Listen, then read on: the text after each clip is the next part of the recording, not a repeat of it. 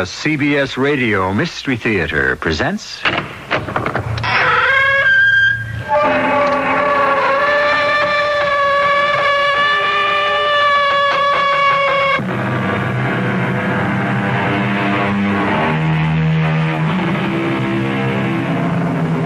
Come in.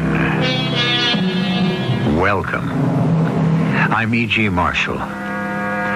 What do a ladder leaning against a building, a black cat, spilt salt, or knocking on wood have in common? That's right. They're all superstitions. But since superstitions are only the children of ignorance, in this world of expanding knowledge, nobody really believes in them anymore. Or do they? And if anyone does, surely the calm, clear logic of 20th century science could illuminate, banish, and defeat the dark clouds of superstition. Or could it?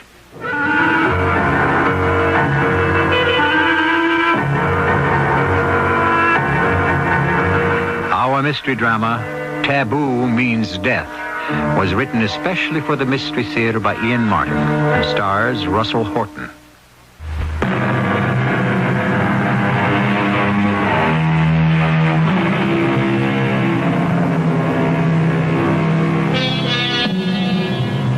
This story is out of today's headlines. Some of it you may remember.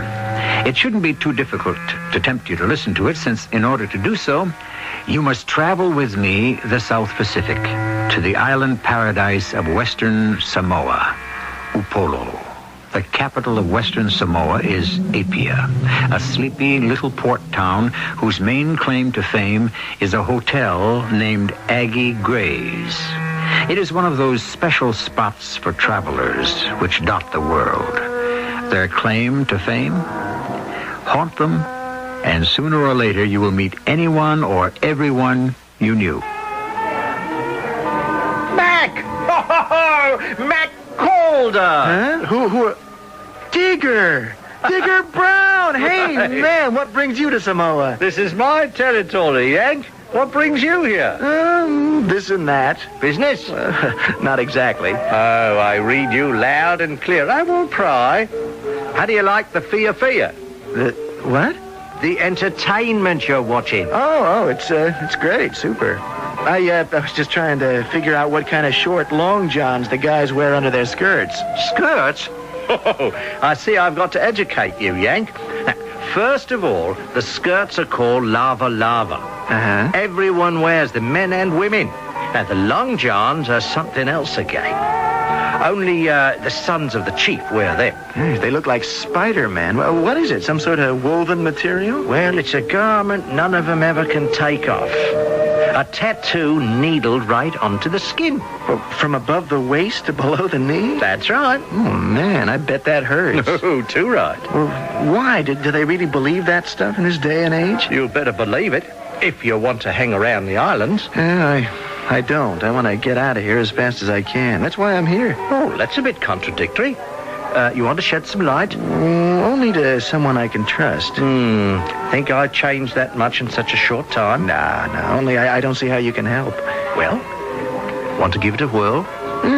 At least you're someone I can talk to. Fire away. Not here. Is there somewhere else? Sure. I have a room in the quiet sector of Aggie's over the garden, where all you can hear are the birds sing and the mangoes drop.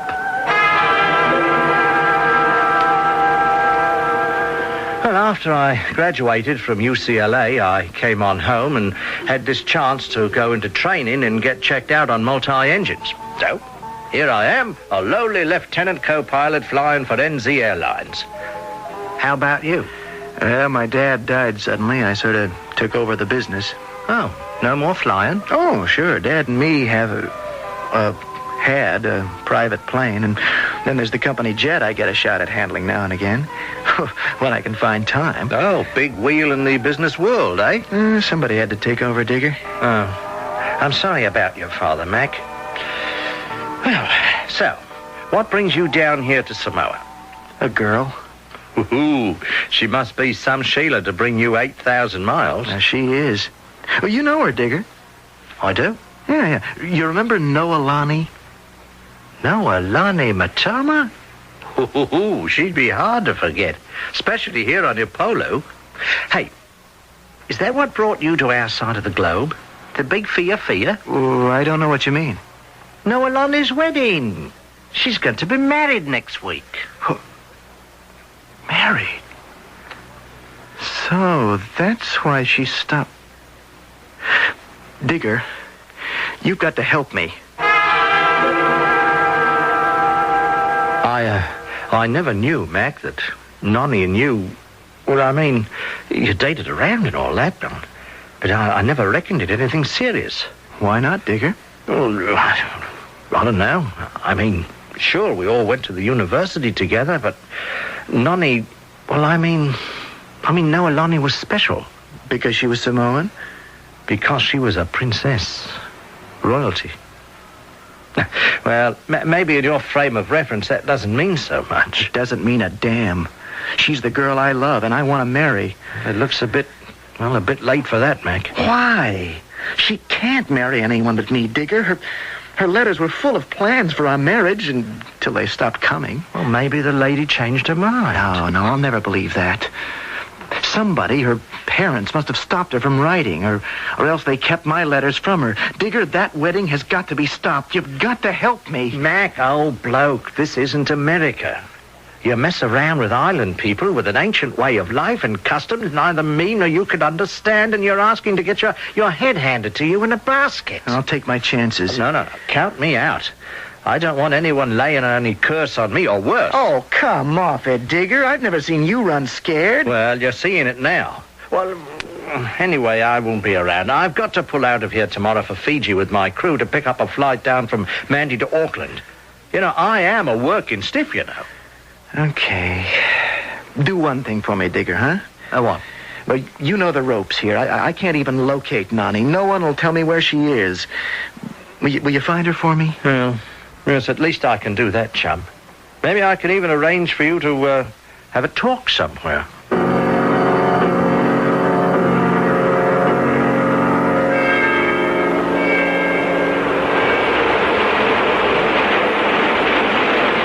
Noelani? Mac? What are you doing here? Waiting for you? Darling, No, please. It is over between us. Are you kidding? How can you... I am begging you. Try to understand. Understand what? About us. Well, I thought I did. I thought we knew just where we were going. So did I. But it has been a long time. You know why? I wrote you. My father died, and there were things I had to do. Yes. And my father died. And I found out there were things I had to do. What does that mean? Oh, I could never explain. It is why I didn't write.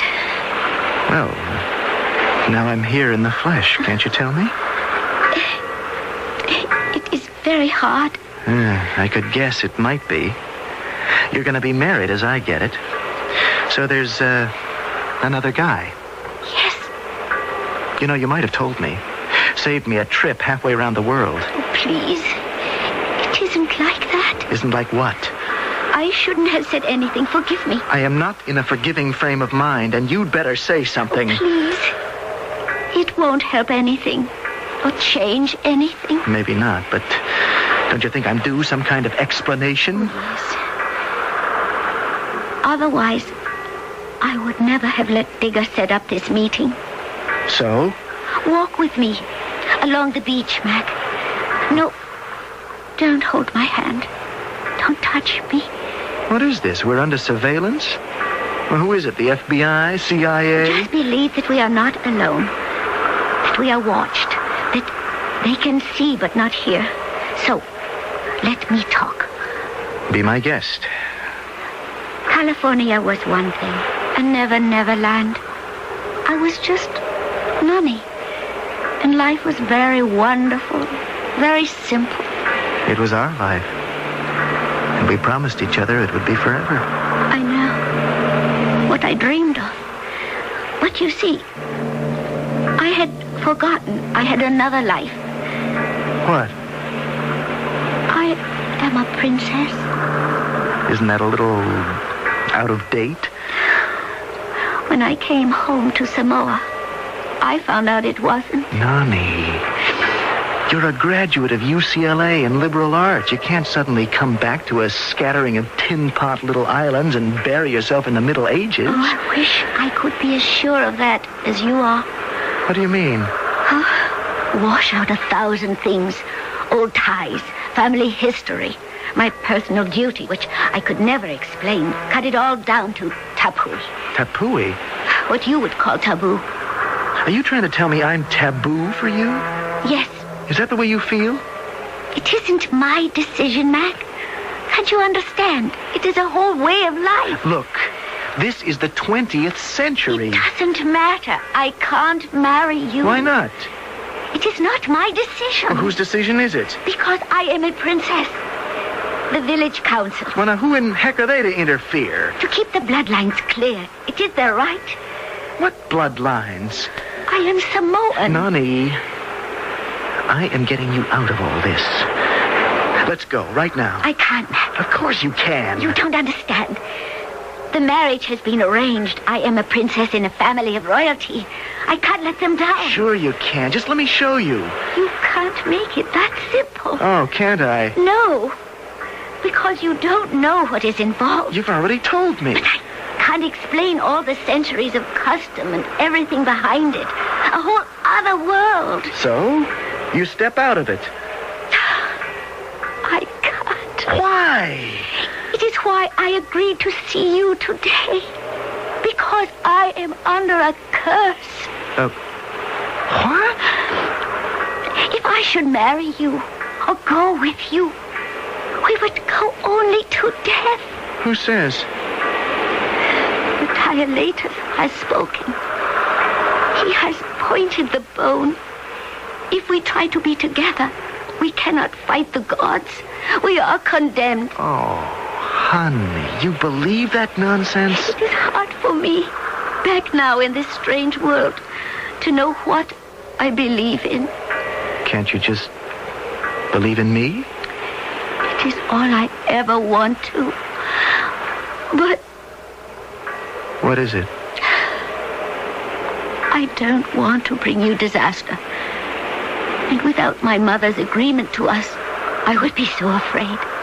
So, let's talk to your mother.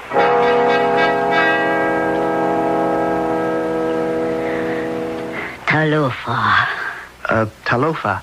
welcome to my home. Thank you. I don't know how to call you. I am the mother of Noelani. That doesn't help me know the form of address. Does it matter? We have little to say to each other. I'm sorry to hear that. I want to marry Noelani. She has been promised to another. Well, doesn't she have any choice? No, I'd challenge that. if you want. It is a gamble. What do you mean? How strong is the desire? How does it meet the wheeling of the stars? Is it accepted by fate? And are you brave enough to face death? Oh, I'm sorry, but you speak in riddles. Noelani is the last of her line. Tueto, to whom she has been promised, is also purebred. They are chosen by the stars, selected by Tane, the great god. If the promise were to be broken, Tane would send Taiaroa, god of the winds, and Pera, the goddess of fire, to haunt you. Are you ready to challenge all our gods? For Noelani? Yes. For Noelani? Or for yourself? No, for her. We love each other, Your Majesty.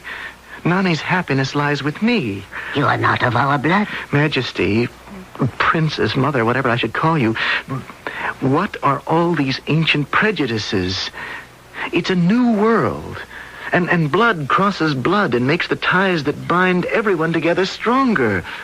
We're one world today. I cannot cross my gods. I cannot protect you. Most of all, I cannot protect my daughter. The Dilatus has pointed the bone.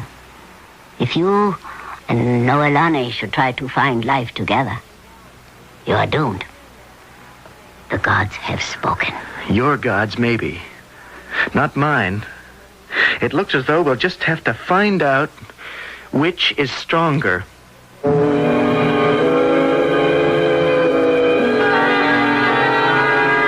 battle lines are drawn in an age-old conflict. The ways of yesterday against today's. It can happen in any society. And we have our ethnic divisions in every major city and half the towns across the continent. But there is one element here that makes it all a little different. A curse, an ancient civilization, and the threat of strange gods beyond our Western comprehension. I shall return shortly with Act 2.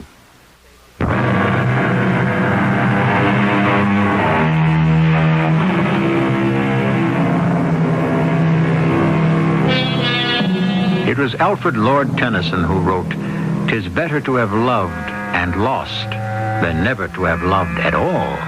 But to be in love and have the reason for losing so antiquated and unreasonable as Mac Calder faces is a very special agony. A determination that under no circumstances will he lose. First, convince Noelani of that, and then find the way. We've got to talk, Noelani. Not here. We are watched. What did my mother say? Well, she's not against us exactly, but look, where can we talk? When? Well, the sooner the better. Tonight? Not at night. That is impossible. This afternoon, I must go to market in Apia. Can you find me there? I don't know. What about the big clock steeple? I could meet you there before sundown. But why, darling? Because by then I'll have a plan for us. A plan? Yeah, to get away, shake off the past, find our own future. Isn't that what you want? I want it. But how can it work for us? Now, I could have a cab waiting, and we could duck out and head for the airport, catch the next plane out wherever it was headed. You think my family, my brothers, would allow me to do that? Or anyone else? Well, you have your passport. It's still valid, isn't it? To anywhere, yes. Well, then? First of all, I have to get away from Samoa, if I want to. That is not so easy. Oh, because you don't want to.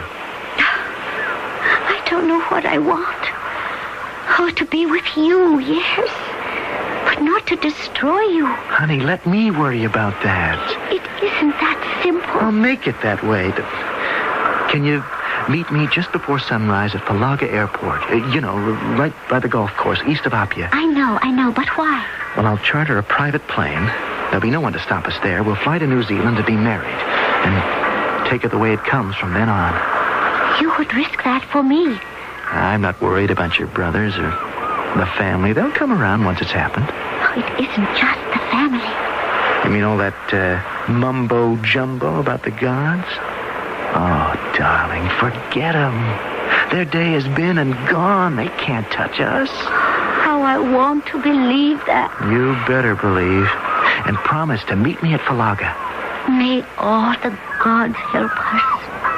But yes, I promise.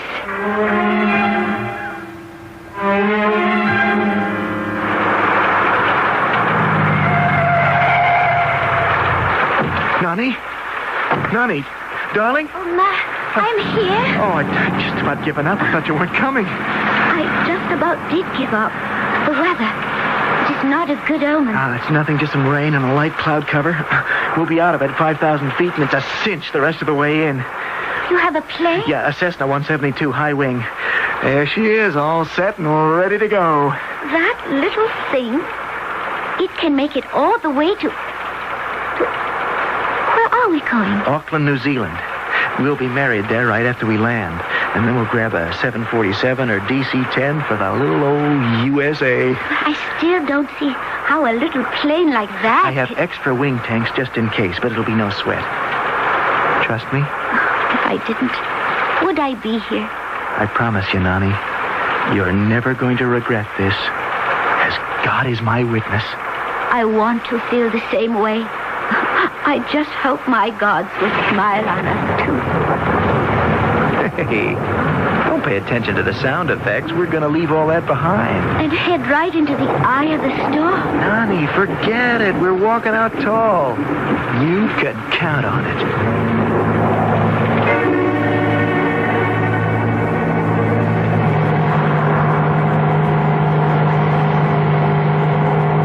You all right, Nani? I think so.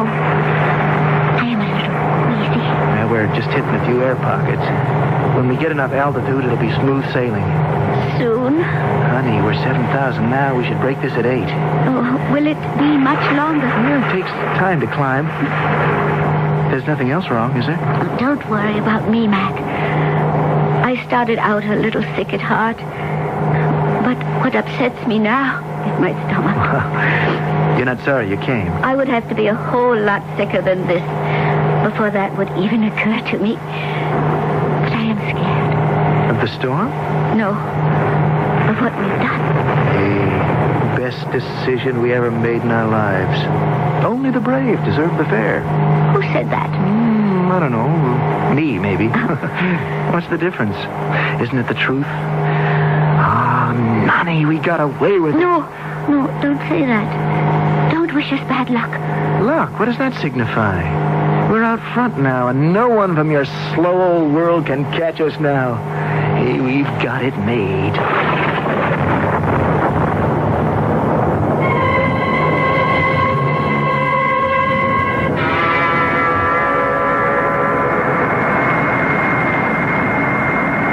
Hello, Stuart. Got all your passengers sorted out? We're flying light, if we fly. Do we? Now, what does that mean? The weather? Oh, no sweat. We'll get above it most of the way into Auckland. Still, better keep your passengers belted in. Could be a bit choppy. Well, you better get on up to the flight deck. Your pilot's waiting. That you, Digger? Lieutenant Brown, model co-pilot, reporting to the flight deck, Captain Jameson. Yes, I can do without the commentary. Everything ship-shape back there? Sure. We're flying pretty light. You could shoot possums back there without ever getting near a passenger. If we're flying. What's that mean? Well, did you get clearance from the tower yet? Not yet, but we will.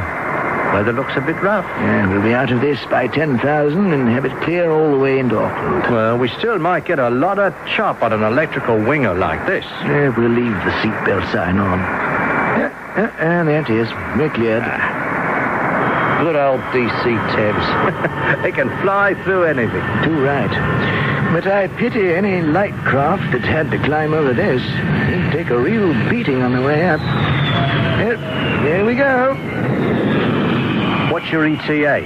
Corrected for New Zealand time. Unless we run into a wind change, we should hit Auckland about 16:30 hours.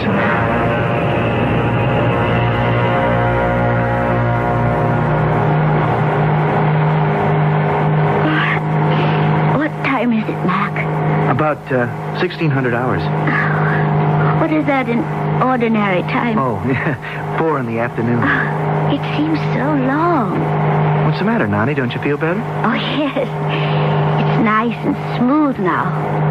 But it seems sort of endless. Just clouds and swirls of air.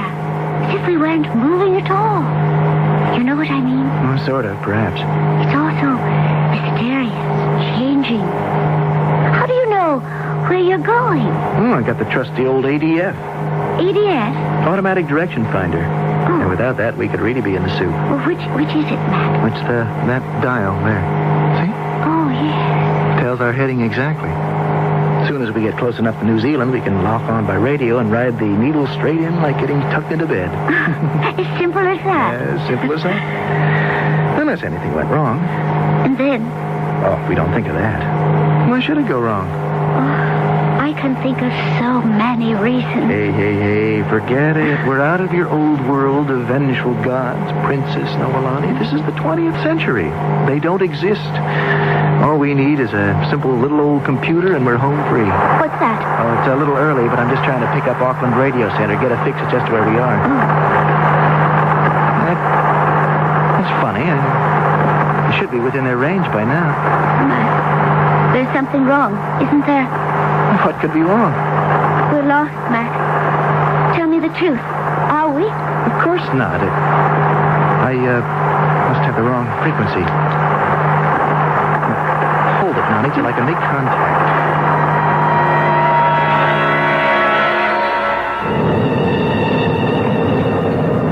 2 more years of this, Digger, and I'm up for pension.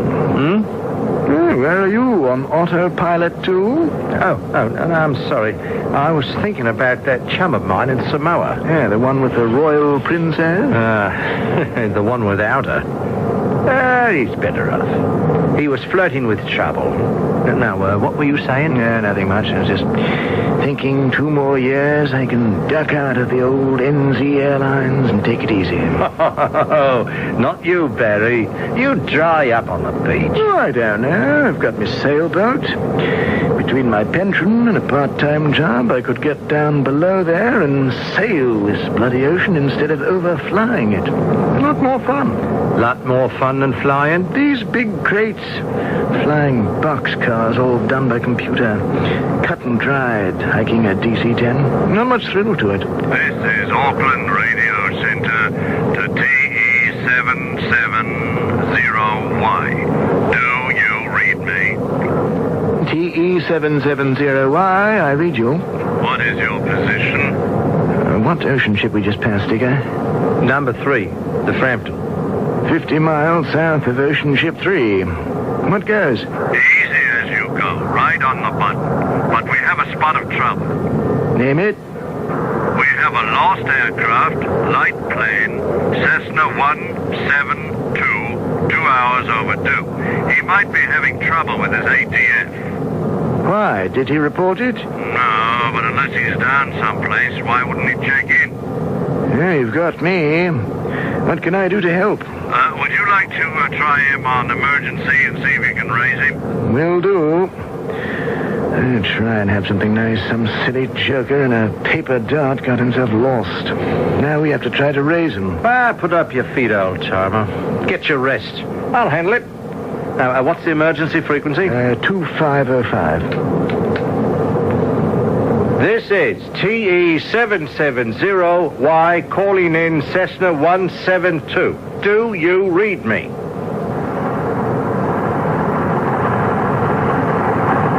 This is TE770Y calling in Cessna 172. Do you read? Yeah, looks like the cupboard is bare, Mother Hubbard. Well, if he's in our area, any chance of a visual? No joy from me. You see anything? No, negative. We're at 33,000. He must be under 10. Who could see it? 2 hours overdue, and he isn't hollering Mayday on the emergency radio. Doesn't look good. That front that went barreling through below us, he could have gotten caught up in that. And ditched. It was a rum go for a while. Better stay on the pipe for a while. Take a chance we can raise him, but 2 hours overdue all in all. I'd say the poor guy might have bought it.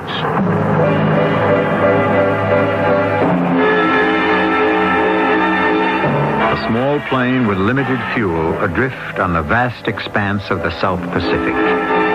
That ocean with a deceptive name, where storms and tornadoes and cyclones and wild disturbances sweep the blue waters and mount in weather towers to shock the air above, is an ancient curse to wreak its revenge on 2 young people. I shall return shortly with Act 3.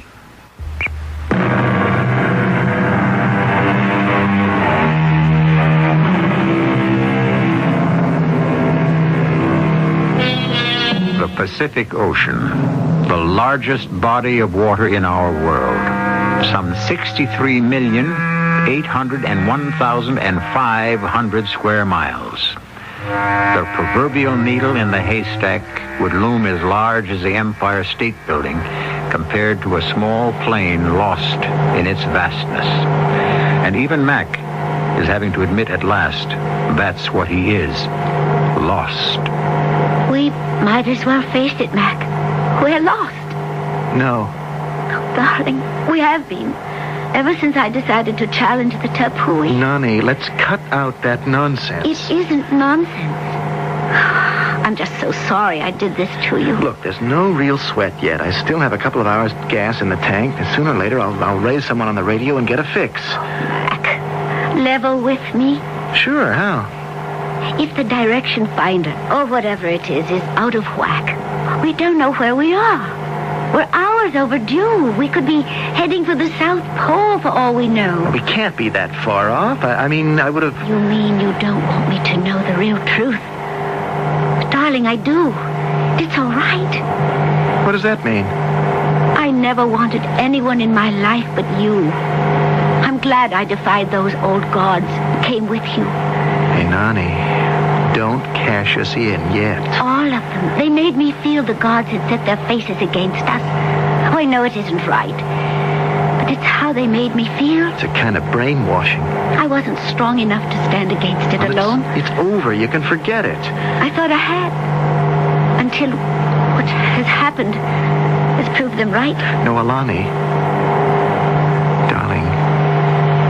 Now listen to me. Do you believe in those gods more than you do in me? Oh, Mac, what can I say? Would you be here with me now if you did? No, I suppose. I guess not. Then you believe in my God and us. Promise me? What can he do to save us? I don't know. Only that he will, that he'll shatter the old taboo and splinter all those old bigotries and superstitions and bring us home safe. Just believe, darling. That's all I ask. All right, Mac. I believe. I really do. What's that? It's the radio. Maybe we've made a contact. This is TE770Y calling in Cessna 172. Do you read? Cessna 172, acknowledge. Who are you? New Zealand, a flight from Auckland, DC-10. Are you lost? Yes, I think there's something wrong with my ADF. Do you know your position? Negative. How much fuel do you have left? Maybe 2 hours. Where are you? I could give you coordinates, but I don't think it matters. Do you have us in view? Negative. Hey, you sound kind of familiar. Who are you? Lieutenant Digger Brown, co-pilot DC-10 TE770Y. Digger! This is Mac. Mac Calder. Mac! What, you silly son of a sea cook? What are you doing starting up an air sea search? Well, you remember the friend of yours who had a Cessna? I borrowed it to sneak Noelani out of the islands. And you got yourself lost, huh? Nani blames it on Ta'arofa and all those other old gods. I kept telling her we had a few guys on our side, too.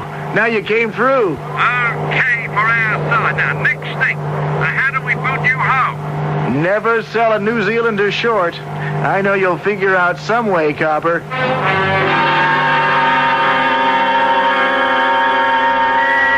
Auckland Radio Center. Captain Barry Jameson, TE770Y. We found your lost duckling, love. The Cessna 172. Right. Where? That's the question. Do you have him in view? No, Joy. We're going to try to box him in. Will you stand by to help us and open all channels? You have us all the way, but we have no other contact with him but you. How is he for fuel? Thumbs up so far, but it could get sticky. We'll stand by you all the way. Over and out.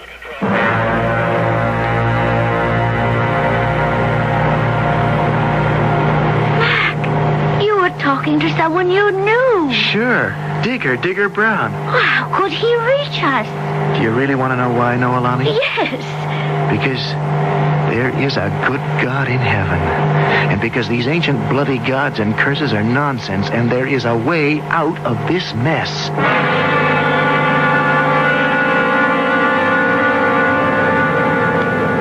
Okay, Hotshot, I bow to youth.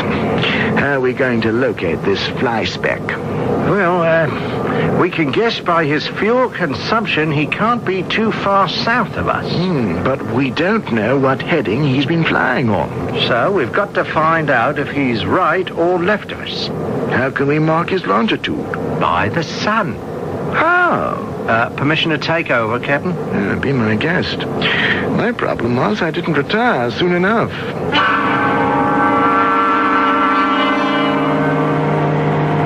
Can you see the sun, Mac? Loud and clear. Okay, now, put your arm in front of you and measure how many fingers the sun is from the horizon. Roger, can do. Great. Now, I'm doing the same here. What do you read? 2.5, 3 fingers. Oh, beautiful. I make it 3. Now, we can't be that far apart. What altitude are you at? 9,500. We're at 33. Can you make us? No, no, nothing. We'll try to blow a contrail. Keep looking, and we're coming down to your level. Be right back to you.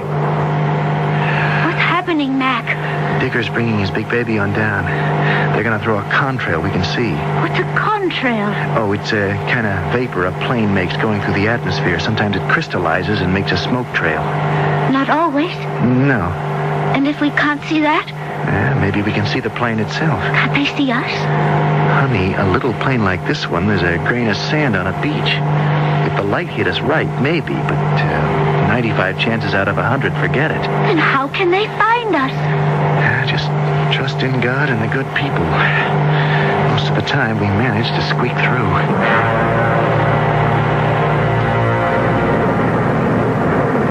What's our altitude? 12,000 and dropping. Says the sun. Yeah. It's going to be dark pretty soon. You'd better contact your boy again and tell him how tight it is. Will do. Mac, this is Digger again.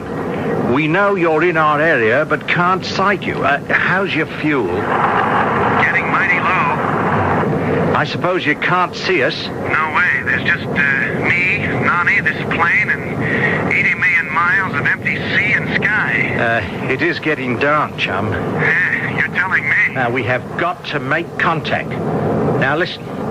We're going to dump some fuel. You and Nonny keep your eyes peeled for the trail.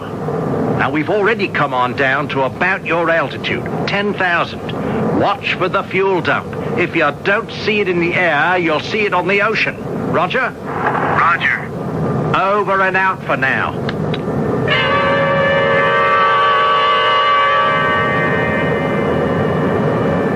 He didn't sight the fuel dump? No. It's too late to try again. The sun's gone. Very? What, Dig? We can't leave him to ditch. Another hour or so on whatever heading he's on, and he'll run out of fuel and end up in the drink. Yes, I know. There's just one more chance. What? Yeah. Let me talk to him again. Digger here. Do you read me? I read you. Now, I can't dump any more fuel. It's too dark for you to pick up our trail. Now, there's just one more chance. Hey, I'll grab whatever you've got. It's just a hunch. But I have a feeling we're not that far apart. Now, I'm coming down out of the cloud cover. You go down, too. It's almost dark now. As soon as it is, I'm turning up every damn light on this plane till we're glowing like a Christmas tree. Cabin, landing lights, strobes, emergency, everything. So you better be like any one of the 3 wise men and follow yonder star. Merry Christmas, bloke.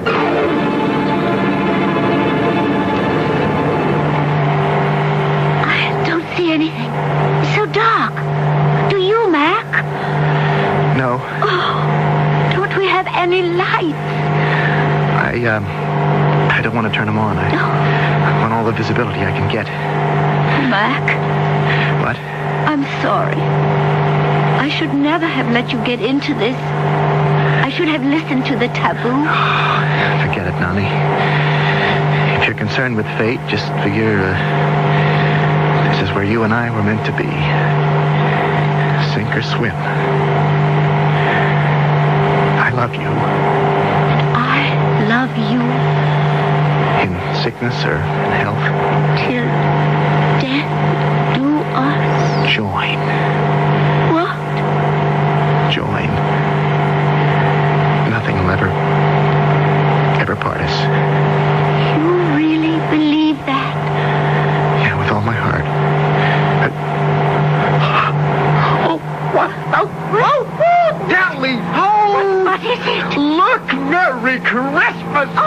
see a more beautiful tree. Oh, Mac. Tally-ho, Digger and Barry, you gorgeous beauties. I have you in view.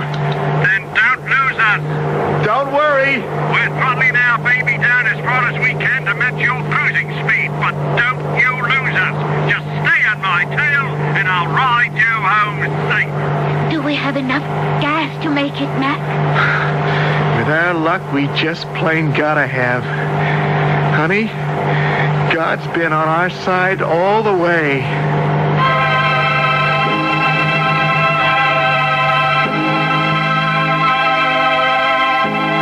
I said in the beginning that most of this was a true story.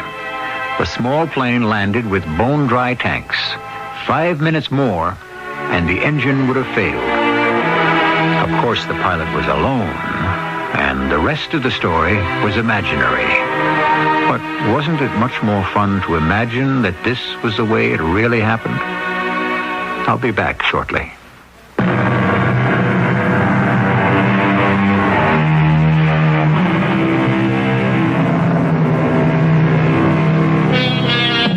Our story was an interesting experiment in the telling of tales.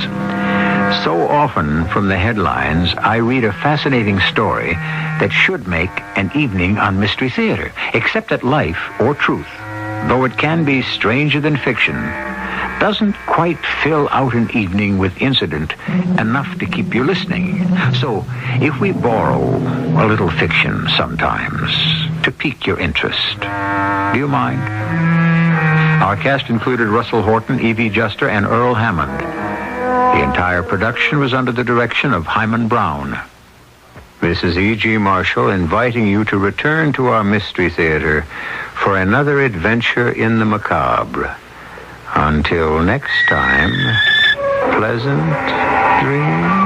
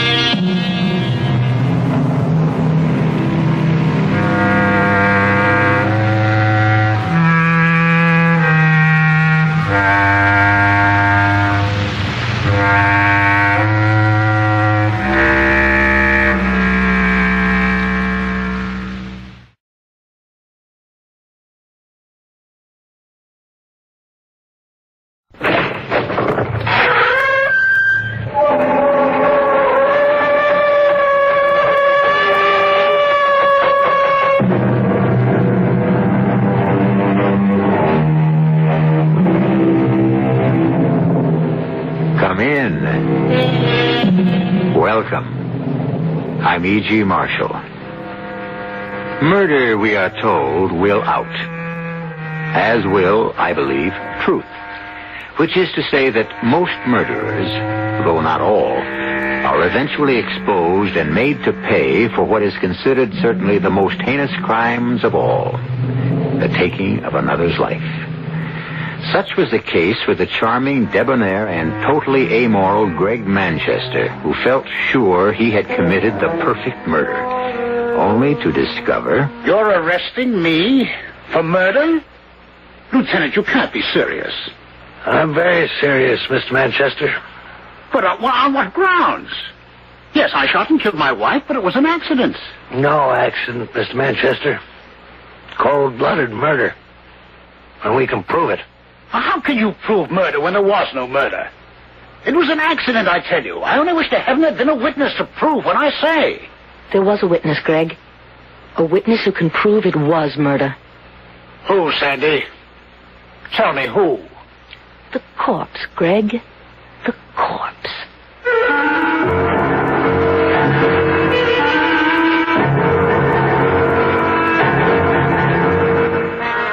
Our mystery drama, The Eye of Death, was written especially for the Mystery Theater by George Lothar and stars Joan Hackett.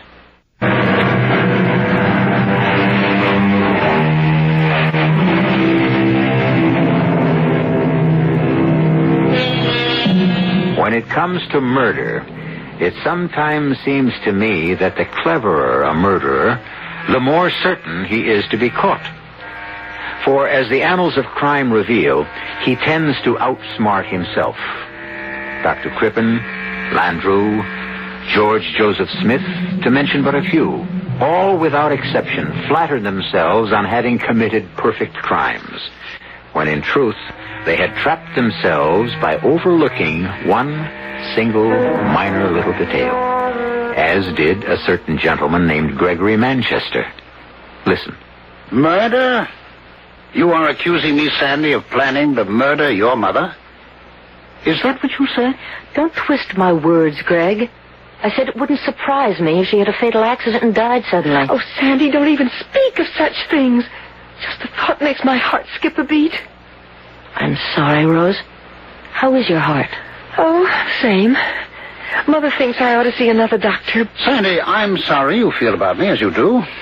I hoped when I married your mother that you'd become as much my friend as your sister has. Why, if you could have heard me talking about you at my club, how proud I was going to be to have the famous photographer, Sandy Oakes, for a stepdaughter. Can't we be friends, Sandy? Friends? Sorry, Greg, but your charm is wasted on me. You charmed my mother into marrying you, charmed her into turning over all of her money to you, charmed her into taking out a $100,000 life policy with you as a beneficiary, Well, now, my dear, why not? After all, Sandy, I am her husband. And a fast worker. Married less than a month. You certainly haven't wasted any time getting this marriage to pay off for you. Oh, now you're accusing me of marrying your mother for her money. Is that it, my dear? You can believe it. Oh, now, Sandy. Rose, it's true, and I'm telling you straight out. This clothes horse with his blonde hair and his Sir Walter Raleigh manners is nothing more than a sharp operator. A con artist. And that's what I've come here to tell my mother, and I will tell her if she ever gets out of that bath and comes down here. Sandy, you're all upset. Upset? I'm steaming, and I've been steaming ever since I heard about this new life insurance policy. When Mother phoned and said that she'd just taken out a $100,000 policy with dear Greggy as a beneficiary, I could have... Oh, what is that? What? Oh, it's a stain on the ceiling. It's a water stain. The bathroom is just above us here. Oh, now, don't tell me the tub's overflowed. What? If your mother's had another of her fainting spells in the bath, you better get up there. Come on. What fainting spells? Mother's never had a fainting spell in her Oh, no, life. you're wrong there, Sandy. She never told you, but she's had a number of them. Sudden blackouts since your father died. The shock of his death, I don't know. And she's had two since we married a month ago. God grant she hasn't had another. Not while taking... Oh, here we are. Oh, no. Mother!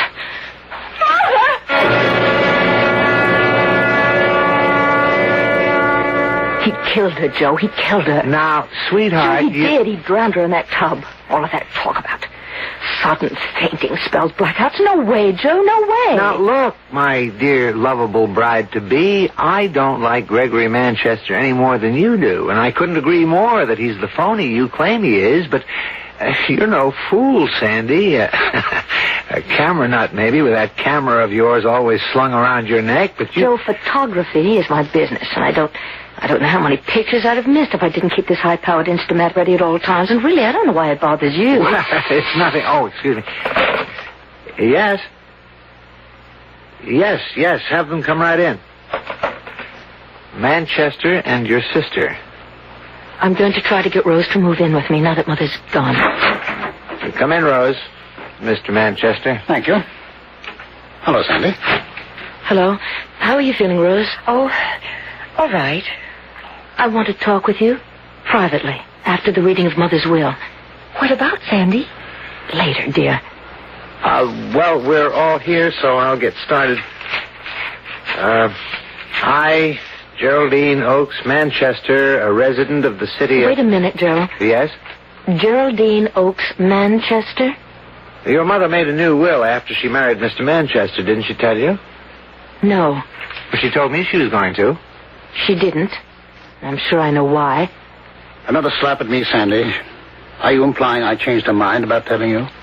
If the shoe fits, Greg? Now, hold it, please. We're here for the reading of a will, and I suggest we get on with it. I, Geraldine Oakes Manchester, a resident of this city...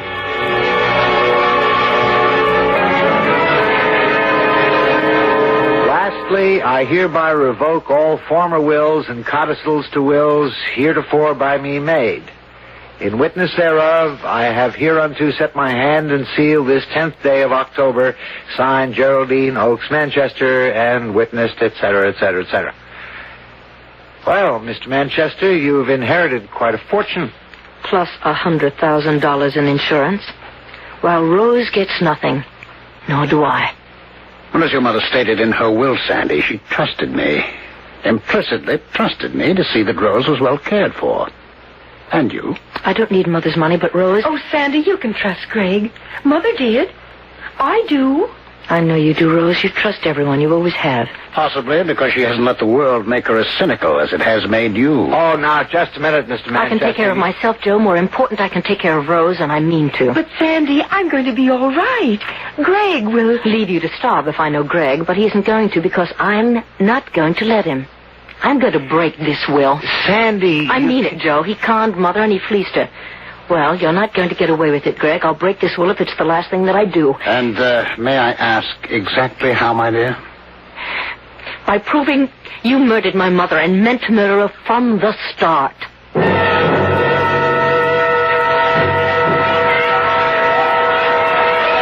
Have some more shrimp Creole, Florence? Oh, Greg, darling, I couldn't. I simply couldn't. You know I'm on a diet. Oh, nonsense. This is no time to stay on a diet. In the first place, it's Mardi Gras week. In the second, I brought you to the finest restaurant in New Orleans. Oh, you dear, delightful man. And in the third place, why, anyone with your figure feels the need to diet that baffles me utterly. Oh, you are a dear and delightful man. Greg Manchester, you are almost as... No, I'll say it. You are as dear and delightful as my late husband. Oh, Greg, I'm so glad we met. So glad. Well, so am I, Florence. You know, only a week ago, I was the loneliest man on earth. Oh. Lonely in the way only the bereaved can be lonely. Even though it's months since Geraldine passed on, I thought I would never get over her loss. And then... well, then, my dearest... you don't mind if I call you my dearest? Of course not. Well, I met you, and life became worth living again. Oh, Greg, do you know that's exactly the way I feel? I thought as much. We've known each other only a week, my dear, but what a week it has been. Oh, yes. And for my part, Florence, you won't be offended. No. Well, for my part, you're the woman I've been looking for since my own dear Geraldine passed on. Oh. The woman I felt sure I would never find. Oh, Greg. Greg, you dear man. Then you're not offended. Offended? It wouldn't be if I... If you what, darling? If I asked you to become my wife.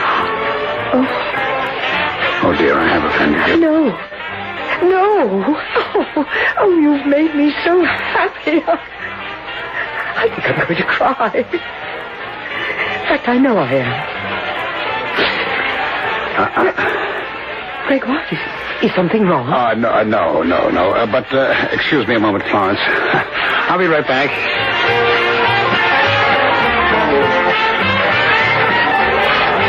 Well, Sandy Oakes, girl photographer, camera and all. Greg Manchester, con artist and murderer. Next victim and all. What are you doing in New Orleans? Mardi Gras week. I'm covering it. For Cosmopolite. You're lying. You found out I was living in New Orleans. You followed me here. Care to see my press credentials? If Cosmopolite sent you, you asked for the assignment. Oh, how right you are. Now you listen to me.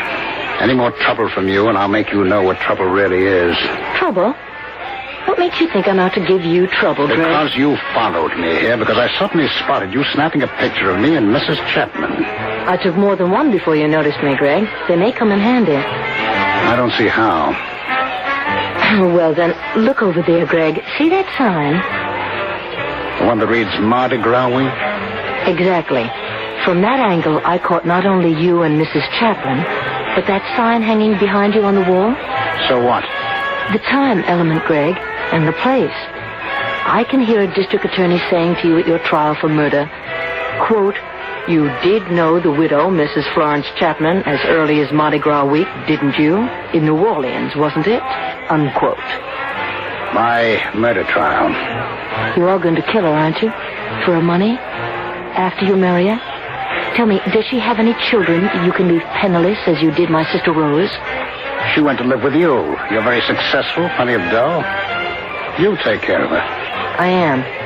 I'm also going to take care of you. Now, Sandy, I warn you. Cool it, con man. I am not my mother that you're talking to now, nor my sister Rose, or that lovely victim of yours over there. A photographer gets around. You think you're the cleverest thing that ever happened. You are. But, Buster, it's your cleverness that's going to put you behind bars, because somewhere, somehow, you're going to think you're so clever that you'll make one little mistake, one fatal little mistake, and when you do, I'm going to be there. Be smart, eh? Get out of my life and stay out of my... Excuse me, I don't mean to interrupt, but, Greg, dear, won't you introduce me to that very attractive friend here? Well, dearest? Yes, of course. Sandy Oaks. My stepdaughter. Oh, you're not the daughter of that poor woman who drowned accidentally. Yes, Mrs. Chapman, I am. You know my... Oh, Greg told you. No, I've been watching you and Mr. Manchester ever since he met you a week ago. Watching? Greg, darling, what does she mean? Oh, never mind, Florence. She's a troublemaker. She tried to stop me from marrying her mother. I tried to stop you from murdering my mother. Oh, gracious, such talk. You're in a restaurant. Mrs. Chapman, let me give you a tip. A tip that will save your life. Say goodbye right now to this charming, well-dressed murderer. Say goodbye and go on living. Well, Greg, I believe you're right. This girl, well, I don't know what she is, but she is. I'm sorry I came over. I'll wait for you at our table. Yes, of course, Florence. Well, you see? She's as naive and as trusting as my mother. And my sister. Or others you've murdered. Oh, so it's others now. Look, Sandy, you said I'm clever. Well, I am clever. A hell of a lot cleverer than you are, doll. And I guess the only way to get you off my neck is to prove it. And just how will you do that? The only way I know. Murder. Don't get me all choked up. I know you. I'm ready for anything you try. Murder me? You don't have much of a chance, Mr. Manchester. Oh, murder you. No, not you. Who then? Your sister Rose, whom you love so much. Who else?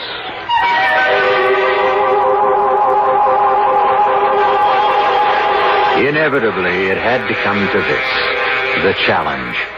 The squaring off. The gauntlet flung down between a cold-blooded murderer and a self-sufficient girl like Sandy Oaks, who's been around. Is she right? Will Greg Manchester make that one fatal mistake she says he will? Perhaps we'll find out when I return for Act 2.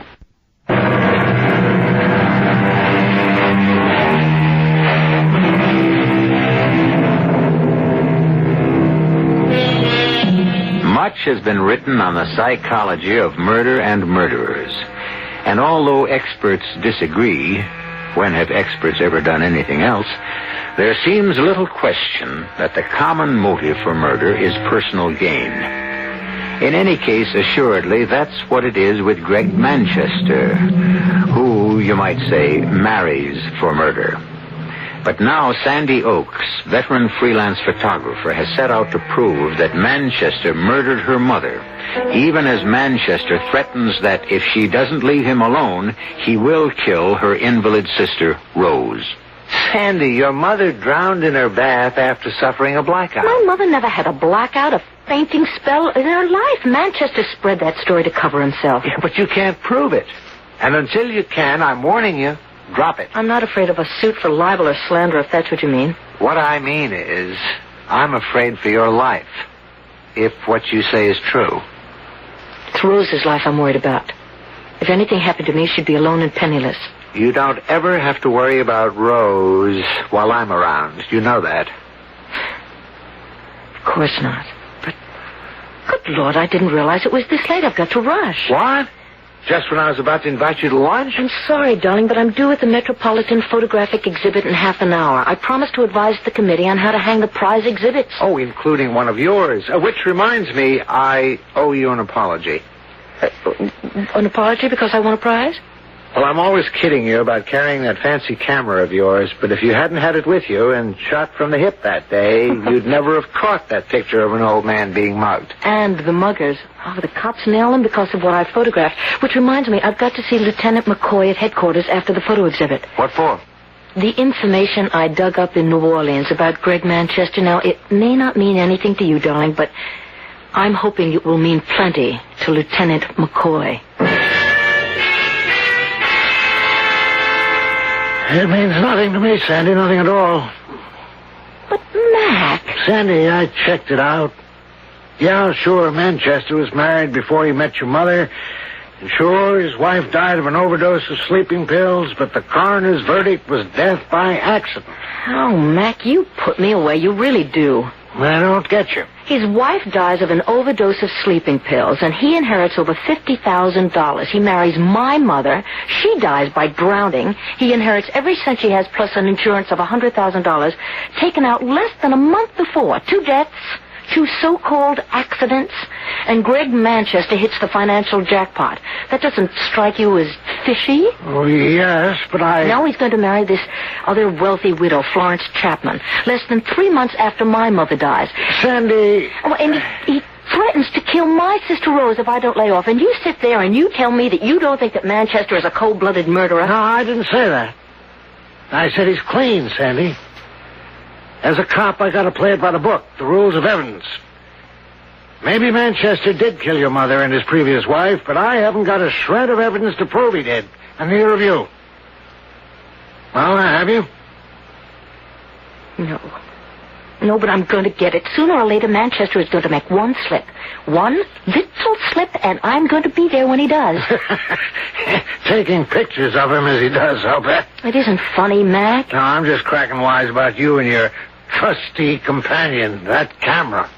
Laugh. But it caught you a couple of muggers, and Mac, it may catch me a murderer.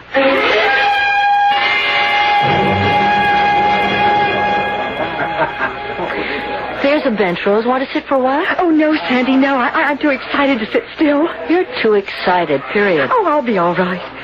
Oh, it's such a thrill for me just to get out of that apartment. But on top of that, these wonderful pictures. Holzman, Eisenstadt, Kepler, and you. That's what I call really sisterly love. Putting me in that class. Oh, you won a first prize. Yes, but in photojournalism, and there's nothing arty about my stuff. A first prize is a first prize, and I'm not going to argue. Rose? Oh, Sandy, maybe I'd better sit down for a minute or two. Yes, right there. How bad is it? It's not bad. Sandy, would you open my bag and take out the bottle of nitro pills? Yeah, just a sec. Here, wait a moment now. Here we are. Here. Stay here. I'll get you a cup of water. Excuse me, please. Excuse me. I just want to get through to the water cooler. Oh, here, let me help you. Thank you. You? Yes, me. What are you doing here, Greg? Mrs. Manchester wanted to see the exhibits. She married you then? And I wanted to see you. Figured you'd be here, so I've got no time for you now. I've got to get a cup of water for my sister. Well, here's the cup. There's the water. I want a word with you, Sandy, about... Would you get out of my way? Excuse me, please. Excuse me. Rose, dear. Here you are. Oh, thank you, Sandy. Thank you. Are you better? Yes. Much. I think it would better go. Sandy, I haven't seen everything yet. Your heart. Oh, drat my heart. My first day out of the apartment in weeks. I'm going to make the most of it. I'm going to see everything there is to see. Oh, look who's here. Hello, Rose. How are you, Greg? Never better. You? Pretty well. Thank you. I meant to call on you when I got back from New Orleans, but I felt your sister wouldn't approve. You're right, Greg. Her sister wouldn't. Now you too. It's all right, Rose. All right. Sandy and I aren't going to have a scene. I only want to say hello. So, if you'll excuse me, I'll rejoin my wife. Goodbye, Rose. Goodbye, Sandy. Oh, Give my regards to Lieutenant McCoy next time you see him, will you? Lieutenant McCoy? The police lieutenant you went to see this morning. About a certain little matter. How do you know that I want to see McCoy? And what I want to see him about? Oh, does it matter? I know. I think it was very foolish of you, Sandy. Do you? Oh, yes, very. In fact, as I intimated to you in New Orleans, it could even be dangerous. Deadly dangerous. Not for you. Not immediately for you. Well, goodbye for now. Sandy, what was that all about? Nothing, Rose. Nothing. What did Greg mean? It could be deadly dangerous. It's nothing for you to worry about, Rose. Well, all right, if you say so. Funny, though. What? I'm worried somehow. Suddenly, I'm very worried.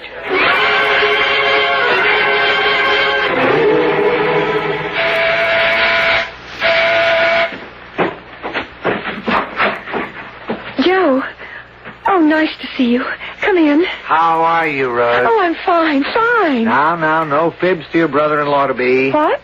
I talked to Sandy on the phone. She said your heart gave you a little trouble at the photography exhibition this afternoon. Oh, nothing my nitro pills couldn't handle, and did. Oh, good. Where's Sandy? 3 guesses. The dark room. Give the man a cigar. Or would you rather have a drink? A drink, and I'll make it. Sandy said you ran into Greg Manchester at the exhibition. Yes. I'm worried, Joe. About what? Greg said a funny thing to Sandy. It seems he heard somehow she'd gone to see Police Lieutenant McCoy. McCoy, about something. He didn't say what.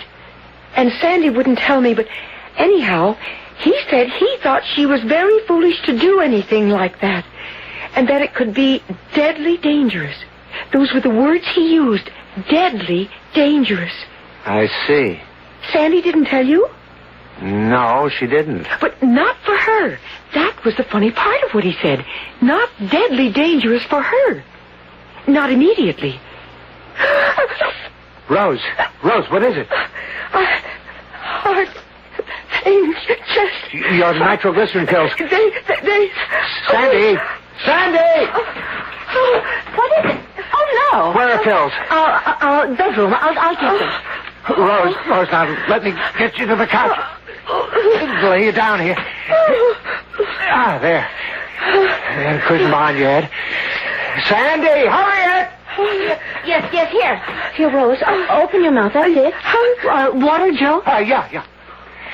Hi, Joe. Here you are. All right now, honey. Swallow the pills. Swallow it, dear. That's it. Okay, all right. Sure to be all right in a moment or two. Rose, dear. Is it having any effect? Oh, Rose, is the pain letting up? Rose? Joe! Here, let me... Joe?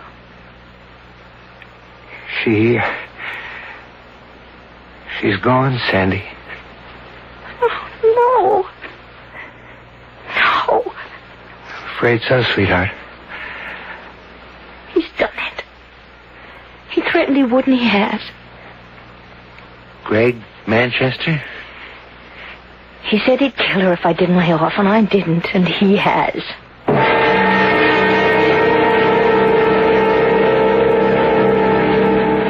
Thank you, Mac. Goodbye.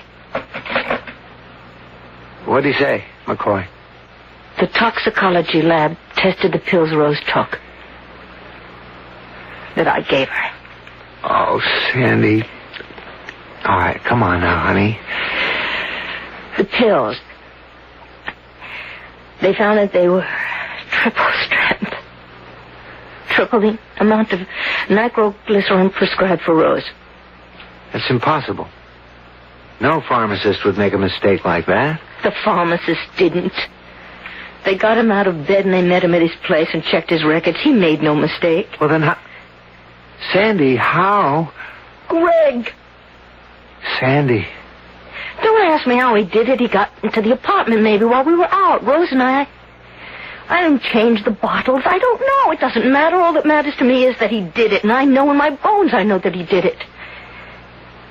He murdered the woman he was married to before he married my mother. He killed my mother. He killed Rose. He'll kill Florence Chapman. He'll kill me. Unless I stop him. He's got to be stopped, Joe. Stopped and put behind bars like any other animal. And that's where I'm going to put him. With God's help, Joe, that's where I'll put him for the rest of his life.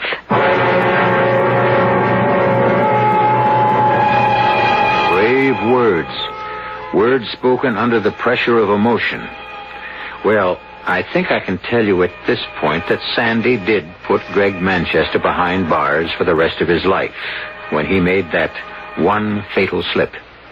I was about to say that he overlooked something. But the fact is, he never saw it. But Sandy did. Or, to be more precise, her camera did. I'll return in a moment for Act 3.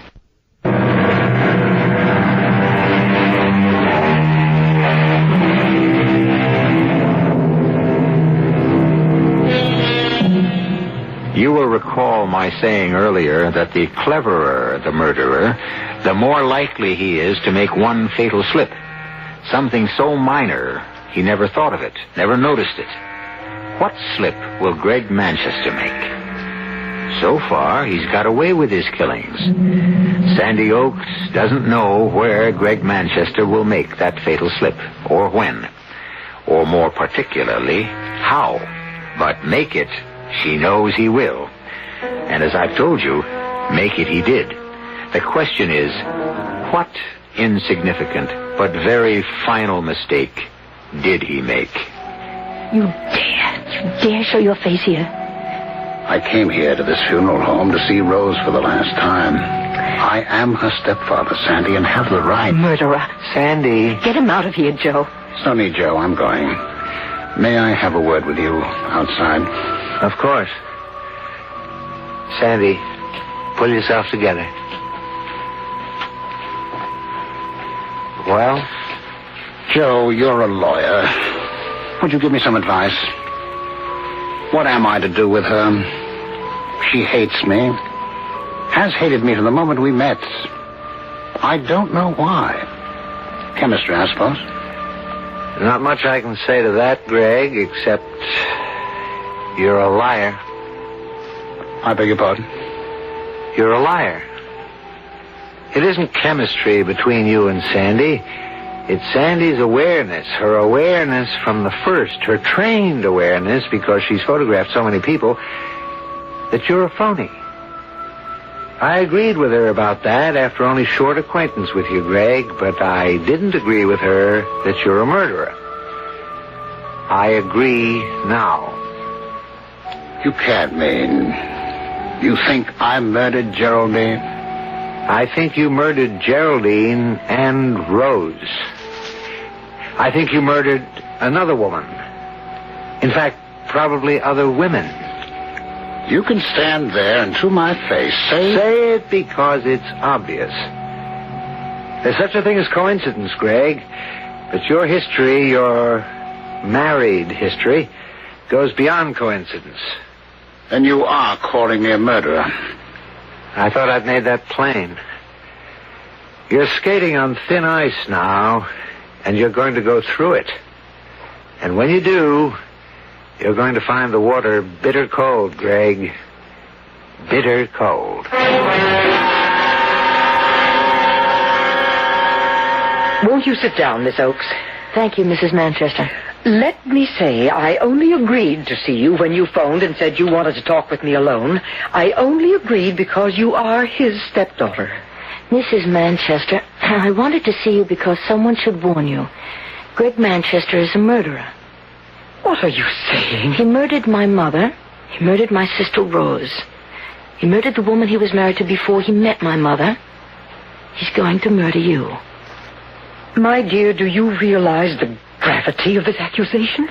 The important thing is that you realize What it. I realize is that you are a bitter and malicious young woman who, for some reason, I am totally unable to understand, wants to malign a man who has never done anything but good for you. Good? What do you mean? Your mother left him all her money, didn't she? Yes. He was also the beneficiary of her life insurance, wasn't he? Yes. And all of this, the fortune he might have had, he turned over to you and your sister. Is that not so? It certainly is not so. Greg told me. Then he lied. He tricked my mother into giving him control of her money, power of attorney and all of that, and then taking out a $100,000 life insurance policy, and then he killed her. Can you prove that? No. I can't, not yet. But whether I can or not, I think what you should keep in mind is that at least 2 previous wives have died suddenly and mysteriously after giving him control of their money. Have you? Why, yes, I have.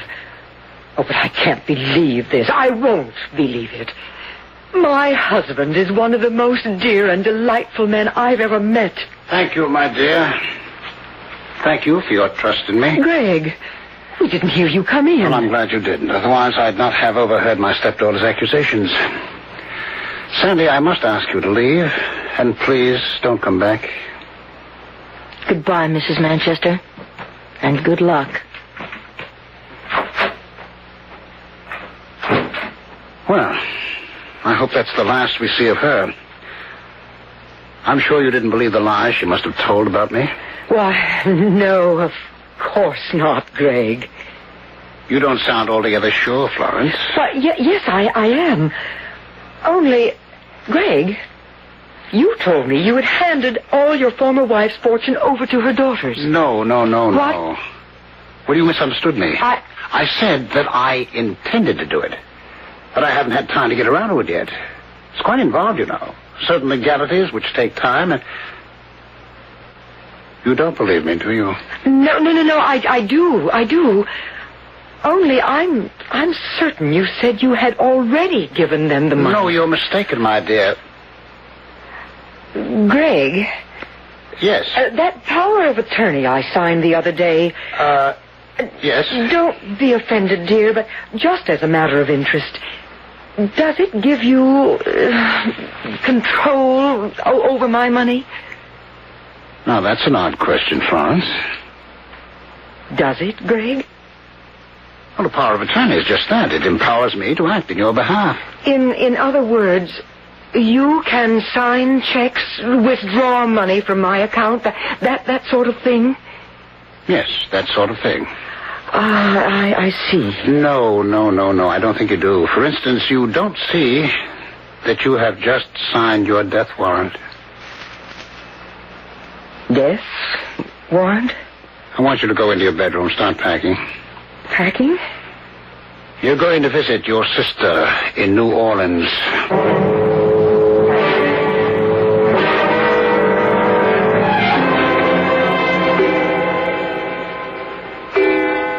Midnight. Make the call, Florence. Make it or I'll shoot you right now.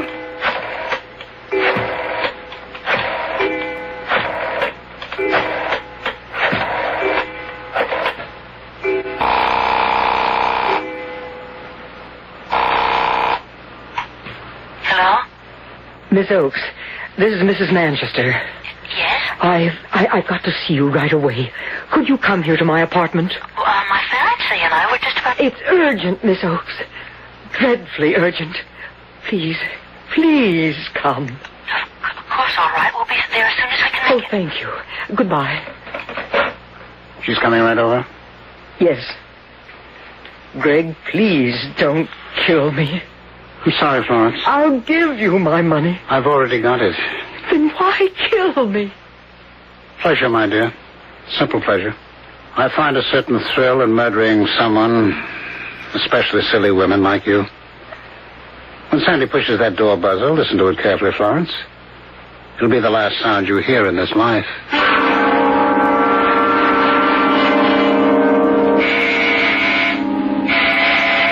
Greg! All right. I must snap off the lights here in the bedroom. Oh, good. I'm coming. Oh, help me. We heard a shot. What? In the bedroom. I just shot a prowler. Pitch dark in here. The light switch. Oh, yeah, here. Oh, good Lord. Florence Manchester. What? Oh, no. Oh, no. Sandy, for the love of... This is no time for snapping pictures. I wasn't even aware I was... Get to the phone. Call the police. And put that damn camera away. Yes, okay. Oh, I thought Florence was a prowler. I lost my head. I fired into the dark room. Headquarters? Give me Lieutenant McCoy. Is he there? Yeah, hurry.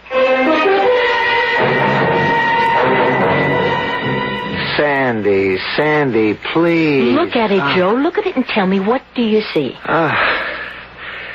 I see the body of Florence Manchester lying on her bedroom floor. I have seen the body of Florence Manchester lying on her bedroom floor for over a month now, in blow-up after blow-up after blow-up of the pictures you snapped that night. This blow-up, good Lord, Sandy, it's the biggest yet. Why? Because these pictures prove Greg murdered Florence, that's why. You keep saying that, but you don't tell me what proof. Because... I don't know. Because it's staring at me in the face and I can't see it. Joe, look at it, please. Just look at it. Look. No. Joe, just look. I've had it, Sandy. All right. Maybe, like you say, Greg's story of what happened was so much eyewash. Maybe Florence didn't leave to visit her sister in New Orleans. Maybe she didn't come back unexpectedly while he was asleep in his bedroom. Maybe he didn't hear a noise in her bedroom, think it was a prowler, panic, and shoot into the darkened bedroom. Eyewash. All eyewash. But don't... What is it? Eyewash. Give me that blow-up. Ooh, with pleasure. That's it, Joe. That's it. What's what? The proof that he murdered her. The proof I've been looking for but couldn't see, Joe. Florence Manchester's eyes. Look at her eyes.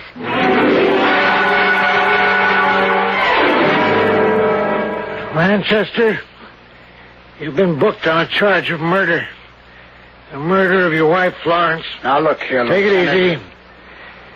Thanks to your stepdaughter, Sandy Oakes here, we have positive proof that you deliberately and with malice aforethought shot Florence Manchester to death. What proof? I told you she packed her bag. You saw it in the bedroom and left to visit her sister in New Orleans. But had come back unexpectedly, according to your story. And I fired a shot into her pitch-black bedroom, thinking she was a prowler. That's what happened. That's the truth. No, it's a lie. This photograph of your wife's body, Sandy took it within a minute or two after the shot was fired. So? Look at it, Manchester. Look especially at the eyes. The eyes that are open and staring at the ceiling. What do you see? Her eyes.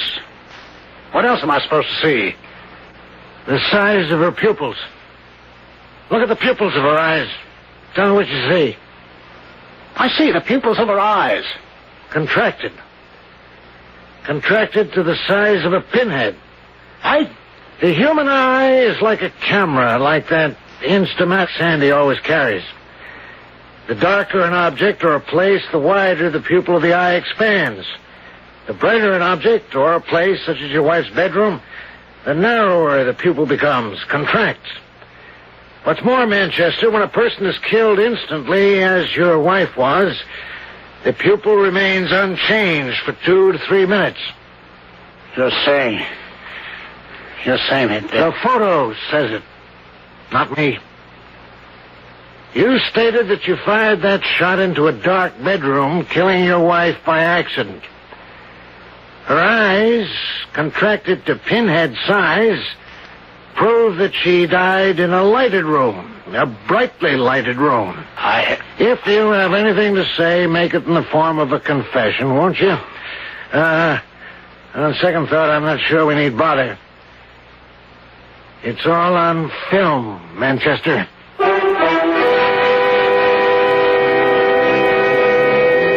A picture, they say, is worth 1,000 words. And so it would seem that Lieutenant McCoy is right.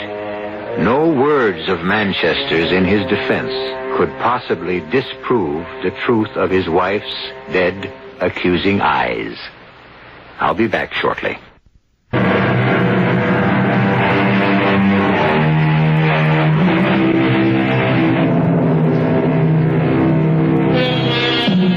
Gregory Manchester is no longer a name, but a number at State's Prison. Sandy's name has changed, too. From Miss Sandy Oakes to Mrs. Joseph Norman. Hasn't changed her habit of carrying that camera wherever she goes, however. But she seems to use it more and more these days, snapping pictures of a baby named Joe Jr. Our cast included Joan Hackett, Ralph Bell, Robert Dryden, and Joan Shea. The entire production was under the direction of Hyman Brown. This is E.G. Marshall inviting you to return to our Mystery Theater for another adventure in the macabre. Until next time, pleasant dreams.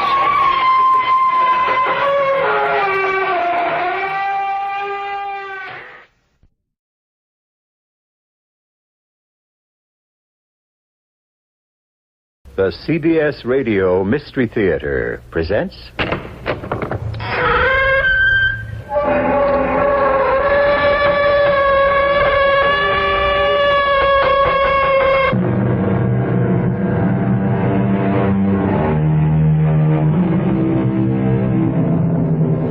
Come in. Welcome. I'm E.G. Marshall. There's a haunting, lovely song in Shakespeare's Twelfth Night which has troubled my dreams, and perhaps yours. Come away, death. Let me in sad cypress be laid. If it hasn't haunted you yet, perhaps it might after the story I bring you now. A story which, not unsurprisingly, has to do with death.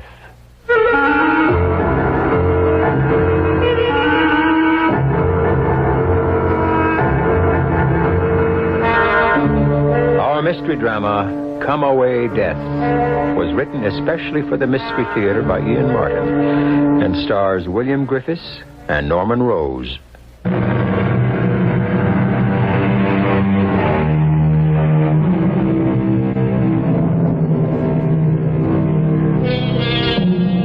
You've all heard of the old Brokaw mansion, naturally. Facing the river, occupying a full block in the heart of the city, with its gardens stretching all the way to the river, and its towering shade trees shielding the imposing bulk of the Renaissance house with its great copper roof. It's gone now, of course, to be replaced by a huge, high-rise apartment building. But it isn't so long ago that the last of the Brokaws, Simon, lived and refused to die there, no matter how many people, in and out of the real estate business, were eagerly awaiting his demise.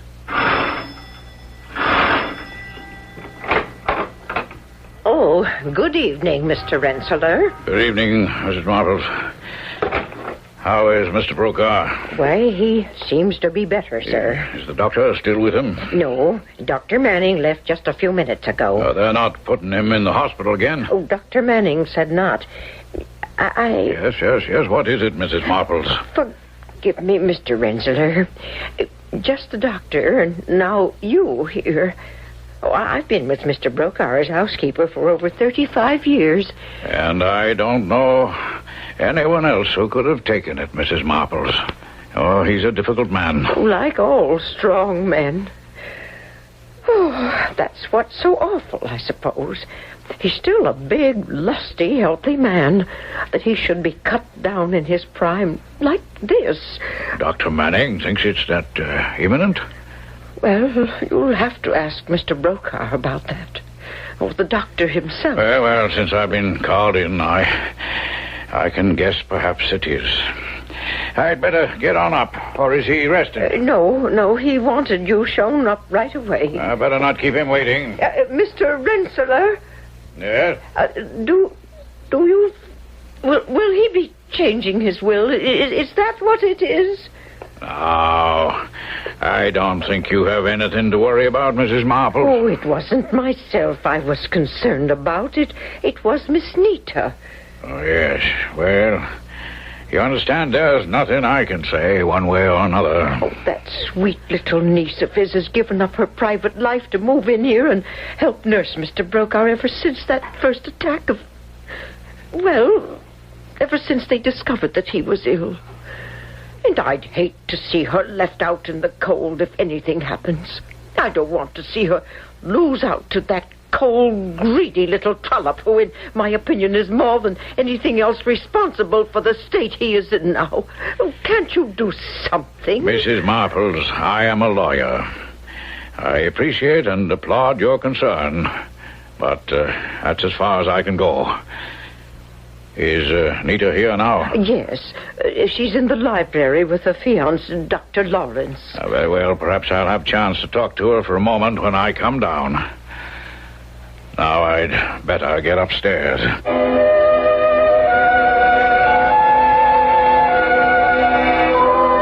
Perry, what are you doing at that half-open door? Shh, Nita, hold it a minute. Will you stop acting like a private eye? I am a private eye.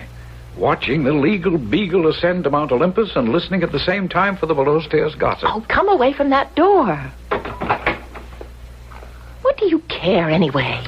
But I do care, lover. Mr. Brokaw looms very large in my life, since he's all that stands between me and the love of my life. Oh, that isn't fair. Uncle Simon isn't keeping us apart. Oh, isn't he? Then how come we're not married and you won't let me take you away from all this? But you know how ill Uncle Simon is.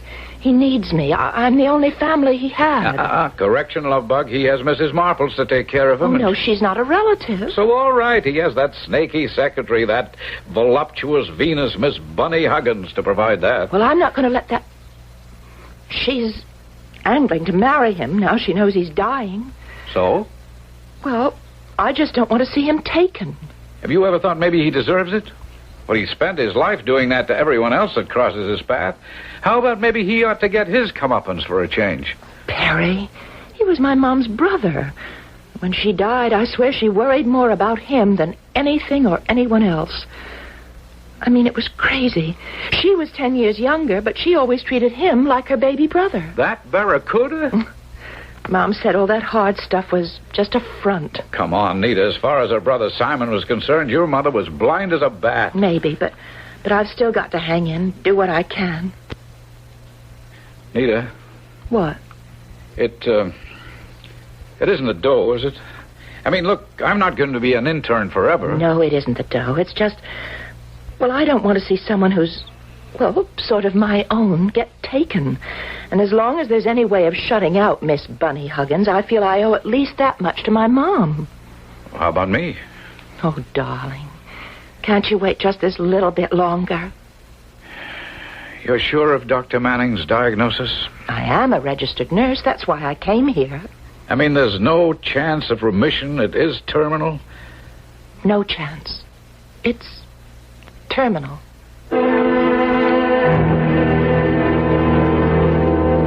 Damn it, Rensselaer, I won't accept it.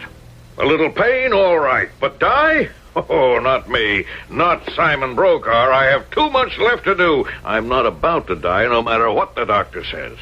And what am I here for? To change my will. Why does it have to be changed in the prime of health? Because I've made up my mind.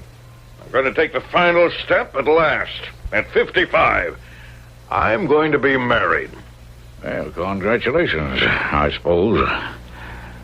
Do I know the intended bride? Well, of course you do. Who else would I... Oh. Want me to get done? No, I'll get up myself. Hello. Simon? Oh, Bunny. Who else? No one. Oh, I knew that deep, ticklish, sexy voice the moment it answered. Oh, am I interrupting anything? Oh, no. Well, just a conference with my lawyer. Oh, do you have him there, darling? Why? Well, it seemed about time. Honey, you haven't been feeling sick again, have you? Oh, no, it's nothing for you to worry about. Oh, but of course it is. You know how I worry all the time. Now, Bunny, when I get through with my lawyer, you won't ever have to worry again. Oh, but I do, darling. I don't want anything to happen to my baby. But a girl has to be practical. Just a reasonable settlement. Yeah, well, let me suggest it. Joint property when we're married and sole heir if anything happens to me. Married? Bunny, is that enough? I need you so much. Oh, you draw those papers up, darlingest, and at last we'll be what we always should have been together. If you need me, call me. If not, let's have a lovely drink together when we sign the wedding agreement. Oh, I love you. Yeah, I love you. Bye now. Bunny, Oh, bye. All right, Rensselaer. Let's get down to business. I want to redraw my will. Well, before we do that, can we talk just a moment? Oh, lawyers. All right, what about? What is your hurry to rush into this marriage? Well, I don't know how long I'll be around to enjoy it. Simon, I can't. There isn't any discussion, you see. Now or never. And I choose now. All right, this is for the present, Simon, but do you have to mortgage yourself for the future, too? You're a man of my age. Wouldn't you be tempted to mortgage your future, too, for a girl like this, or someone like her, that no man could ever sensibly dream of having unless... Unless she was bought and paid for. We'll pretend that was never said. Just let me go in my own way, and the devil take the hindmost.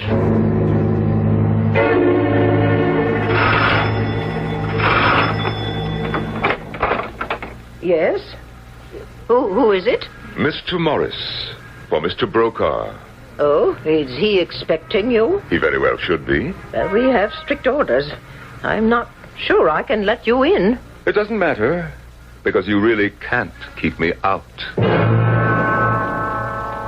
What did you say your name was? Morris. The name is a convenience.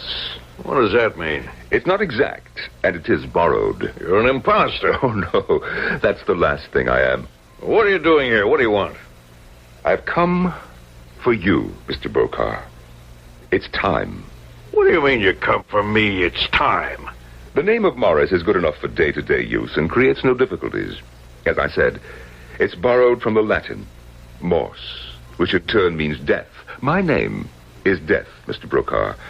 And as I said, I have an appointment with you. No, I'm not ready to die yet. But then, who is? Well, this can't be happening. I'll have you thrown out. I am the one unwelcome visitor no one can refuse. Now, I beg you not to excite yourself. For this encounter, time is standing still. And you are frozen at the brink between life and afterlife. Get out of here. Oh, really? You cannot threaten me. I'm not going to ready to die. Well, the choice isn't yours. No, but I'm not ready. As I said, whoever is. You don't understand. I'm rich. I have my health. Never mind what that stupid doctor says. I've never been married, but I've just found the woman I wanted, who excites me, thrills me. I don't mean to interrupt. It's rather a silly thing to say, isn't it? What? I mean, that's really basically what I do. I make a career of interrupting. You come right down to it.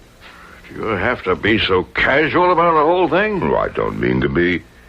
You see, it's all become such a ritual. It's hard not to be bored. The same thing over and over again. Well, I'm glad it bores you that much. Shall we just call off the whole thing? Well, unfortunately, I have no say in the matter. I am only an instrument, a messenger. And the message I have to bring you is that you are dead. But I can't die. I keep trying to tell you.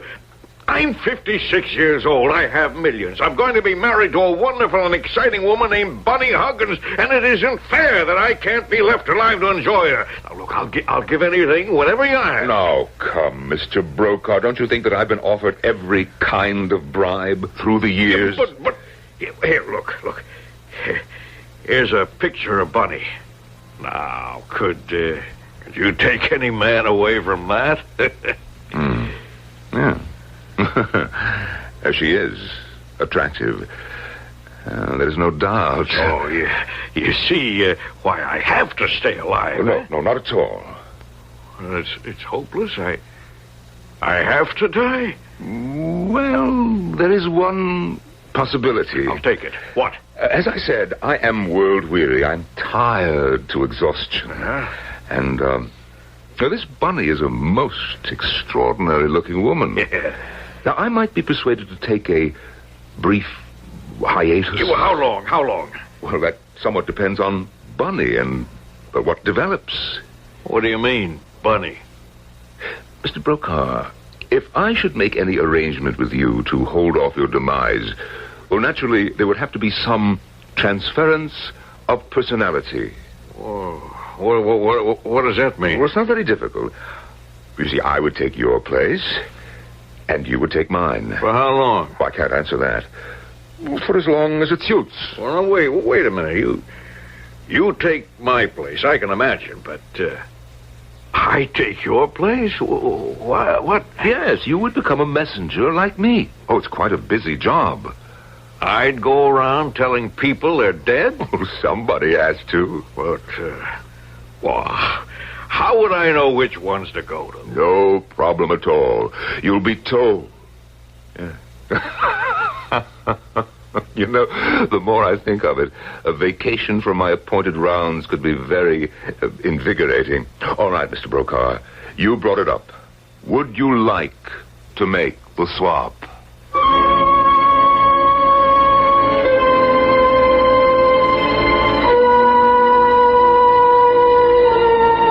This is a curious and rather new situation, isn't it? The devil tempts. The devil makes a bargain for the human soul. But the devil never makes an open trade, does he? Then, of course, this isn't the devil. It's death. Isn't he as sure as taxes? Or is there some escape? I shall return shortly with Act 2.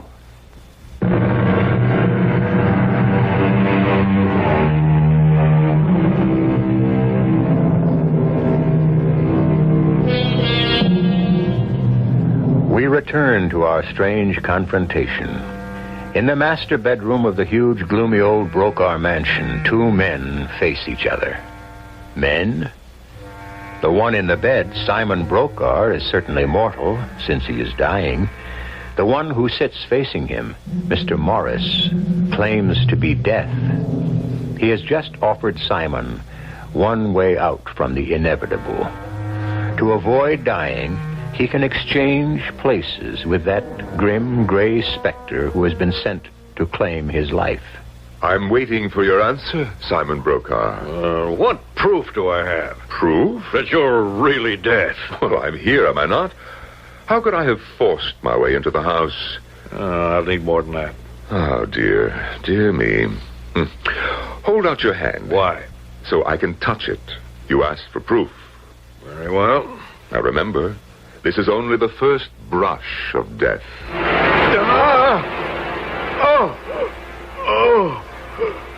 Horrible. Cold, clammy blankness. You're convinced now? Supposing I am, what is it like to be dead? Well, I'm the last person to ask that. I work only this side. Pass the message. Deliver the goods. And then? Then? I don't know. You see, I really don't want to know. I'm satisfied enough with my own job, though it tends to be a little lonely and repetitive. It's why the idea of a vacation appeals to me. Maybe I wouldn't like your job. Maybe. It's a chance you take. But then the arrangement can't be permanent. Why not? Why not? Because eventually it must come to an end. On the other hand, must it?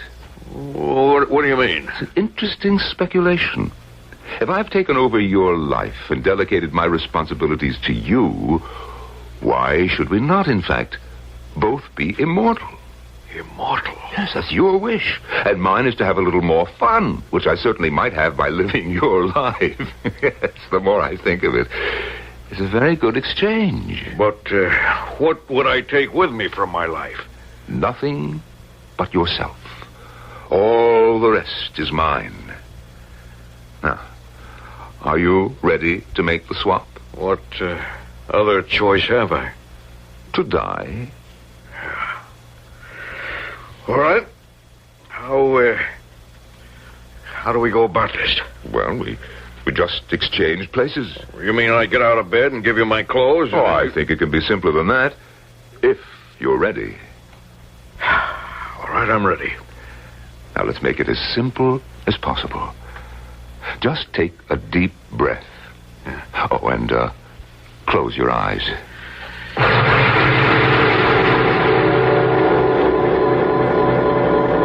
That should do it, I think. You can open your eyes. You feel any different? Of course I feel different. I'm sitting in the chair now while you're in the bed. Naturally. We've exchanged places. That was the idea, wasn't it? Yes, but I'm not ready. I don't know what to do. I told you. You don't have to. You will be told. Yes, but I can't. You hear something? Yes. I can't stay. I'm being called. I'm needed somewhere else. Oh, that's the way it goes. I began to find it deadly tiresome.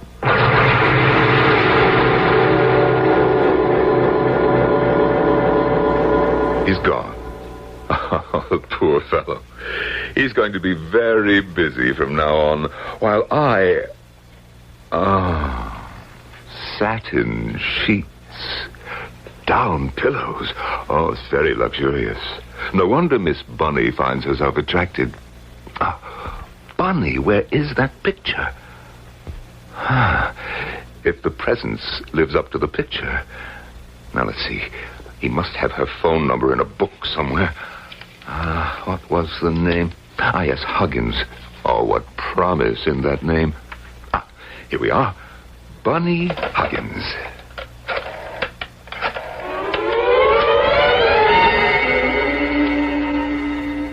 Uncle Simon, what are you doing downstairs? You must be Nita. Of course Uncle, are you all right? Oh, never better, Nita, dear.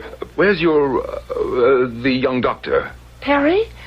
Well, you know, he's a little edgy about coming around here. Because of me? Well, yes and no. Oh, what's he worried about? I'll cut you out of my will? He couldn't care less. If he had his way, he'd have me cut out of here. Can't say as I blame him. It's a gloomy old dump. Why don't you take his advice and fly the musty coop? What? Why don't you marry him and be done with it? But I feel a kind of responsibility for you. Why? Well, after all, I am a nurse. One thing I don't need anymore. So feel free. I just can't walk out like that. All right. Let's have the wedding here.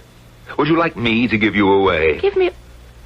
Oh, I can't think of anything I'd like better, if you really mean it. Of course I do. If you'll excuse me, I'll get it. That must be my secretary, Miss Huggins. This is a moment I'm really looking forward to. He's agreed to the wedding and wants to give you away? Yes, Perry, darling. I can't tell you what he's... I mean, he's a different man. There are remissions in this kind of disease, aren't there? No, not from what I learned from Dr. Manning. Well, Manning's kind of old-fashioned. I'd swear that Uncle has to be in some kind of remission. I mean, he's in marvelous shape. Isn't that great? If we can get married, it is. So set the date. Let's gather ye rosebuds while we may. It is what you want, isn't it? You're what I want.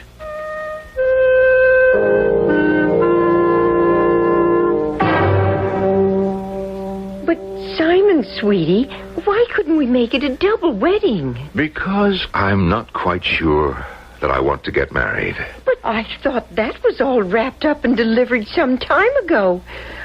Oh, I swear to heaven, sugar, I just don't know you anymore. You're like another man. You know, I feel like another man. I reckon that's just great, isn't it? I don't plan on dying anymore, Bunny. Well, I should hope not. You are not going to be a quick widow ready to wallow in the lap of luxury. Who said I wanted to be a widow? Well, it's part of the game, isn't it? I'm not interested in games, Simon. Even the ones of chance? You still could win the jackpot. If I decided to go. You would walk out on me just like that? Oh, I swear, Simon, honey, I don't know how to talk to you anymore. You're like a stranger. Well, I have to admit that I have changed. Well, if that's the way you feel and you want to get rid of poor little Bunny, I can bow out. Mm-hmm. If you want. It's going to cost you. There's the settlement. What settlement? Why, Simon Broker, how can you talk like that? How can you expect to use up the best years of my life and think you can walk away free? Now, whoever said I wanted to walk away free? As a matter of fact, I was looking forward to some of the best years of my life with you. But I mean, with you. And on my terms. Well, that might not satisfy me all the way. So, see my lawyer. Or let me see him first. And after that, we can talk again. Naturally, I had the new will drawn up, Simon. And this is it? Well, to the best of my belief, is substantially what you indicated to me at our last meeting. Basically, except for very token amounts, it leaves my entire fortune to Miss Bunny Huggins. According to your wish. A wish with which I sense you are not in agreement. Well, it's an old argument. I have no wish to reopen it. I'll call in a couple of my people to witness your signature. Of what? The new will. Oh, yes, that. Well, we won't have any need of this anymore. The old one will do well enough since I don't plan to die. Not for a long time yet. I'm sorry that you had all this work for nothing. Oh, I'm not. I never saw any labor go more cheerfully down the drain. I'd even break my lawyer's old moss back and say, I don't know what the devil has gotten into you, Simon Broker. But whatever it is, I'm for it all the way.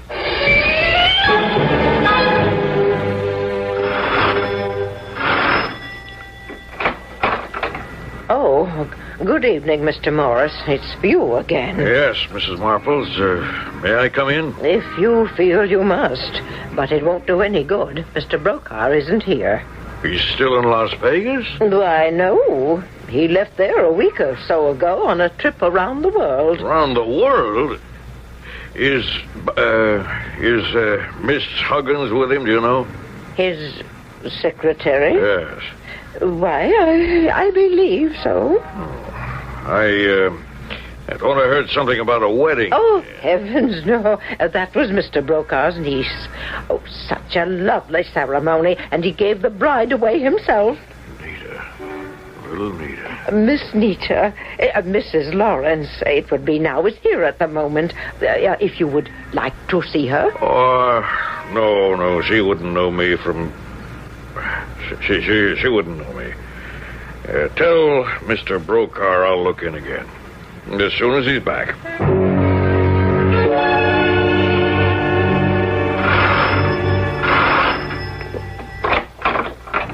Good evening. Can I help you? Oh, good evening, Mrs. Lawrence. You know me? Well, of you. My name is, Morris. I'm, an acquaintance of your Uncle Simon. May I see him? I'm afraid he's not here. Oh.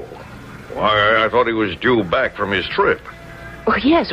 We're expecting him as it happens. Well, then I wonder if I could just come in and wait. Well, tonight it might be a little inconvenient. It's rather pressing, and I seldom have time Don't bother about the bags, Bunny. The man will get them. Well, I just need my cosmetic bag. You don't need that or anything else. Now, let's get in and tell everybody the good news. Hello. What are you doing here? I have to see you, Mr. Brokaw.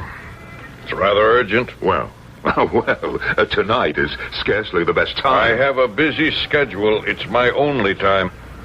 I'm desperate. All right. Come in. Let's all get inside where it's warm. You picked an awkward time. I've been trying to see you ever since we made our ill-advised bargain. Ill-advised? At least from my side. So, what is it you want? I want to call it off.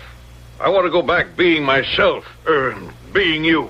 I wouldn't blame you for a moment, dear boy. I find it just as delightful as perhaps you remember. too delightful for me to think of giving up. You see, I am perfectly satisfied as things are, and I wouldn't change them back again for the world.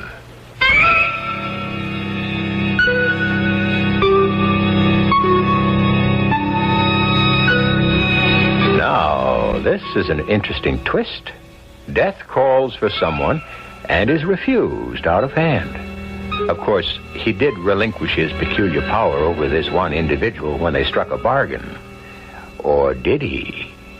Come to think of it, there are so many ramifications from that special agreement which we have never probed or looked into. That will be for when I return shortly with Act 3.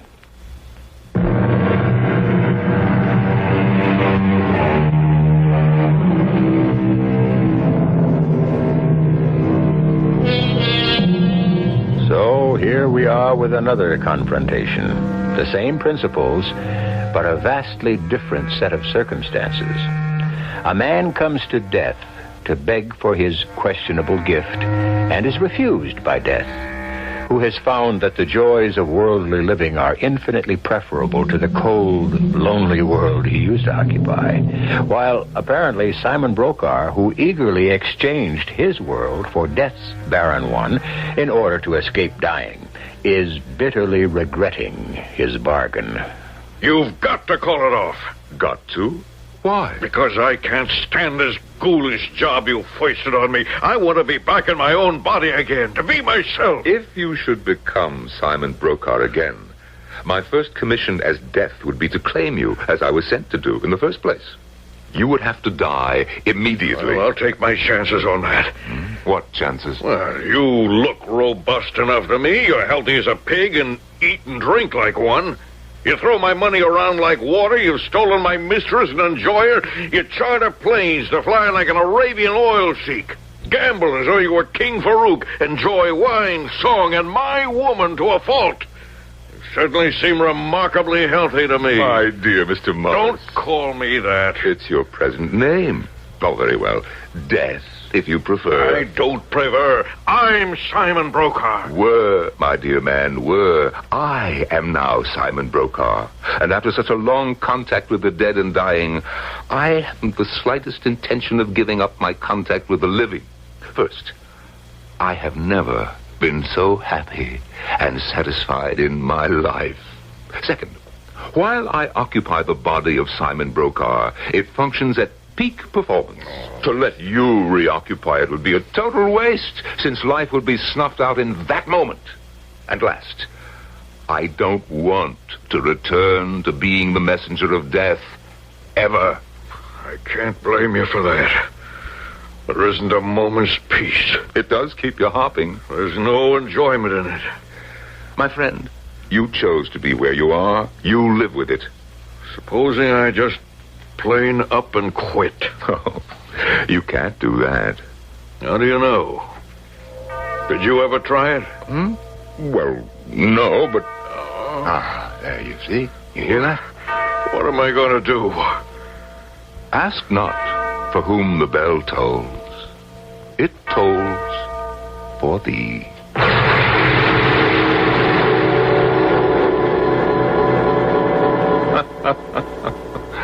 I'm sorry you had to dash away, Mr. Morris.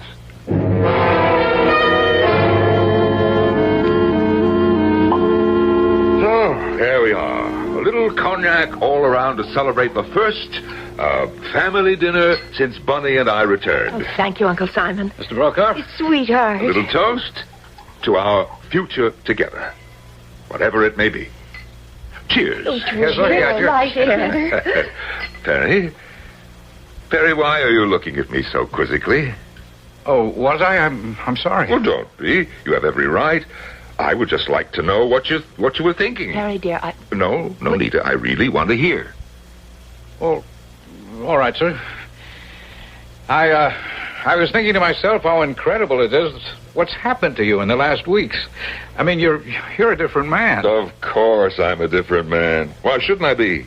I walked away from death, out of the shadows, and for the first time in my life, I've learned how to enjoy myself. I've learned to give instead of eternally taking. Oh, that's my kind, generous, sweet darling. But there are limits, you know. Yes, well, we can discuss those when we're alone, Bunny. For the moment, let me enjoy my family gathered around me. What was that? It's Mrs. Marbles. An accident? Come on, Perry. It sounded as though she could have fallen down the stairs.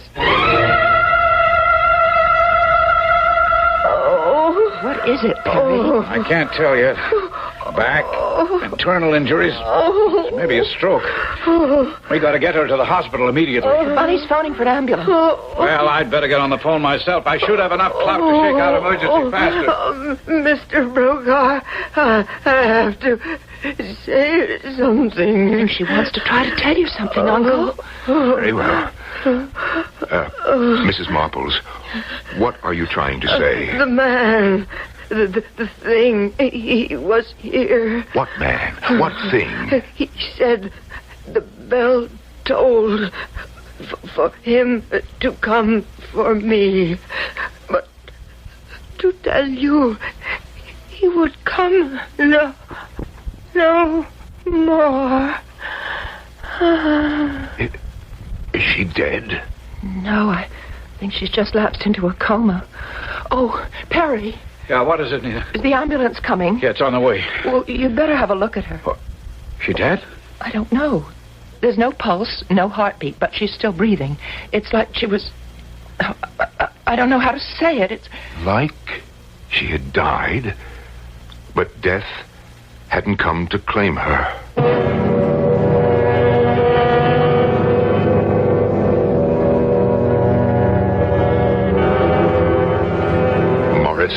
All right, Simon Brokaw, whatever you want to call yourself, where are you? Come on, man, you can't do it. You can't stop the process.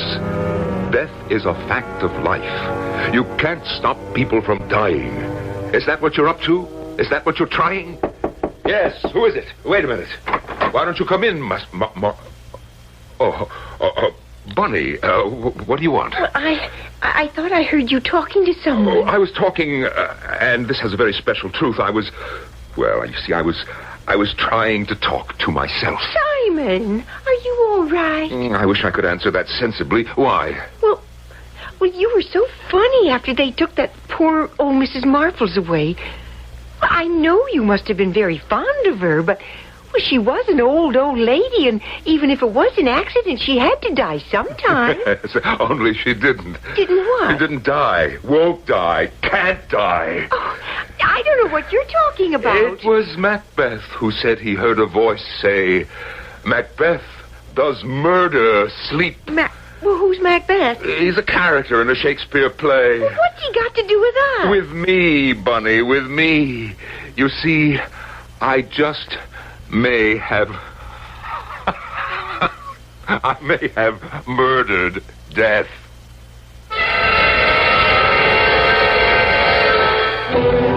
What do you think, Perry? What could I think? I'm only a month out of internship. Every big-shot doctor in the hospital has done his own workup on Mrs. Marples, and no one can explain it. Look, this isn't like you could pull any plugs. I know, Nita. We're not sustaining life in that old lady. I mean, medical science isn't... But what life is there? No heartbeat, no circulation. The encephalograms are flat. No sign there's any brain activity. You don't have to lay it out. By every clinical test, Mrs. Marples is dead. Except one. She's still breathing. I tell you, it's weird. And she's only part of it. What do you mean, Perry? Look, honey, how many of our terminal cases would we have expected to lose in the last 3 days while Mrs. Marple has been here? I mean, in the ordinary course of events. I don't know. 5 or 10, maybe. In a hospital this size, more like 15. And how many have we lost? None.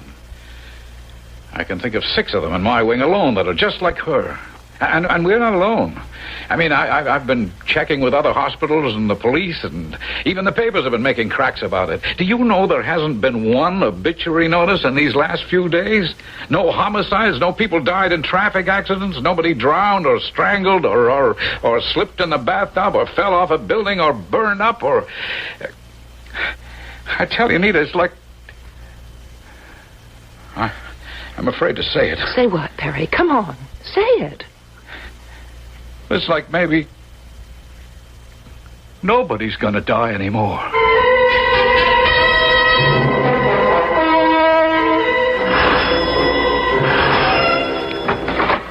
Oh, Mr. Rensselaer, I'm so glad you're here. Come in. Hi, Miss Huggins. What is it? Well, it's Simon.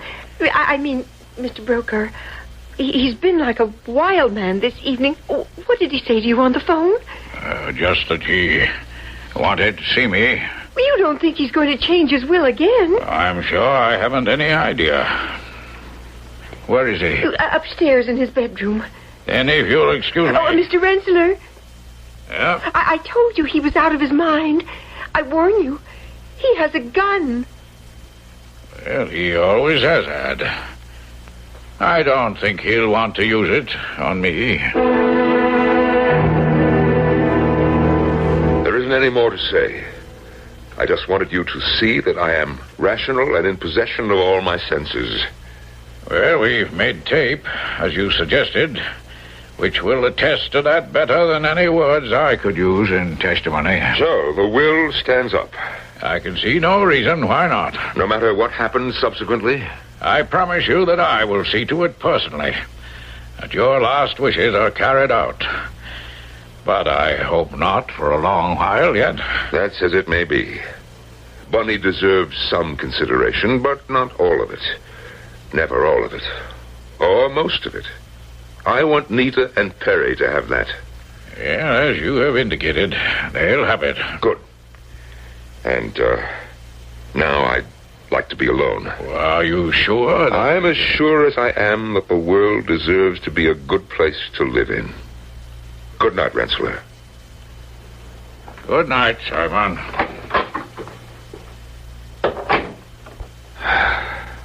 Which it never can be, unless death has a place in it again. My name was Death. I relinquished it for trivial reasons. All over the world, a frightening horde of those who should have passed over are waiting for this moment. I took this body that was Simon Brokaw's, and I was weak enough not to relinquish it. I want to give it back. Return, Simon Brokaw, who has broken the faith. Return. For if you think you have stilled the bell that tolls, for you I will make it ring with the sound of this gun. Where are you? Then wherever you have gone, I consign our immortal souls to oblivion, or whatever judgment shall be rendered there, and your mortal flesh by this act to the resumption of what man may turn his face against, but which he cannot live without.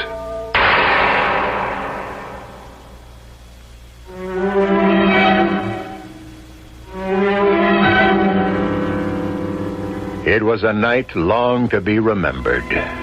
There were a record number of deaths, a strange epidemic that had no discernible cause, but which seemed to restore a balance in nature. Among the obituaries was one for Simon Brokaw. In none of them was there any mention of a Mr. Morris, which is not too surprising, of course, since he himself was the one who pointed out that his alias was merely a convenience, that his real name was Death. I'll be back shortly.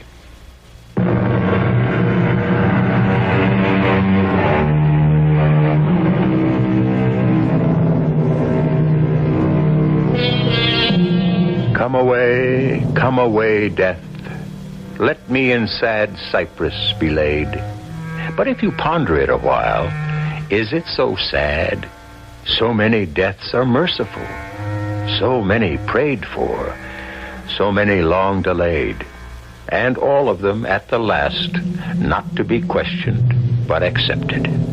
For who can cancel, change, escape that one last appointment? Our cast included Norman Rose, William Griffiths, Marion Seldes, Joan Shea, and Ian Martin. The entire production was under the direction of Hyman Brown. This is E.G. Marshall inviting you to return to our Mystery Theater for another adventure in the macabre. Until next time, pleasant dreams.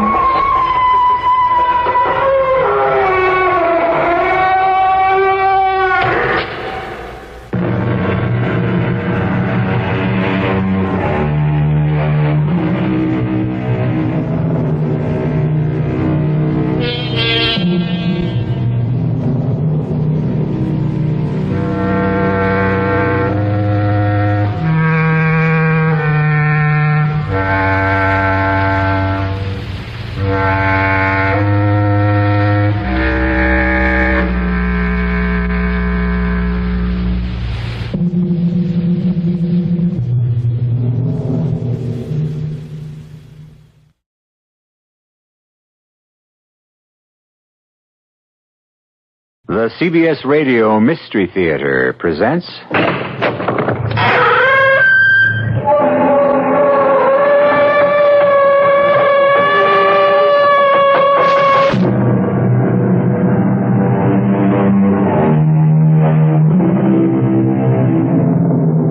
Come in.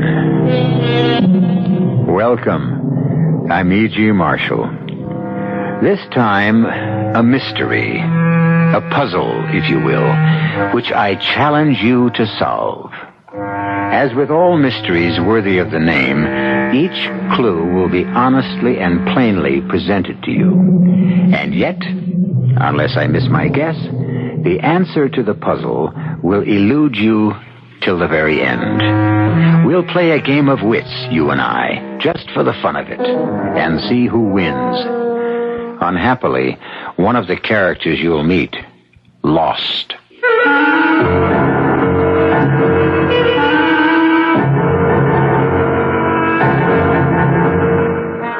Our mystery drama, Sting of Death, was written especially for the Mystery Theater by George Lothar and stars William Prince.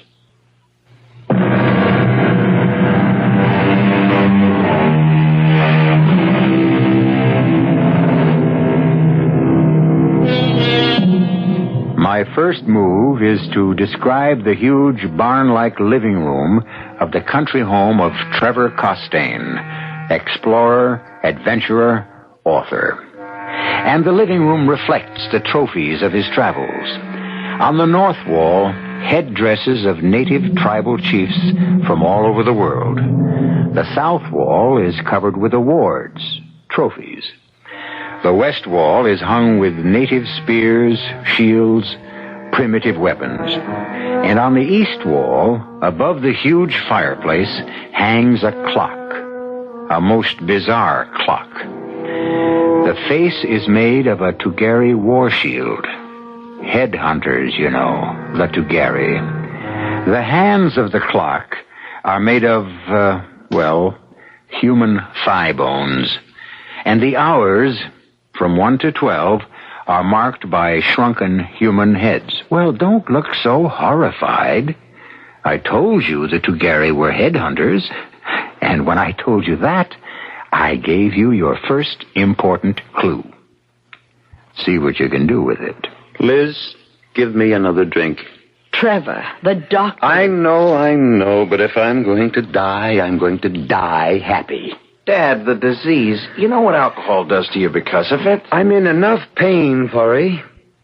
Stop calling me Dad. He is your son-in-law, Father. Don't remind me, Jackie.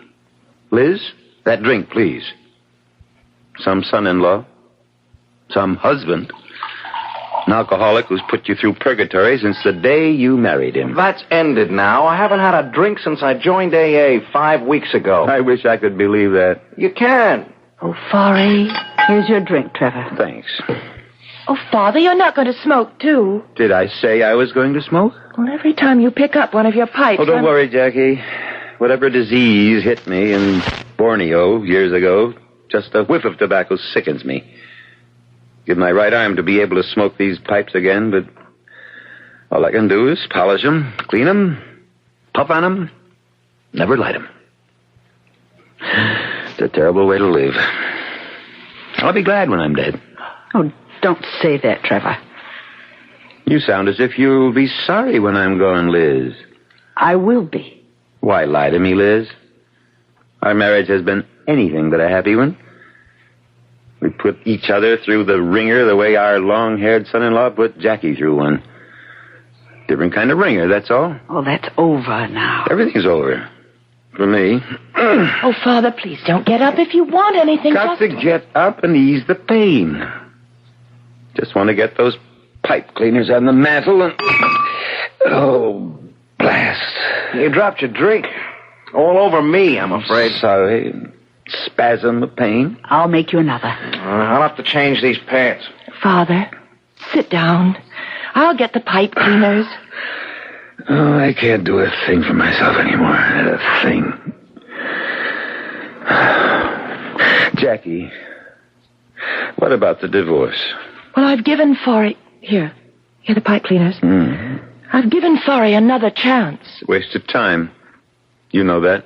It's probably hopeless, but in common decency, I can't let him down. He depends on me, Father. A weakling. He's a weakling. Well, some men are. Not Rod Champion. He was a man for you. I told you that. Your drink. Thanks. Rod will be here tomorrow, Jackie. Going to spend a few days helping me straighten out my affairs. Why don't you and he try to get together? See if you can still hit it off. Father. He's the...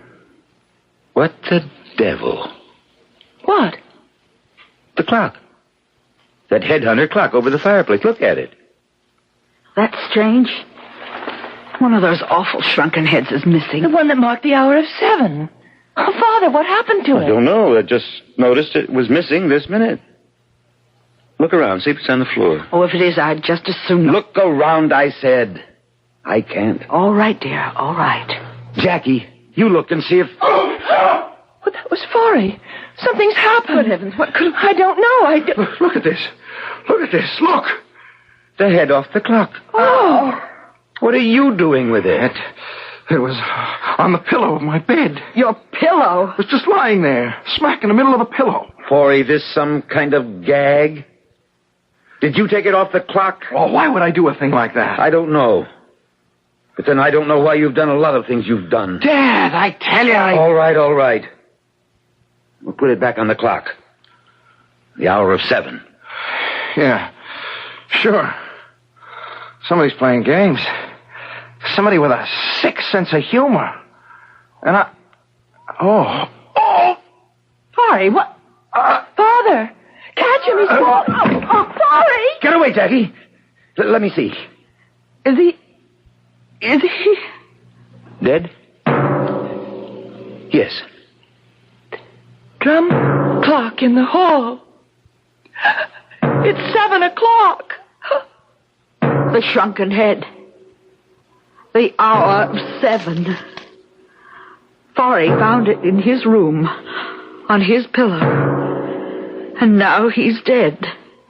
What does it mean? What?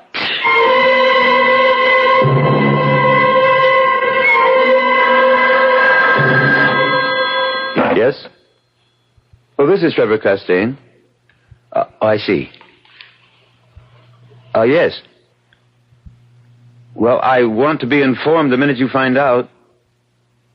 Fine. Goodbye. Who was that? At the coroner's office. I've been bugging them all through the night to tell me what killed that husband of yours. And? Just wanted to let me know they're starting the autopsy now. Oh. Jackie? Yes, Father. We've never pulled any punches with each other, you and me, so don't let's pull any now. You really sorry Forry's dead? What a thing to ask. What's the answer? I don't know. Marriage to Forry was purgatory, as you said last night, but he was starting a new life, joining AA, and... it isn't fair somehow. Not to him, maybe. But it's very fair to you. What do you mean? You can do what you should have done in the first place. You can marry Roger. Oh, Father, you're taking an awful lot for granted. You love him, don't you? Yes, I guess I do, but... No buts about it. When Roger gets here... Hey, sounds like he's here. Come on. Let's meet him at the door. Are you strong enough to walk? Sure. Having a good day. Come on. Can't wait to see him. Best safari manager I ever had. Never took any guff from me either. Didn't have to. He's a fine man, Jackie. Fine man. Hey, Trevor. Jackie. Good to see you. Rod, you old son of a gun. I can't tell you how good it is to... Who's this? Trevor. Jackie. Meet Virginia. My wife.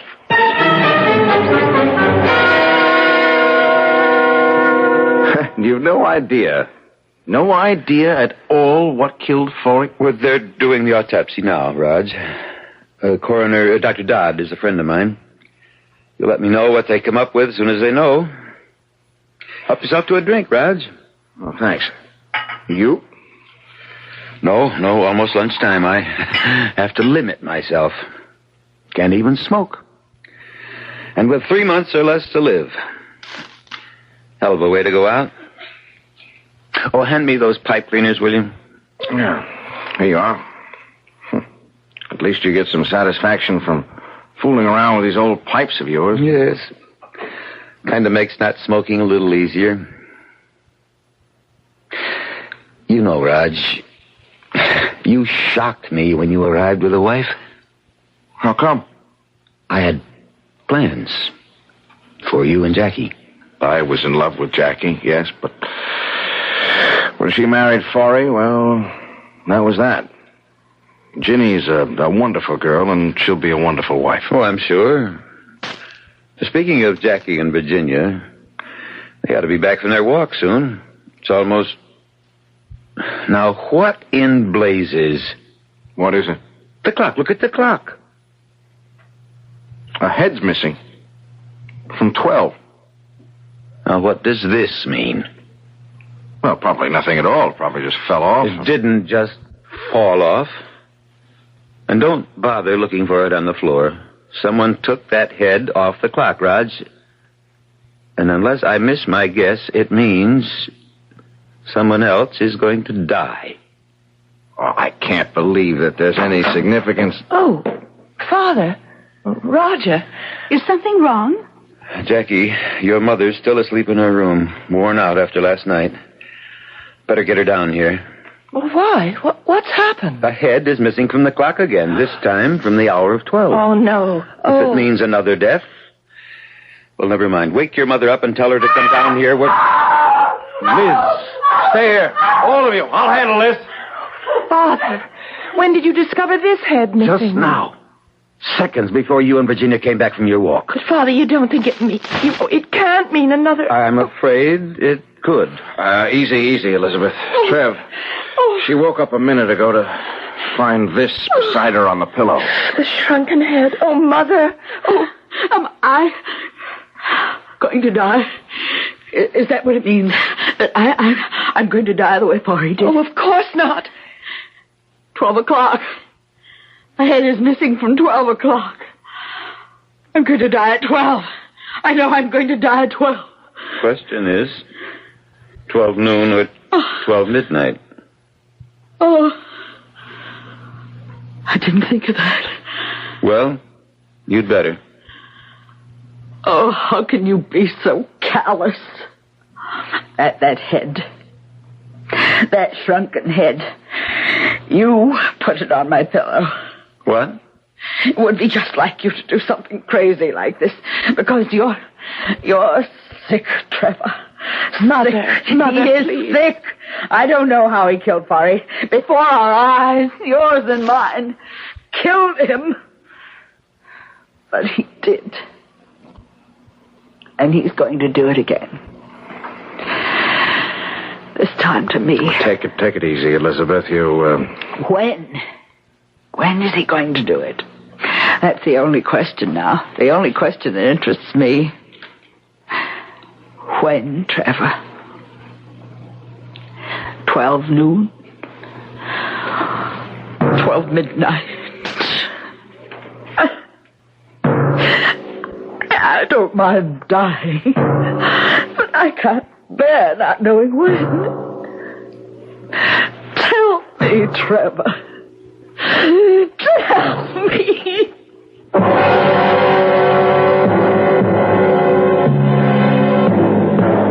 A dramatic scene. And an intriguing one, don't you think?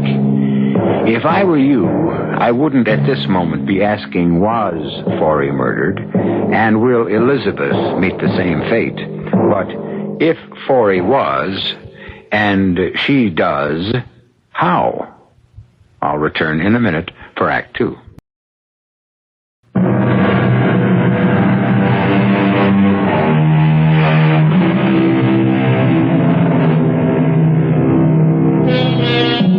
At this moment, you have all the clues you need. In fact, all the clues you're going to get, because that's all there are to answer the riddle of how Forey Prescott died.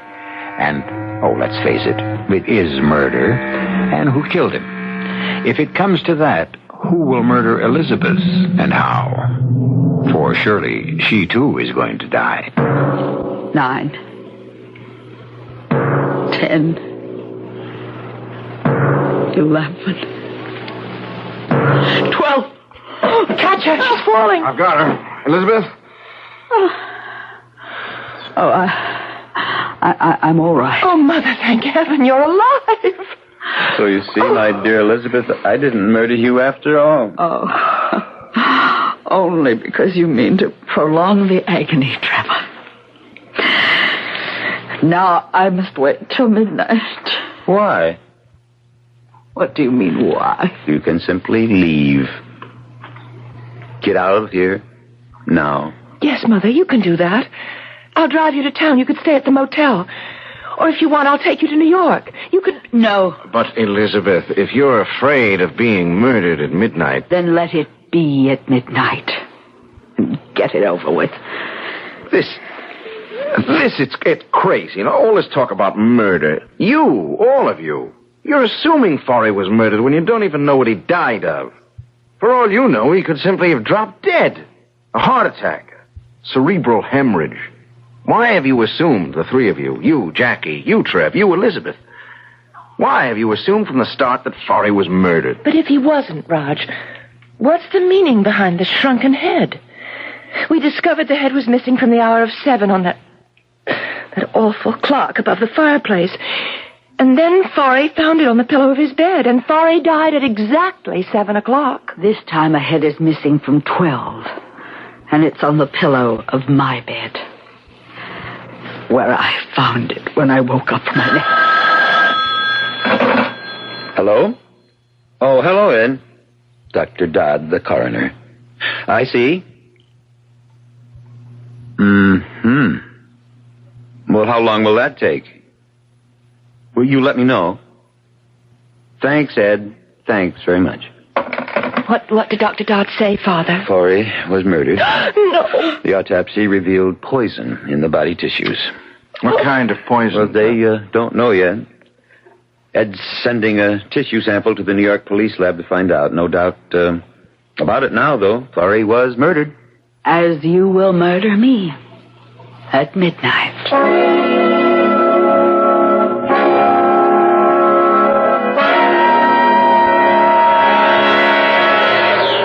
Darling, let's sit down a few minutes before we go back. Oh, Raj, I just had to get away from that awful atmosphere in that house. Look, sweetheart, I'll be more than happy to take you back to New York. And then come back by yourself? Oh, no. Oh, I'd be safe enough, I think. From whom? What? I'm not thinking of the murderer, sweetheart. I'm thinking of the danger you'd be in. And I'd be in from the very attractive and decidedly sexy Jacqueline. I owe it to Trevor to help him all I can with his records, papers, Lord knows what. Help him get them in order before he dies. Raj, what do you make of all this? Who do you think murdered Trevor's son-in-law? I don't know. Could be Trevor. He hated Forey, but then it could be Jackie. She hated him, too. What about Mrs. Costain? Elizabeth? I know what you mean. And that shrunken head on her pillow, she could have put it there. A red herring, a blind. Something to throw the police off the scent when they get here. The police will come again, you think? Well, sure. I'd say all they're waiting for is a toxicology report on whatever poison killed Fari, and that can come any minute, any hour. It's almost 5. I guess we've been gone at least a couple of hours. I guess we'd better think of getting back. Jenny, you sure now? You don't want me to take you back to New York? You're a brave little girl who deserves a kiss. I'm a scared little girl. But don't let that stop you. Don't tell me what to do, Jackie. If I want to change my will, I'll change it. In fact, my attorneys are changing it right now. Well, damn it, don't look at me as if I'd done some terrible thing to you. Or maybe you misunderstood me. No, I didn't misunderstand. You're cutting Mother off and leaving your fortune to me. Why? Plain enough. I want to be sure you're financially safe and secure. Oh, no, Father. There's more behind it than that. You know as well as I do Mother would take good care of me, share what she has with me. You don't know her like I know her. Oh, I know her better than you. I've spent my life with her. You've spent yours elsewhere. I'm an explorer, or I was. Oh, you could have spent more time with her. I don't tolerate fools easily. Well, we've got off the subject. What's your real reason for changing the will? All right. Let me tell you. You're still hoping I'll marry Roger Campion. You're hoping that if I'm an heiress, the money will help induce him to divorce Virginia and marry me. You said it, not me. Well, you think it. You must. I can't think of any other reason for changing your will. Oh, Father, Roger and I are through with each other. If only you hadn't married Fari. Damn. Well, if you'd put a brake on your temper, you wouldn't break so many of those pipe stems. One of my best pipes, too. Well, I have to send it for repair. I wish I could repair the mess you've made of your life as easily. All right, I made a mess of my life, but that's over now. Fari's dead, and that's over. And I mean to keep you from making another. Now, you listen to me. Roger's the man for you. He always has been. And why you didn't marry him years ago... You know why? I wanted a husband I could live with, be with. Not a wanderer like you. I saw what happened to Mother because of you. The emptiness, loneliness, and I made up my mind it would never happen to me. Fari was no bargain, as it turned out, but he stayed at home. So does Roger now. He runs his safaris from an office in New York. That disease you picked up in Borneo, it's just making you see things in a warped way, a distorted way. You're not yourself. You think it's crazy of me to change my will? It's crazy of me to hope that you'll persuade Roger to get a divorce and marry you. That what I want so much, the two people I love most in this world, should make it together. If I haven't got a prayer, it'll happen. Well, it won't. I'm sorry, but it won't. It will. I want... You can't always have what you want. You're wrong. I always have, and always will. Till the day I die.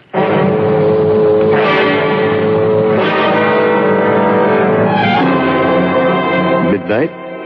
It's nearly midnight. Jackie, where's your mother? I told you. She's locked herself in her room. And I told you I want her here in this living room at midnight. Go get her. She won't unlock the door. She feels safer locked in her room. If you won't go and get her, I will. Weak as I am, I'll go up there and break the door down. I want her here. Give it another try, Jackie. All right. And tell her I'll come up and break the door down. And you go get that piece of fluff you married. I want her here, too. That little piece of fluff I married is probably fast asleep. And Trev, I'm not waking her. You will do as I say. She's had a rough time since we got here this morning. If I'd known what we were heading into, I wouldn't have come, let alone bring Ginny. She went to bed after dinner, and that's where she's going to stay. All right. No, that's the one thing I always liked about you, Raj. You never failed to stand up to me. You take a lot of standing up, too. Not anymore. Hand me that rack of pipes, will you? The one with church wardens. Church wardens? Oh, the ones with the long stem. Yes. They're beautiful, Trev. They really are. Any practical reason for the extra long stems? Well, sure. They cool and filter the smoke. Longer the stem, the better... Oh, you finally decided to join us. You decided, Trevor. Why are you so determined to have me here in this room at midnight? Elizabeth, why were you so determined to stay in yours? To put it plainly, so you couldn't kill me. You've eaten no dinner? You've had nothing to drink all to cut day? Down the chances of your poisoning me the way you poisoned Fari. I locked myself in my room to cut the chances down even further. But, well, here I am. You wanted me here, in this room, so you could murder me. And I'm sure that when the drum clock strikes at midnight, you will. How, I don't know, but you will. This never occurred to you, I suppose, that I want you here so I can protect you. Protect me? Is that so hard to believe? Oh, very hard. In fact, impossible. Well, less than a minute now to midnight. Roger. Yes, Elizabeth? Goodbye.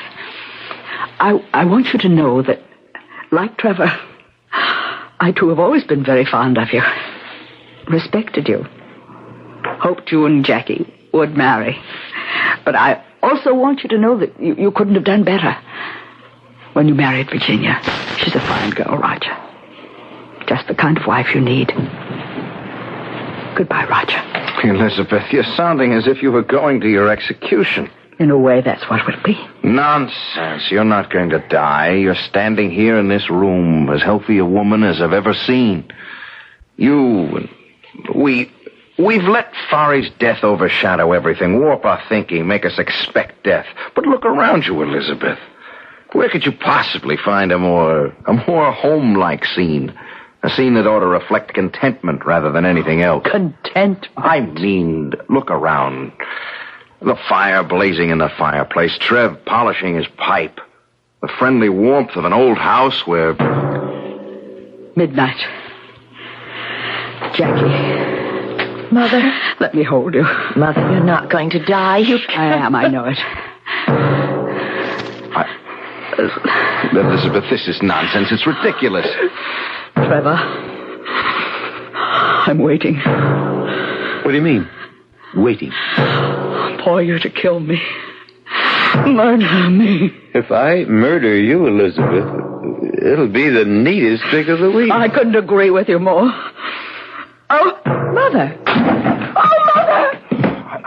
I tried to catch her, but... No. Jackie, stand back. Let me... She's dead. But how? How? One moment she was alive and the next dead. Roger, what killed her? What killed Fari? What?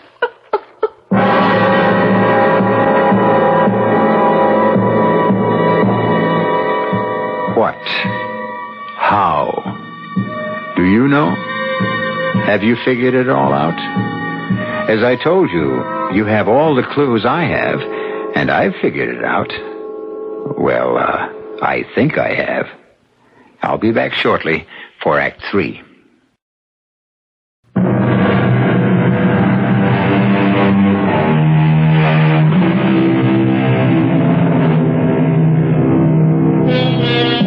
Now Elizabeth Costain is dead, mysteriously struck down, instantly killed as her son-in-law Forrest Prescott was, only the day before.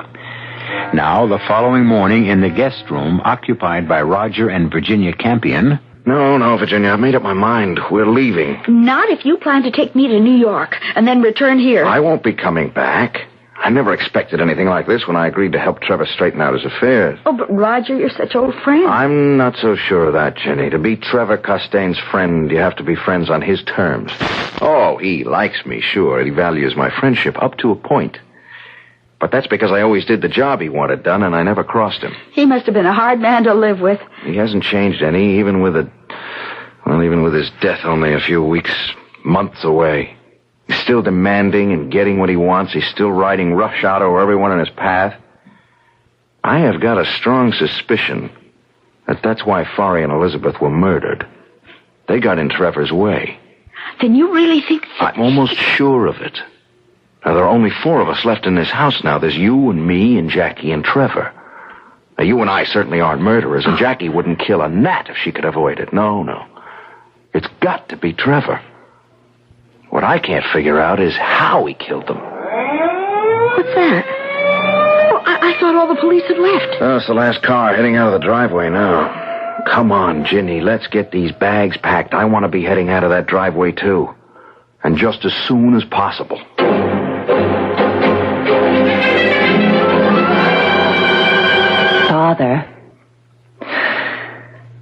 Father, will you please stop polishing that damn pipe and listen to me? What do you want, Jackie? The police have just left. I wondered if you'd like a cup of coffee. Give me a drink. No, you're not supposed to drink. I know what I'm not supposed to do. All right. Whatever you say. And hand me those pipe cleaners. Here you are. Here's your drink. Thanks. It's good. I'll miss this fine old scotch when I'm gone. One consolation, though. Roger always enjoyed it, too. And it'll all be his when I've kicked the bucket. You willed it to him? Your supply of scotch? No, of course not. I meant all of this will be his. I don't understand. You said you willed everything to me. Well, I did. Maybe I shouldn't have said this will all be Roger's. I should have said yours and Roger's.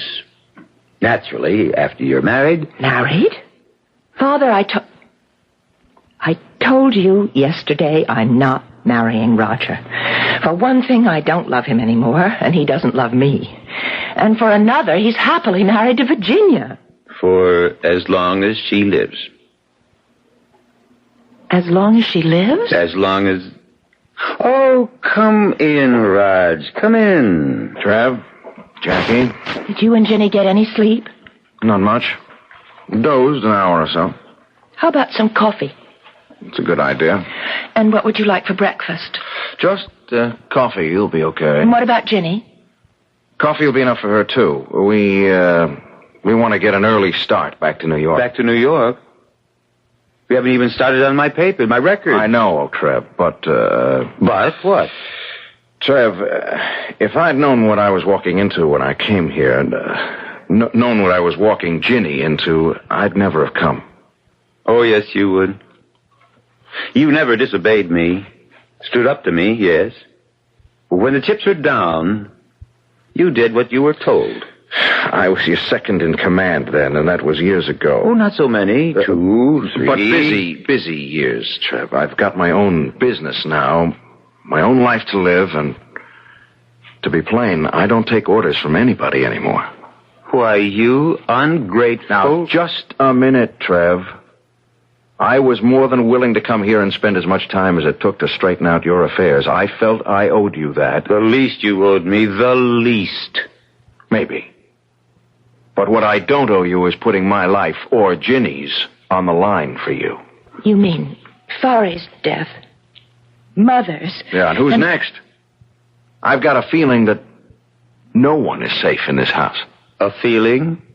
Or a suspicion? Same thing, Trev. Not exactly.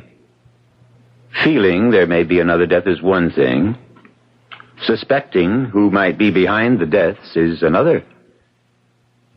You suspect me, don't you? Yes, Trev, I do. Well, I guess the time has come to tell you that your suspicion is correct. 100% correct. You did kill. Oh, you suspected me too, But did it's you? impossible. You hardly have strength enough left to stand on your feet, to walk a few steps. Wrong. Oh, I'm weak, all right, but not as weak as I pretended. See? Then you were able to take the shrunken heads from that clock. And put one on Forey's pillow, and the other on Elizabeth's. But even so, I still don't see how you killed them exactly on the hour. Forey at 7, Mother at midnight. How did you manage that, Trev? My little secret. Some sort of slow-acting poison? A poison that you were able to time to the minute? No, but, a small matter. All that matters to me now is that you and Roger marry. You're out of your head. Father. You're sick. Right now you're overly tired. You're exhausted. You're a little mixed up. Crazy. Say it. You said it yesterday. Say it again. Crazy. But sane or crazy, the two of you will do as I wish. Obey my final order. No way, Trev. I love Virginia. I'm married to Virginia. I'll stay married to Virginia. You can't very well stay married to a corpse, Raj. Now, what do you mean by that? Why, no more than what is stated in the marriage vows. Till death do us part. And death is going to do just that in a few short minutes. When I kill Virginia, as I kill Forey and Elizabeth. Trev, you've gone crazy. Ginny and I are getting out of here and fast. Don't move. What? I said don't move. Try, and I'll kill you where you stand. And be warned, Raj, I can do it. Jackie? Yes? Get Virginia. Bring her here. Father, Do as I order you. But Do you want him to die now, before your eyes? Jackie, no. I'd better do what he wants, or he will kill you, Raj. Get her in here, Jackie. No need. I'm here. Ginny. I heard every word he said. He will kill you, Raj. Unless you let him kill me. Let me kill you? He can't prevent me. What I mean is it's my death you want. Not his. I don't know how you do it. But go ahead. And do it. Kill me. Ginny, you're out of your mind. I love you, Raj. Too much to see you die. Answer that, Jackie. Hello? Yes, Dr. Dodd. It's for you, Father. You talk to him. I can't at the moment. Oh, Father can't come to the phone, Dr. Dodd. Could you give me... Oh, I see. Yes. Yes, I'll tell him. Well? The poison that killed Forey. And Mother, too. I guess. The New York police identified it. Curare. Curare? So, that's how you did it. What is curare? It's a poison used by New Guinea headhunters to kill their victims, kill them instantly. How? With darts, thorns, dipped in the stuff, shot through blowguns. Yes, but how could Father... Oh, good Lord. Oh, Lord. The pipes. The pipes. You've sat there polishing and cleaning, blowing through the stems to clear them, you said. But blowing a poison dart through them when you wanted to. The stem of a pipe makes an excellent blowgun. Especially the very long stem of a churchwarden like this one.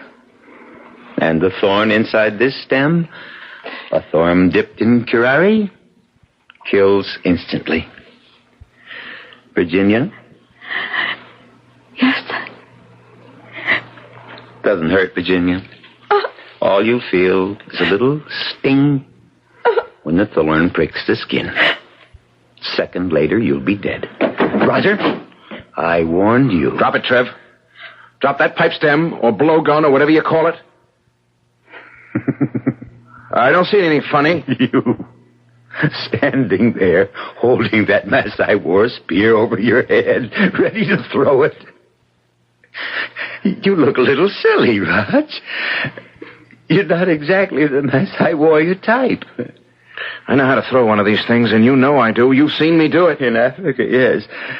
Those Masai spears fascinated you. Oh, you practiced every day. Got quite good, too.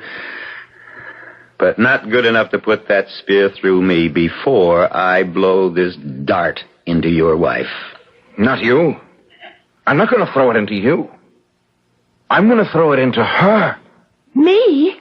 Kill Jackie? You leave me no choice, Trev. You love your daughter. You love her more than anything, anyone on this earth. Kill Jenny, and I'll kill her. You haven't the guts. Yeah, try me. Jackie, take that pipe stem away from him. Give it to me, Father. Take it. I know when I'm licked. What are you doing? I'm calling the police. All things considered, Trev, the quicker you're taken into custody, the better. If you want to move really fast, call the morgue. The morgue? I gave Jackie the pipe stem, but I kept the thorn. Father, no!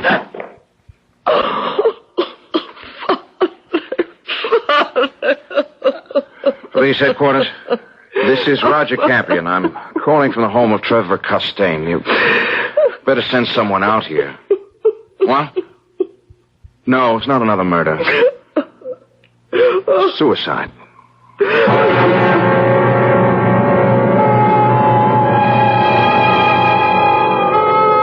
You'll admit I did play fair with you. From the very beginning of this mystery, you had all the clues, all of them, including the shrunken heads, the New Guinea headhunters who you might have known use curare, and a clue that gave everything away. Trevor Costain's absorbing interest in his pipes. When E.G. Marshall plays fair, he plays fair. I'll be back shortly.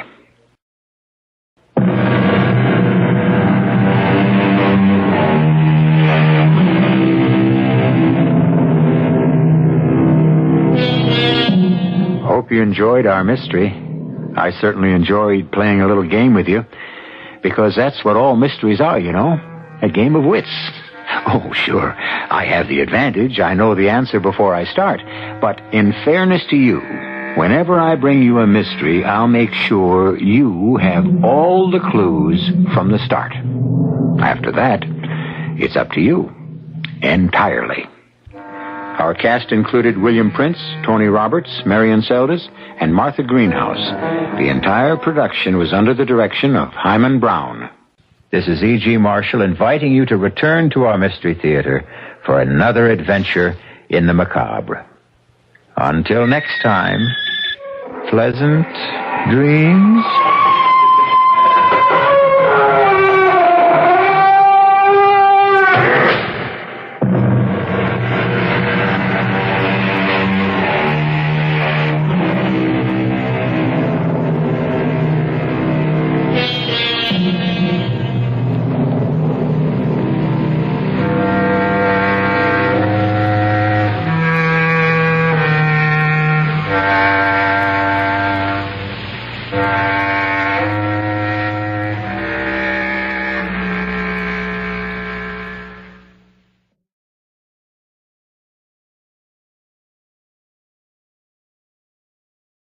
The CBS Radio Mystery Theater presents...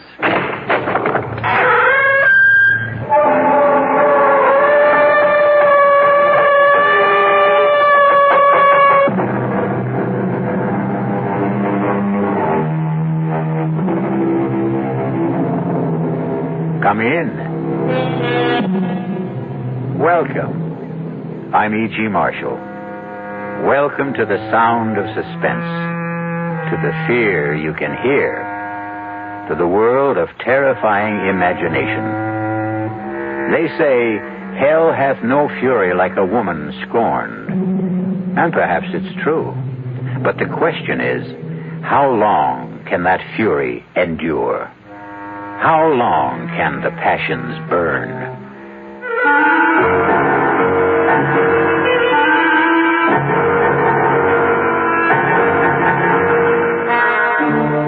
Our mystery drama, A Dream of Death, was written especially for the Mystery Theater by Sam Dan and stars Michael Tolan.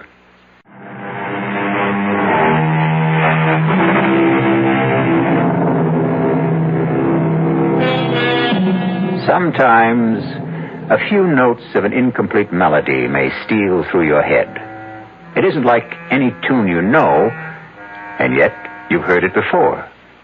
For no reason, a name, a noise, an aroma may evoke a dim and distant memory. A memory of a place you cannot clearly remember, but it's a place you cannot completely forget. A great poet said, "Life is a dream, and even dreams are dreams." Perhaps. But sooner or later, there must be an awakening for every dream. And for Rexford Patterson, there was the rudest awakening of all. Hey, Patterson, wake up. Your lawyer's here. Huh? What? Your lawyer's here. Lawyer?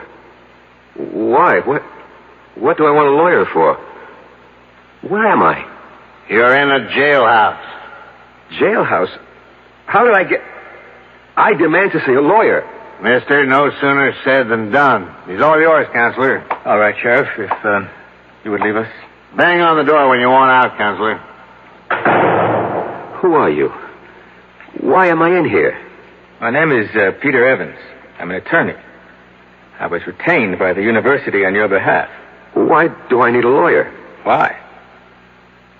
Well, you're going to be tried for murder. Who is? You are. But that's impossible. You don't remember? Murder? Murder. No. Well, according to the sheriff, you were found unconscious on the floor of your study and she'd been shot. Who? Your fiancée. Charity? I killed Charity? No. Madeline Betty, your fiancée, Madeline Betty Powers. Who's Charity? Charity Youngblood. She was my fiancée. You had two of them?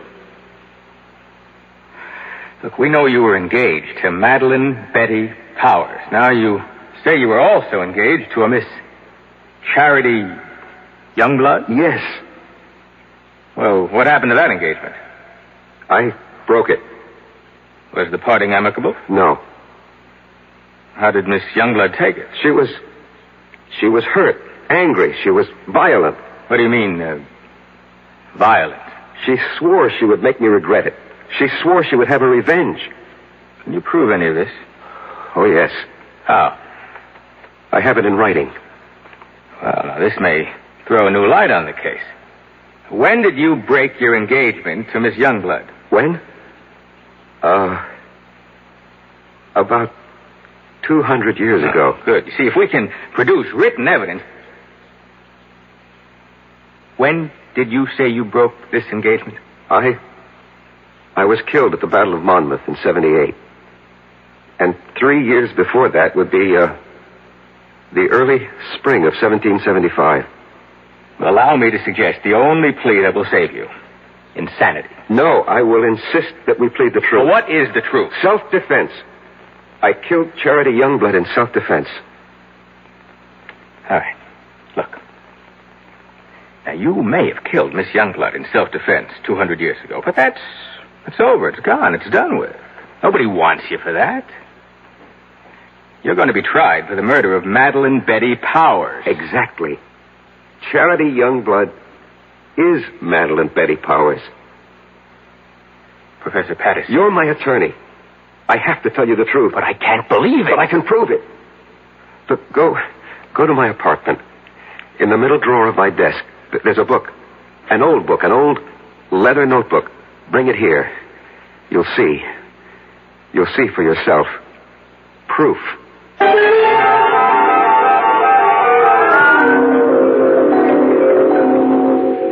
You read the book? Yes. It's a diary kept by a girl named Charity Youngblood, daughter of a Connecticut gunsmith during the Revolutionary War. She was jilted by a young officer named Eli Wallington. Naturally, she was quite upset about it. But where is the proof you promised me? I was that young officer. I was Eli Wallington. Look, Professor Patterson, if I'm to represent you, you'll simply have to tell me... The truth. I know the truth.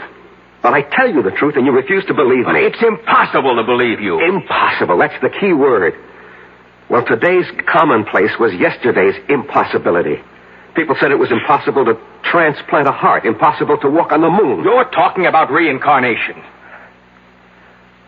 Last summer, I stopped at an antique shop in central Connecticut. Heaped high on a counter was a pile of old pictures, letters, books. I picked up that little notebook, the one you're now holding. I read that name, that hand-lettered name, Charity Youngblood. And suddenly I felt as if I'd been stabbed through the heart. I knew that name. I knew that name. Please, Professor Patterson. No, don't tell me to be calm. Don't humor me. Just listen to me. I knew that name. I knew the girl. I knew the time. I knew the place. Turn to the page where she describes how he proposed to her. Just don't see how Just all of... do it. All right. This is what you want? Monday. Eli proposed marriage to me this morning. I read the name Eli. An electric shock ran through my system. I knew I was Eli. And the entire scene ran through my mind. Exactly as she wrote it in her diary. Exactly.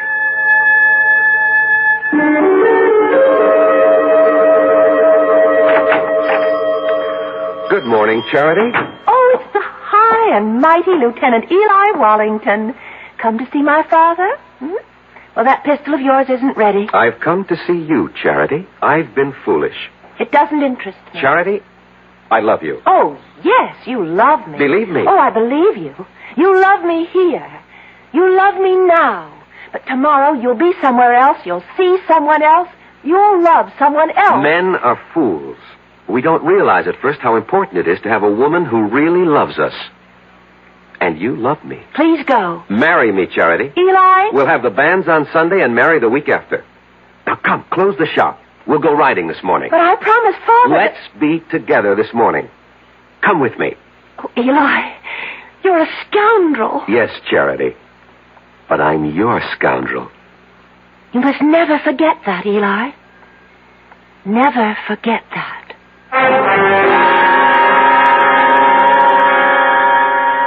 What are you trying to tell me, Professor Patterson? Don't you see, as Eli Wallington, I had lived through that scene. I knew how I felt. I loved her. How do you know you were Eli Wallington? How do we know you're Peter Evans? You know, you just know, that's all. None of this is proof in a court of law. You can read in her diary. Yes, Sunday. This morning, the banns were read in the church.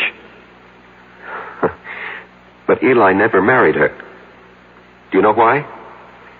Because Charity was right. The very next week, Eli was somewhere else. He saw someone else. He loved someone else. He never saw Charity again. And 3 years later, he was dead at Monmouth. Turn to Charity's diary. See what she wrote when she heard the news of Eli's death. Here's the evidence you need to defend me in court. Read it. All right. Now, Friday. This morning, the Reverend Fallowfield came into the shop with news.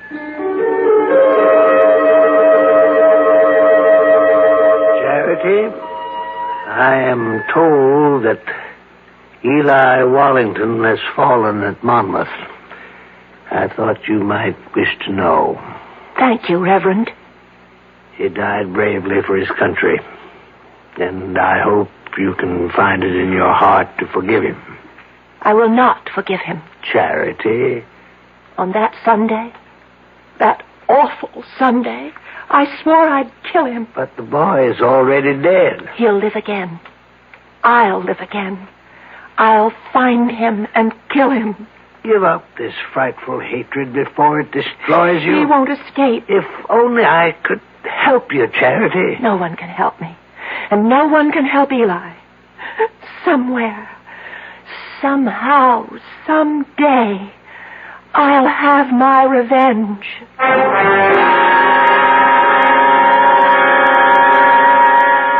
And when I picked up that diary in the antique shop, Mr. Evans, I was almost frozen with terror. I knew I had come back. Why shouldn't she? But you know something? After a while, I began to laugh at myself. Why? Well, for the same reason you're probably laughing at me. After all, we live in the modern, rational 20th century. Every night, I'd sit alone at home and wait for Charity to come and kill me. And nothing happened. She didn't show up. No. And you can't maintain an emotional pitch forever. And so soon, I stopped thinking about it. And then one afternoon, I was sitting in my study. Come in, it's not locked. Good afternoon, Professor Patterson. Yes. Let me see, you're Miss... Powers. Madeline Betty Powers. I'm scheduled for a conference at exactly 1500 hours. 1500 hours? 3 p.m. We use this terminology at the engineering school. Oh, I see. You're an engineering major, Miss Powers? Have you any objections? Oh, no, certainly not. Professor, I require 3 credits in the humanities for my degree. I chose your American history course. I am flattered. It was the only one open. You shouldn't have said that. Oh, I have no interest in the dead past, only in the dynamic present. How can I survive your course? First, show up for class, occasionally. Second, don't snore too loudly at my lectures. Third, write me a term paper. On what subject? Oh, any subject related to the Revolutionary War. I know what I'll do. I'll write a novel. Miss Powers, what are you saying? Yes, a novel. A novel about a girl. But, Miss Powers, you ask for an easy way out. A novel is the most difficult project. You know what gave me the idea for it, Professor? This antique pistol on your desk. What? Broken down, rusty old relic? It just came to me by just looking at it. I'll write about a girl whose father was a gunsmith. But what did you say? In one of the 13 colonies, Connecticut. But, Miss Powers, do you know anything about Connecticut during the Revolution? No, I'll make it up. After all, it's a novel. Have you ever been to Connecticut? No, never in my life. Now, the girl, the heroine of my novel, will be beautiful, sexy. I can see her. I can just see what she looks like. And her name, I even know her name. What is it? I think I have a good one. Her name... No, don't tell me. Write it down on a piece of paper. But don't let me see what you're writing. But why? Please do as I ask, Miss Powers. All right. You've written her name? Yes, Professor. Her name is Charity. Charity Youngblood. Professor Patterson, how did you know?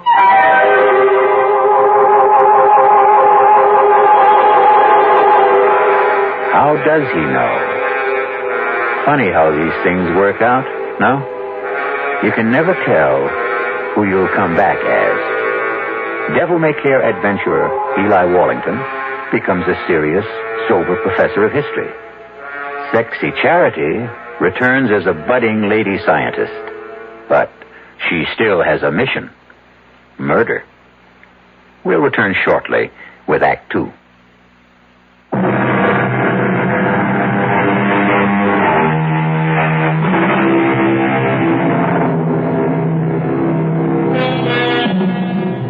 Professor Patterson, a quiet teacher of history, is in jail, accused of killing his fiancée. He doesn't deny it.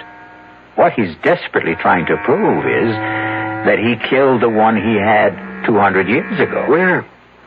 Where, Miss Powers, have you heard that name, Charity Youngblood, before? Nowhere. I made it up. You made it up? Well, Charity sounds like a name a girl might have had 200 years ago. And Youngblood has a kind of colonial quality to it. Charity Youngblood. It just sort of popped into my head. And everything just came to you, the whole idea for the novel?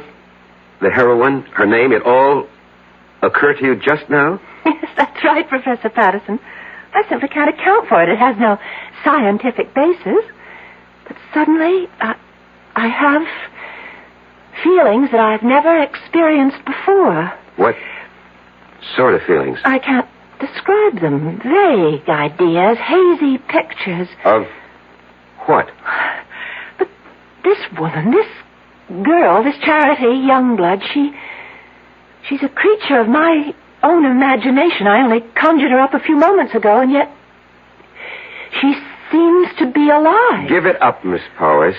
You know, sometimes when you write fiction, the character takes over, and unless you're a skilled professional author, this can be dangerous. Just attend class, look intelligent, and you'll pass the course. Well, Professor, that wouldn't be ethical. Miss Powers, we'll just let that be our secret.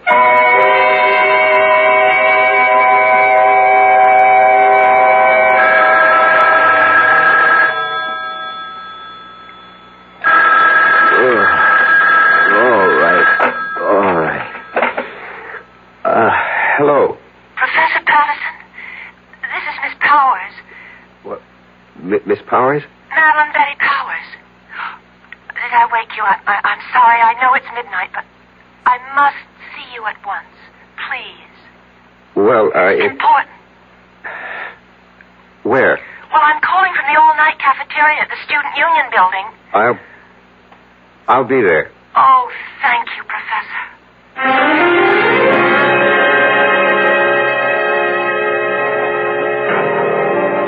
To see you. And I didn't think it would be proper for me to go to your apartment at this hour. Well, what seems to be the problem, Miss Powers? The story. The story? The story of Charity Youngblood. Well, I thought we decided to drop it. But that's the problem. I can't seem to get it out of my mind. Well, I'm sure you... It's taken over. I can't think of anything else. Well, I'm obsessed by it. This girl... Charity Youngblood. I know her so well, I sometimes think... No, you'll laugh. No, tell me. I sometimes think she's me. Well, of course she's you. What are you saying? Well, when you write fiction, every character has to be yourself in one form or another. No, it's more than that. It's a feeling in my bones. I seem to have... an urge to do something. What? I don't know. But I keep writing. Now, I've written 20 pages so far, and most of the time it doesn't even seem that I'm the one who's doing the writing. I get the feeling that I'm just holding the pen, and my hand is being guided. I'd like you to read what I've written so far. Please. Miss Powers, you've been working too hard. No, I just feel that something is happening to me. I seem to feel I have some sort of mission. What kind of mission? Well, I don't know. But every day I feel it's becoming clearer. But I still have no idea of what it is.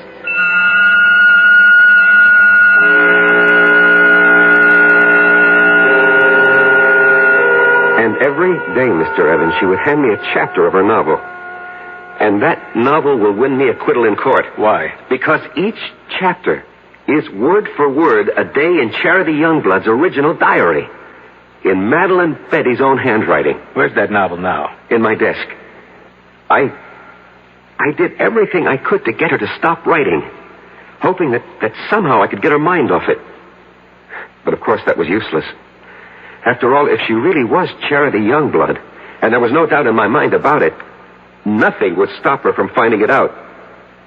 And every day she was getting closer. Not just to Charity, but to me. Professor, I decided to give Charity a love interest. We're about to have the war, And I've created a young cavalry officer of the Connecticut Brigade. I have a name for him. Eli Wallington. Eli Wallington? Yes. Miss Powers, you've already written more than enough to earn a good grade.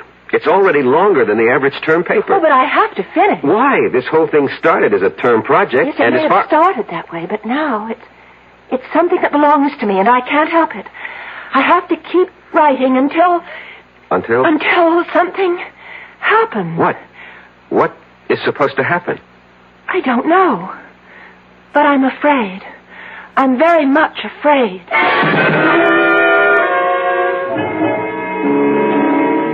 I was afraid too, Mr. Evans. Afraid that at any time she would suddenly realize that she wanted to kill me. But surely you realize... What? You mean I had nothing to be afraid of? Suppose someone's determined to kill you, and you know it. You tell me. You know what I think? Although it's academic now. I think you should have gone to a psychiatrist. I did. I went to the top. I went to the head of the Department of Psychiatry at the University Hospital.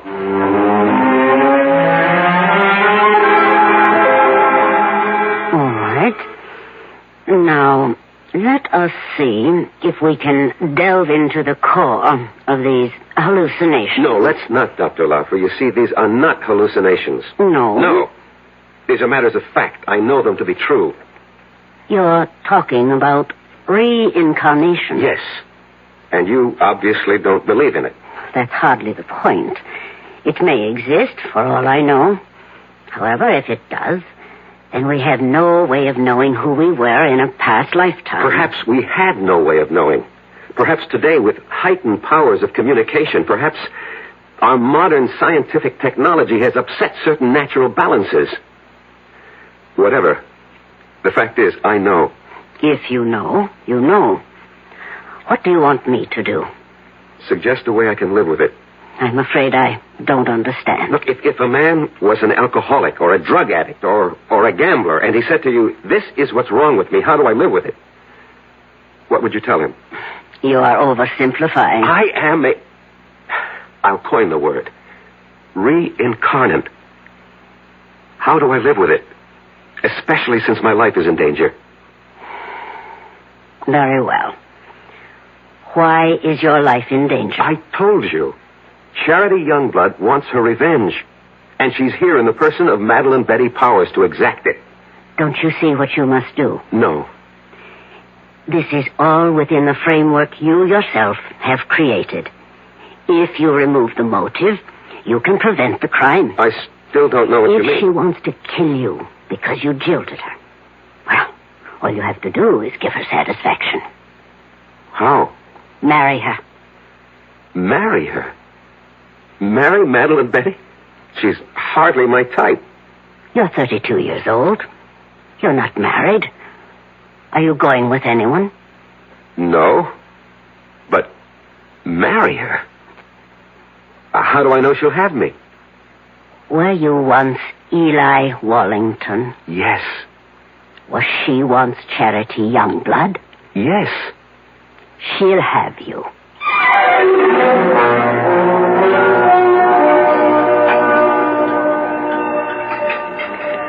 Oh, Professor Patterson, you really didn't have to take me to dinner. Well, our conference ran late. We have to eat. Well, I mean, to a place like this. Well, this is a very nice place. Or so I thought. Oh. Would you care to dance? Oh, no, thank you. I dance rather poorly. Oh, I can't believe that. Why can't you believe it? Because you're so charming. I don't think so. At least no one ever told me that. But I think so. Do you? Why? Well, it's a subjective thing. I lied to you just now. I said I dance poorly. The truth is, I don't dance at all. Now, how is that possible? Girls who don't get asked usually don't bother to learn. I don't know why I'm telling you all this. It's just that since the day I met you, I started thinking it. I don't know how to describe it. Well, what were you thinking? Oh, crazy things. That is, for me. I suddenly wanted to write a book. Why, I'll never know. And I began thinking of a girl who lived hundreds of years ago in a place I'd never heard of. I can't don't understand it. Madeline, Betty, maybe I can help you. Would you, Professor Patterson? Rex. Go on, say it. Call me Rex. Rex. I've also felt something since the time you walked into my study for conference. And I've been trying to analyze it.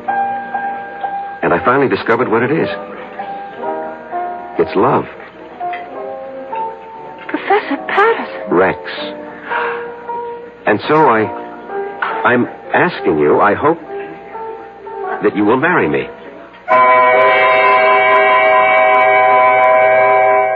If you're going along with what Rex believes, they're playing the scene again. Rex and Madeline Betty have now reached the point where Eli proposed to Charity. Charity said yes, but will Madeline Betty? Yes or no will be the first word you will hear when we return shortly with Act 3.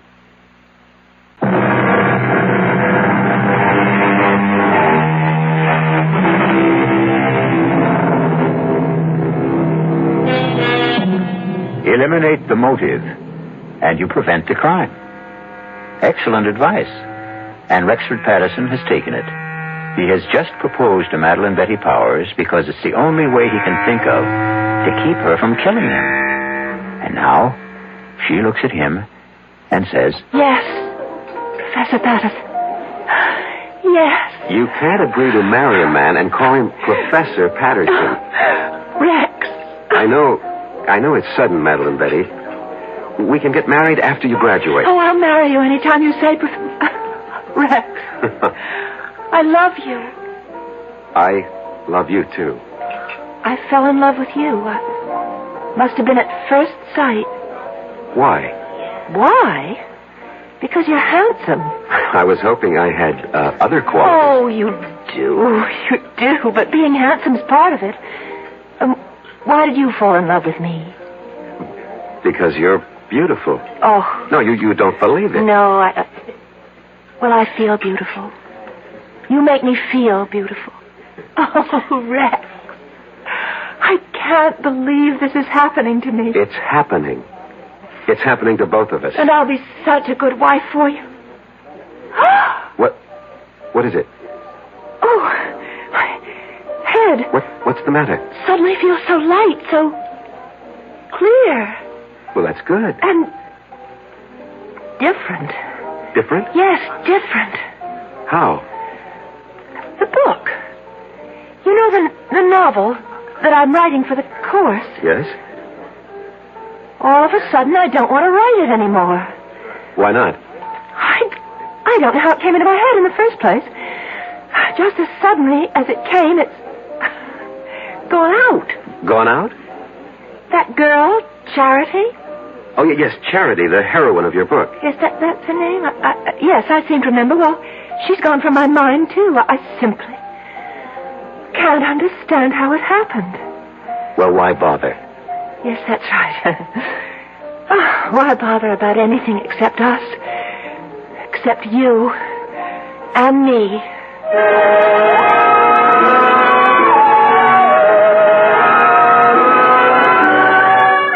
So you proposed to a professor and you were accepted. She seemed happy. Apparently you were reconciled. What was the problem? The problem was, Mr. Evans, I didn't really love her. Just as Eli didn't really love Charity. But within the theory you'd set up... Don't call it a theory. It's a fact. Oh, whatever, but this is what you had to do. You had to marry the girl. And I tried hard. But she made it impossible. She was... What did she do? Nothing, really. She was just so grateful to me. You pay attention to a wallflower, and what you create for yourself is a clinging vine. A vine that can strangle and suffocate you. And besides... Yes? Besides, there was Susan Miller.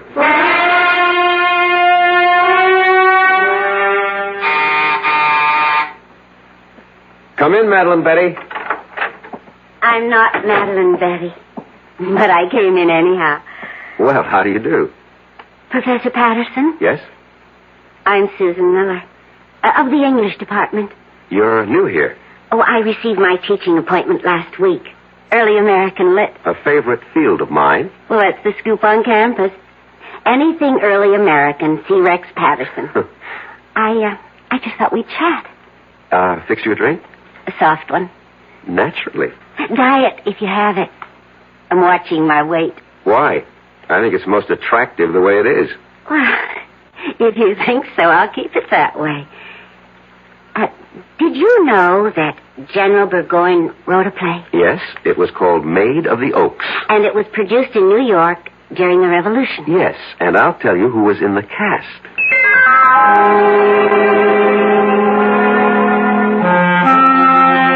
And that's how it all started, Mr. Evans. Easy, relaxed, delightful.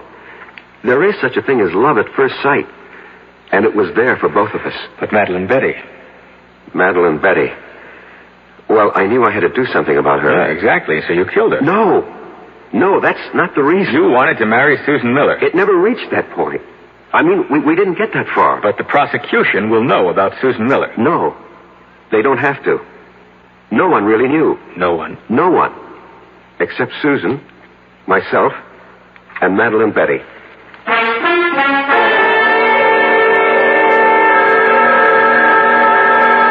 I'll get it.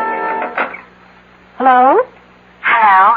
Is Rex, Professor Patterson there? Oh, who's calling? This is Susan. Miss Susan Miller. Rex, it's for you, Miss Susan Miller. Oh, thank you, Madeline. Yes, Susan? Rex, how about a drive in the country? I have considerable work to do. But I thought you had nothing to do all weekend. So did I, but, I have this research project. I see. Did your project answer the phone? No, it's nothing like that. Well, maybe we can get together tomorrow. Sure thing. Goodbye. Bye. And who is Susan Miller? She teaches here. I'll bet. What does she teach? English. You could look it up in the catalog. I'm sorry. I'm so jealous. Forgive me. You're forgiven. I just can't believe my good luck, that's all. Rex, you said you'd marry me any time I chose. Well, yes. Well, I choose now. Now? Well, next month.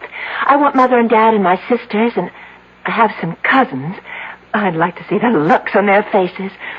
The first Sunday next month. That's almost 4 weeks from now. Is that all right? Well, You haven't changed your mind, have you? But I had changed my mind, Doctor. I see. I wish I knew what doctors meant when they say, I see. Patterson, you are the one who set up the ground rules. You said she was Charity Youngblood, reincarnated to have her revenge. I know. I know. And using that, I suggested marriage. It was your only chance. I realize that, but you see, I really don't believe that anymore. You don't? I should have listened to you when you called it an hallucination. You agree with that now? I think I do. What caused this radical change? I'm in love. With whom? A woman. A woman? Yes, a woman. Not a girl, not an immature, neurotic girl, but a woman. A woman who is beautiful, intelligent, who has everything in common with me, who has something to offer me, just as I have something to offer her. And what of Madeline Betty or Charity Youngblood?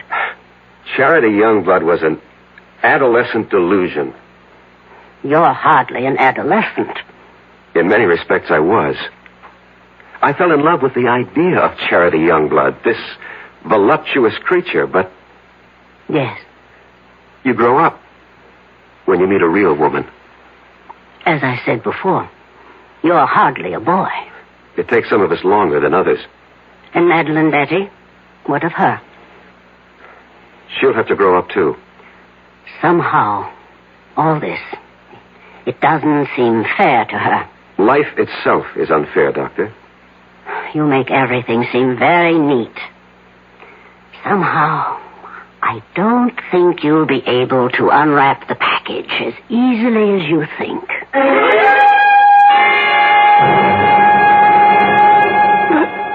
Why? I told you, Madeline, Betty, I told you. You said you loved me. I thought I did. No. Oh, please, Madeline, Betty, don't make this difficult for both of us. Oh, Rex, please, marry me. No, it wouldn't be right. I told everyone, my parents, my sister, my friends. Oh, Rex, what can I tell them now? Would you want us to live a lie? I don't care. Rex, why did you do this to me? These things happen. You loved because I was here. You went somewhere else. You saw someone else. Now you love someone else. What are you saying? I don't know what I'm saying. Look, you'll find someone else, too.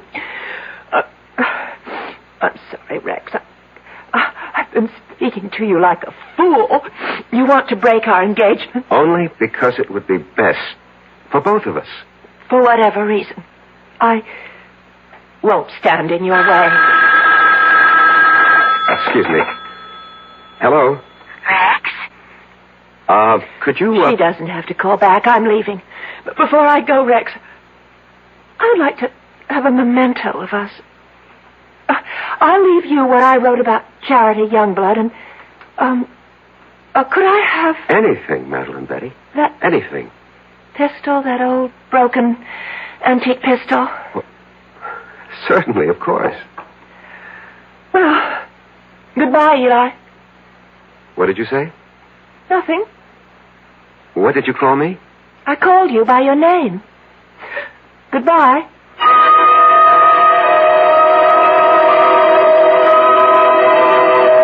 That night, Mr. Evans, she left the college. Her roommate called me and said Madeline Betty had disappeared. Didn't you feel that perhaps you should investigate? No. Well, to tell you the truth, I felt relieved. I thought she was embarrassed and had decided to go somewhere, and I forgot all about her. You forgot? How could you forget? Maybe I wanted to forget. Anyway, about a week later, I came home. It was late at night.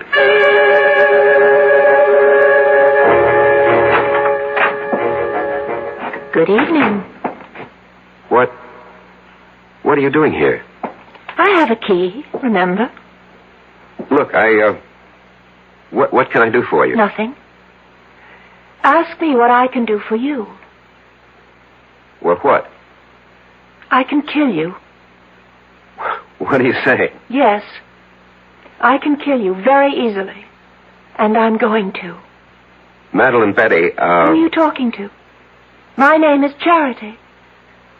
Charity? Yes, Eli. Charity. Remember Charity? No, you're Madeline It's Betty. taken me such a long time to find you, Eli.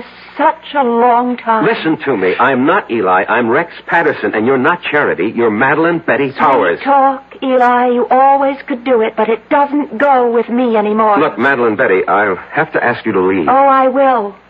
After I kill you. No, you can't kill me. I can. With this. What are you talking about? With that rusty old antique pistol? No, not anymore. I brought it home to Father, to Isaiah Youngblood's gun shop, and I said, Father, fix this pistol. And he did, you see, how he cleaned it and oiled it. See how it shines now. Madeline Don't Betty. move any closer, not one step closer. See how it sparkles. He gave it a new flammer and a fresh flint, fitted a new flash pan, and then primed it. Poured in the powder, rammed home the ball, and now it's ready to fire. Charity, no. Get away from me. Take your hands off. No. Get away from Drop me. it. Let go of me, Eli. Charity, Eli. drop it.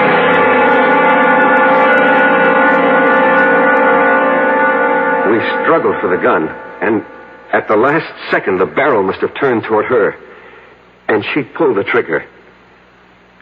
And that's your defense? That's my defense. You want me to plead that defense? I want you to tell the jury exactly what happened, why it happened, and the way it happened. Show them the written proof. You're sure that's what you want me to do? Yes, I'm sure. I'm sure because it's the truth. Well, I hope the jury buys it. Would you have bought Professor Patterson's story? You would. A pity you weren't on the jury. Because 12 good men and true, actually 6 of them were women, deliberated for a full week and decided that Rex would have to pay the price. Not just the price for Madeline Betty, but also, as it turned out, the price for Charity. I'll be back shortly.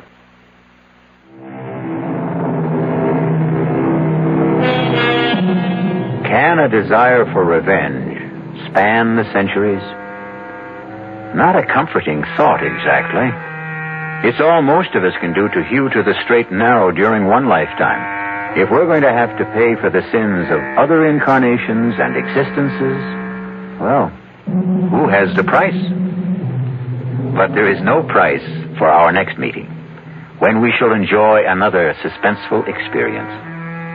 Our cast included Michael Tolan, Marion Seldes, E.V. Juster, Ira Lewis, and Robert Dryden. The entire production was under the direction of Hyman Brown. This is E.G. Marshall inviting you to return to our Mystery Theater for another adventure in the macabre. Until next time, pleasant dreams.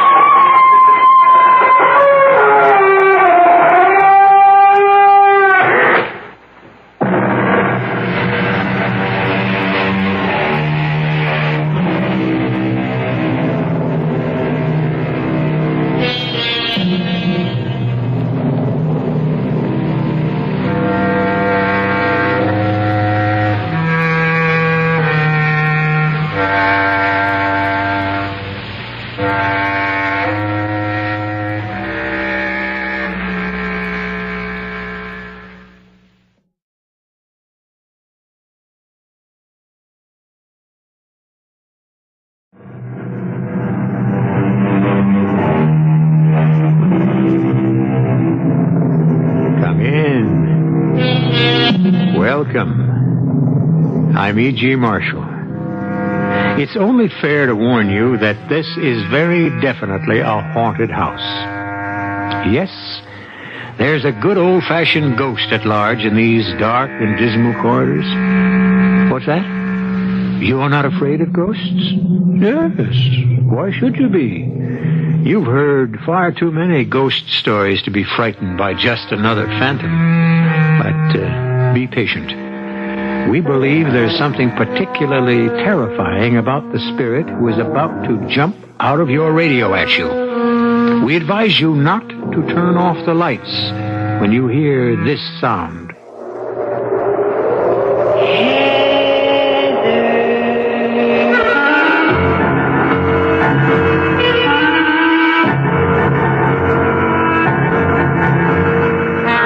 Our mystery drama, You Owe Me a Death, was written especially for the Mystery Theater by Henry Slessor and stars Patricia Elliott.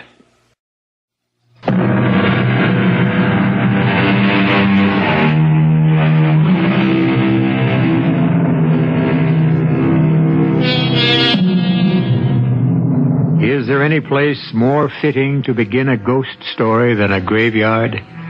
But no, the Avondale Gardens would never use such a stark and grisly term, for this is the finest and most elegant cemetery in the Midwest, according to their brochures. And only the finest, and may I add, richest families bring their dear departed to these peaceful grounds and manicured lawns.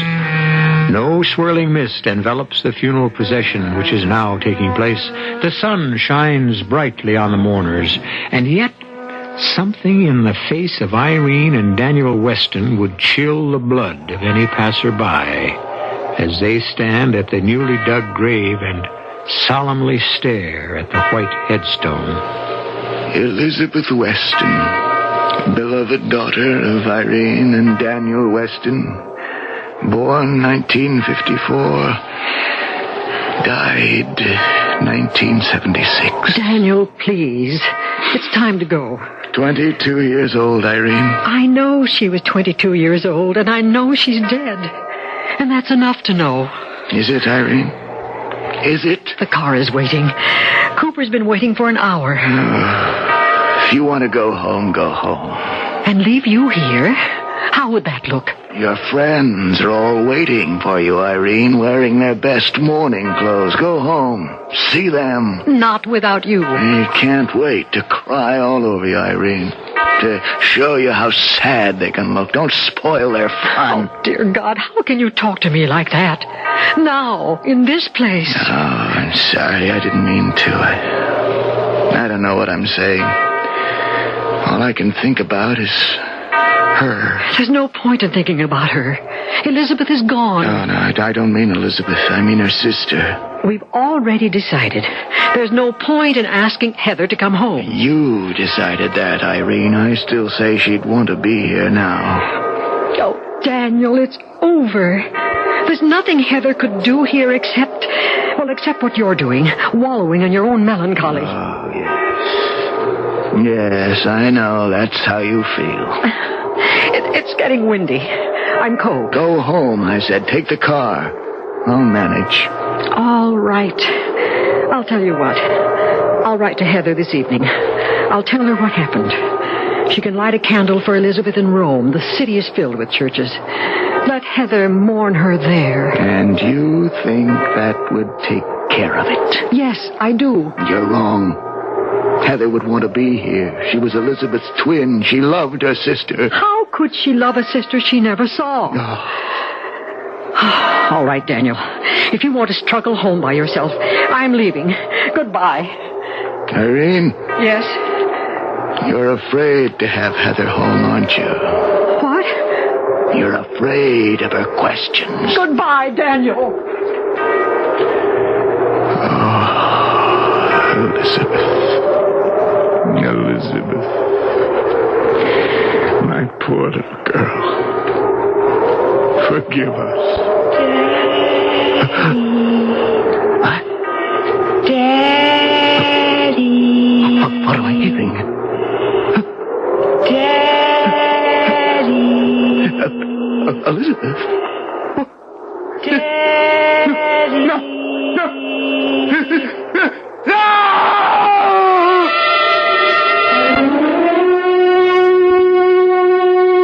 Cooper, I'm sorry to have kept you waiting. Oh, that's quite all right, Mrs. Weston. 1 second. I'll open the car door for you. Thank you. Isn't Mr. Weston with you? No, he's decided to stay there for a while. But how will he get home? I'd say that's his concern, wouldn't you? Oh, yes, ma'am. Help me! Ma'am, did you hear something? Only the wind. That's odd. I could have sworn I heard something. Oh, the wind is like that. Close the door, Cooper. I'm freezing. Yes, Irene! Madam, it's Mr. Weston. I'm sure of it. Daniel? Oh, good heavens. Cooper, hurry. Hurry. Mr. Weston, where are you? Cooper, please. Mr. Weston, what happened? It's my heart. Oh, my heart. Daniel, what is it? He's sick, Mrs. Weston. I think it's another attack. Oh, dear Lord. She called me. She called to me, Irene. Elizabeth. Daniel, don't try to talk, please. Cooper, see if you can find a telephone. Get Dr. Sherman here. Yes, ma'am. It's too late. Daniel. It's too late. It's the last time, Irene. I know. Daniel, please, just lie still. Now you'll have to call Heather. You'll have to tell her to come home. For my funeral.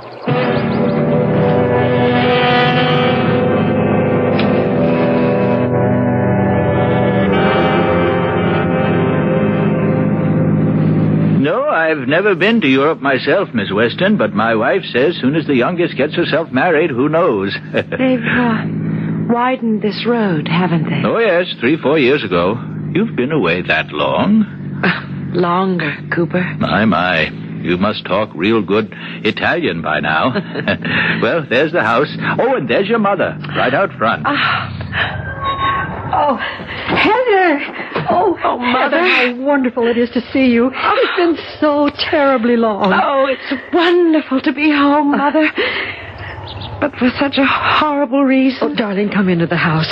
You must be exhausted. Oh, I'm all right. Oh, thank you for sending Cooper to the airport. It made things much easier. Oh, my darling, you look marvelous. So pretty. Oh, Mother. Heather, You got prettier in Italy.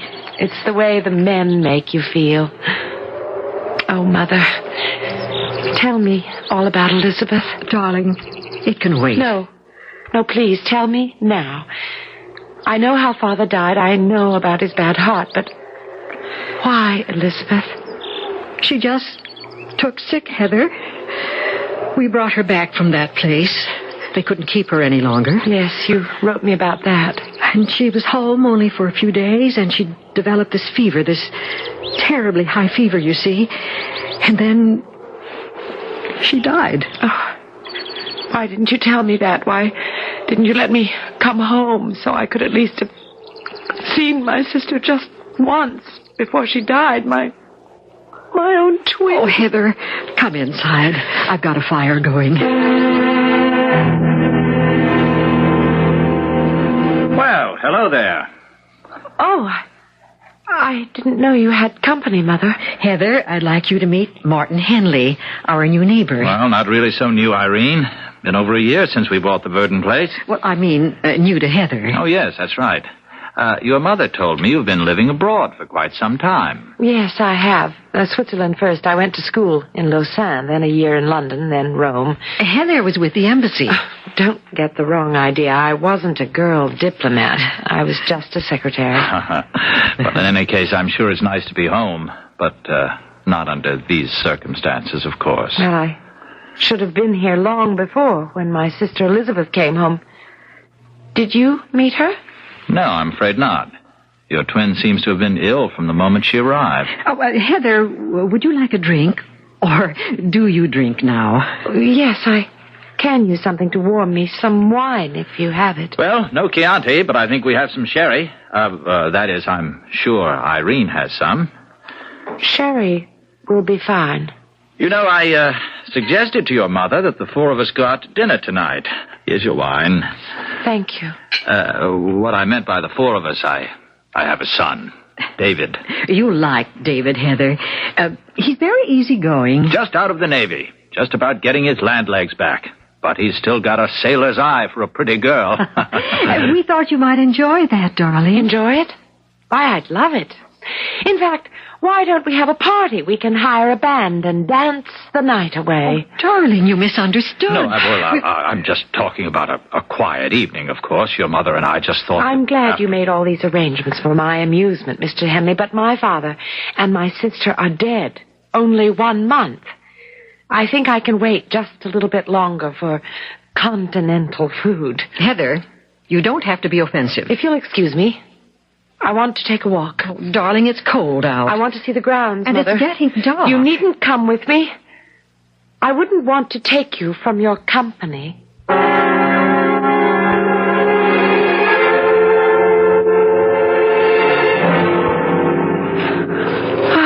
The old stone bench.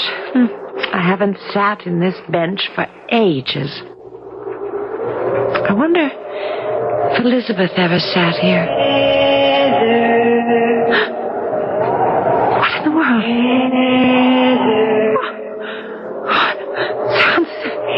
Someone is calling me.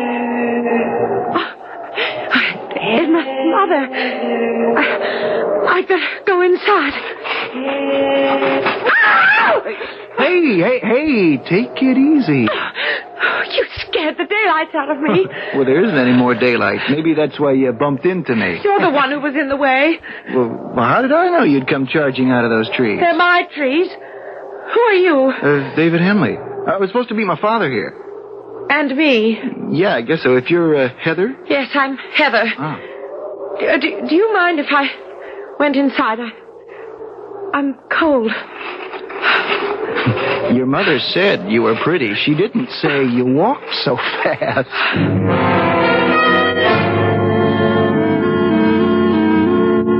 You want the truth? I'm glad that Dad and your mother went to the Red Barn by themselves. I hate the food there. Too, continental. For my taste. Give me a hamburger anytime.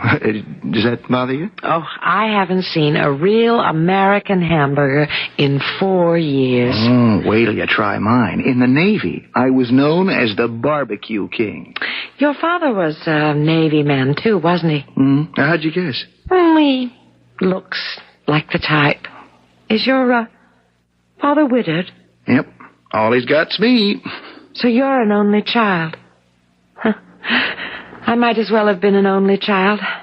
I never saw my twin sister. How come? Oh, well, she wasn't well when she was born. Some kind of congenital ailment. She had to be in hospitals, sanitariums, places like that. She didn't die in a hospital, though, did she? No. No, when she was 21, she was allowed to come home. Oh, I see.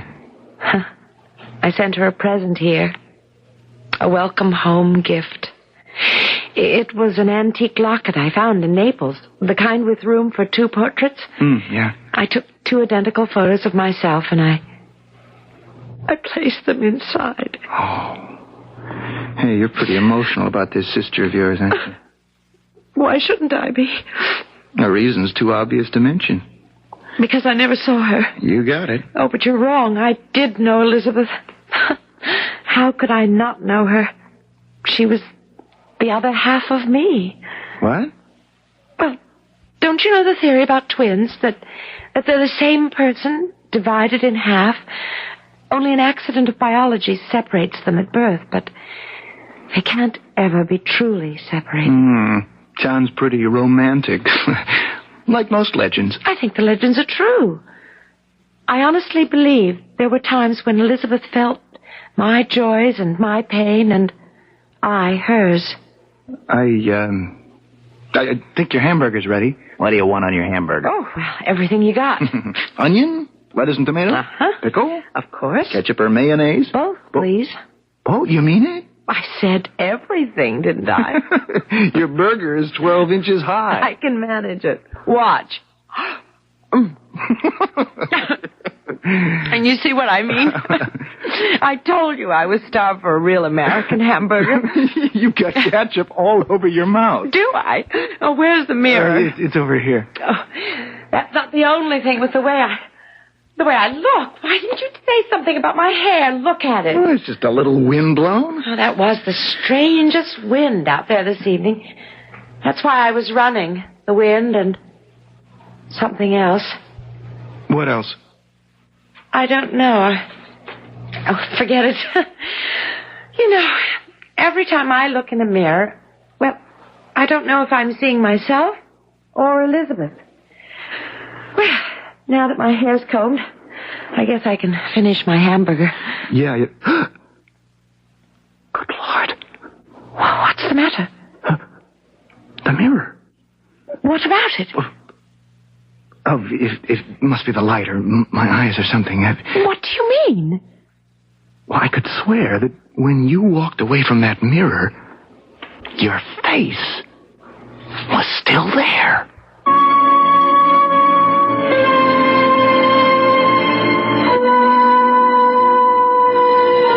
It appears that Heather Weston is being haunted, and by the other half of herself. But what does Elizabeth Weston want of her sister? They say that ghosts only return to Earth because of a deed undone, a promise unfulfilled, a vengeance unobtained. What force has brought Elizabeth's restless spirit back to her home? And is that force one of good or evil? We'll learn more when I return shortly with Act 2.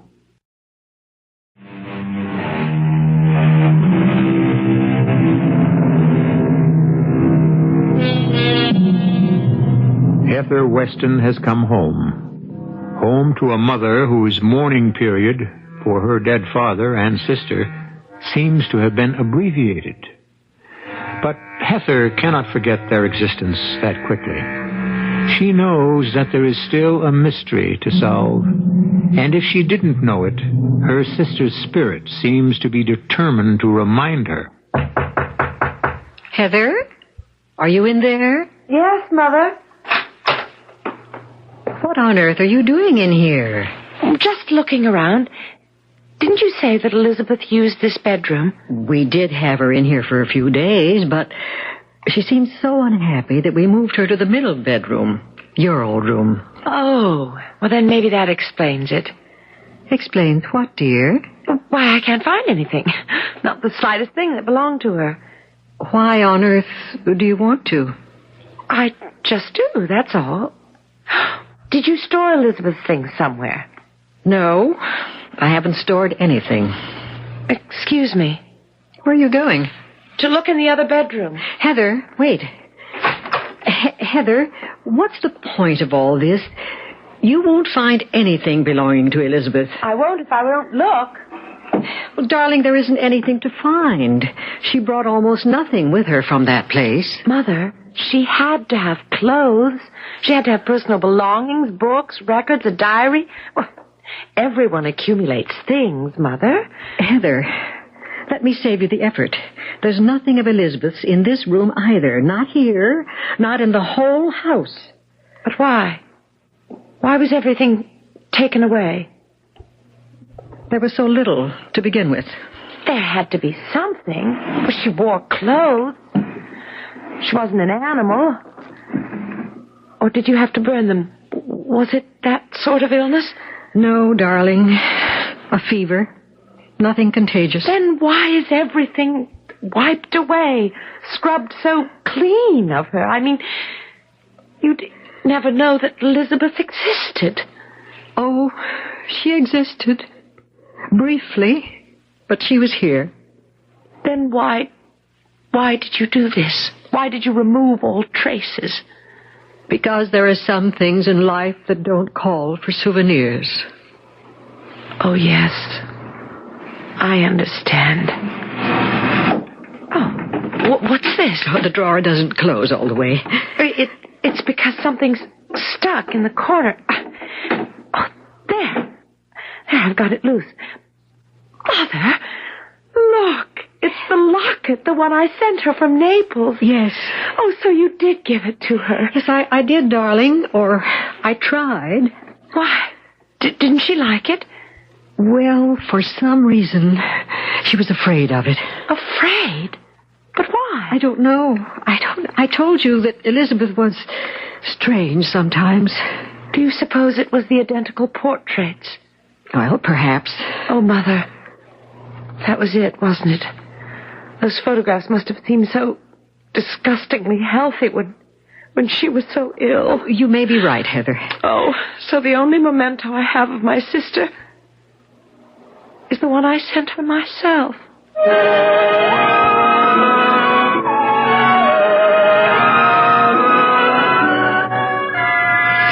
Heather, you're sure you want to sleep in this room? Oh, yes, Mother, of course. It used to be my room. I mean, because of her. Oh, don't be silly. Doesn't bother me that my sister used this room. Why shouldn't she? Well, all right. Good night then, darling. Good night, Mother. And sleep well. Yes, I'll try. I just wish this weather would change. The wind never seems to stop. Well, it's this time of year, Mother, that's all. Damn this time of year. Well, good night, Angel. Good night, Mother. Whew. It is much too windy. I'd better shut that window. Oh. There it is again. I do hear it. I do. There's someone out there calling my name. Oh! Maybe someone else can hear it too. I've got to find out. Oh, the door is stuck. Why doesn't the door open? It's locked. Good Lord, the door is locked. I can't open it. Why would Mother want to lock me in? Mother! Mother! Can you hear me? Mother, please, open the door. I can't get out of my room. Mother! I'm frightened. Oh, it's going. Oh, thank heaven the voice is going away. Ah! The door. Oh, that light. That light behind it is blinding. It's her. I know it's her. She wants to come in here. No, Elizabeth, no, I'm too frightened. Elizabeth, I'm your sister. I'm Heather. Why doesn't somebody else hear it? Why Somebody help me! No, Elizabeth. Don't come in, don't. I'm your sister. Look, I can prove it. The locket. Elizabeth, look at it. See, I have the locket.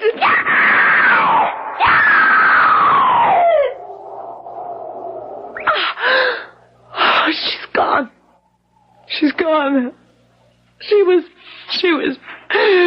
frightened of the locket. Are you all right? Mother. Open the door, darling, please. I can't. It's locked. You locked it. Of course it isn't locked. Heather, what's the matter? Was it a bad dream? I heard you cry out. That's all you heard? Only me?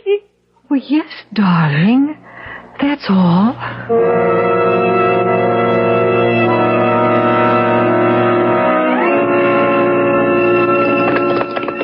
Did you do much riding in Rome? Not enough, I guess. Oh, why do you say that? Because I'm saddle sore. You want to walk for a while? Oh, if you don't mind. Oh, of course not. We can just walk them across the field. I'm sorry. I told you I wasn't going to be much of a riding companion. I'm just feeling too depressed. You're not depressed. You're haunted. Am I right? You don't believe me. I know. Neither would my mother if I told her. Told her what? That my sister has come back from the dead. Ooh, wow. I don't know why, but Elizabeth is trying to reach me. She tried the moment I came home. Is that what you were running from when you bumped into me? Maybe I shouldn't run. Maybe I should let her reach me. So you could talk things over with your better half?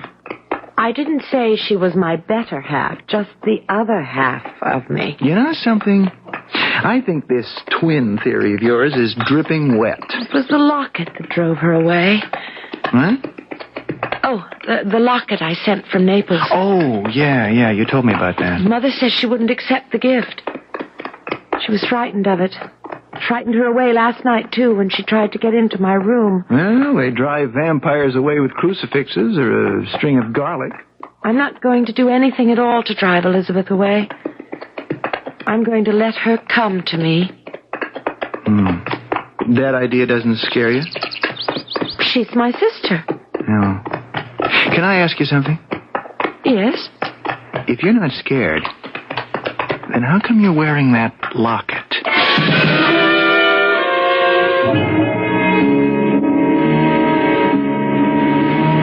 I'm very angry with you, Heather. About what? Martin says you're seeing ghosts. Martin said that. David told him about your conversation. This mad idea of yours. You have one bad dream and suddenly your house is haunted. David had no right to say that to his father. So it's David's fault. This was none of Martin Henley's business. But it's my business when he thinks my daughter is capable of believing such nonsense. What does it matter what that man thinks? It matters to me. If he thinks I have another feeble-minded daughter in my family... Mother! Oh, Heather. I didn't mean to say that. I didn't mean it. Oh, it's all right. Mother. That was dreadful. I shouldn't have said it. No, it's all right. Dreadful. Did you think you were breaking the seal of some great mystery? You weren't. Yes, but you couldn't know. Don't you think I guessed long ago what was really wrong with my twin sister?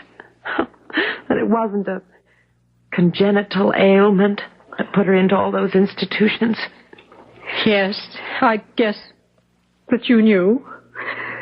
We went through all those years fooling each other, and neither of us being fooled. I knew there was something wrong with her brain, but do you think it made me love my twin sister less? Didn't it? No, Mother. And I know you didn't love her less either. She was always a baby to me, Heather. The child inside her was never lost to me. Until the day she died. She called me Mummy.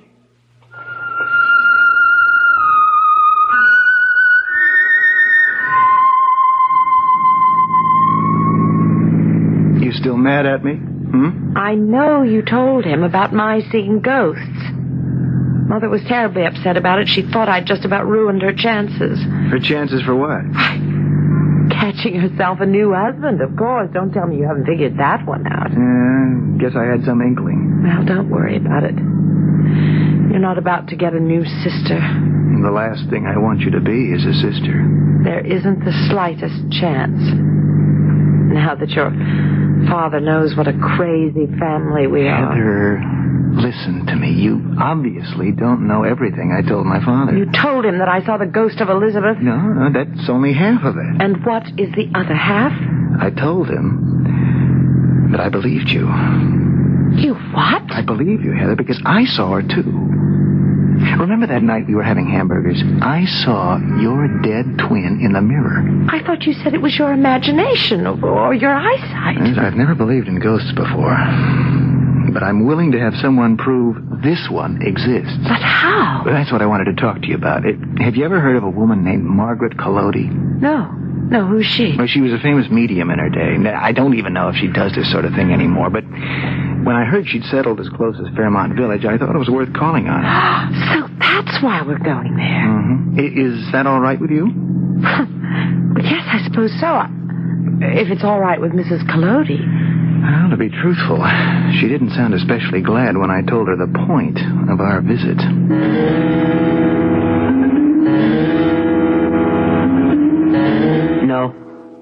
No, I'm sorry. I haven't conducted a seance in 15 years. Things happened the last time I tried, things I had no control over. Mrs. Collodi, we're willing to pay you for any service you can give us. It's been years, I'm telling you. My gift may be gone. Won't you listen to the problem, Mrs. Collodi? Miss Weston's sister was a twin. An identical twin. She's come back. I know she has, and I have to know why. I have to know what it is that she wants of me. A twin. Yes, of course. I know about such things.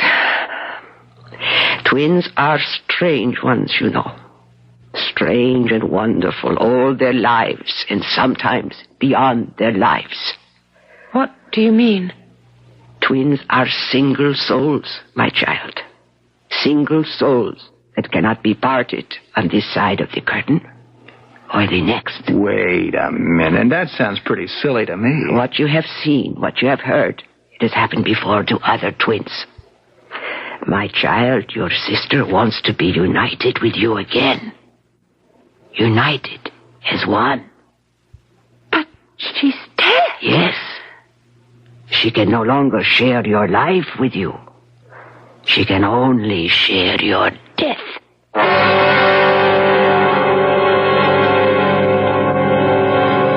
If Mrs. Collodi is right, then Heather Weston may no longer be very happy to know what her dead sister yearns for. No matter how much she may want to see Elizabeth, Heather is perfectly willing to wait another 60 years for the pleasure of reunion. The question is, will Elizabeth let her wait? We'll find out when we return in a moment with Act 3.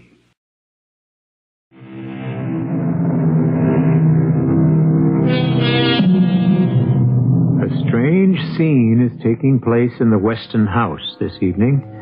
A circle is being formed in the living room. Irene Weston and her daughter Heather are sitting with Martin Henley and his son David. And all of them are watching an eccentric old lady named Margaret Collodi.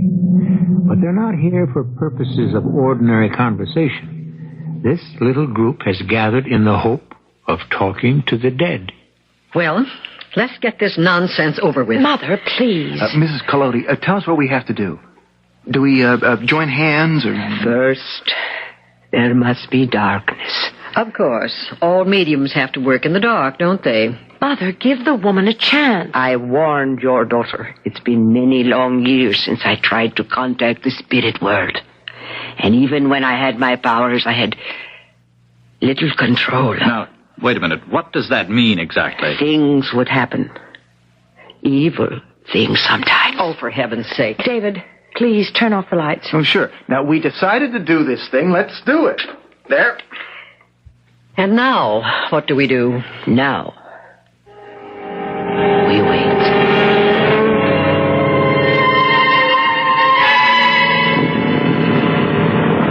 Mrs. Mrs. Collodi, are you all right? Oh, this is ridiculous. How long do we have to sit here like this? Why, what's wrong with the woman? I think she's in a trance. That's what she wants you to think. She looks so strange. I could almost swear that there's a light around her head. It's a trick, of course, you see? She said she wasn't going to play any tricks. Mother, shut up. Mrs. Weston. It's true. There is a light over Mrs. Collodi's head. I could almost swear. It's a face. I've had enough of this. There is a face. David, it must be her. It must be Elizabeth. No, it looks more like the face of a man. Good Lord. It is a man, Heather. No, David, it's my father. She's calling your name. Stop it. Stop it. Stop it. Stop it. I can't stand it. Mark, let go. I can't, Irene. She let go. I can't. Stop her, for the love of God! Turn on the light! David, do as she says. Mrs. Collodi! Oh, David, she's fainted. Never mind her. Take care of your mother. Mother, are you all right, Mother? Please. Please, Mother, look at me, please. Yes, I'm all right. It was my father. He came into this room. I saw him. Only, what did it mean? What was it he said? He said, you killed her. What did he mean, Mother? He meant that I killed Elizabeth. What? It's true. I did it. I killed my daughter.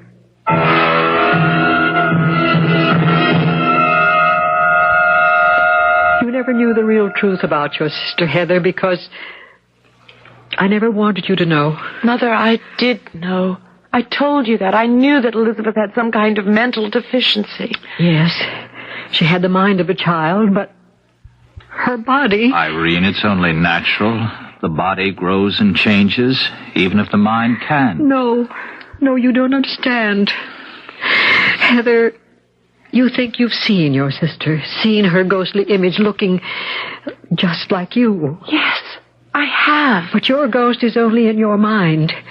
You've seen Elizabeth the way you imagined her to be, perhaps as she sometimes imagined herself. But they were identical twins, Mrs. Weston.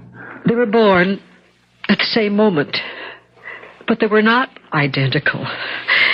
Heather, your sister was different. Some accident of biology. You mean malformed in some way? She was twisted, cruelly twisted, her spine, her face. Oh, dear Lord. How you romanticized her, darling. There were times when you had me believing that Elizabeth was the mirror image of my lovely daughter. But then we'd visit her in one of those institutions, a place where we had hidden her away from the world. But what did she know of me? She thought about you all the time, with both shame and fear. That locket you sent her, it terrified her because she knew it wasn't her face. Irene, what did you mean before? You didn't really kill this poor creature. You said she died of a fever. Yes. I chose a clever weapon, didn't I? What do you mean? It began almost as soon as we brought Elizabeth home from the institution. The Montgomery home wouldn't keep patients over 21 years of age. So as a birthday present for your sister, we let her come home. We had to do it. At least until we could make other arrangements. And we gave her your room, Heather. It was there she became ill. Her fever was almost constant, and one night it rose dangerously. I knew she had to have medical attention. I knew she was suffering. I could hear the suffering in her voice as she called out to me. Mommy. I knew my little girl would die without something to bring the fever down. But I just walked out of that bedroom, and I knew that I would do nothing. Elizabeth was dead by morning. Daniel didn't speak one word to me until the day of the funeral. Oh, Mother, how awful for you. I know you loved her. I know you did. As did I. But love is not enough. Mrs. Collodi, are you all right? Listen to me, my child. Love is not enough. The spirit of your dead sister is determined to have the other half of her death. You must not remain in this house. Maybe she's right, Heather. If there's the slightest danger... I'll tell you what the danger is. The whole bunch of you being locked up as lunatics. Dad. Oh, David, the whole thing is nonsense, and you know it. It's not nonsense if people are scared to the point of a nervous breakdown. What's that? It's just the wind, darling. What do you think it is? Your ghost? Heather, would you think of spending the night at our place? No, I couldn't leave my mother. Well, no, she can come too. And there is no place you can go. No place where the spirit of your twin cannot reach you. Look, I think that's just about enough, Mrs. Collodi. There is no place I have to go. This is my home. It was her home, too. Listen, I thought I heard something. You heard the wind, Irene. Oh, no, more than that. A voice. A voice in the wind, Martin. It's too easy to hear voices in the wind. There. I heard it. I know I heard it. I didn't hear anything. Maybe you can't hear it the way I do. Heather's calling your name. I hear it. Good Lord, you people are making me hear it now. It's Elizabeth. She's outside. No. Take it easy. She wants me out there, David. Don't you see? Yes, she wants you. She wants you to come to her. Then I'm going. No, Heather. I'm not afraid, Mother. Heather, come back. I'm not afraid of my Mrs. sister. Weston, stop her. Don't let her go out there. Heather. I'm here, Elizabeth. Heather. Yes. Come. Heather, where are you? Heather. Come to me. No. Make us one again. No, Elizabeth. No, that cannot be. We cannot be one. Come to me. No, I'm alive, Elizabeth. Can't you see? Come to my arms, my sister. Heather, don't touch it. For God's sake. Elizabeth, let her alone. Elizabeth, it's me. It's your mother. Mommy. I'm sorry for what I did, Elizabeth. I'm sorry. I'm part of you too, Elizabeth. Mother, don't.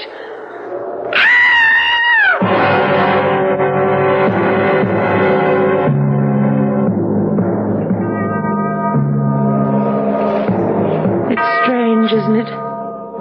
When I first arrived back home, I kept telling myself that I should go to the cemetery. It's not my favorite place, personally. I just thought that I should do it, that I should visit the graves of my father and my sister. But I couldn't do it. I'm not so sure you should be here today, Heather. Not the way you've been feeling. But I have to be here, David. This time, I have 3 graves to visit.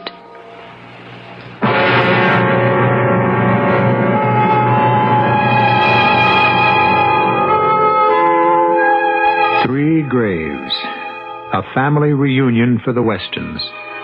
Except that young Heather Weston still has a long and happy life ahead of her. Oh, yes, we can tell you what happened to her. Heather married David Henley. They were very happy. And very recently, they were the proud parents of a set of lovely twins. I'll be back shortly.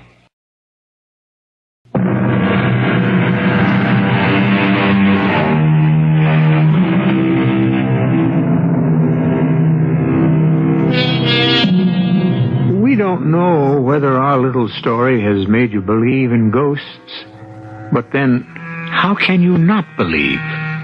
Since you have a disembodied voice in your own home this minute. It's my voice, the voice of E.G. Marshall, who hopes to be haunting you again very soon. Our cast included Patricia Elliott, Vicky Vola, Russell Horton, William Redfield, and Ann Petoniak. The entire production was under the direction of Hyman Brown. This is E.G. Marshall inviting you to return to our Mystery Theater for another adventure in the macabre. Until next time, pleasant dreams.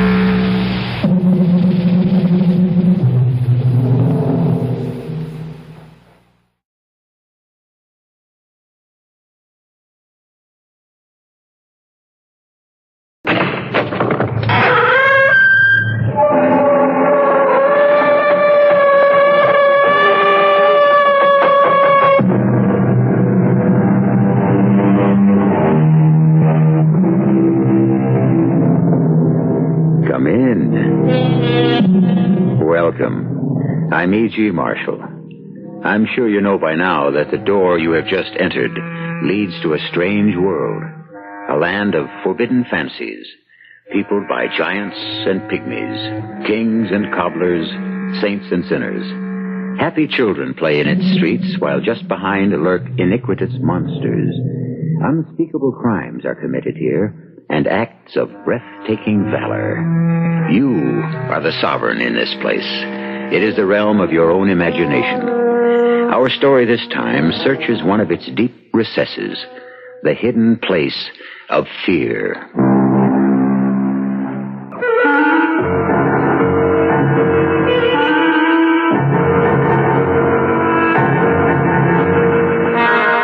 Our mystery drama, Death Pays No Dividend, was written especially for the Mystery Theater by Mary Jane Higby and stars Anne Shepard and Guy Sorrell.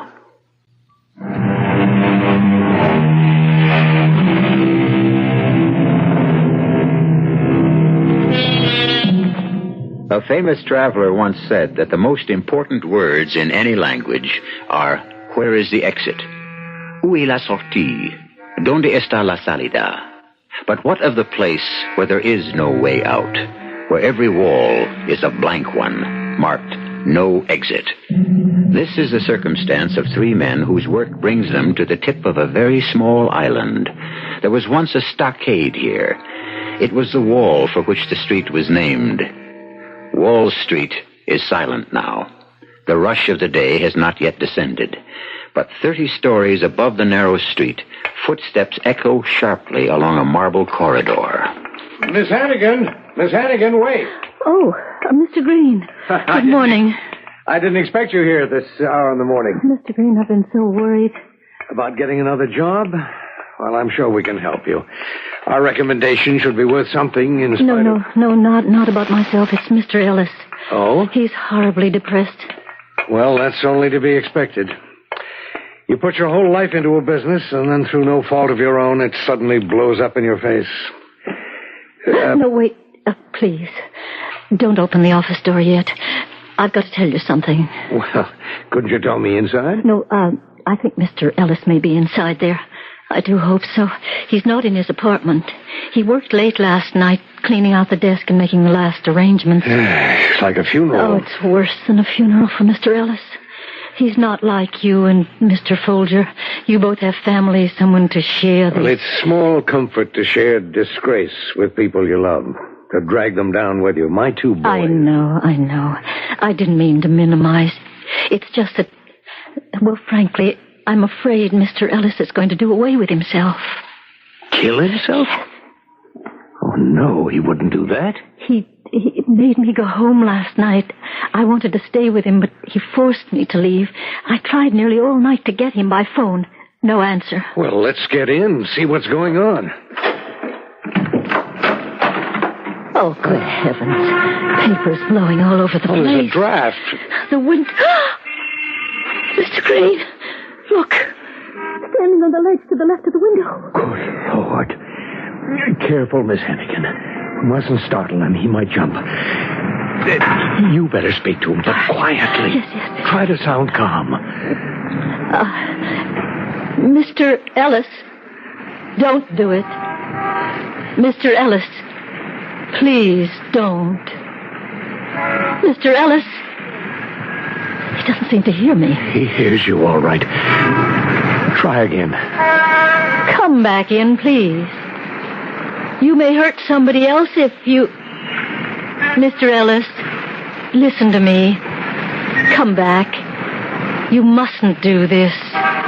Please. It's no use. I'll try. Victor, don't do it. Listen to me. What I'm going to say is important. There's a better way. Did you hear me? There's a better way. John and I have a plan. You may be doing the right thing, Vic, but you're doing it the wrong way. Victor, get back in here. He moved. He's coming in. Yes. When he gets his head to the window, grab his arm. Oh, if only he doesn't fall now. Damn narrow ledge. Oh, dear Lord, don't let him fall. Don't let him. Oh, there you are, Victor. Steady, old man. Come, Mr. Ellis. Let me go. All right. Sit down. Thank God. Close the window, Miss Hannigan. I looked down. I could have done it if I hadn't looked down. I fouled this up like everything else. I can't do anything right. Oh, don't say that. Nothing that happened was your fault. You were all victims of a rotten crook. I didn't have the guts to jump. Just didn't have the guts. Thank heaven you didn't. You must never try a thing like that again. Never. All right. It's a sin. It's all right now, Miss Hannigan. Yes, it's all right now. I'd never forgive myself. Now. Calm down. Good morning. What's going on? What's with Miss Hannigan? She's had a bad shock. What happened? Later, John. Please, Miss Hannigan. I'm so scared. I'm so helpless. I'd never forgive myself. Look, come on now. Snap out of it. Miss Hannigan. She's been under a terrible strain. I'm sorry. My nerves. Yes, of course. Victor, get her some water, will you? Oh, sure. I'll be a moment. I've got to talk to you alone, John. Okay. Come in my office. Are you sure you're all right now, Miss Hannigan? I'm sorry I let go like that. It won't happen again. All right, relax. Try to go on as though nothing had happened. Here's the water. I didn't mean to put you through this. You, of all people. Come on, John. I think we should let Miss Hannigan go home. No, that won't be necessary, Mr. Folger. I'm all right. Kent? Yes? What did you mean? There's a better way. We'll talk about it later. Now, what was going on? Victor tried to jump out of the window. What? He was standing on the ledge when we got here this morning. Oh, for Pete's sake. That idiot. How long was he out there? Did he draw a crowd? No. Well, I suppose somebody must have seen him, though. That fool. Well, this settles it, John. We've got to let him in on the scheme. No. Vic's too unstable. He's sure to blow it. It's the only way to keep him from blowing it. It's obvious. If word gets around that a member of the firm tried to commit suicide and then something happened to us, they'd never stop the investigation. Not until our families were starving. Damn it all, that's not going to happen. I'm going to meet my obligation to Marie. We both have obligations, John. I'm not going to leave my wife helpless. I'm going to provide for her if it's the last thing I do. It will be. Look, you don't understand, Victor. His father founded this firm, and it's been Victor's whole life a sort of memorial to his father. Well, now this scandal... Well, the mood he's in, he's apt to do anything. The only way to protect the scheme is to let him in on it. Oh, you're probably right. But all my instincts are against it. Well, shall I get him in here? Yeah, I guess so. Well, I'll get him. But if he louses this up... Vic? Yes? Come in here a minute, will you? Yes? Well, what is it? Close the door. You made a jackass of yourself, didn't you? Cool it, John. Now, if you've got some cockeyed scheme to keep the scandal from breaking, don't waste my time. We'll be lucky if we get less than 20 years. Oh, come on. Drop the emotional jag and talk sense. Kent and I are in a worse spot than you are. We both have families to provide for, right? And there is just one way to do it. Our life insurance. You can't collect on suicide. We know that. But you can collect on murder. What? I don't get it. A good, clean bullet in the back of the head when you're least expecting it. It's an easy way to go, Vic. You'd never know what hit you. Well, how do you think you're going to bring that off? Never mind. I can bring it off. Years ago, I did a favor for somebody. I didn't know him too well, but I used to drop into his place once in a while for, well, never mind what for. Later, he got mixed up with some pretty notorious characters, so I figured he'd be in a position to arrange what they call a contract. What kind of contract? Oh, for Pete's sake, I know you've devoted your whole life to the firm, but don't you ever go to the movies? You must know there's such a thing as a hired killer. Oh, that kind of contract? Yes, that kind. So, we have 2 contracts right now. Now, do you want to make a third? You mean pay somebody to kill me? Yeah, $3,000. Well, now, I don't know. It makes a great deal more sense than what you just tried to do. No pain. No mess. These guys are professionals. Well, it's a tough idea to get used to. How do I go about it? 1 quick phone call and $3,000 in cash. Now, maybe you ought to take a few hours to think it over. Well, I've tried 3 times to kill myself. I haven't the nerve. Okay, go ahead. Make your phone call. You're sure? Yes. Because once I complete this call, there'll be no turning back. You understand that, Victor? You gotta be sure you want to go through with... Hello? Is Louis there? Right, I'll hold on. You sure you want me to go ahead? Yes. Louis? This is John Folger. Yes, I know. I promised not to call you again. No, we're going through with it. We, want to add another name to the shareholders. 3,000, right? Where? All 3 of us? Oh. All right. Will do.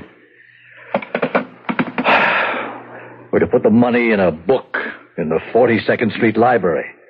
Put the book back on the shelf at exactly 5 p.m. Walk out and stand for a few minutes chatting near the lions on the library steps. And then split. Oh, they're kidding. Oh, no. They're in earnest. Deadly earnest. Why hang around on the steps? I should imagine somebody wants to get a good look at us. The killer? Yes. It would be a shame to rub out the wrong guys.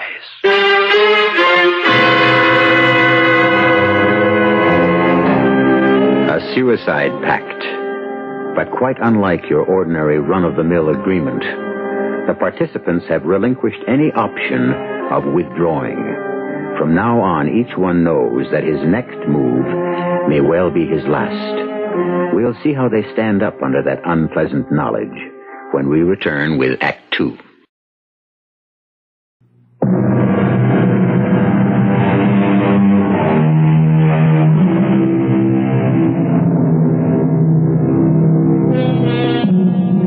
Rather than face a financial scandal, the officers of a small but highly respected Wall Street firm have decided to commit suicide. Through a go-between, they have arranged for a paid executioner to do the job for them. An easy way out. We'll never know what hit us, they tell each other. But have they considered their remaining days and hours when even the most chance encounter will chill the blood and the question rise, is this the face of my killer? To see how they are facing up under the strain, let's listen to a telephone conversation. Hello. Kent, this is John. You heard what happened? No. Vic goofed off. Ran away. Remember, we were giving May Hannigan a vacation? A cruise to the Caribbean? Well, at the last minute, he decides to go with her. Well, I guess he wants to do some of the things he never took time for before. Oh, come off it. He's running away.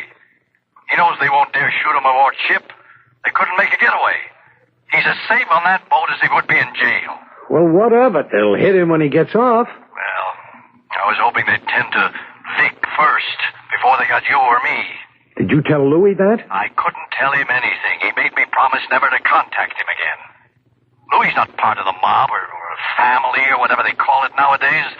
They just use his place of business sometimes, meet there. What kind of business is he in? Look, I swore to keep him out of it. Now, what you don't know can't hurt Louis. Okay. Well, I wouldn't worry too much about Vic. Damn it all, I do worry. He hasn't got our motivation. Once you and I are out of the way, what's to keep him from getting the wind up and running to the police with the whole story? I don't think he can do that. There's such a thing as accessory before the fact, you know. This may look like a suicide pact to us, but to the police it's going to be murder. Oh. You mean he'd face a murder rap, huh? Well, he might. I just hope he knows that.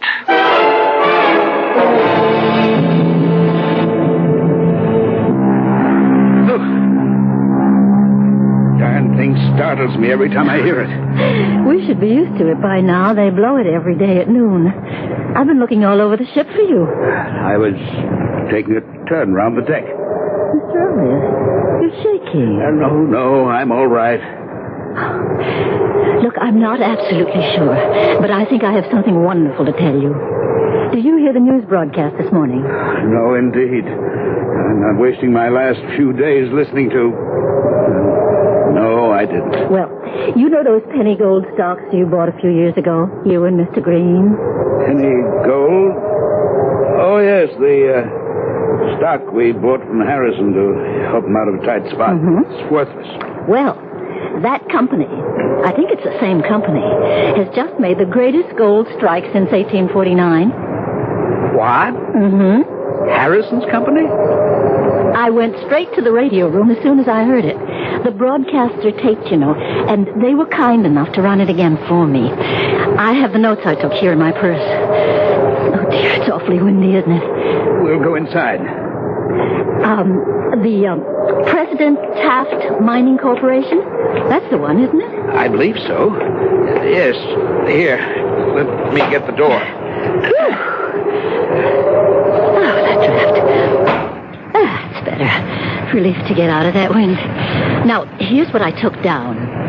The President Taft Mining Corporation has uncovered what seems to be the lost Fortuna vein. Does that make sense to you? Yes.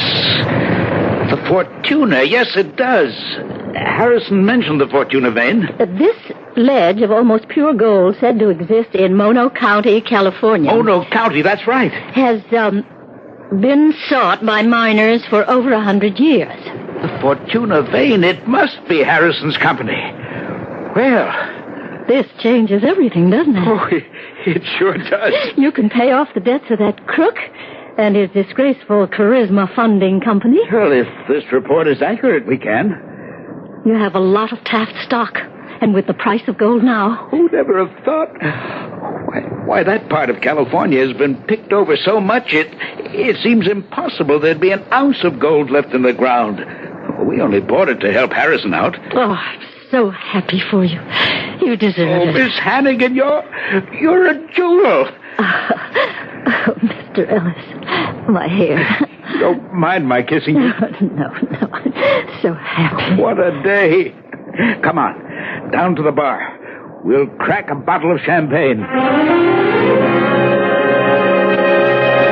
Kent, I'm so glad you decided to telephone me here aboard ship instead of waiting till I got back. I've been trying to get you all afternoon. There was no answer at the office. No, the office is closed. Well, where are you, home? No, I'm calling from outside, a payphone. Well, great news, eh? It is Harrison's company, isn't it? What? The Taft Mining Corporation. Oh, yes. Yes, Harrison's stock has gone way up, out of sight. Well, that just about gets us off the hook, doesn't it? Yes. Financially, it looks like things can be worked out. Oh, great. Who'd ever have thought it? You got in touch with the bank and called Morgan and Benson, didn't you? Kent? Hello? Yes, I'm here. Kent, John got in touch with that man Louis, didn't he? Called it off? Kent? Vic, that's why I phoned. Is John all right? No. You mean he didn't get to Louis? He never had the chance. Oh, when?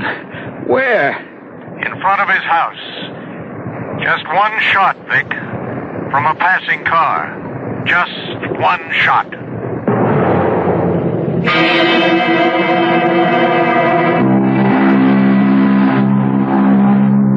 Mr. Ellis, what on earth? Not the greatest disguise in the world, but the best I could do. I bought the hippie clothes from a kid down in Tourist, and I had the ship's beauty parlor dye my hair. Goodbye, Miss Hannigan. Wait. You seriously believe there's a gunman waiting for you when we die? That's the hell of it. I don't know where he is. Here, at the office, my apartment. Well, don't rush off like this. You're not thinking clearly. There's only one sensible thing to do. Go to the police. The police? Tell them the whole story and ask for protection. I can't do that. It's the only way. But I can't do that to John. Mr. Folger's dead, Mr. Ellis. His widow's alive and she's an invalid. If I go to the police, they'll cancel the insurance she'll get. The firm can take care of Mrs. Folger. We'll be lucky if we can pay our debts and save the firm. No, I got into this mess and I've got to see it through. I'm going to make a break and run for it. I'll be the first one off the ship and run to a taxi. Please, listen to me. Don't rush down the gangplank alone. Let some of the other passengers start first. Then saunter off casually. Oh, dear. Take my arm. I'm coming with you. No, absolutely not. I'm a living target. Stay out of range, Miss Hannigan. Your life depends on it. Goodbye. Where do you plan to go? Some hotel, I guess, till I can figure a way to get out of town safely. Here. Look, take my keys. Go to my apartment. No, I'm not going to drag you into this. It's the safest place for you. Nobody will dream of looking for you there. And I can reach you by phone. I'll go straight to the office. That way, you'll know what's going on. Well, all right. But only for a few hours. We've got to talk to this Louis person. I hope Kent's still alive. If not, you have the power of attorney I executed for you in Puerto Rico. Take complete charge until you hear from one of us again, if you ever do. Goodbye, Miss Hannigan.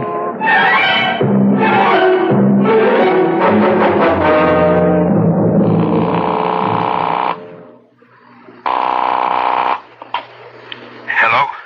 Oh, good. You made it to the apartment all right. Yes. I haven't dared open a window or raise a blind. Everything all right at the office? I don't know. I guess so.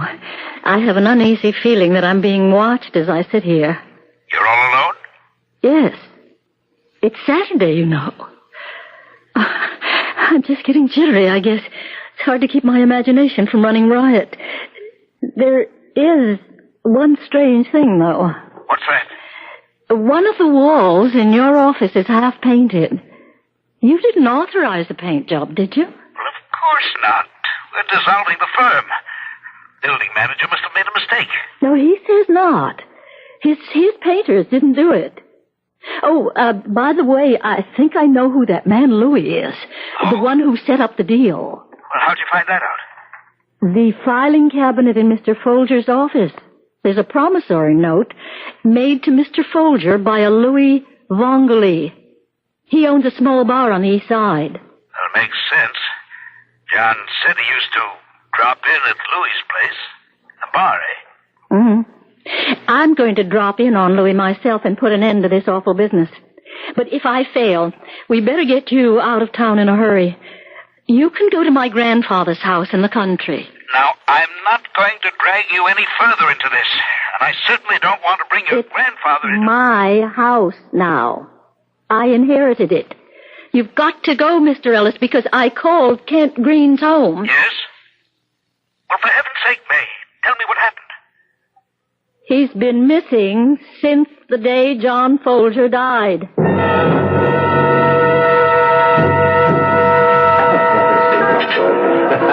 What'll it be, miss? Some nice fresh oysters? Just come in this morning. I'd like to see the owner, please. I want to talk to Louis. You're talking to him? Well, it's a confidential matter. This is the lunch hour, lady. I'm busy.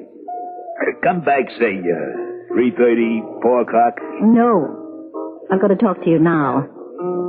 It's about John Folger. Never heard him. Here's something to refresh your memory. This is your signature, isn't it? What? Your signature on this promissory note. You know who Mr. Folger was, and you know what happened to him. Hey, Joe, take over, will you? Come on, lady. Over to this table in the corner. Now sit down. What's this all about? This is your signature, isn't it? I ain't sure. Oh, come on. Louis, you borrowed $12,000 from Mr. Folger on July 8th, 1948. What are you, a cop? I'm Mr. Folger's secretary, and Mr. Green's, and Mr. Ellis's.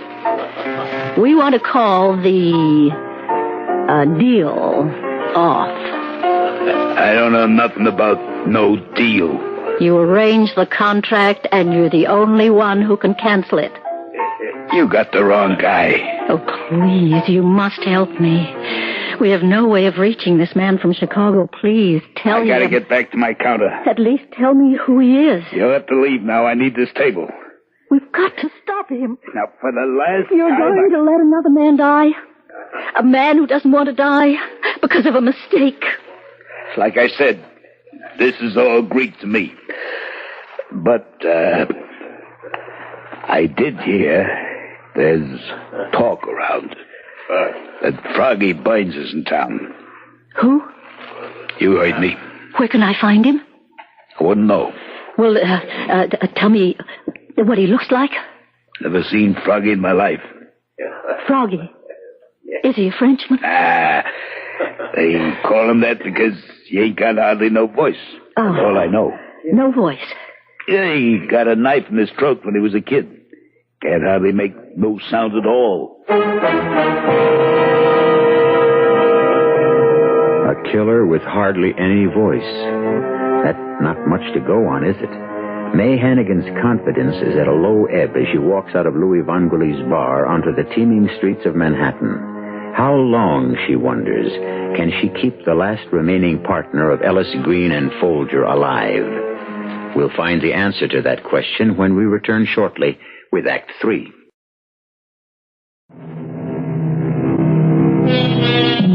May Hannigan found herself peering nervously into every darkened doorway as she approached the garage which housed her automobile. This was a job for a private detective, she thought, not a skilled typist. Her hands were icy as she drove up to the apartment building where Victor Ellis was waiting, and it was with relief that she turned the wheel over to him. In minutes, they had crossed the Triborough Bridge and sped up Bruckner Boulevard. Now they are on the Connecticut Turnpike. Mr. Ellis, I wish you'd let me take this whole business to the police.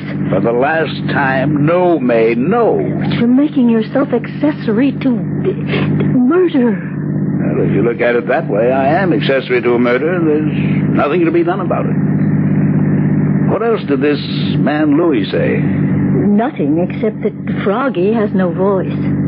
Well, maybe Louis will tell the mob to call it off. No, he won't contact anybody. Now that there's been one killing, he's terrified of being involved. He's frozen with fear. Poor guy. Poor guy. What he did, what you all did, was a sin. Don't you worry about that? I've got other things on my mind. That car behind us, for instance. A car? Yeah. A big one. Black, I think. It's been with us ever since we left Bruckner Boulevard. Are you sure it's the same one? Slow down a bit. You give him a chance to pass you. Okay. He's dropping back. No, he's not going to pass. No, but that truck is. It's probably all imagination. Perfectly innocent chap, no doubt, on his way home to his wife and kids. Yes, but we can't assume that. There's an exit near here. Get off the turnpike. If he follows us, we'll know. We'll know we're in trouble. Still there? No. Yes. There he is. He's after us, all right. Okay, Buster, if it's a race you want. Oh, Mr. Ellis, not so fast. You have to turn left at the next light. Stop, Mr. Ellis, red light. Look out! Ah! Made it. Oh, you nearly killed us both. I lost him. Yes, he stopped for the light.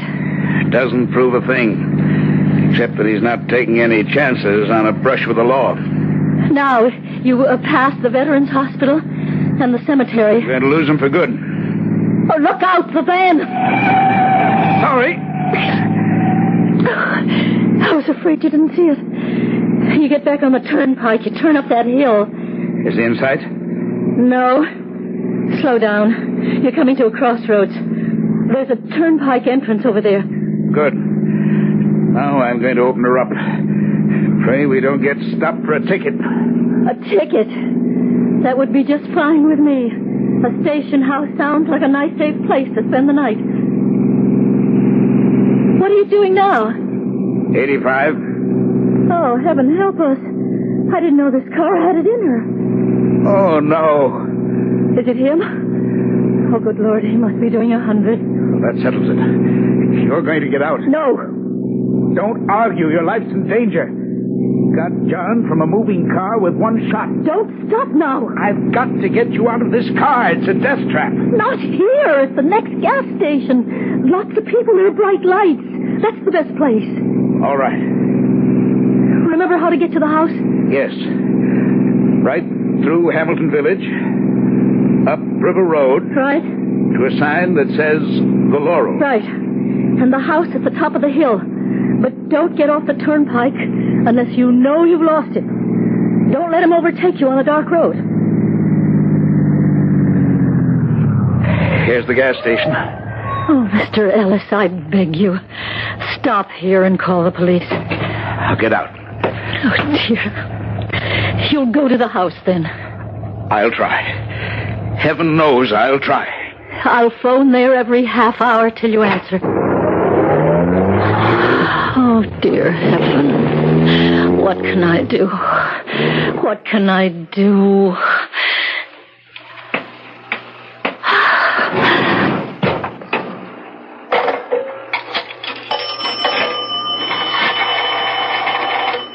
Operator, this is an emergency. Get me the Hamilton police. Hamilton. H-A-M-I. That's right. Hello? Is this the police station in Hamilton? I want to report a stolen car. My name? Hannigan. I own the house on Laurel Hill. Oh, well, hello, Sergeant Kelly. Yes, this is May Hannigan. Look, this weird-looking man, he's middle-aged, dyed hair, wearing tie-dyed pants, striped sneakers, and a sweatshirt with a pair of big red lips on the back. A real weirdo. Yes. And I think he's on drugs or something. He stole my car.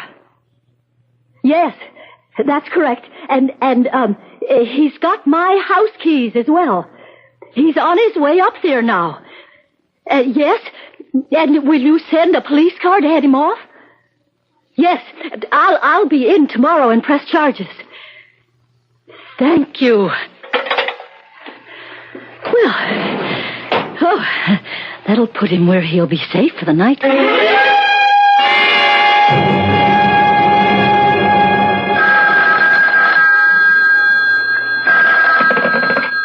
Hello? Oh, you made it. Yeah. I was doing 90 most of the time. And you never saw a cop? Not a sign of one. Funny. It's darn cold in this house. Yes, I had the furnace turned off when I left on the cruise. You still at the gas station? No, a hamburger place down the road. Look, do you have any blankets here? Yes, upstairs. But I don't think you're going to need them. Hey. Yes. Just a minute. What is it? I thought I heard something. Oh, well, it's an old house full of creaks and groans. No, not like that. I've turned off the lamp. Look out the window. Isn't there a police car there? Why should there be a police car? Wait, you're sure there's no police car? Positive. I'm going back out to the garage. No. Well, for heaven's sake, don't leave the house. The moon is like daylight. I hear him. He's in the house with me. Well, don't go out. Stay inside. Oh, if I only had a gun. Grandfather's gun is there. Where? In the desk, where the phone is. Bottom drawer. But it's in a strong box with a combination lock. Victor, You're sure it's not the police? Well, of course I am. Put on the lamp again. I'll give you the combination of the lock. I'm going to make a dash for the stairs. No. You'd have to cross the open hall. Please, do as I tell you. Get that drawer open. Have you got the lamp on again? Mr. Ellis? I'm afraid to light it. Do you hear anything now?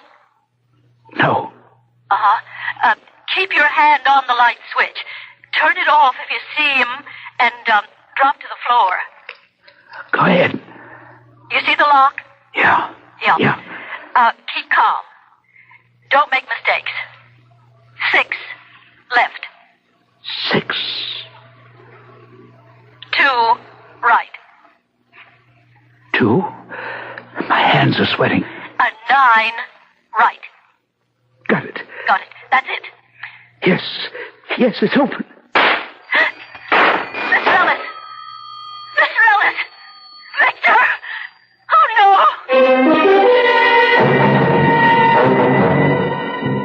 I'm well aware of my constitutional rights, and I don't think you can lock me up in that cell. But I don't happen to have identification on me, but I can assure you that I am Victor Fairchild Ellis, Jr. of Ellis, Folger & Green, a brokerage firm. Sure you are. That outfit's the latest thing on Wall Street. All the brokers run around in red, white, and blue sneakers. Come on. In you go. I can explain... You can explain all you like in the morning. Now, in. Both of you. What's this? I'm an innocent bystander. I got nothing to do with this guy. You got nothing on me. Carrying a concealed weapon. Get moving. Or are we going to have to give you a little help? You're not locking me up with this nut, are you? That's the idea. Now simmer down and get some sleep. You're going to need your wits about you in the morning. Heaven notices. Well, Froggy Burns, you're just the man I want to talk to. Now, this is a good place to do it. Come to think of it, it's a great place. The best I could ever find. I'm sorry I had you arrested, but I didn't know what else to do. Well, thank the Lord you did. I've never been so jittery in my life. As soon as I got my shaky hands on that gun, it went off. But I heard 2 shots. Well, that was Sergeant Kelly. He shot the lock off the front door and rushed in. And where was Froggy through all this? Still in the glassed-in sun porch, trying to pick the lock. When he heard the commotion, he ran out, and the other cop in the prowl car nabbed him. Do you have the office keys, May? Yes, but there's somebody in the office. I heard a scraping noise. We've nothing to fear now. Here, I'll open it. It's the painter. Say, we didn't order a decorating job. What are you... Why, Kent. Mr. Green. Oh, am I glad to see you? Well, it's great to see you, Kent. So you're okay. I've been wondering about you. We were afraid you... Oh, Mr. Green. I'm so happy you're all right. What's all this with the paint and dirty overalls? Well, the day John was shot, I sent the office staff home early. You can imagine I was pretty nervous. I noticed there were painters working in the outside hall, so I talked one of them into selling me his overalls and some paint and brushes. And in case anybody should be watching me from another building, I started painting the back wall here. Nobody pays any attention to painters. As soon as 5 o'clock came, I walked right out with the rest of the paint crew. Of course, I didn't dare go home, so... Well, I got an old station wagon and put a sign in the window, Meteor Decorating Company. I've been moving around more or less freely ever since. When I think of what I went through. And you were simply roaming around town with paint on your face. Well, you're both safe now. Yes, Kent. The contract for killing us has been canceled. Oh, thank the Lord. Now I can get washed up. Suppose we celebrate with a cup of coffee. I can make some in Mr. Folger's office. Your office now, May. Yes. That is, yes. Her office? A great woman, Kent. She saved my life. I asked her to marry me. Well, congratulations. No, she refused. Said what she really wanted was a partnership in the firm. Partnership? Well, that's a swift rise. What could I do? I gave it to her. Strange having a woman in John's office. I know. Frankly, it bothers me. My father was very conservative, you know, especially about the firm. Ellis, Green, and Hannigan.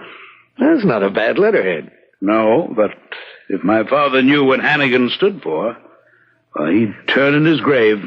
Well, let's look at it this way. If it weren't for Hannigan, you'd be turning in yours.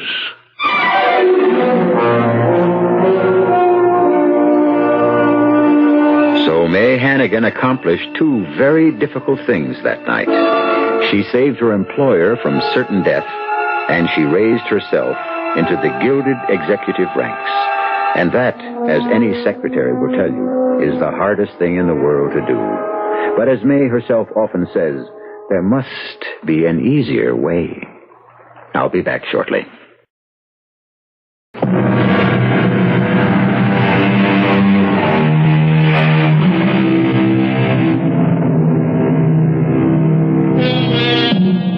If there's a moral to our story tonight, it's this.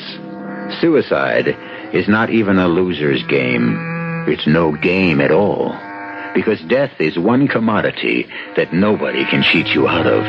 When your option comes due, you'll cash in. In the meantime, life has a lot of surprises in store. Don't ever sell it short. Our cast included Ann Shepard, Guy Sorrell, Court Benson, and Ken Harvey.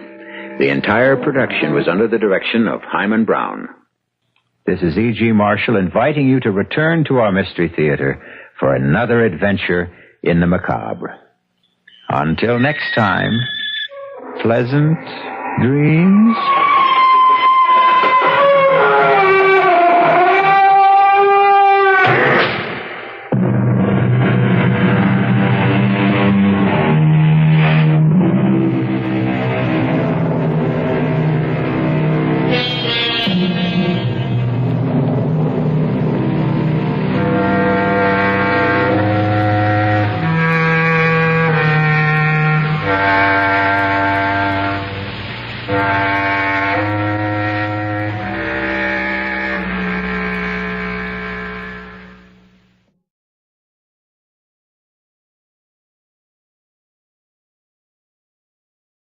The CBS Radio Mystery Theater presents...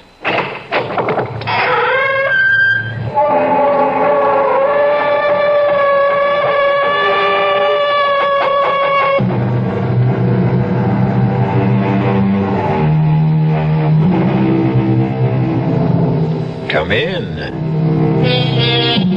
Welcome. I'm E.G. Marshall. Welcome to the terrifying world of your own imagination. One day, a young man named Otis Manley Carter stood before a great work of art in the Metropolitan Museum in New York. It was a portrait so beautiful that it brought tears to his eyes. And Otis Manley Carter whispered, "I would give my soul to be able to paint like that." It was an idle remark, spoken without thinking, on the spur of the moment. How was Otis Manley Carter to know that someone might be listening?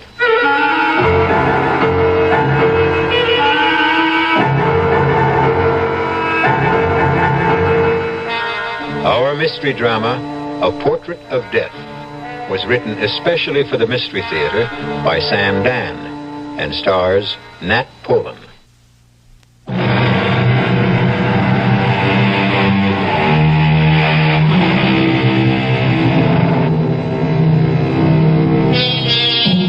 At the age of 30, Otis Manley Carter was hailed as the world's foremost living artist. He towered above his contemporaries. To describe his work, one had to compare it with the great masters of the past. No one, but no one, painting today could breathe life into a portrait to match Otis Manley Carter. And yet, just 1 week before his 31st birthday, Otis made the announcement that would stun the civilized world. He was finished with art. Never again would his brush touch paint to canvas. He would neither amplify his statement nor answer questions. He simply disappeared, and only 2 people in all the world knew the reason why. One, of course, was Otis himself. The other was a detective on the New York City police force, Sergeant Bert Dennison. Bert! Bert, what are you doing? Just having a cup of coffee. We'll be late. Late? All I gotta do is put on my jacket, and that takes all of 15 seconds. Oh, I'm just so nervous. Why? Why? Do you know who's going to be there tonight? Well, sure. The governor, the mayor, celebrities, the news media, the critics. Lucy, I'm impressed. After all, the showing of a new portrait by Otis Manley Carter has the same impact as the World Series or a Super Bowl or a heavyweight champion fight. If you put brown sugar in coffee, do you save calories? Do you realize, Bert, that you and I are going to be sharing the spotlight with Otis? Well, you will, that's for sure. Oh, Bert, what does he see in me? Oh, come on, honey. No, I mean it. Well, let's see. You're pretty. Well, I'm not beautiful. And you're smart. But I'm not brilliant. What can I tell you? He's an artist. All artists are crazy. But the most fascinating women in the world are ready to throw themselves at his feet. Sis, you're pretty fascinating yourself.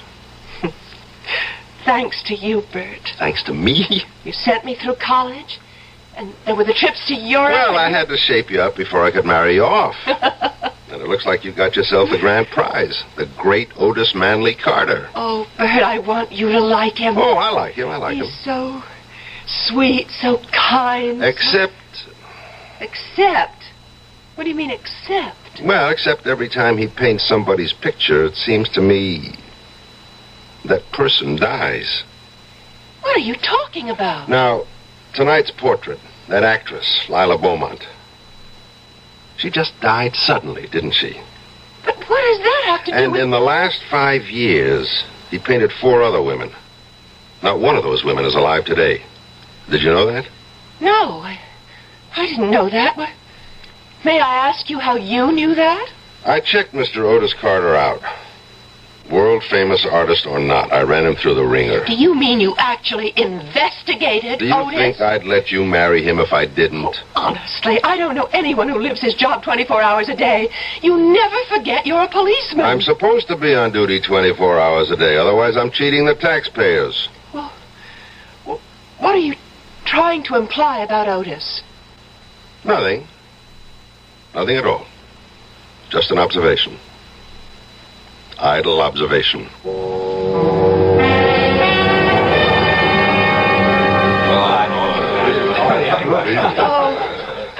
Otis, darling. You're having a triumph. It's a fantastic success. Well, what did you think of the painting, Bert? It's a good picture. Oh, listen to him, a good picture. Is that all you can say? Well, it's certainly lifelike, I'll say that. Oh, thank you, Bert. Good evening, Otis. Professor DeMarco. May I offer my congratulations? I'm honored, Professor, honored. May I present my fiancée and my prospective brother-in-law, Miss Lucy Dennison, Detective Sergeant Dennison, Professor DeMarco of the Fine Arts Institute. How do you do? How do you Glad to meet you. Otis, once again, you forced me to eat crow. Oh, come on, Professor, please. No, I was wrong about you, Otis. Wrong. And I don't care who knows it. Yeah, but the truth is, Professor DeMarco, you taught me everything I know. The truth is, you didn't start to paint until after you left me. Congratulations, Otis, on a double triumph this evening. Your painting and your fiancée. Each is a magnificent work of art. Thank you, sir. Now, if you'll excuse me, Sergeant Dennison, Lucy. Yes, sir. Well, he never got over it. And I don't think he ever will. He said I'd never amount to anything. Oh, but you're not serious, darling. How could anyone who knows anything about art... Oh, there's Eric Von Hayden. The one who's doing the new book about him? Come on, darling. I'll introduce you. Give me a rain check. I feel the need for a little refreshment. Excuse me, sir. I hope I didn't spill that on... Oh, it's Sergeant... Dennison, sir. Of course. You know, Professor DeMarco, I've been watching you. What? That sounds ominous. Why would a police detective be watching me? Because I'm curious. About what?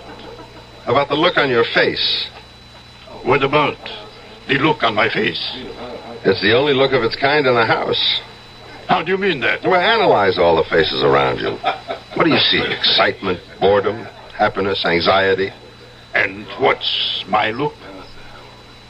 I would say puzzlement. Actually, you look completely confused. I suppose I am. I still can't understand what happened. Otis was my student at the Institute. And you said he'd never amount to anything. I did. And you can see how it's come back to haunt me. Believe me, he had absolutely no concept whatever of the elementary principles of art. He had no feeling for line, for color, for form. I recommended he be dropped from the school. You not only go out on a limb, you bring your own saw. Well, 6 months later, he astounded the entire world with his portrait of that alderman's wife. The first of the Otis Manley Carter famous portraits. How do you account for that? Well, at first, I refused to believe he could paint like that. And maybe he doesn't. Maybe it's all done with mirrors. No. There are no mirrors, no tricks. I went up to his studio. He paints. But where did he learn? How did he learn? From whom? There must be an answer. Naturally. But can you even speculate? He probably sold his soul to the devil. You realize that isn't an answer? Of course. But it's the only one I can think of at the moment.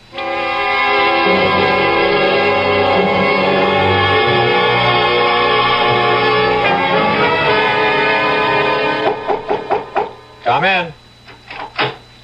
Hello there, Otis. Hope I'm not disturbing you. No, I was about to take a break. Coffee? Oh, sure. That was quite a bash last night, huh? Necessary evil. You seem to enjoy it. But that's why it's an evil. It turns your head and wastes your time and keeps you from doing your job. Which, for me, is to paint. Where did you learn to paint, Otis? At the Fine Arts Institute. Do you take sugar? Yeah, one lump, thanks. Okay. I don't think you learned how to paint at the Institute, Otis. Milk?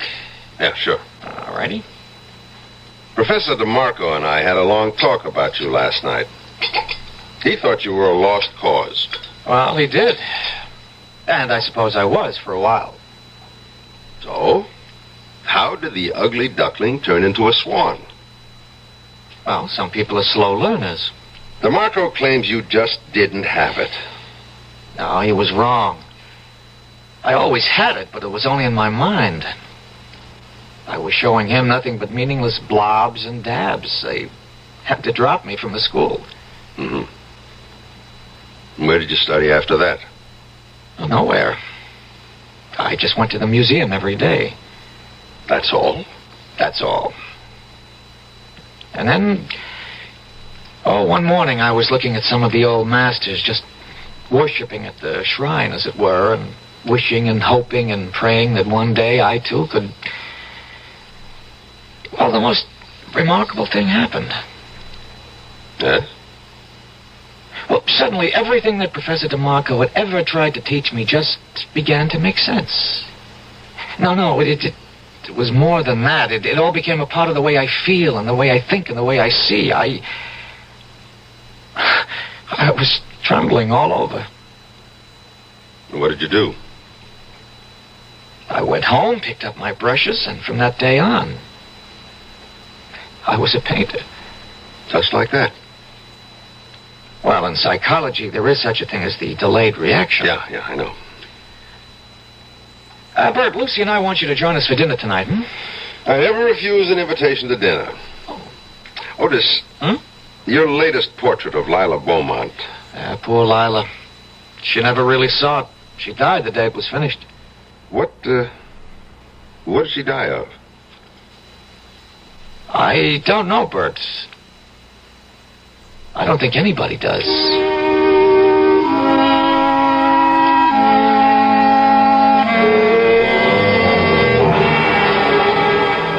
Sergeant, I wasn't a regular physician. Who was, Doctor? I don't think she had one. She seemed to be one of those fortunate, healthy people who never needed medicine. Where did she die, Dr. Caswell? In Mr. Carter's studio, and since my office is just next door... Was she alive when you got there? Just barely. She seemed to show all the signs of utter exhaustion. So that's what I wrote on the death certificate. Afterward, I thought about it, and I asked for an autopsy. Why? I simply couldn't believe it. What did the autopsy reveal? Nothing. I was right in the first place. But I still don't believe it. Again, why? Well, how could she change so radically in such a short time? What do you mean by change? Have you seen the portrait Carter painted of her? Yes, It's just brimming with robust good health. It's exactly how she looked. Just about 2 months before she died, I saw her get out of the cab that first time she came to Carter's studio. And? 2 months later, I was shocked. Why? As I said, I'd never witnessed such a rapid decline. She was losing a lot of weight. Her color was gone. She looked so tired. What did you think was happening? I didn't know what to think. I decided to speak to Otis. After all, I knew him when he was just a starving young artist. One morning, I walked up to his studio. Well, what can I do for you, Doctor? Busy, Otis? Oh, Lila Beaumont will be here any minute. Well, that's what I want to talk to you about. Is she under medical care? Well, why? Well, why should she be? Can't you see why? What are you talking about? Otis, she looks terrible. Oh, she looks great. She's becoming dangerously thin. She has no color. Doctor, are you serious? Are you serious, Otis? Well, I don't understand what you're trying to say. You mean you can't see anything wrong with Lila Beaumont? She looks better than ever. Ah, good morning, Lila. Hello, Otis. Well, you're looking just sensational, as usual. Lila, I'd like you to meet Dr. Caswell. How do you do? Oh, Otis, I'm so tired this morning. Could I have a cup of coffee? Well, coming up. I just have to heat it. Miss Beaumont, I hope you're seeing a doctor. Oh, why? Look in the mirror. You're very perceptive, Dr. Caswell. Perceptive? It's obvious. For one thing, you're losing your looks. Oh, yes. Your looks are your livelihood. Shouldn't you want to do something about it? What can I do? There's a man, and he no longer loves me. But a doctor could prevent this ravaging. There's no way a doctor can help me. But you need special treatment. I would say, Miss Beaumont, that right now you should be in a hospital. Oh, you may be right, Doctor. I don't care anymore. I just don't care anymore. Is that the reason she died, Dr. Caswell? Because some guy gave her the gate? They say you can die of a broken heart. What do you say? Well, I just can't see a vital and perfectly healthy woman like Lila Beaumont simply withering away in so short a time. But if her appearance had changed so drastically, how come Otis didn't see it? You'll have to ask Otis. You still haven't told me, Dr. Caswell. What did she die of? But I did tell you. I don't know. Nobody knows.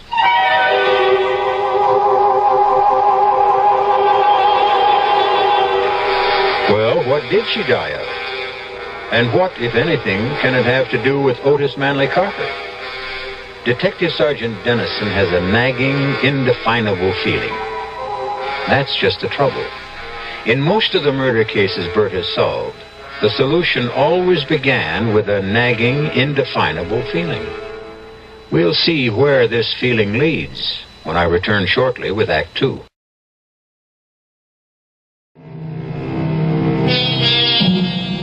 Sergeant Bert Dennison has always been an intuitive detective. He trusted his instincts. He played his hunches.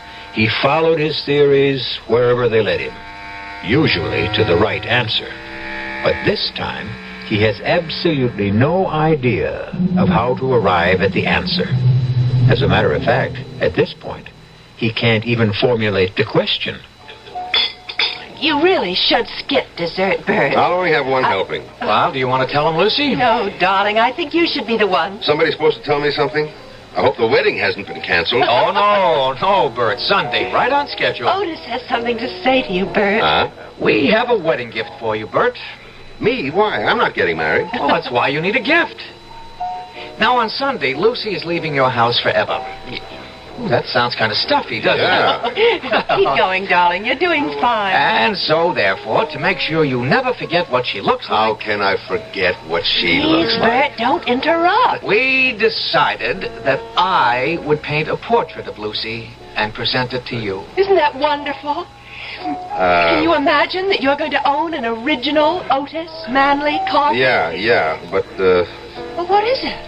well, these things are valuable. You just can't afford $1 million couldn't buy all the wonderful things you did for your sister, and I'm grateful. Bert, what's on your mind? Well, isn't it bad luck for an artist to paint a picture of his own wife? Oh, now, where did you ever hear that? They all did it. Bert, something is bothering you. Yeah, well, I might as well say it. I don't want to hurt your feelings, but I couldn't accept the gift. Bert! Why? I just can't explain it. Otis, you want to give me a gift I'd really like? Of course. Well, just promise me you'll never paint a picture of Lucy. Never. Now, what kind of I'm nonsense... asking him, Lucy. What about it, Otis? Well, one of the reasons I'm marrying her is so that I can always have her near me, so that I can always capture those fantastic expressions and moods. Oh, really? I thought you fell in love with my mind. Yeah, I did. I did. It's your mind that gives animation and meaning. What about it, Otis? I wish you'd tell me why. I wish I could. But I don't think I can. How about it, Otis? Will you promise? All right, Bert. I promise.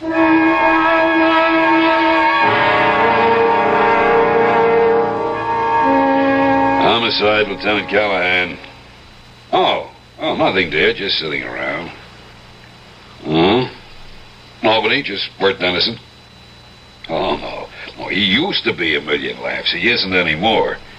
Just stares into space all day. That's so. All right, I'll tell him. You ought to get married, Bert. Puts a little zing in your life. And now that your sister's gone, you got no excuse. Why don't you get off my back? Jenny was downtown this morning. She told me she ran into your sister. I'll even buy your... What did you say? Jenny saw your sister Lucy in one of the stores. She couldn't have seen my sister. Lucy and Otis are on a trip to Mexico. See? You don't know everything.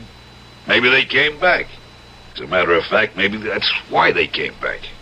What are you talking about? Jenny said Lucy didn't look too good. She what? Hey, Bert, where you going?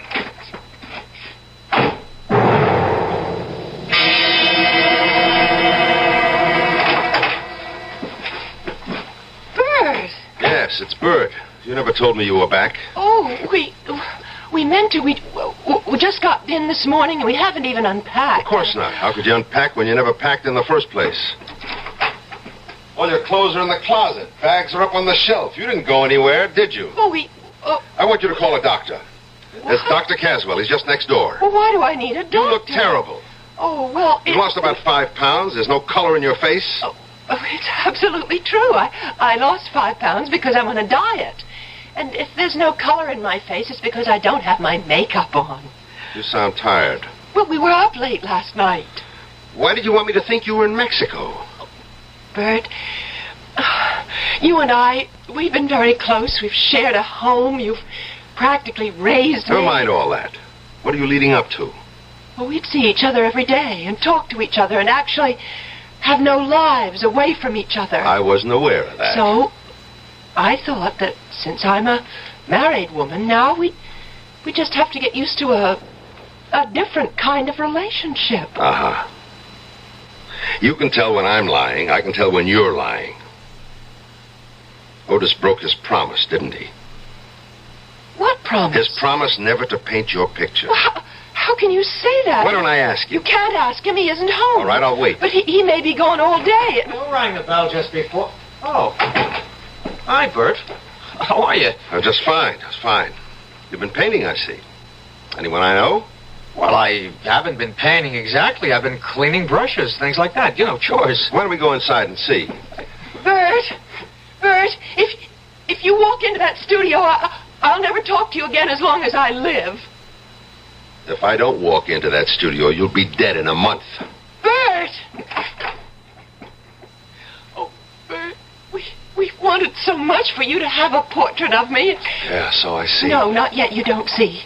It's nowhere near finished, but you can just sense what it's going to be like. Bert, it's going to be my finest work because it's for you. Oh, darling, don't be unreasonable. Can't finish that painting, Otis. Tell me why. Why? Otis. For some reason, you kill the people you paint. Don't interrupt me. It's not easy to say this. And I can imagine what it must sound like, but...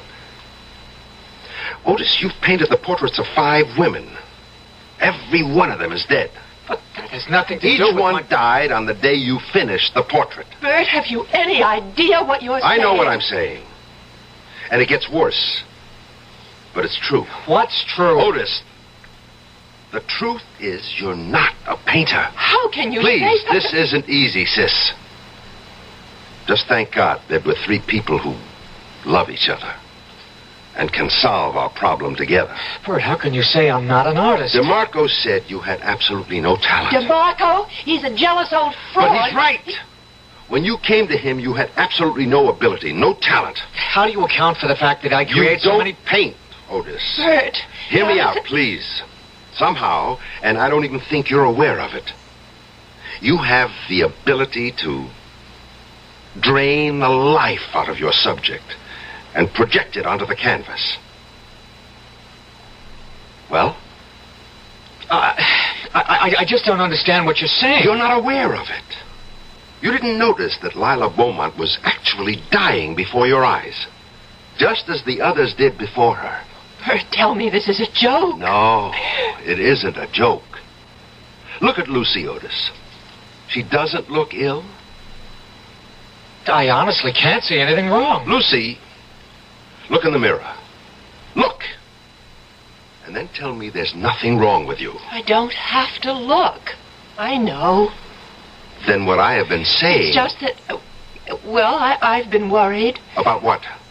About Otis. Darling, why? Oh, I'm afraid one day you'll get tired of me. Lucy. There's so many women who are after you. But you're the only woman I want. You know that. Yes, I know. But sometimes I can't sleep at night, and that's the reason that I'm not looking my best. No. The painting's the reason. And Otis, you must promise to destroy that painting. I can't do that. Then I will. Bert, put down that knife. Take your hand off me, Otis. Bert, don't hit him. I won't let you destroy my painting. And I won't let you kill my sister. Otis! Bert! Don't do that! Lucy, stop him! That takes care of that. Bert, you're crazy. Get up, Otis. I didn't hit you that hard. Look at what you did to my painting. Do you know what you've done? Yes, I destroyed the canvas. And look at your wife. Look at yourself, Lucy. Your color is back. Bert, you're a fool. If my color is back, it's because I'm furious. No, you've got your old vitality and strength. You'll be all right now, Lucy. Bert! There's really nothing we can talk about. I did what I had to do. And now let's forget it. Except for one thing, Otis. Promise me your word of honor that you'll never try to paint Lucy's portrait again. But I can't I'll put it this way, Otis. If you ever try to paint her portrait, I'll kill you.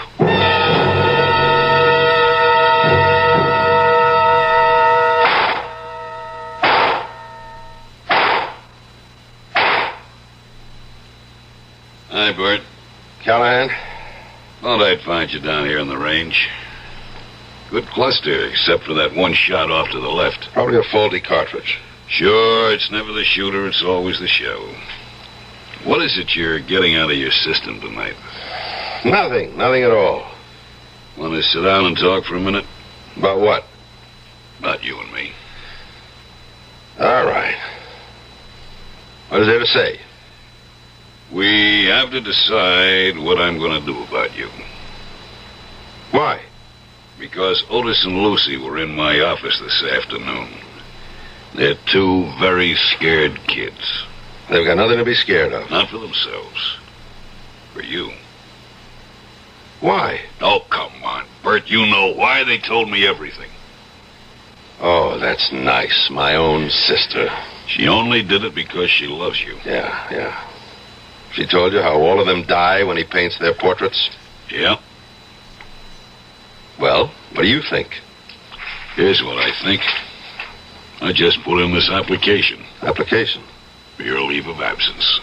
But I'm not... Yes, you are. It'll all be done quietly, and when you're better, you can come back to duty as if nothing happened. Where am I supposed to go? There's a private sanitarium. Absolutely the top doctor. Callahan, I'm not crazy. Of course not. You just got this temporary little quirk, and it can be ironed out easily. Subconsciously, I guess you just miss not having Lucy around the house. Well, thanks for everything, but I'm not going. In light of what happened in the studio this morning, I'm afraid your choices are limited. Callahan! Is it the quiet, private sanitarium, or do we have to put you into the city hospital for observation? Callahan, what are you telling me? I'm telling you to hand over your revolver.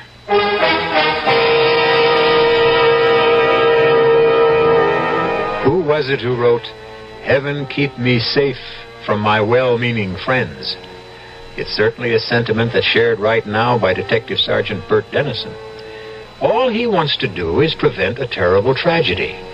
And who's trying to stop him? Those people who truly love him. We're going to meet more well-meaning people when I return shortly with Act 3.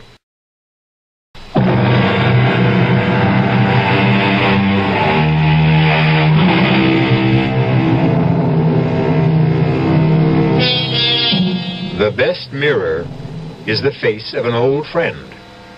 Sergeant Dennison stares at Lieutenant Callahan. Stares at the look on Callahan's face. It's a strange look.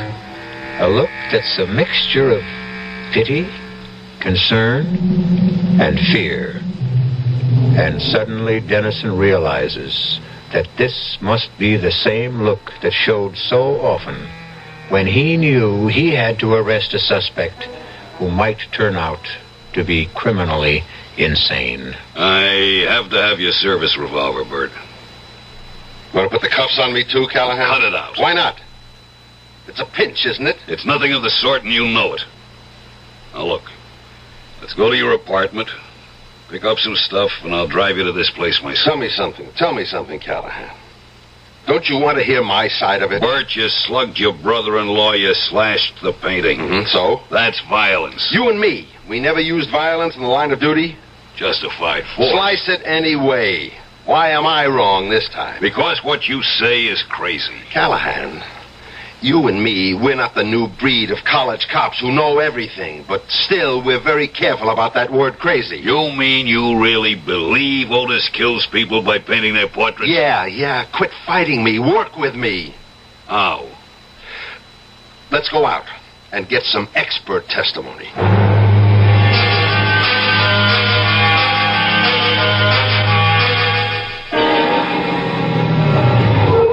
What's here? This is the doctor who attended Lila Beaumont just before she died. And he's completely stumped by the whole thing.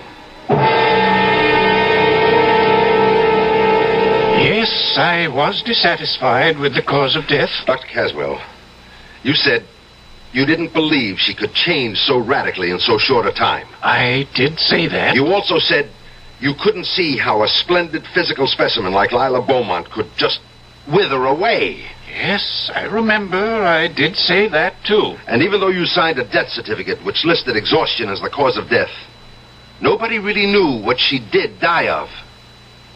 Well, I've since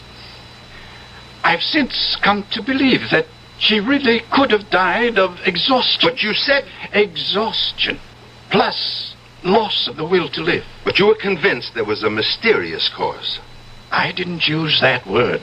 But, Doctor, you led me to believe... I was merely ventilating some doubts, some misgivings. But the other women who died... I wasn't there. I don't know.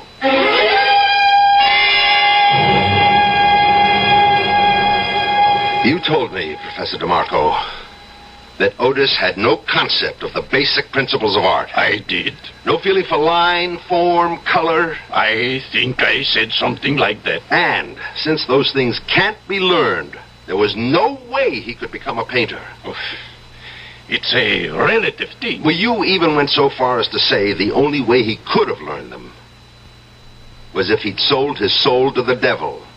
That was a figure of speech. He never did learn to be a painter. Something happened. He found a way, or was given a way, who knows, to draw the vital essence from a living thing and put it on canvas. I don't think I could agree with... I can prove it. Look at everything he's done. He's never painted an inanimate object. Just the face, the body, but no clothes, no furniture, no jewels, no decorations. I'm sorry if I gave you the wrong impression. Maybe I was jealous. Jealous of what? You said he had no talent. Maybe that was a lie I told myself. Maybe I resented his youth, his promise. After all, I never fulfilled mine. Yeah, sure. And besides, you really don't want to be remembered as the art teacher who flunked Otis Manley Carter. I guess that's the simple answer. I wish there were such a thing as a simple answer.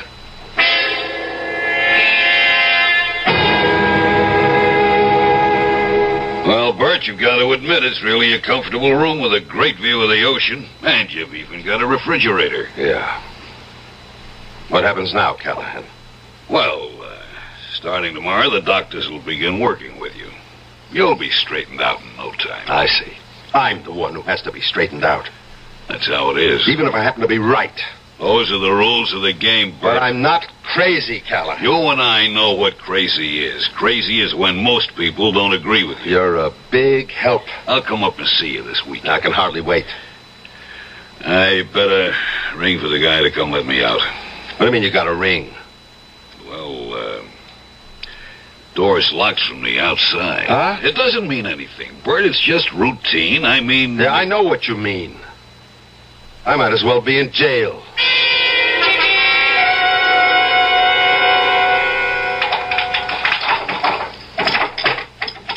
You wanted something, Sergeant? Yeah, Jerry. I'm going to make a phone call. You can't. What do you mean I can't? Well, the first couple of weeks you can. It's like you got to get your interviews and orientation. But I have to make a phone call. The doctor says... Forget what the doctor says. Look, part of the treatment is to isolate you completely from your former environment. But I have to know if my sister is okay. She's okay. How do you know? Because if she wasn't, you'd be told about it. Yeah. Listen, I know I can't make a phone call. But if I could, where would I make it from? Well, there's a phone outside, at the end of the hall. There is, huh? Jerry, I want to show you something. What? Come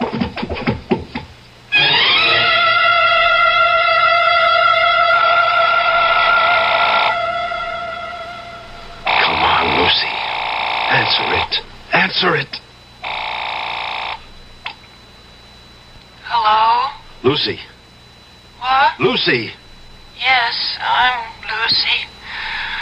Who's this? It's me, Bert. Who? Bert. No, Bert isn't here. Could you call back later? Lucy! Oh, my good Lord.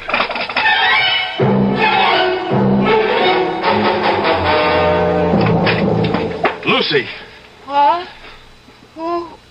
He's painting your picture again. I've got to destroy that canvas. Don't move, Bert. Otis! Don't make me shoot, Bert. Now listen, Otis. You don't want to kill me. No. I'd only want to hit you in the foot, but I'm a bad shot. Now, please, Bert, just stand still. What are you doing with a gun, Otis? That's not your style. Callahan called us. He said you'd broken out of the sanitarium. He wants me to phone him if you show up here. You're killing Lucy. Look at her. Bert, I don't know what's gotten into you. Is the painting almost finished? What business is that of yours? What more has to be done on the painting? I just have to finish her mouth. And when you do, she's going to die. How can you believe... Do you love her, Otis? You know I love her. Destroy the painting. I can't. I can. I'm warning you, Bert. I'm going to walk into your studio, and I'm going to destroy that painting. You take one step and I'll shoot you. I'll just have to take the chance. I've still got 5 bullets in the gun. All of them can't miss. Otis, look at Lucy. Look at her. She's dying. That isn't true. You don't want to see it. If I could prove you're killing her, would you destroy the painting? How could you prove such Would you destroy the painting? Yes. Let's go back into the studio, Otis. Oh, no, it's a trick. You've got the gun, Otis. What are you afraid of? Come on. All right, you just stand near the wall. You keep far away from my painting. It's beautiful. Then why do you want me to destroy it? Because it is Lucy. What did you bring me in here to prove? That you kill a living thing when you paint it. On the windowsill, Otis, that flower, that geranium, paint it. Sure. I'll put the gun down and pick up the brush and you'll jump. You're afraid. You're scared. You're crazy. What you're saying is crazy. Here's your chance to prove it, Otis. Paint that flower. And if nothing happens to it, I promise, I'll go away quietly. Well? I will.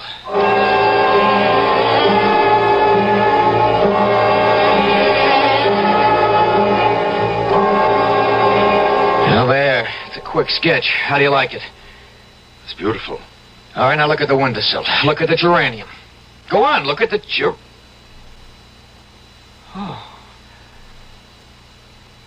Oh, no, Bert, what happened to it?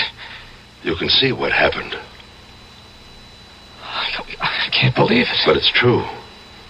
The color is gone. It's wilted, withered. It's dead. No. They're all dead. Lila Beaumont, those other women. And Lucy is dying. Before it's too late, Otis, you know what you have to do. No. Otis! You do it for me. No. You have to destroy that canvas yourself. Why? Because I can't keep watching you guarding my sister forever. You have to put an end to it yourself. I promise I won't paint Lucy. You must never paint anybody. I don't know if I can give it up. But you're not really a painter, Otis. Somehow you stumbled into some sort of mysterious power.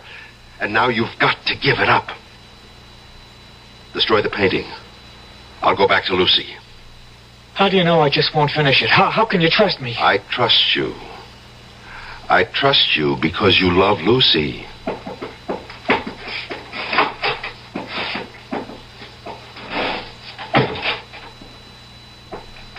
Lucy? Lucy. Hmm? Who is Lucy. it?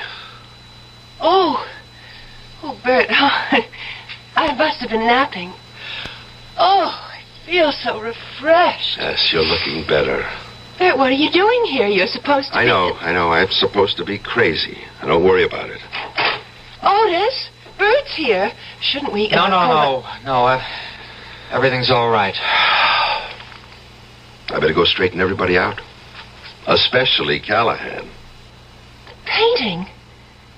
Is it my imagination or... What happened to the painting? I, decided to give it up. Otis, how could you? Will you love me even if I'm not a famous painter? But, darling, Sure she'll love you, Otis. She'll love you even more.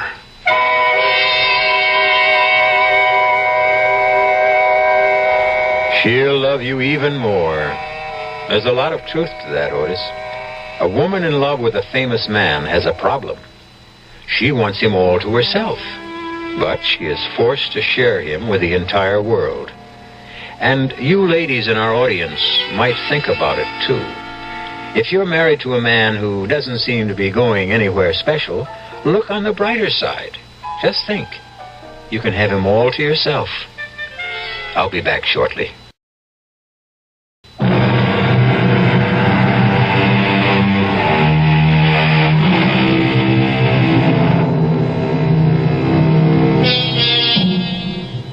What killed those women?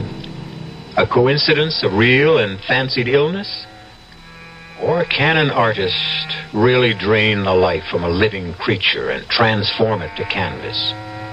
Certain primitive tribes agree. It's taboo to create a likeness. Maybe they know what they're talking about. Our cast included Nat Polan, Marion Seldes, Jack Grimes, Jackson Beck, and Roger DeKoven. This is E.G. Marshall inviting you to return to our Mystery Theater for another adventure in the macabre. Until next time, pleasant dreams.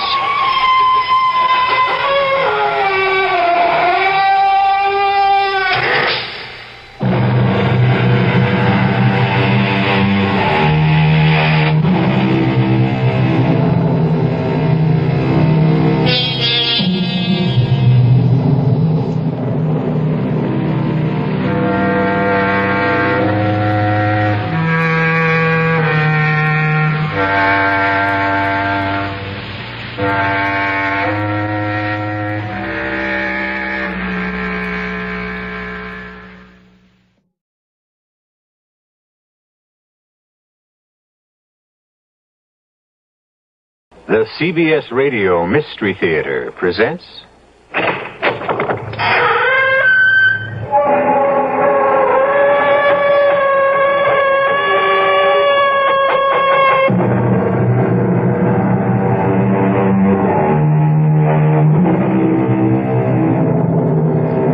Come in. Welcome. I'm E.G. Marshall. The one place where all men meet sooner or later is the grave. It's the place where all roads end. That small model of the barren earth which serves as paste and cover to our bones. What happens then when two old friends meet beyond the grave? When one of them has been living under the threat of death by the other? A threat from the grave? A threat made in a crowded courtroom more than 20 years ago. If not for you, Sammy, I'd have got away with it. But you'll pay for it. With your life. My name ain't Johnny Promise for nothing, kid. So just keep your eye on the calendar. Count the days, one by one. Because I tell you, after I get mine, I'll see to it that you got no more than 1 month to live. Remember, Johnny let you have it straight from the grave.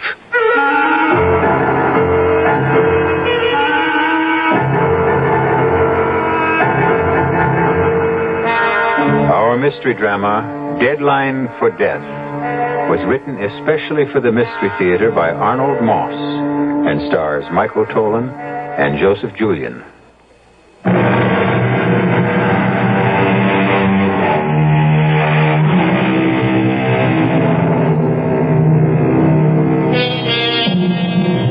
Was the threat Johnny Promise made some minutes ago an empty warning?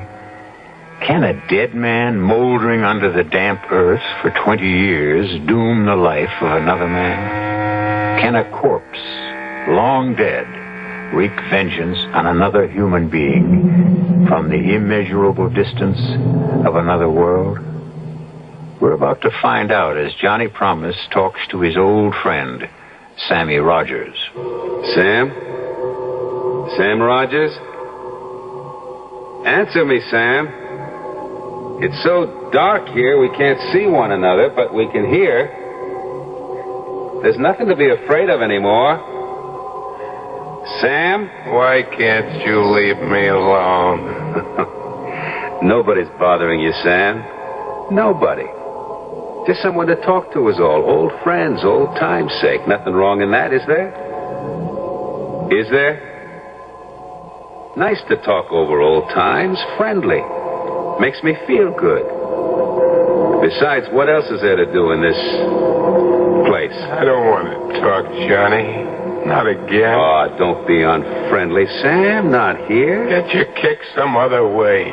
Leave me alone. Stop torturing me. It's been finished all over for a long time. Oh, tell me again how it was.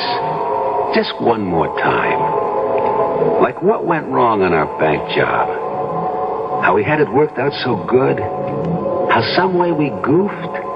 How the cops broke in on us and we began to run? How the big one took a shot at me and I shot back and let that cop have it right through the head? How they all started to target in on me? How I called you for help? And how you ran away? And ran and ran and ran? You did manage to save your own little neck, didn't you? Tell it to me again, Sammy. You've heard it 1,000 times. I know, Sam, I know. And more than anything, I love the way you tell about the courtroom.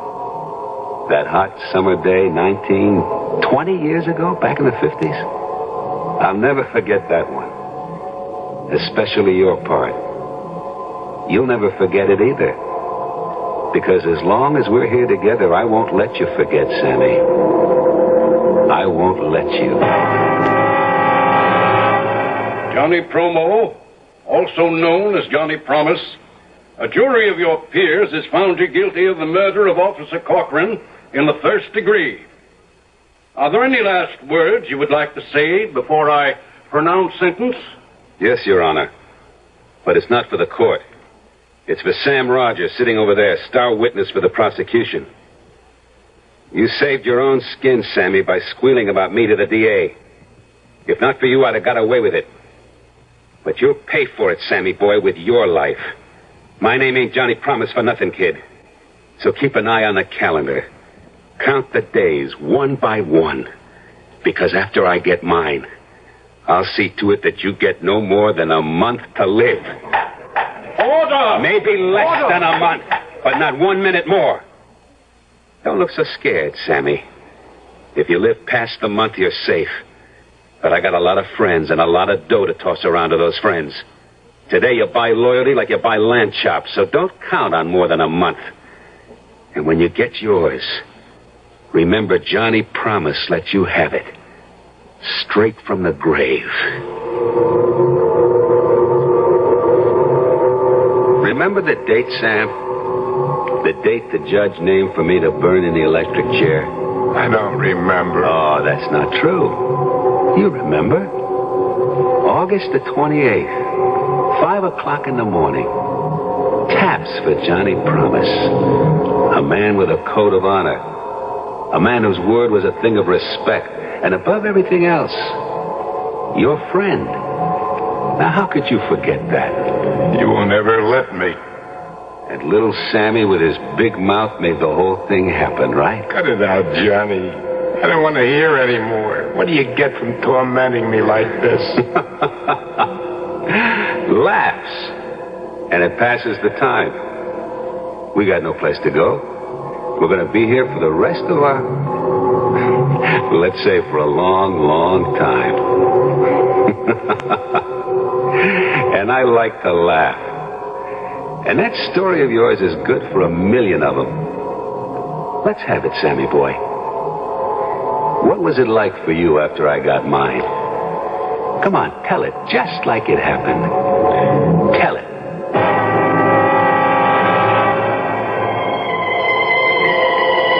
After the judge pronounced your sentence, I sat there in the courtroom like it was me he had sentenced.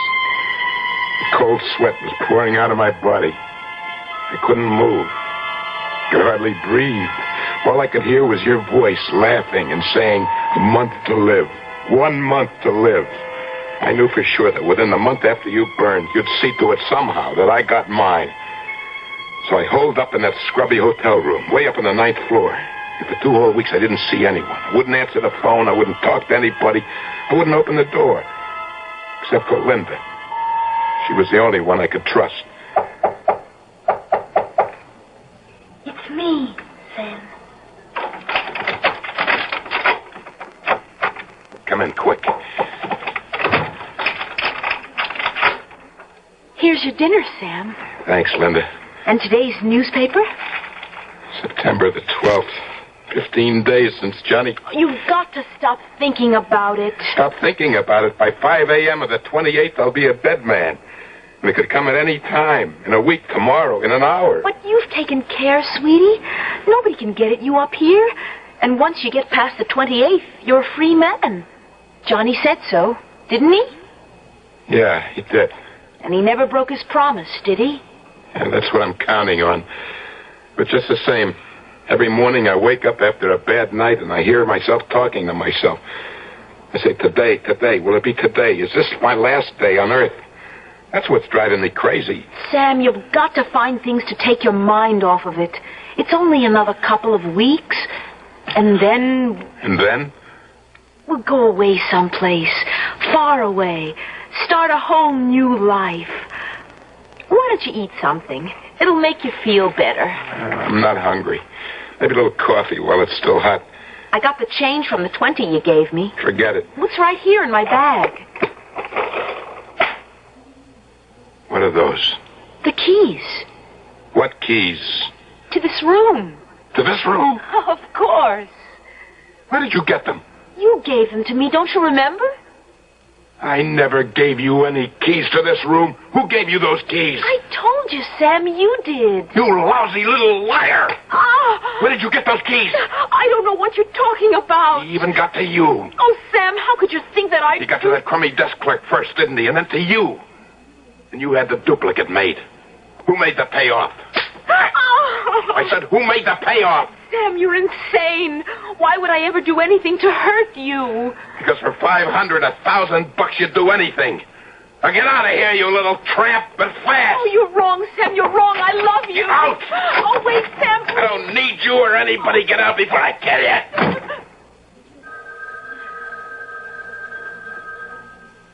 It was the house phone. Not my private line with the unlisted number. Only 2 people ever knew that number. You, Johnny, and Linda. But this was from the lobby downstairs. Stood there listening to it ring. Didn't dare answer it. The sound began to bore a little hole into my brain. And finally... Yeah? Who is it? It's me, Sam. Linda. You? How could it be you? You just went out of the door. Where are you? In the lobby downstairs. I'm so glad you answered. How did you get down there so fast? Please, Sam, listen to me. I know how you felt about those keys, but you've got to trust me. Yeah, sure. How did you get to the phone You've got to get hold of yourself. Why don't you have the locks changed on your door? Why? For what reason? Call in a locksmith. Somebody who never heard of you, of me, of Johnny, anybody we know. Let him change the locks and give the keys only to you. One of a kind for each lock. No duplicates. Do that, Sam. Please. You know I'd never do anything to hurt you. Yeah, sure, sweetie. That's a good idea. I don't know what got into me. What made me think that you... I'm sorry, Linda, for everything. You call a locksmith, yes? First thing in the morning. I'll be seeing you, Sam. Huh? Oh, yeah, Linda. Right.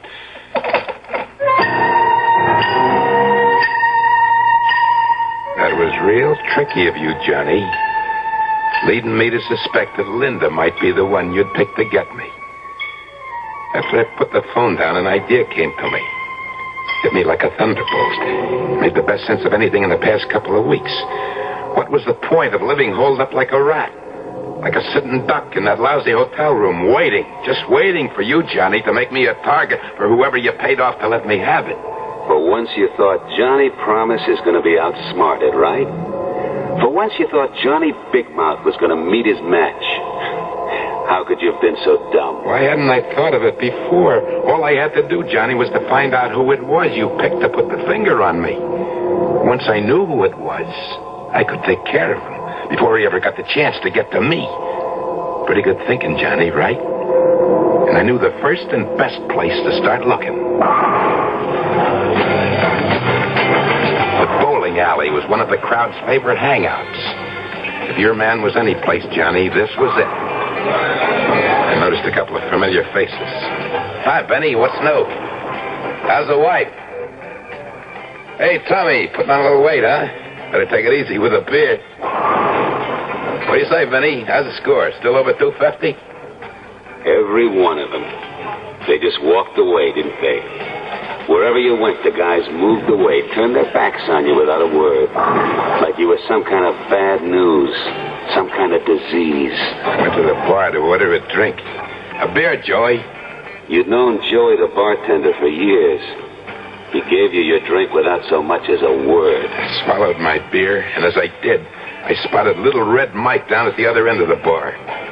I never liked him from the first time I met him. And everybody knew he never liked you. Something about him, his beady little eyes looked at you like a rat. I walked over to him. Without saying anything, he started to move away from me. I grabbed him by the back of the neck. Don't you walk away from me, you little louse. I know what you're up to. Hey, let go of me. What do you think you're doing? It's you, ain't it? You're the one. You're the one he picked to do his job. What are you talking about? Get your hands off of me. I don't know what you're saying. You sniveling, two-faced rat. You thought I was afraid of you, huh? I'll let you have it. This minute, before you get me. Johnny promises little Stooley. Keep your hands where they are, Mike. Hey, you're crazy, Sam. Johnny's dead. Put that gun down.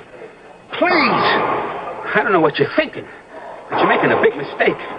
Would a smart cookie like Johnny ever pick somebody like me to do what you're thinking? Put your gun down and frisk me. Come on. If you don't believe me, frisk me, Sammy. Okay. All right, so I made a mistake.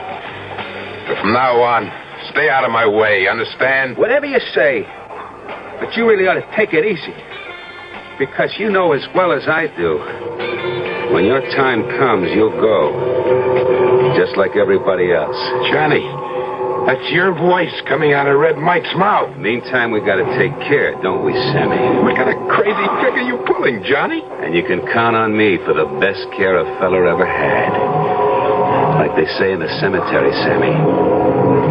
Perpetual care. I promise.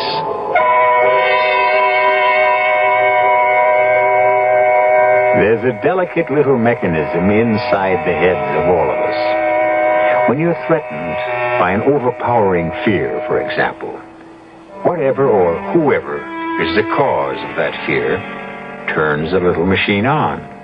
And wherever you go, you see that person. Hear his voice, feel his touch. Like what's happening to Sammy, right? Just how far and to what ends will the little machine drive Sam Rogers?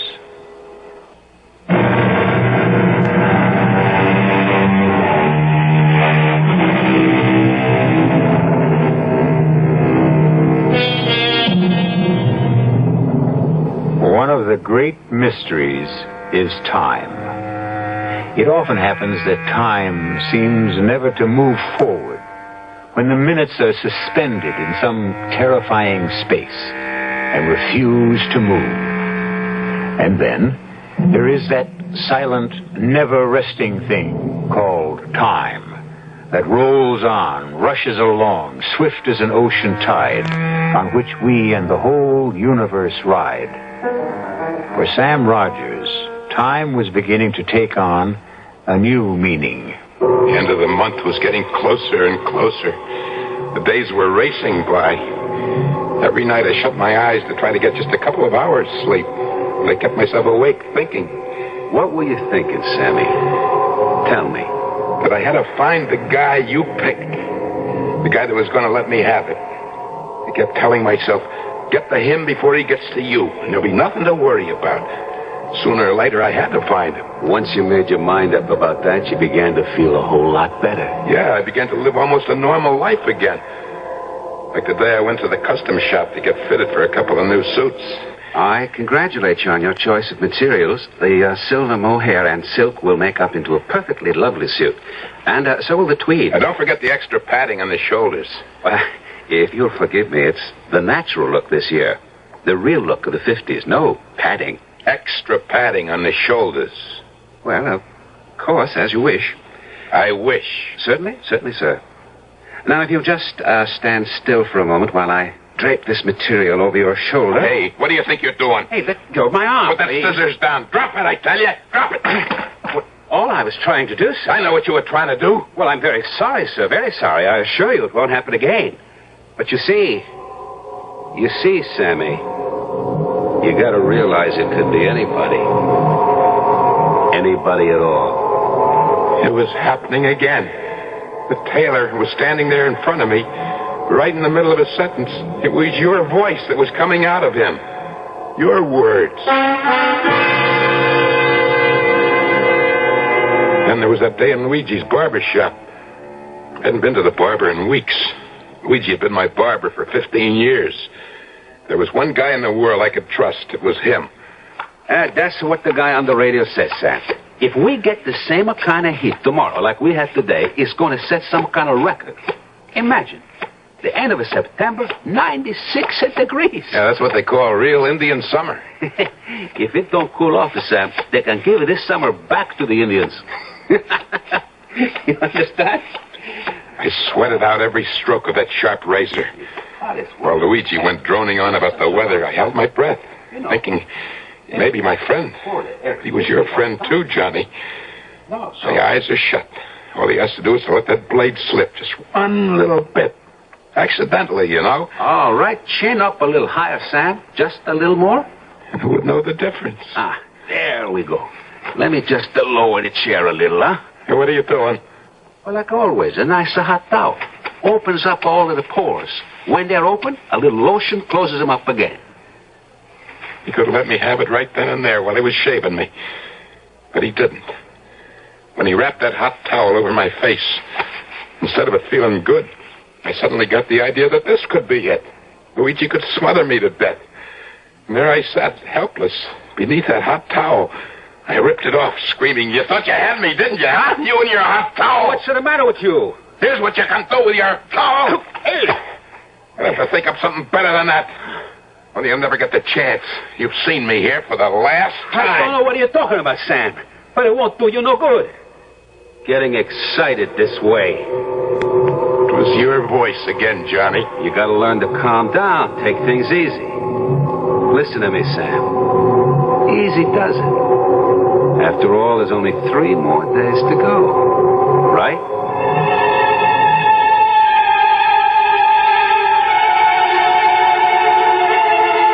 I raced all the way back to my hotel. When I got to my room, I opened the door, and I slammed it shut. Oh, my lungs were bursting. I sucked in whatever air I could in big gulps. There was a sharp pain in the middle of my chest, like a knife sticking right into me. But I was safe. Nobody could get at me here. Never mind that idiotic idea of trying to find out who was supposed to put the finger on me. Just sit it out. Sit it out. Right here, I told myself. Play it safe. But when I looked around the room, I knew that I was not safe. Even here. There was a peculiar feeling about the place. You couldn't say exactly what it was until you looked to see what time it was. And then I saw that my little electric clock on the dresser was turned around with its face to the wall. And it was unplugged. In the bathroom, there was broken glass sitting on the sink. Somebody had been there, that's for sure. No maids. I never let the maids in. Maids or anybody else. Except Linda. Linda was right. She was right. I had to get those locks changed today without waiting another hour.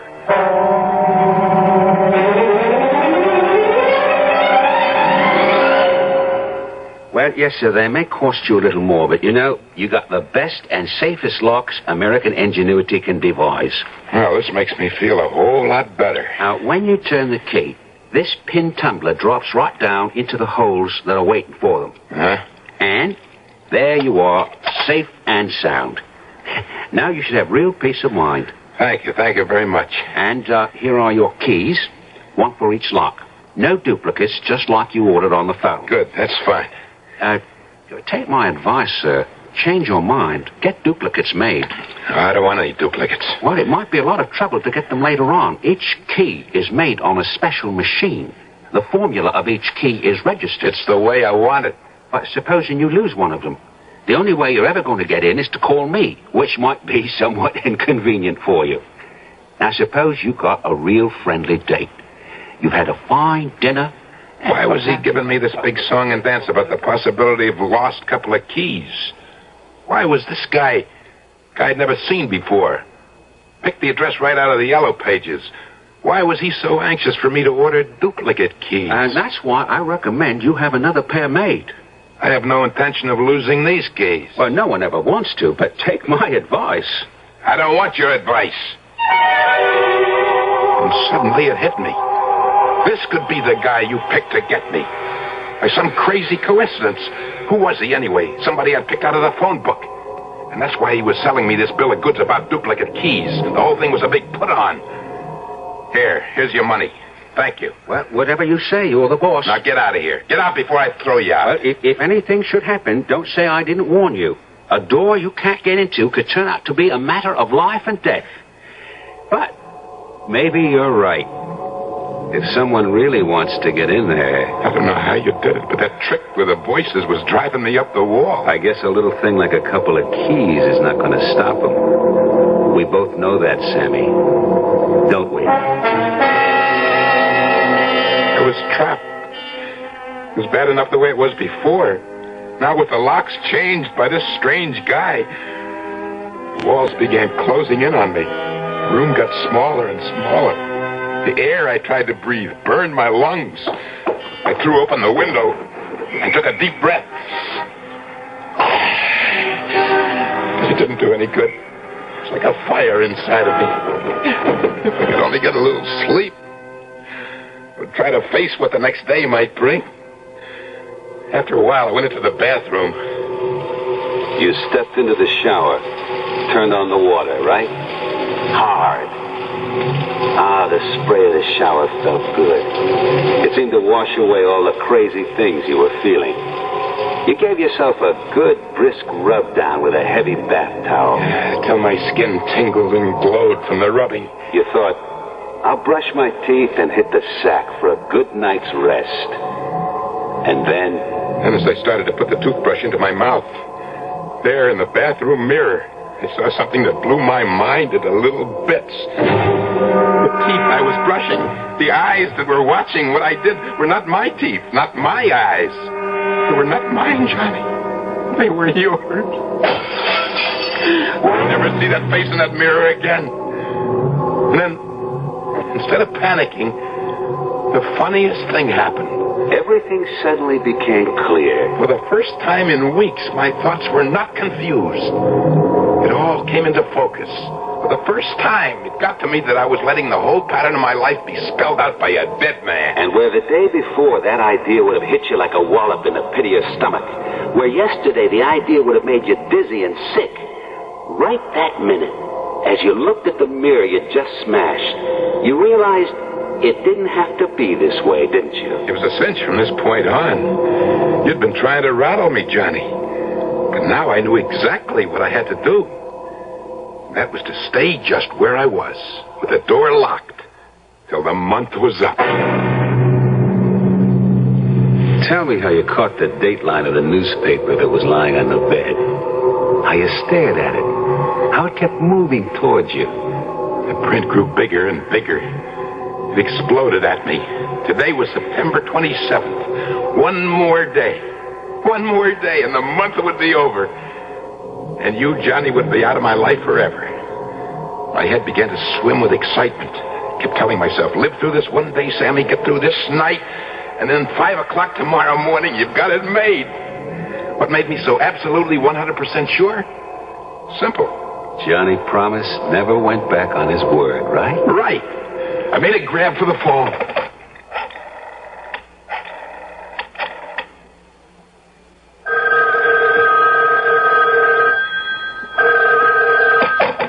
Front desk, can I help you? What time is it? Exactly. Exactly 11:15 p.m. You sure? I just checked it with the radio. I'll set my clock. It stopped. And today's the 27th? It'll be the 28th and 3/4 of an hour at midnight. And don't forget... Thank you very much. By the way, the young lady just came in. She's standing here at the desk. She'd like to talk to you. What young lady? Oh, your young lady. Put her on. How are you feeling, Sam? It couldn't be better. A couple hours more, it'll all be over. What are you doing down there in the lobby? I thought I'd be close in case you needed anything. Well, why don't you get us a couple of hamburgers and coffee? Right away. See you soon. He's feeling great, he says. Well, that's nice for a change. He's sure that in only a few hours he'll be a free man again. Poor guy. Why don't you tell him? I couldn't. I don't know what he'd do if he knew. Anyway, he'd never believe me. It might be the best way. Tell him the truth. How could I tell him that he's a very sick man? That his whole sense of time is mixed up, confused. That he doesn't know one day from another.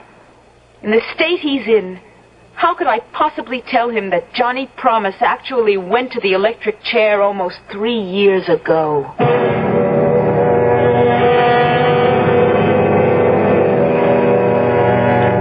Does one tell a dying man what he's about to meet?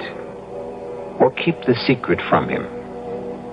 I suppose it depends on how you see death. If you look at it as a friend, you entertain it. If it comes as an enemy, you prepare to overcome it. Death has its greatest advantage when it comes as a stranger, as it may or may not be coming to Sam Rogers.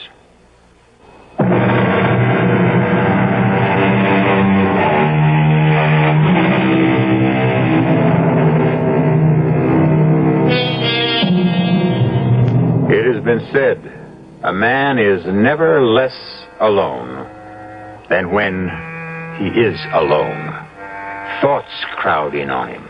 His imagination summons up multitudes. And which is harder to bear? The fear of loneliness, or as in the case of Sam Rogers, the loneliness that comes from fear. Somewhere in a lonely graveyard, a cold wind whistles over the moonlit tombs. From a purgatory of his own making, Sam Rogers is forced by Johnny Promise for the 10,000th time to recreate the path of his downfall. In my hotel room, I kept staring at the clock on my dresser. The hands didn't seem to move at all. They moved so slowly. And then it was midnight. Midnight at last, right on the nose. Only 5 more hours to 5 o'clock. That was when you got yours, Johnny. 5 a.m. And here I was, just 5 hours short of the deadline you'd set for me. 5 hours, 5 years. My blood went cold. Little bumps on the back of my neck. My throat scratchy and dry. I wasn't about to fall for any more of your tricks, Johnny. Smart boy. You sat there on the bed waiting. You weren't going to answer. The knocking kept on louder and louder with more and more force.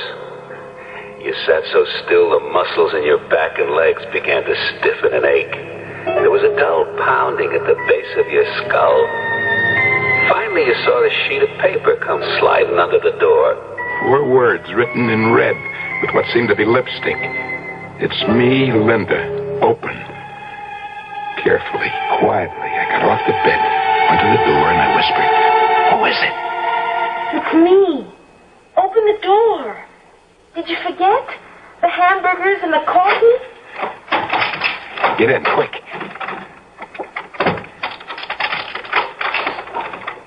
Are you all right? Fine. Here's your coffee. Light, the way you like it. And no sugar? No sugar. The rare hamburger is yours. In less than 5 hours, Linda, we're going to leave this town for good. I never want to see it again. We'll start all over again, fresh. Maybe Alaska or Mexico. Whatever you say, Sam. We talked of our plans for the future, where we might go, what we'd do, the family we'd raise, pushing all other thoughts right out of our heads. It was exciting and beautiful. I looked at the clock again. Where had the time gone? It was 5:15. I said to Linda, "You've got to leave." Why? When I walk out that door, I want to do it alone. You understand why? Of course I understand. I'll meet you in about an hour at your place. Good night, Sam.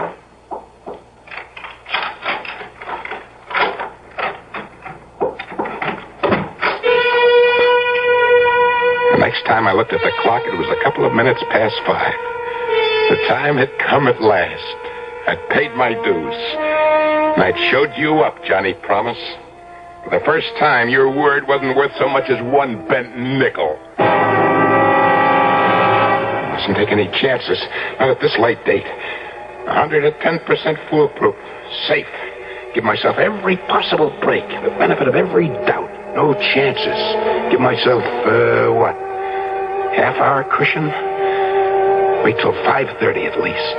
And beat it out of here. Fast and forever. And you hung on. Those last few minutes were the longest in your life, weren't they?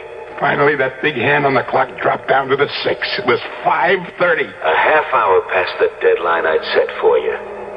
So you took a deep breath and you screamed. You lost, Johnny. You lost. Sammy outsmarted you. So rot away in your grave, bit by bit, piece by piece. Because I'm alive, Johnny. And I'm going to stay alive. But you, my friend, are dead. As dead as yesterday. 5:40. 20 minutes to 6. I turned the keys. First in one lock, then the other. Flung open the door. I ran down the hallway, rang for the elevator. When I got to my floor, the door opened. I took one last look behind me and got into the elevator car. But then you thought, the elevator man. Can I trust him? Was he dependable? Could he possibly? No, that's all over and done with. I don't have to be afraid of anybody. Not anymore. You'd had your bad dream. You were finished with waking up in the middle of the night in a cold sweat. The nightmare was over. The only thing that was real was that you were alive and breathing. What happened when the car reached the lobby floor? I rushed past the front desk out into the street. There was a chill, penetrating drizzle. It was still dark. The promise of a new day was doing its best to break through in the east. For the first time in I don't know how long, I felt able to slow down. I started walking in the direction of Linda's place. Slow, with a sure, firm step. The streets were deserted. It figures. A Sunday morning, 5:45. Wonderful feeling, wasn't it? Like the whole city belonged to you and you alone. That's right. The buildings took on a look of friendliness, like I'd never seen them before. The traffic lights were changing from red to green, then back from green to red, but there was no traffic. Like a ghost city, abandoned. And my own footsteps echoed behind me as I walked. Was it my imagination? I thought I heard 2 pair of footsteps following mine. But you didn't have the guts to turn around and look back. For a minute, you thought maybe they were your own footsteps echoing down those narrow streets. They stopped. They stopped. I started to walk. They started. I got to a corner and quickly turned into the other street. Out of the corner of my eye, I saw 2 men. It wasn't light enough to make out their faces. They weren't saying a word. They just seemed to have their minds on one thing. Keep me in their sight, no matter where I went. My heart stopped. There they were, less than 50 feet behind me. Following. Sickening thought came to me. Terrifying. Tell me about it. It's possible, I thought. Anything is possible. Just suppose in some crazy way that I made a mistake. Suppose my clock had been wrong. I think it's 5:45, but I suppose... Then all of a sudden you found yourself passing the jewelry shop. You looked up at the big clock that hung over the entrance. I almost passed out with what I saw. I swallowed hard. My mouth felt like it was stuffed with cotton wadding. I looked up once more to make sure. And what did you see? The clock said 5:45.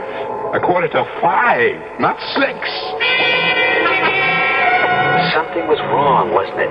The whole thing was like crazy. How could it be? And those 2 faceless men were still there following you. There was a bank on the opposite corner. I raced across to look at the clock outside the bank. I couldn't believe what I saw. That clock, too, said 5:45. Then I began running. I didn't know where. Didn't care. Those clocks, for some insane reason, were right, and I was wrong. And I still owed you 15 minutes, Johnny. You still had 15 minutes to get me. And those 2 men following me. It can't be, I told myself. Those clocks are both crazy. It's 5:45. It has to be. Checked and double-checked. And then something like a heavy sledgehammer hit you right between the eyes. Sammy, you stupid, ignorant dummy, you said to yourself. How could you be so blind? How could you have missed it? That's what the desk clerk was trying to tell you. It was the last Sunday in September. In those days, daylight savings time ended at 2 o'clock in the morning. The last Sunday in September. Of course. Those clocks had all been turned back 1 hour. Only I forgot to turn my clock back. It is 5:15. It's 5, not 6. You crazy fool. You thick-skulled, brainless imbecile. You deserve to die. Now we're getting to the best part, ain't we, Sammy? You began to walk, right? Slow at first, then a little faster. Finally breaking into a run. Whenever you got to a corner, you turned. When you saw an alley, you ran into it. When there was a fence, you vaulted over it. Then out into the streets again. But no matter what you did, wherever you went, those same two characters stuck to your tail. You couldn't shake them. They stuck right behind me, always the same 50 feet away. I kept running until I thought my sides would burst. And then way off in the distance, I heard the deep-throated bongs of a church bell striking the hour. I stopped running. I waited. Counted. 3, 4,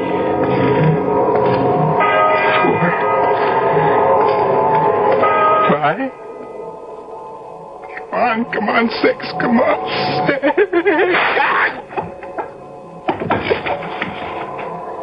That was it, Sammy boy. You doubled up and fell to the pavement. You never got to the count of 6, because there wasn't any 6. You dropped right there where you were standing, right?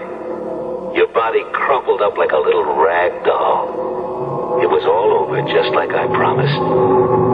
Except for one thing. One little thing. Remember, Sammy? I remember. Tell me how it was, Sammy. I dropped, like you said. And then? The 2 men rushed up. One of them felt my pulse, and the other my heart. And there was no pulse. There was no heartbeat. I was dead. Go on, Sam. One of the men got up from where he'd been kneeling over my body, turned slowly to the other fella, and said, "He's dead, all right. And not a mark on him. That big newspaper delivery truck passed by. Backfired. Just backfired. And this guy drops dead. I guess we better call the police." So Johnny kept his word after all, didn't he? And even today, from where he is now, he keeps assuring the rest of his companions. It's like it's my code of honor. Once I give my word, I never break it. That's why they still call me Johnny Promise. Right, Sammy? Right, Johnny. Oh, and, Sammy. Yeah? Tomorrow I want you to tell me the whole story all over again. From the very beginning. Right? Right.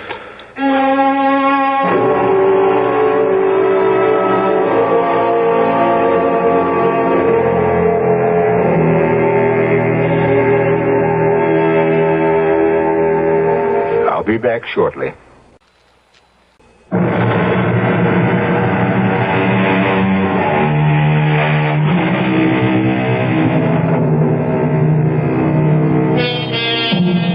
You may recall that Johnny had promised he was going to give Sammy the best of care.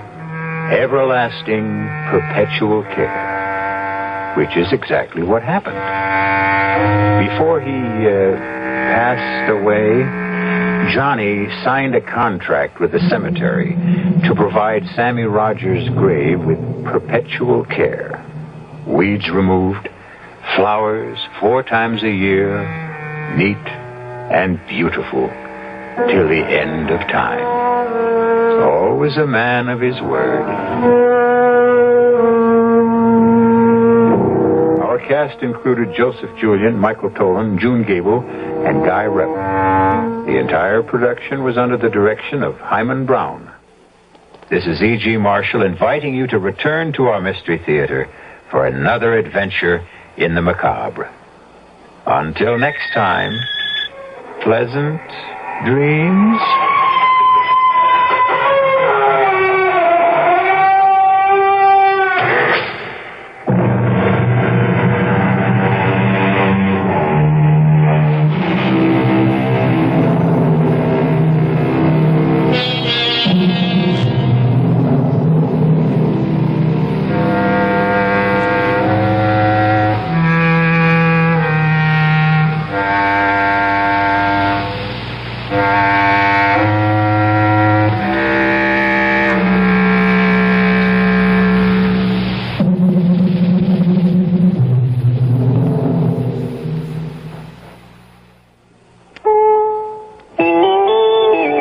CBS News. Friends of former President Richard Nixon are quoted as saying Mr. Nixon is terribly depressed.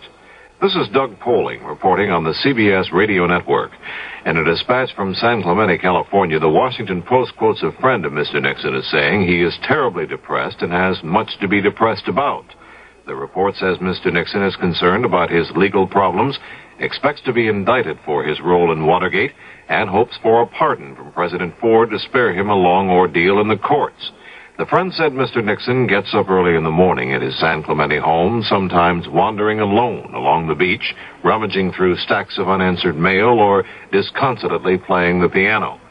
The report contrasts with one given Wednesday by the president's daughter, Julie Eisenhower, who described her father as being in good spirits and doing fine. President Ford spent much of Thursday meeting with a group of economists. They gave the president a generally gloomy forecast for the immediate future, one of rising unemployment and only a modest slowing of inflation through the end of next year. In his closing statement to the group, President Ford said he cannot solve the nation's economic ills alone. This isn't a problem that only a president can solve. It's not a problem that only the Congress can solve. And it's certainly not a problem that any one element in our society can solve. So, in response to the recommendation of a bipartisan effort in the Senate, I determined that it should be undertaken, that it should be in the open so the American people could see firsthand the consensus as well as the divergence.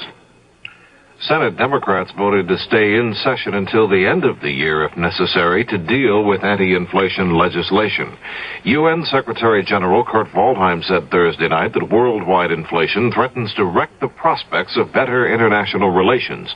In his annual report to UN members, Waldheim said inflation is one of the most potentially dangerous problems facing the world. The FBI has released new figures on the crime rate in America. Fred Graham has a report. The new FBI figures show that last year the number of major crimes reported to the police shot up again, this time by 6%. From 4 million crimes reported in 1963, the total rose to 8.6 million last year. Since 1963, the crime rate almost doubled from 2,159 crimes per 100,000 Americans to 4,116. Last year, murder increased by 5%, up 42% in 5 years. Rape was up 10%, aggravated assault up 7%, robbery up 2%, auto theft up 5%, larceny up 5%, and burglary up 8%. In the big cities, crime increased hardly at all, but it was up by 9% in suburbia, 10% in rural areas. Tentative FBI figures for the first 3 months of this year show crime rising even faster, 15%. Fred Graham, CBS News, Washington. A U.S. Air Force plane, which broke the world speed record between New York and London on Sunday, will try to establish the mark for time between London and Los Angeles next week. The plane is an SR-71 reconnaissance jet. On Sunday, it flew between New York and London in 1 hour and 56 minutes, breaking the world's record. Next Wednesday, the same plane will try to travel the 5,600 miles between London and Los Angeles in less than 4.5 hours. This is Doug Poling, CBS News.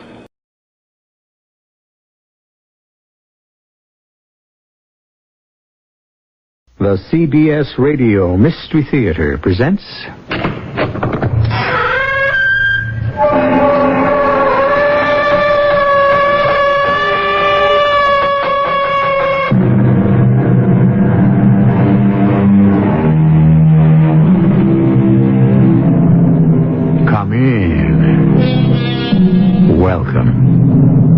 E.G. Marshall. Remember when we believed that the kiss of a princess could turn a frog into a prince? That was long ago, of course, when we believed in magic. The years passed and we started calling it luck. Then, pushed, prodded, or plummeted into a confused maturity, we began to speak of problem solving. But even as the magnetic pull of childhood resists all our efforts to grow up, so does the buried belief that the kiss of a beautiful princess will transform the ugly frog into a handsome prince.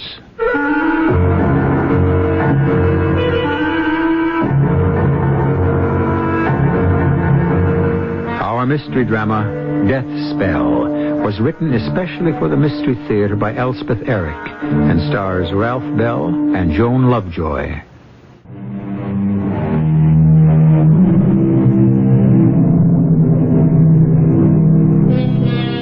Magic is and has always been man's frantic effort to control what he fears: flood, famine, disease, death.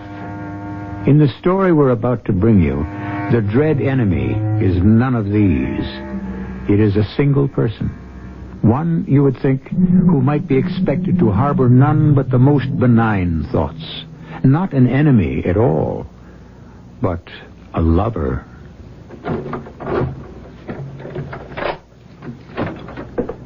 Helen, you here? I'll be right with you, Tom. I'm putting a casserole into the oven. Oh, not that same old thing again. Till one of us starts bringing in some money, it's that same old thing. I got your thingamajig. You did? Oh, why didn't you say so? I just did say so. Oh, great. Marvelous. Swell. I could have bought a steak for what that thing cost. Oh, but I had to have it. I need it. Yeah, well, I need protein. Oh, gorgeous. Fantastic. What the devil do you want it for? I have to know if I'm going to get the part in Antigone. What part? What Antigone? Sophocles' Antigone. I read for a part in it. Doing Antigone where? Off-Broadway? Off Broadway. New Jersey, 2 weeks. But they paid equity minimum. I bought this, whatchamacallit, so that you could find out about 2 weeks in New Jersey? This is not a whatchamacallit or a thingamajig. It is a Ouija board. Whatever. It's not a whatever either. The Ouija board is as old as astrology. Ouija board goes back to the 4th century B.C. I'm so impressed. Where did you get it? In one of those voodoo shops on Greenwich Avenue. The Ouija board has nothing to do with voodoo. The Ouija board is an ancient divinatory device. Yeah, okay. Now, come on. Put your fingers on the planchette. Tom, come on, now, please. The casserole is going to take an hour, so come on. Oh, do I have to? Yes, you do. You have to. If I don't find out about that part in Antigone, I'm going to burst. Just put your fingers very lightly, please. Okay. Ouija, tell me, am I going to work soon in a play? Am I? Close your eyes, Tom. Oh, okay. Just let it move by itself. Okay. It is moving. You can't rush it. You know, I ran into a guy today. In the voodoo shop. This is not voodoo. A guy I hadn't seen for a couple of years, the very least. Bertram Chillingworth Crowley, commonly called Bart. Ever tell you about him? I knew him in art school. He came to class every day in a Cadillac station wagon. That suggest anything to you? Money. Lots and lots of money. Pots of money. Lots of pots of money. Why don't you shut up and concentrate? He never did finish art school. I think the planchette is starting to move. He was too rich to paint. It is. He quit art school and he sank back into his millions. It's starting, Tom. I never gave another thought till today when I ran into him in the voodoo place. Oops. Tom. You better get the phone. It was just starting to move. Hello. Is this Tom Craven? Yes, this is Tom Craven. Tom, how are you? Well, who's this? This is Bart. We ran into each other this afternoon. Greenwich Avenue? Bertram Chillingworth Crowley? Yes. Listen, we didn't get much chance to talk today, so I was wondering, could we have lunch? Tomorrow, maybe? I don't eat lunch as a rule. At my club, I thought. Oh. Well, I have something I'd like to talk over with you. Something that might interest you. Oh? Would it be all right if I brought a girl along, Bart? Your wife? No, a girl. Well, sure. Bring her along. How's 1 o'clock? Meet you in the lobby of the Lancaster Club on Park Avenue. 1:30? That all right? Yeah, all right. Hey, how do you like that? Just finished talking about the guy. He's on the phone. Tom, sit down. That's spooky. That's really spooky. It's moving. Is that okay with you? Lunch tomorrow? Now, relax. Don't press on it. 1:30? It's spelling out something. Lancaster It's Club. moving to A. It's a very snooty joint. Oh, it's going so fast. Park Avenue. N-T-I-A-N-T-I. Antigone. The first 4 letters in Antigone. Why, you like that? That's spooky. You'd like it. You really would. It's got 3 rooms besides the studio, and the studio has a skylight. Oh, that sounds marvelous. Perfect north light. I had it built to minute specifications. Had it built for myself. I thought someday I might take up painting again, but of course I never did. Oh, that's a shame. Oh, I don't know. Never did have much talent, you know. Not like old Tom here. Yeah, well, old Tom here isn't exactly setting the world on fire. No, but you will one of these days. And I'd like to help you on your way to fame and all that. Well, that's awfully nice of you, Bart. Really is. You'd be doing me a favor if you'd move into the place. Both of you. I really mean that. Helen? Is it that you don't want to leave the city? Oh, Lord, no. Or maybe Helen doesn't want to move out of New York. Actresses don't, I've heard. Well, you heard right.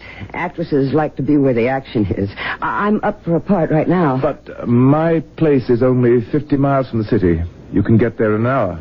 Oh, there's a train? No, look, I have a car. Well, actually, I have 5 cars, and I have a chauffeur. Or Tom could drive you, or I could. Think about it, will you? Sure. Well, we'll certainly think about it. And let me know as soon as you can, okay? You bet. Anybody want any more coffee? Not for me, thanks. I'll get the check. Waiter! Check. I'll sign it. It's a funny thing you phoning me, Bart. When you did, I'd just been telling Helen about you when the phone rang. He was telling me how he'd run into you. In the voodoo shop. Not voodoo. Oh, they have voodoo stuff there, too. Potions, powders, amulets, all kinds of stuff. Are you interested in magic? Tom was buying a Ouija board for me. She was trying to find out if she was going to get a part in a play that she's up for. And I am going to get it. Yeah, you hope. Well, the Ouija board spelled out A-N-T-I, and the name of the play is Antigone. So how about that? That was right after the phone call from you. You know, everything was getting very spooky. Listen, if you decide to take the studio at my place, bring the Ouija board along. Something you're dying to know, Bart? Something I'm dying to know. Yes. Well, if we moved in with you, we will come complete with Ouija board. Bart, why are you so anxious to have us take your studio?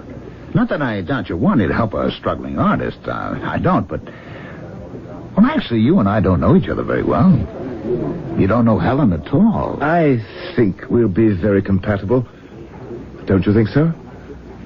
You're lonely, isn't that it? Lonely? Well, I mean, living all by yourself in that big house on that big estate. But I don't live all by myself. Oh, you don't? I'm sorry, I just assumed you didn't mention anybody else. Oh, there are the servants, and then there's my wife. Your wife? You didn't say... You never mentioned, I didn't know you were married. Oh, yes, to Rosalind. We've been married for a couple of years. That's marvelous. After I left art school, I didn't know what to do with myself, so I started traveling. I went all over the place. 2 suitcases, one packed with clothes, one with maps and books. All by yourself? Yes. I'm not really a gregarious person. I don't make friends easily. For somebody like me, travel is really the only answer. You stay in one place till you've exhausted it, then you move on to the next place. You meet people on planes, on ships, in hotels and bars. You're not completely isolated, but you never make any close friends. It's something I'm not capable of anyway. But you did make one close friend, didn't you? What? I mean, Rosalind. Oh, yes, Rosalind. And you married her? Yes, I married Rosalind. Where did you meet her, Bart? In Trinidad. Do you know Trinidad, either of you? No. I don't. Marvelous place. Very polyglot civilization. Been occupied any number of times since the original Arawak Indians. You'd love Port of Spain. That's the capital city. 12 nationalities live there. They have churches, mosques, synagogues. Astounding place. And that's where you met Rosalind? Rosalind is the most beautiful woman who ever lived. Part Spanish, part Arawak, part Eurasian, and maybe a little of everything else. Beautiful beyond words. Well, then, you're not alone. No. Living with a woman you love, who loves you, that's the greatest thing in life. I suppose it is. You know it is. Only Rosalind doesn't love me. Oh. I'm sorry. She hates me. Oh, now, Bart. She's trying to kill me. Come on, Bart. And she will. If I don't kill her first. And God said, "Let there be light." And there was light. And man considered it magic. Not only the creation, but the words that brought it to pass. And when the words were written down, the writing was magic too. Perhaps everything not quite comprehended by the limited mind of man appears to be magic. Perhaps everything is.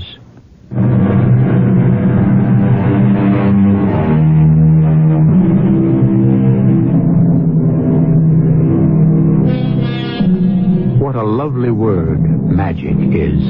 It springs from the lips so lightly, like the bursting of the tiniest seed pod showering its contents into the air. In a world which labors so strenuously to explain how and why everything is as it is and not otherwise, what a relief to turn away, even for a moment, and view it all as simply magic. It's crazy. Simply crazy. It's a beautiful place. I may not stay, Tom. Well, I'm staying. This is a fabulous studio. And you don't mind if your host is slightly insane? Well, I've put up with worse things in my time. You have? Like what?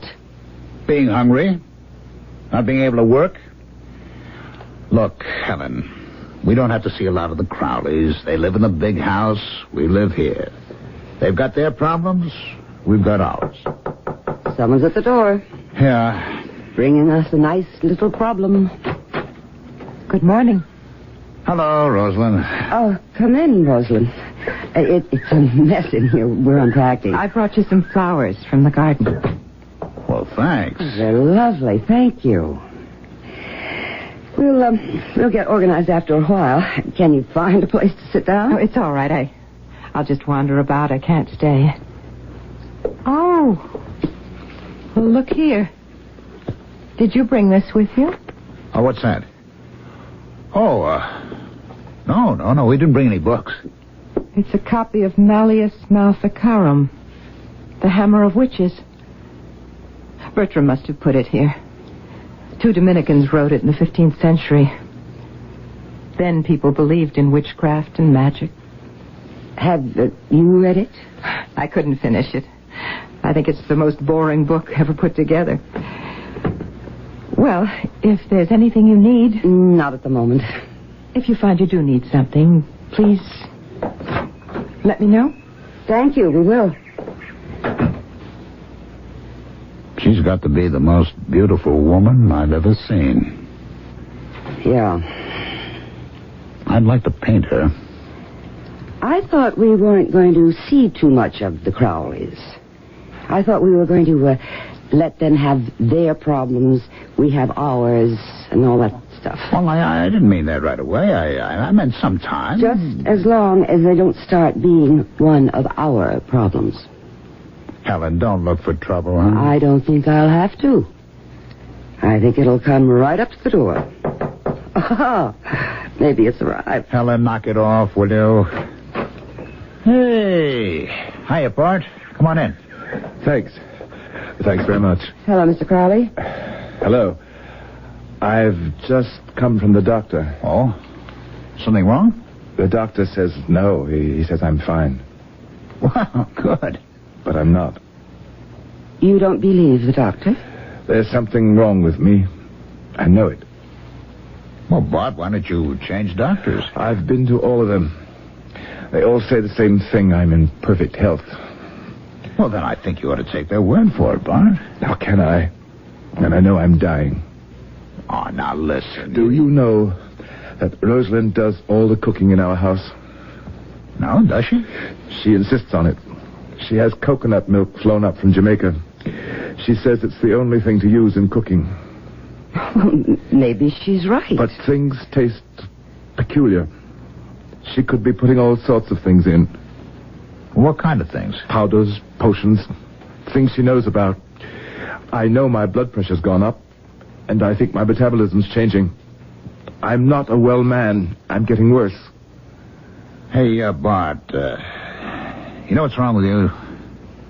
Forgive me for saying it, but, you're a bit of a hypochondriac. You think about how you feel all the time. How can I help it? When you think about it, because, you got nothing better to do. Take some advice. Find something to do and do it, huh? That's easier said than done. Oh, Bart, with all your money... Money's got nothing to do with it. Look what I found on the lawn this morning.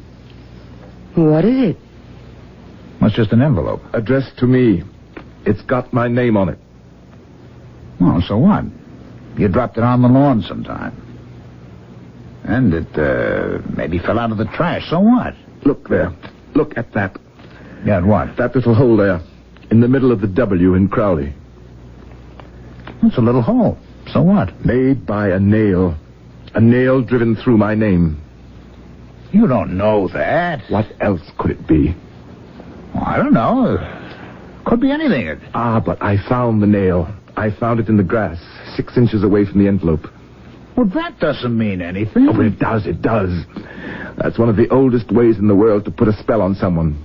Don't you know that? No, I don't know that. I don't believe in those things, Bart. I think that's all superstition. It's all nonsense. Oh, no. It's real. Well, I can't go along with you, Bart. You'll see. She'll get to me. She'll kill me. She's got her mind set on it, and she'll do it. One of these days, she'll do it. She'll get her way. Look, Mr. Crowley, I'm not sure Tom and I ought to stay here. You're not thinking of leaving, are you? I think maybe we should. Don't go. Don't leave. Don't leave me alone to die.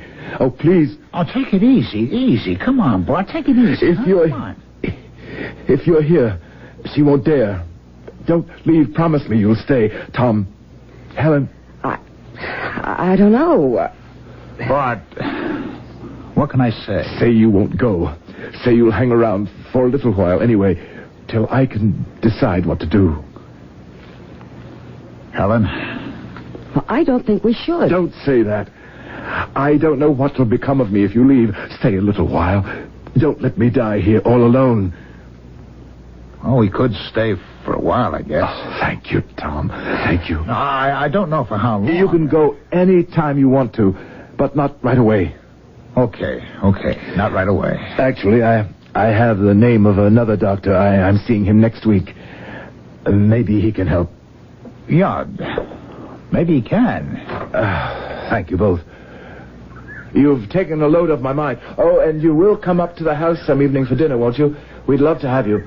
Rosalind's a very good cook, she really is. And she wouldn't put anything in your food. Just in mine. Why did you say we'd stay? Oh, I don't know. He seems so sort of helpless. Is that the only reason?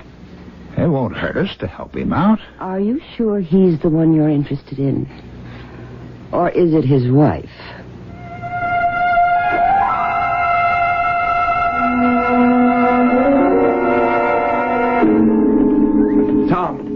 Tom, hold up a minute, will you?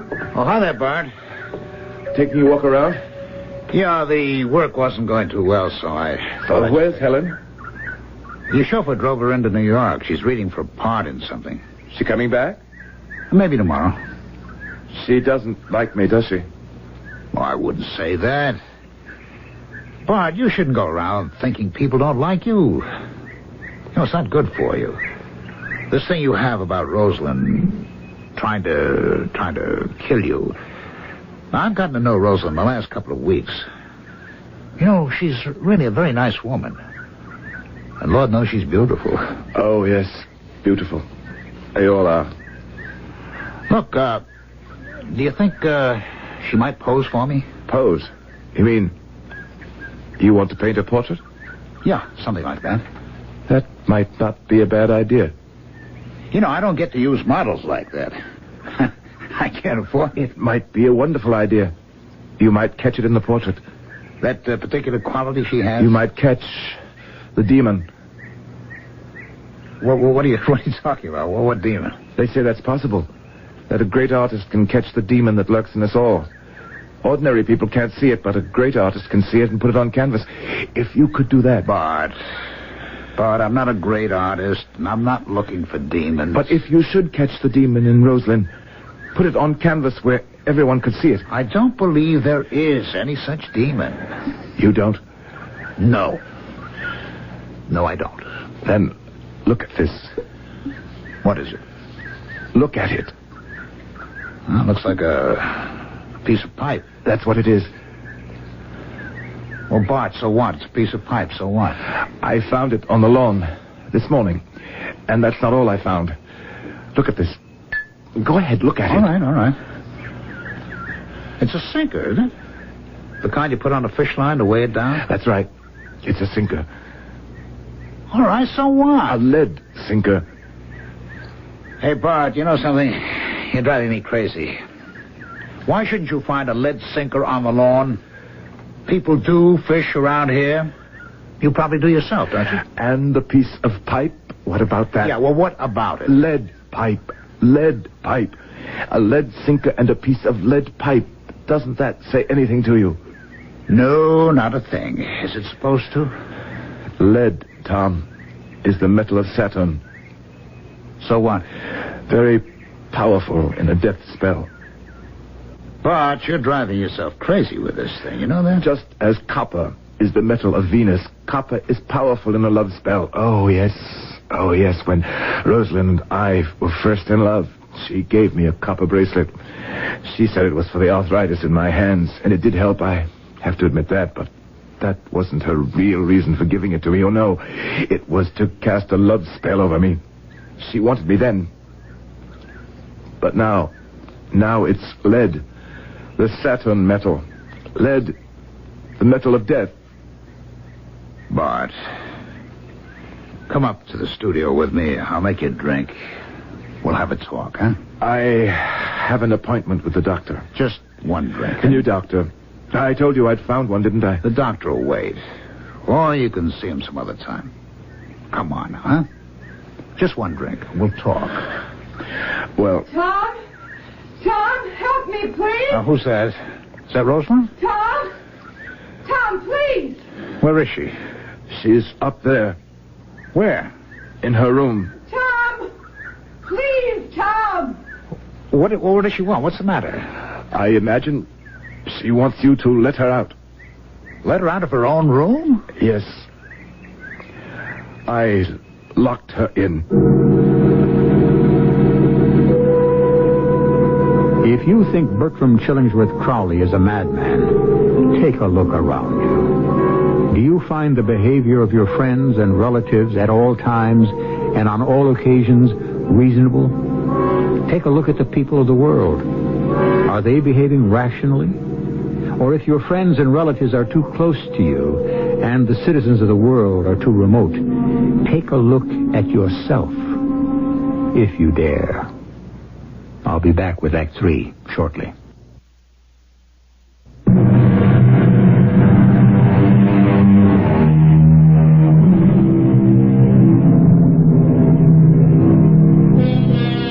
A young man, sound of body, with a plethora of worldly goods, married to an incomparably beautiful young woman, living in the loveliest of homes, companioned by a solicitous friend, pursues the idea that his wife has cast over him a death spell. Why? Why does he do this? I believe it was John Milton who wrote, "The mind is its own place, and in itself can make a hell of heaven, and a heaven of hell." Your chin up just a little, Rosalind? Enough? That's fine. It's perfect. You getting tired? Not at all. Tell me when you want me to stop. It's an easy pose. Is any word about Bart? The same. They're feeding him intravenously now. Oh, boy. That doesn't sound so good. That is not good at all. I think he will die. Oh, come on now. It's not all that hopeless. I think it is. Rosalind, let's knock off the sitting for a while. I have to ask you something. I'm sure you do. You won't be offended? Ask me. Do you know that Bart thinks that you were casting, or that you are casting some sort of a spell over him? A death spell? Oh, yes. I know. I wasn't sure if you knew. He really was crazy on the subject. Quite crazy. He kept showing me things he picked up on the lawn. An envelope with a nail driven through his name. Oh, yes. Things made out of lead. The metal of Saturn. Oh. You know about these things, do you? Of course. Everyone knows. Well, I didn't. Not till I came here. People have known for centuries. Well, what I wanted to ask you... Yes?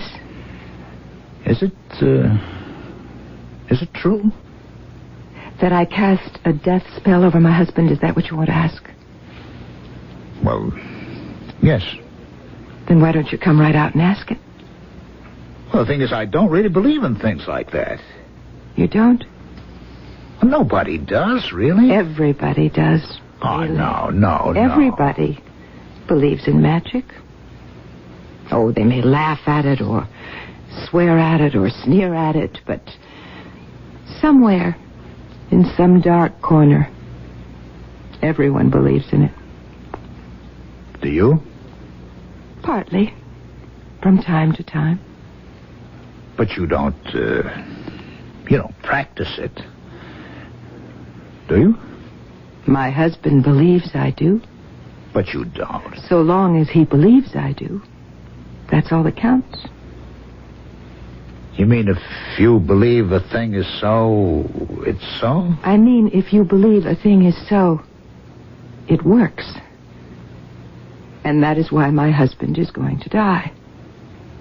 For all their drugs and their bottles of glucose and their tubes going into his arm, no matter what they do, he will die because he believes he will die. I can't stop it. Nothing can stop it. He believes he will die, and he will die. I don't think I can go along with that, Rosalind. It doesn't matter. Oh, look there. Look out the window, your girl, Helen. Oh, she's back. She went into New York to see about a part. Hi there. Hello. Hello. What's going on here? Well, nothing's going on. Rosalind's posing for me, that's all. Oh, really? We just stopped for a minute. We were talking. We're talking about Bart. The hospital's got him on intravenous feeding. Doesn't look too good. I'm sorry to hear that. Yes, it's too bad. You don't seem too broken up about it. Oh, now, Helen. I'm not happy about it. I think you are. Helen, you'd better stop, huh? You know what I found her doing the other day? I went up to the house to borrow something. Do you know what she was doing? Oh, Helen. Come on now. Scrying. That's what she was doing. Scrying. What's that? What is she talking about? Scrying is an ancient method used to conjure up spirits. And foretell the future. One uses a crystal ball. Or a glass of water. Yes. Or a bottle of ink. Anything that reflects. But I have no crystal ball. There was no glass of water, no bottle of ink. Your fingernails. Your long, pointed, long fingernails. Polished till they were gleaming. You were looking into them. And you were seeing the future in them. Helen, why would I do that? To see when your husband would die, when you'd be free of him. And you did see, didn't you? And you started moving in on Tom the very next day. Helen, that's enough. You don't know what you're talking about. Oh, yes, I do. Yes, I do. Somebody get that. I will. Thanks. Yes? Yes, this is Mrs. Crowley speaking. Oh? Oh. Yes, I understand. Thank you for calling me. Was that, was it, It was the hospital. He's dead. Oh, Rosalind. That's awful. Can we do anything for you? What can we do? I don't know. Anything at all. Could you stay for the funeral? After all, you were the only friends he had.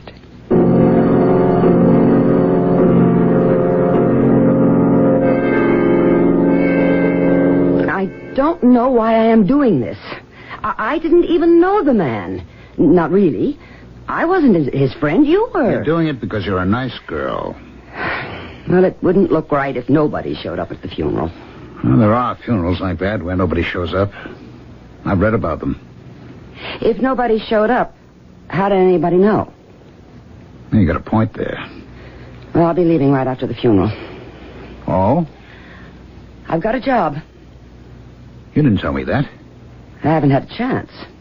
When I got back, you were here with her, and then she got the phone call. What kind of a job? On the road, bus and truck. Oh, not Antigone. Not Antigone. Somebody else got that. Then the Ouija board was wrong. No, not really. The Ouija board spelled out A-N-T-I, you remember? That doesn't have to mean Antigone. It could mean Auntie Mame. You're not going out with Auntie Mame. For 26 weeks.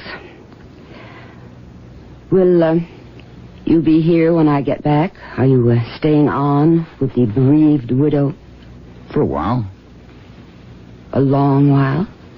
Well, she needs somebody. Somebody like you. Maybe. You're in love with her, Tom. You may not believe that, but you are. I don't know whether I believe it or not.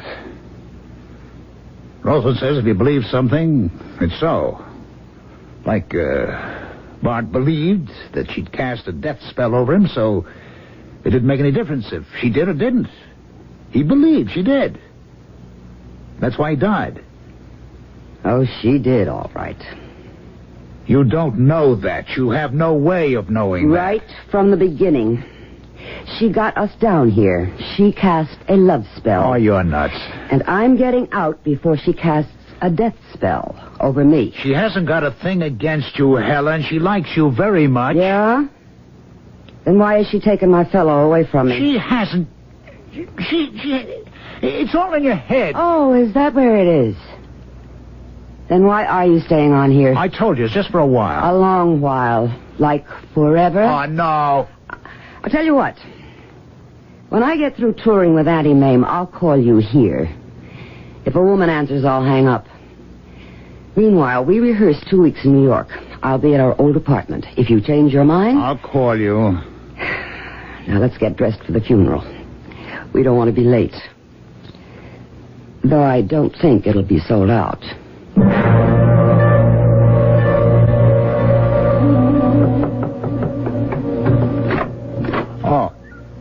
Oh, come in, Rosalind. I brought you some flowers. Well, that's very nice of you. Roses, huh? I arranged them for you. I don't think you have any vases here. Oh, where'll I put them? Oh, any place? How about, here? Fine. Now, sit down and talk to me. Okay. You must be lonely without Helen. Well, we were together for quite a while. Yes, I miss her. But, she got a job, you know. Oh, did she? No, I didn't know. She left right after the funeral. I didn't have a chance to. Will she be back, do you think? Oh, right now she's in New York, rehearsing, and then she's going on the road for 6 months, so, no, I don't think she'll be back. Pity. I liked Helen. I always thought you did. Matter of fact, I told her you did. She didn't believe you. Well, no, actually, she didn't. It's very hard for me to convey liking. I don't know why that should be. Some personality lack, I suppose. Well, do you think maybe you'd feel like posing for me one of these days? There's no rush, of course. Why, any time. Now, if you like. Oh, I didn't mean... Well, why not? The light is very good. All right. Are the roses in your way? Yeah, I'll move them. Now, I'll just set up my easel. You know, this is very nice of you, Rosalind. I really do appreciate it. It's a relief to me to be doing something. Anything. Yeah, I know what you mean. Have I got the pose right? Stay the way you are. I'm going to start over. Helen believes in magic, doesn't she? Kind of. There's a high magic, you know. And there's a low magic. Yeah? Would you turn your face a little to the light? Low magic is concerned with, petty things. Getting a certain part in a certain play, things like that. Head up, just a trifle. Oh, yes, that's good. High magic is something quite different. Mm-hmm. Make yourself like God in order to understand God. That's the purpose of high magic. Just stay like that. Vault from your body and unfold. Unfold. Don't move, please. Outrun time and find eternity. Embrace sensation.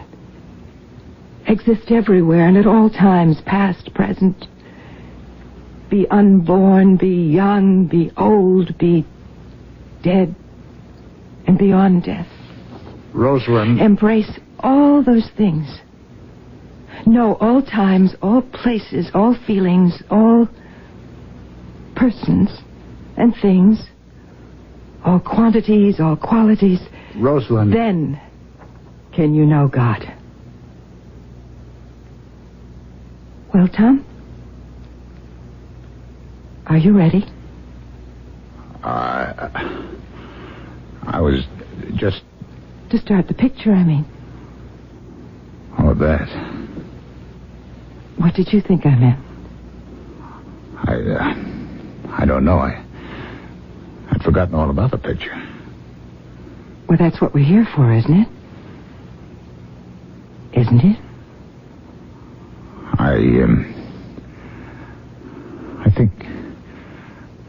think I'll just move the roses. I think I'll put them on the table right here next to you.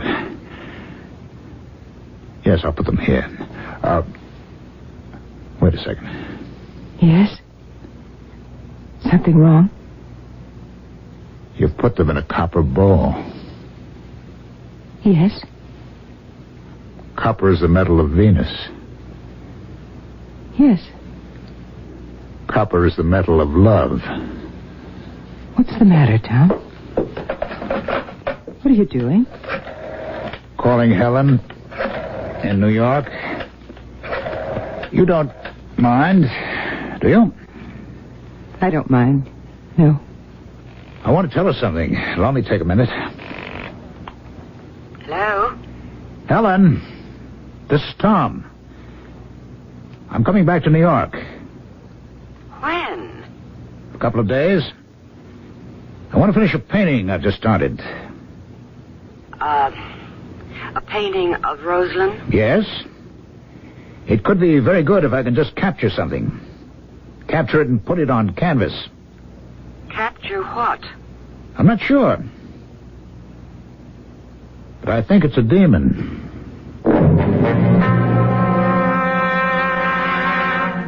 It's very dangerous to believe you are God.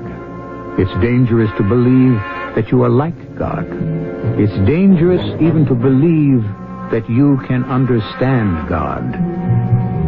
It's not only dangerous, it's arrogant. I'll be back shortly.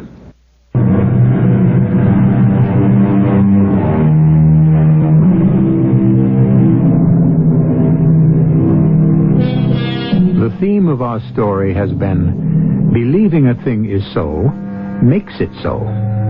Well now, will believing that you are handsome, charming, and irresistible make you, in all truth, handsome, charming, and irresistible? I very much doubt it. But if you don't take it too seriously, it could make you more attractive. Try it. I'm going to. Our cast included Ralph Bell, Joan Lovejoy, Gordon Heath, and Terry Keane. The entire production was under the direction of Hyman Brown. This is E.G. Marshall inviting you to return to our Mystery Theater for another adventure in the macabre. Until next time, pleasant dreams.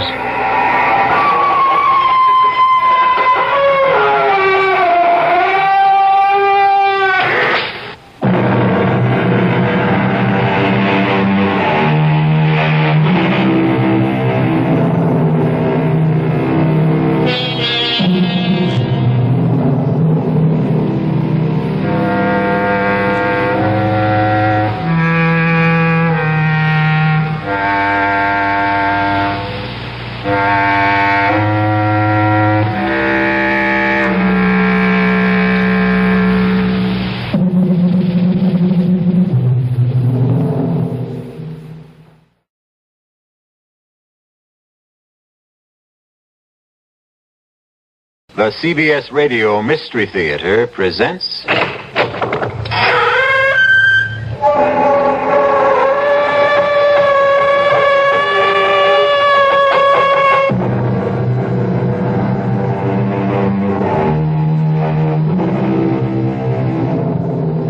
Come in. Welcome. I'm E.G. Marshall. Welcome to the sounds of suspense. To the fear you can hear. Welcome to the world of nightmarish probability, where the icy fear of the unknown can lead one down strange and terrifying paths. In our story, Alex Harper confronts the impossible, and the encounter produces a devastating effect.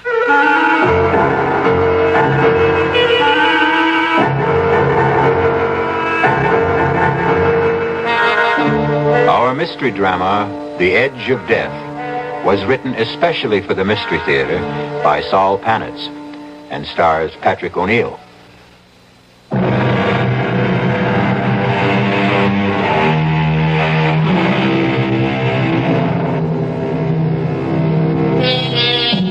Meet Alex Harper, farmer. Right now his left arm is in a sling, heavily bandaged to protect the more than 20 stitches. Just a small accident on his tractor. First time in his 28 years as a farmer that he'd ever suffered more than a slight sprain or a minor bruise. It is a late August morning, an unreal sky, so blue it almost hurts the eyes to look at it. Even now, there is a promise that the cool dampness of the morning will soon yield to the stifling heat of the prairie sun. No matter what you say, I still don't think I ought to leave you alone. Who said I'm alone? You hear what Judy said, huh, Ace? Can't you be serious for a second? Only because I think you should go. Now, we've been over this a dozen times. If something was to happen, I'd never forgive myself. Oh, what if the sky fell down, Chicken Little? Well, your arm, it hurts, doesn't it? Did I say so? Oh, whenever you get this way sarcastic, you're covering up. You can't fool me. Take another pill. Another one, and I'll be going around like a zombie. Oh, and I'll ask Doc Stevenson if he can give you something else. But I don't want something else. Now, you go on, get your annual checkup, do a little shopping if you like. But I still think I ought to be here. After last night. Oh, boy, last night again. I am not a hysterical woman. I didn't say you were. Well, you thought so. Well, you get me up out of a sound sleep and insist that there are lights and noises. I know, I heard something last night. It wasn't a rabbit or a deer. There was a flashing light. I'm not an idiot, and I haven't got that good imagination to make it all up. And now I'll go.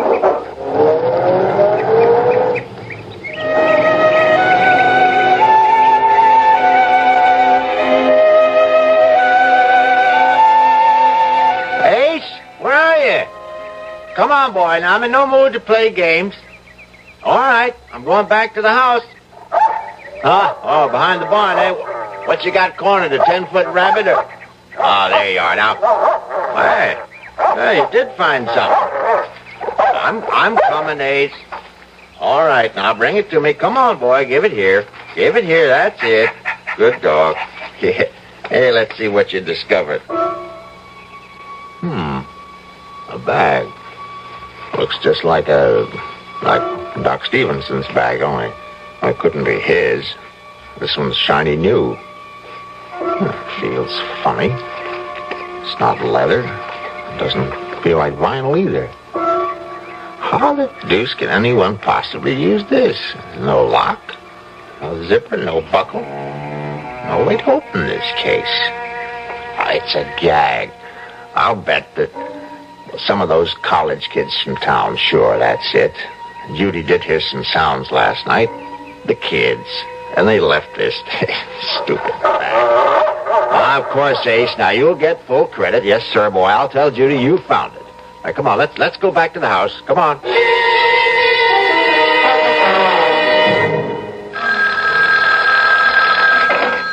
That you, Alex? Doc, hello. How's the arm? Not bad. Now, when are you going to take the stitches out? One of these days. Now, don't rush it. That's a mighty bad tear. Will you level with me? Shoot. Will the arm be as good as new? Well, not really. Some of the muscles were torn. Oh, you'll have movement, but there will be limitations. You were lucky that it's the left and not the right. Yeah, lucky. And you'll end up with a beautiful scar. Say, Doc, is Judy still there? She left about 30 minutes ago. Did she check out okay?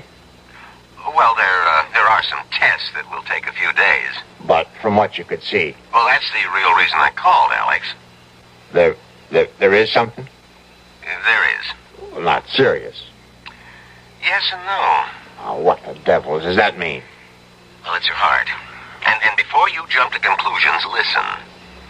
If she watches herself, obeys a special diet, there's no reason why she shouldn't live a normal span of life.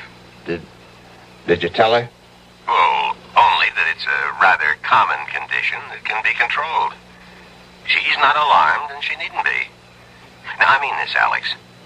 I've seen patients like her do almost everything they used to do and go on and on. Almost. Oh, Doc, last time you dropped by, let's see, that must have been at least a week ago. No more like 10 days. By any chance, did you leave something out here? You aren't missing one of your black bags. What? I've only got one bag. What are you talking about? Nothing. Doc, I think I hear Judy. Yeah, it is. Hey, she's driving kind of funny. I better hang up, Doc.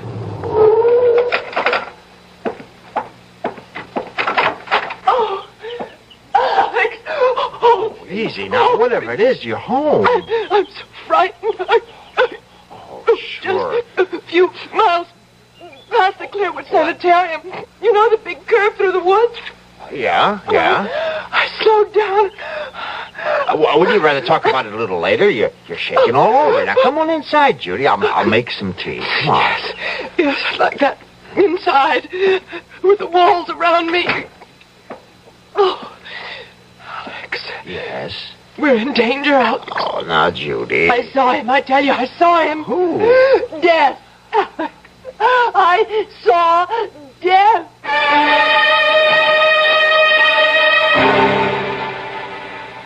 You feel better now? Yes. Look, I can hold my hands out and they don't shake anymore. Now, maybe I ought to call the doc anyway. I guess you must think I... Oh, Alex. I was maybe a minute or so past the railroad bridge when I heard this thing. What thing? It was on the news about a patient at Clearwood escaping. And you know, please notify if you see him and telephone number and all. Any description? Well, all I can remember was something about his being dressed all in black. Nothing more. Hear that? What? Siren? Police siren? Why, it could be a fire truck. Oh, yes, I suppose so.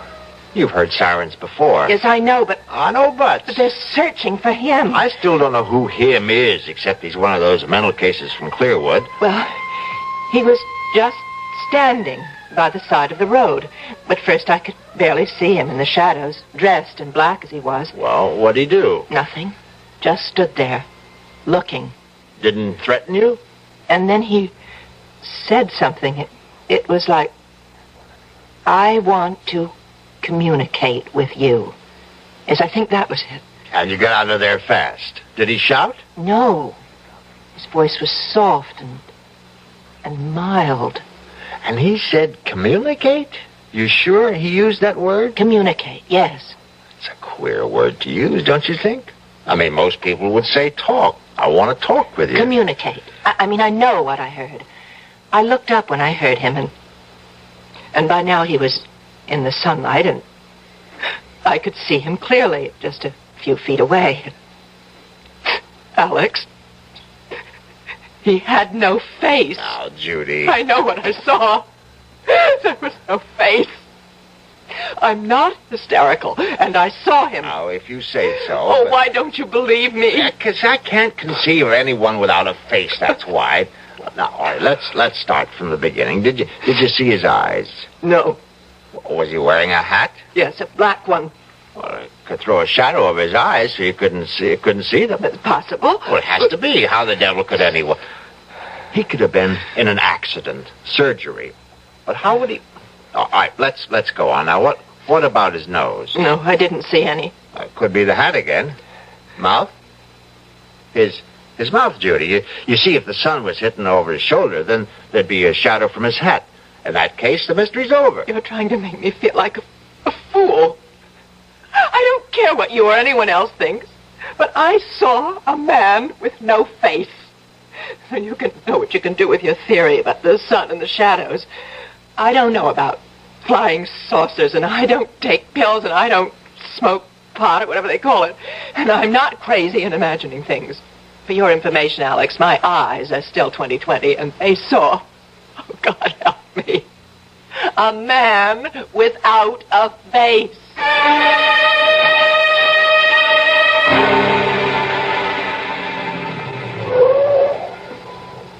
Alex, what's this all about? I mean, meeting you down the road instead of at your house. I didn't want Judy to worry, Ben. Well, I'm a police officer and not one of those secret agents you see in the movies. Ben, she says she saw the patient from Clearwood. Is that why you got me out here like this? He escaped. You make it sound like he's Jack the Ripper. Because he's from Clearwood, you got the idea he's a raving homicidal maniac. Oh, sure. All they've got out there are a bunch of lovable folks who are just a little mixed up. You're really upset. Never seen you like this. I guess I didn't know how much until right now. Judy ran into him on that big curve near Clearwood. She wasn't the only one. We've had calls from all over. Funny, you get sober citizens, see him at the same time, and miles apart, and dress different. Happens every time. Take a hot day, mix in a little imagination. Now, this was real. Of course it was. And Judy's not, she's not the type. Now, take my word for it, Alex. Every time something like this happens... Naturally, they're doing something about it, like cruising the highways, enjoying the scenery. I'll give him credit for enough brains to hide out. Oh, I suppose you want police officers out in the field? That's where they ought to be. Sure. We'll hire a couple of hundred extra. Won't that make the taxpayers jump for joy? Come here. What for? Now, come here. I won't bite. I want you to hear this. This is 5. This is 5. Receiving 5. That you, Ben? Over. Look up something for me, will you? Over. Go ahead. Over. How many identifications we got on the Clearwood thing? Give me a second. Here it is. Ben, we got 12 so far. Over. Hear that, Alex? 12. Everyone's a positive, too. Point blank range. Over. What's the spread? Over. This'll kill you. Nearest one is 2 miles. Longest is over 30. Over. See, Alex? Everybody sees what he wants to see. You still with me? Over. Yeah, right here. Over. Something you might be interested in. Over. Standing by. One of the boys here says it must be some kind of a... calls it mass hysteria or something. About half the idents claim this guy is nothing like anything you or me ever seen. Like how? Get to it, will you? Well, they say they had a close look and that he ain't got a face like you and me.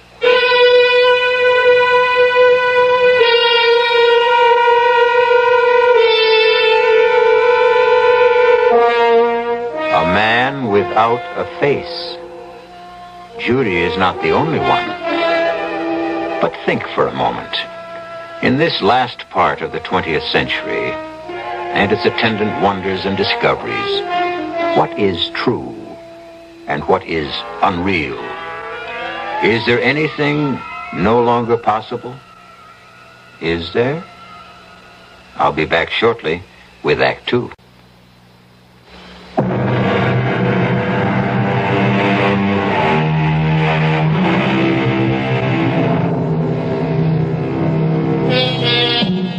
Well, the doubting Alex knows that there's nothing wrong with his wife's power of observation. She did see a man, and though he does have a face, there is something missing. A mouth. Result of an accident? Or is he a mutation? A gruesome congenital result? Or perhaps from out of this world? Let's join Alex and see if we can find out. This is Alex Harper calling. Could you connect me with the director of the sanitarium, please? Rich is here. I'm sorry to bother you, Doctor. I'm Alex Harper. I have a place on Route 36, about 8 miles from you. Well, of course. I've passed by there quite often. What can I do for you, Mr. Harper? Doctor, I hope you won't laugh or anything, but I have a couple of questions about this fellow who broke out of your place. Michael. That's his name? Michael? Michael what? Well, now, we have no full identification. He gave us only his first name. But he was a patient at Clearwood, wasn't he? In a sense. Was he or wasn't he? Well, only for one day. You see, Michael is a rather unique case, most unique. In all my years, I've never seen anything like him. Look, I have to speak low because I don't want my wife to hear. She's in the kitchen and she's plenty upset already about your Michael. She's seen him? Where? Have you notified the police? Well, I thought I'd speak to you first. She saw him, and from what she says, she's either crazy or hysterical. And I can tell you, she's not either one of them. Well, Michael is, well, he's different. Different? That what you call a guy without a face? Without a... Oh, no. He has features. The eyes, nose, and the rest of it? Well, of course. Then my wife, she didn't see what she says she saw? No, I haven't said anything like that, Mr. Harper. What I was referring to was his appearance, not his powers of reasoning or social behavior, because, quite frankly, he didn't talk to us. Outside of his name, we couldn't establish contact with him at all. Well, what about his, as you call it, appearance? Michael has no mouth. From what we can tell, he was born without a mouth. We don't know how he communicates, or if he does at all, or how he manages to ingest food. Truth is, he wrote his name on a scrap of paper. You see, Michael may be something quite new to our world, Mr. Harper. Perhaps one of a kind. Maybe he's, what's the word I'm hunting for? Mutation? Yeah, that's it. I hope to God that he is what he appears to be. A freak. A one-time thing. But suppose he's only the first, the beginning of perhaps a new kind of man.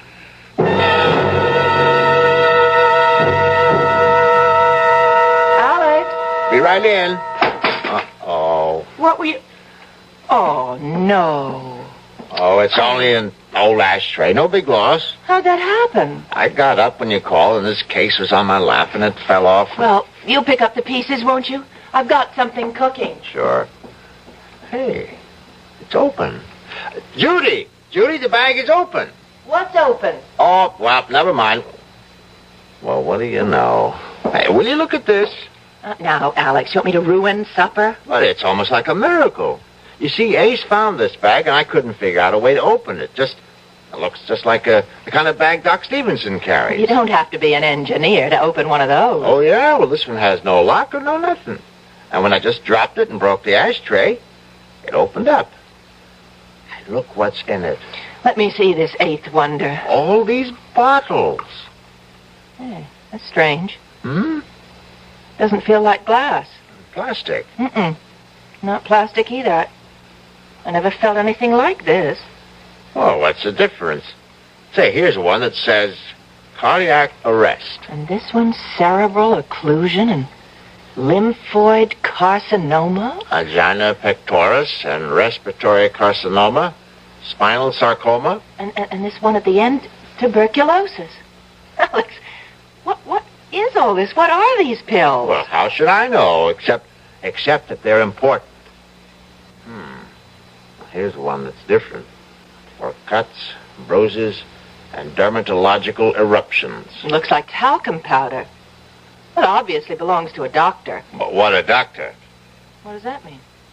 Have you ever heard of a doctor who has a bag full of pills that cures heart disease and cancers, not to speak of stroke? The worst plagues of mankind, and here in our hands are the answers to what science has been searching for? Cures? Those pills aren't cures. Who ever heard of a pill curing cancer, heart disease, or stroke? Well, why not? Think a moment. Look at this bag, Judy. Ever seen anything like it in your life? I tell you, I don't understand it. I don't know where it came from, but it's like nothing on this earth. And these pills, now go on and laugh if you want to. But I know they can do what their labels say. Now, I can't prove it, but I know. All right, dear. If you want to think that, you go right on. I've got dinner to make. Now, don't patronize me. Alex, aren't you carrying this a little too far? You don't seem to realize what we have here. And you do. Those things could be dangerous for all you know. Oh, my God. Now, how can I prove... Whoa. Wait, there is a way. And right now, here, help me. Here. No, don't, Alex. All right, then I'll get these bandages off myself. Now, I'm begging you. Now, the doctor said that... It's kind of awkward. Now, get scissors and cut some of this away. Now, get it. I won't be part of this stupidity. Now, you've lost your mind. Are you going to help me or not? Now, once I get the bandages off, I'm only going to put some of that powder on the stitches and on the skin where it's so red. That's all. A little powder. Oh, now, what can happen? What? Honey, don't you realize what this is all about? If this should work, and it will, you'll see, then those pills for cancer and heart... See now? Alex, these things happen in stories, but not... It's for you. You'd be well. Don't you understand? When Doc told me what he'd found, that you had a heart condition, But he assured me it was nothing to worry about. Oh, the old bedside manner. He wanted to break it to you easily. Did he tell you that it was... No, I can't say that, but how can heart disease be anything but serious? So when somehow the bag opened and I saw what was inside, I couldn't think of anything but that you could be cured just like that. Oh, honey, I love you. Oh, Alex. I guess it's all right. Where are they? Here they are. That's better. Now, careful now. You don't want to cut those stitches. Good. That's fine. Oh, the skin is so red. Sorry, looking mess, I know. Now, please, give me that bottle of powder or whatever it is. Alex. Please. Here. The bottle is warm. Well, it's a hot day. Oh, it feels as though it's generating the heat itself. Isn't that wild? Judy, will you do the honors? Just shake some all over. All right. That should do it. A little more. It's all covered. That ought to do it. Feel anything? Not yet. How long do you think it'll take? That is, if it... Well, it hasn't even been 30 seconds. I suppose it'll take a little time, though. I didn't expect a miracle like that water into wine kind of thing. The powder's got to work its way in. Well, I'll get some fresh gauze. You still ought to keep it covered.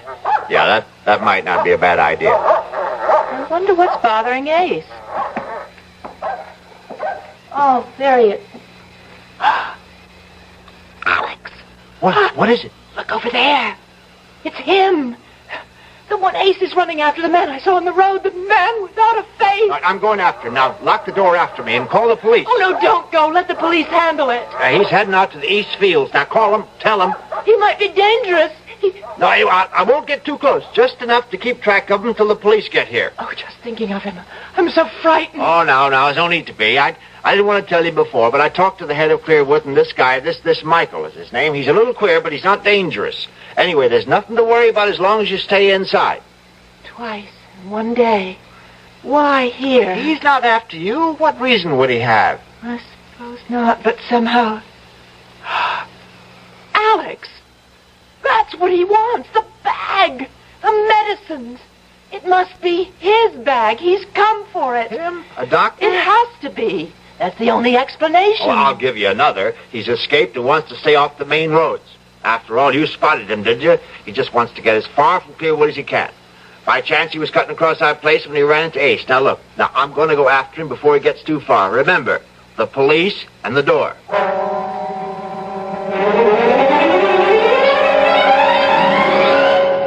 Now, don't get your dander up, Alex. We've known each other too long for that. Now, you just show me again where you saw this fella last. Ben, I know that a good cop ought to be skeptical, but by God, I saw him run under that tree, then up and over that fence. Now, why would I lie? I don't mean to make out that you did any such thing. It's just so darn queer. Huh? Look for yourself. Look at what? That's it. Nothing to see. Oh, come on now. Let's stop this rustic routine. No footprints. Prints? Feel the ground. Soft, isn't it? So it's soft. And where are the prints? You say he was running? Yeah, with Ace right behind him. A man running puts down a mighty heavy print. Heavier than if he was walking. He could have gone across these rocks? Could have. But nobody could jump from rock to rock. Why, it must be 20 feet between them. Yeah. Unless he can fly.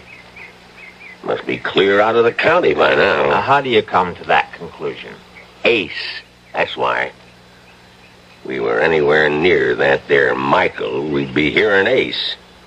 You know he's always been a noisy dog. Well, he could have lost interest and run off after a rabbit or a woodchuck. Yeah, maybe. Something right over there, Alex. To your right. Grass is too tall. I can't see a thing. Something black. This side of that thorn bush. I see it. He's wearing black. Everything black. Yeah. Come on out. Stand up. Now, I'm telling you for the last time. Put up your hands and come out. Now, I'm gonna fire a shot in the air, and if that doesn't fetch you, I'll put the next one into you. Ben, I don't think he's coming out. You won't shoot, will you? Just you watch. But he isn't armed. How do you know that? Well, if he was, he could have cut you down. Standing up, you make a beautiful target. You got something there. I'm going in. I got an idea. He's so scared he can't move. Now, don't be stupid. Come back. Oh, my God. Of all the stupid things... Oh, it's Ace, our dog. He's dead. Yeah. Gee, I'm sorry. Oh, there isn't a mark on him. Look at his face. Oh, it's horrible.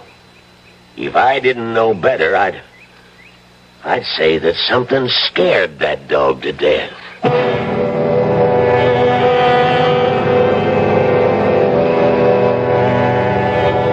There is no medicine for fear. The icy chill that reaches out with frigid fingers to clutch the heart.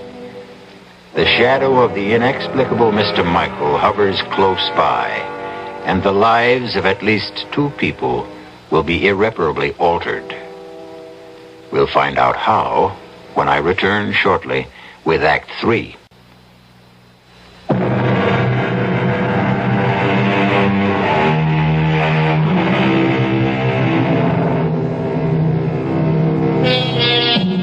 The family dog has died mysteriously, and the presence of Mr. Michael is as real as if he had knocked at the front door. Now the ride back to the farmhouse is a silent one, broken only by a few perfunctory remarks as it comes to an end. I'll keep in touch, Alex. If you see anything, give us a call. Yeah. Mighty sorry about Ace. See you, Alex.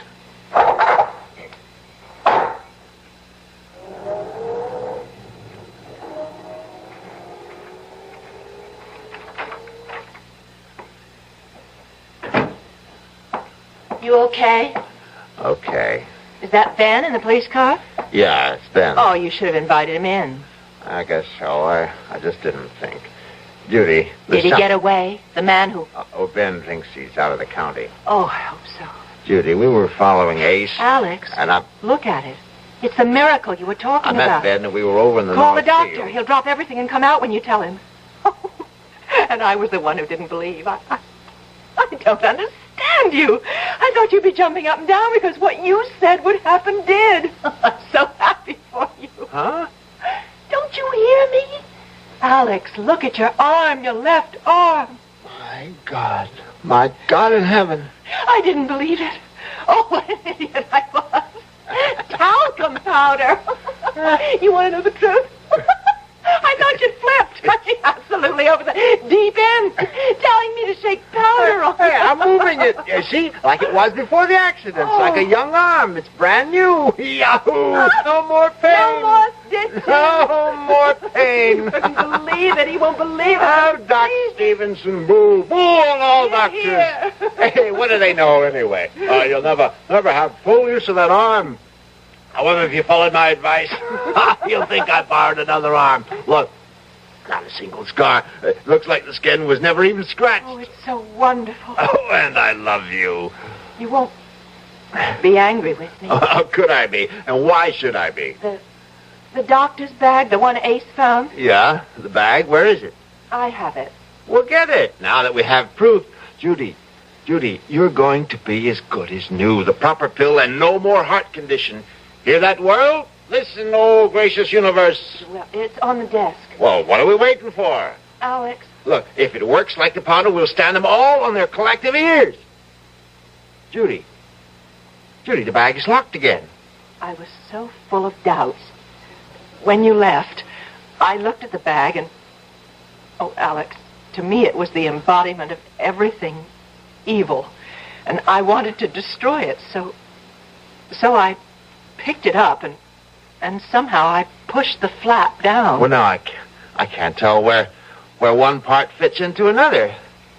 See, I can't find a seam anywhere. I think it was just about here. Try Try there. No, that's no use. I'll drop it on the floor. Maybe like last time. Still in one piece. I'll try again. No use. Oh, forgive me. Right now, we got to figure out a way to get the bag open so we can get you a heart pill. Alex, you have an electric drill. I can try. I'll take it out to my workbench in the barn. Well, why not wait until morning? It's getting dark now. No, time like the present. Now, give me a shout when dinner's ready. If I'm lucky, I may be back before then. I'll get this thing open if I have to use dynamite. Oh, here goes.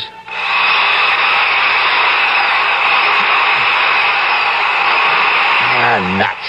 The instrument will not achieve penetration.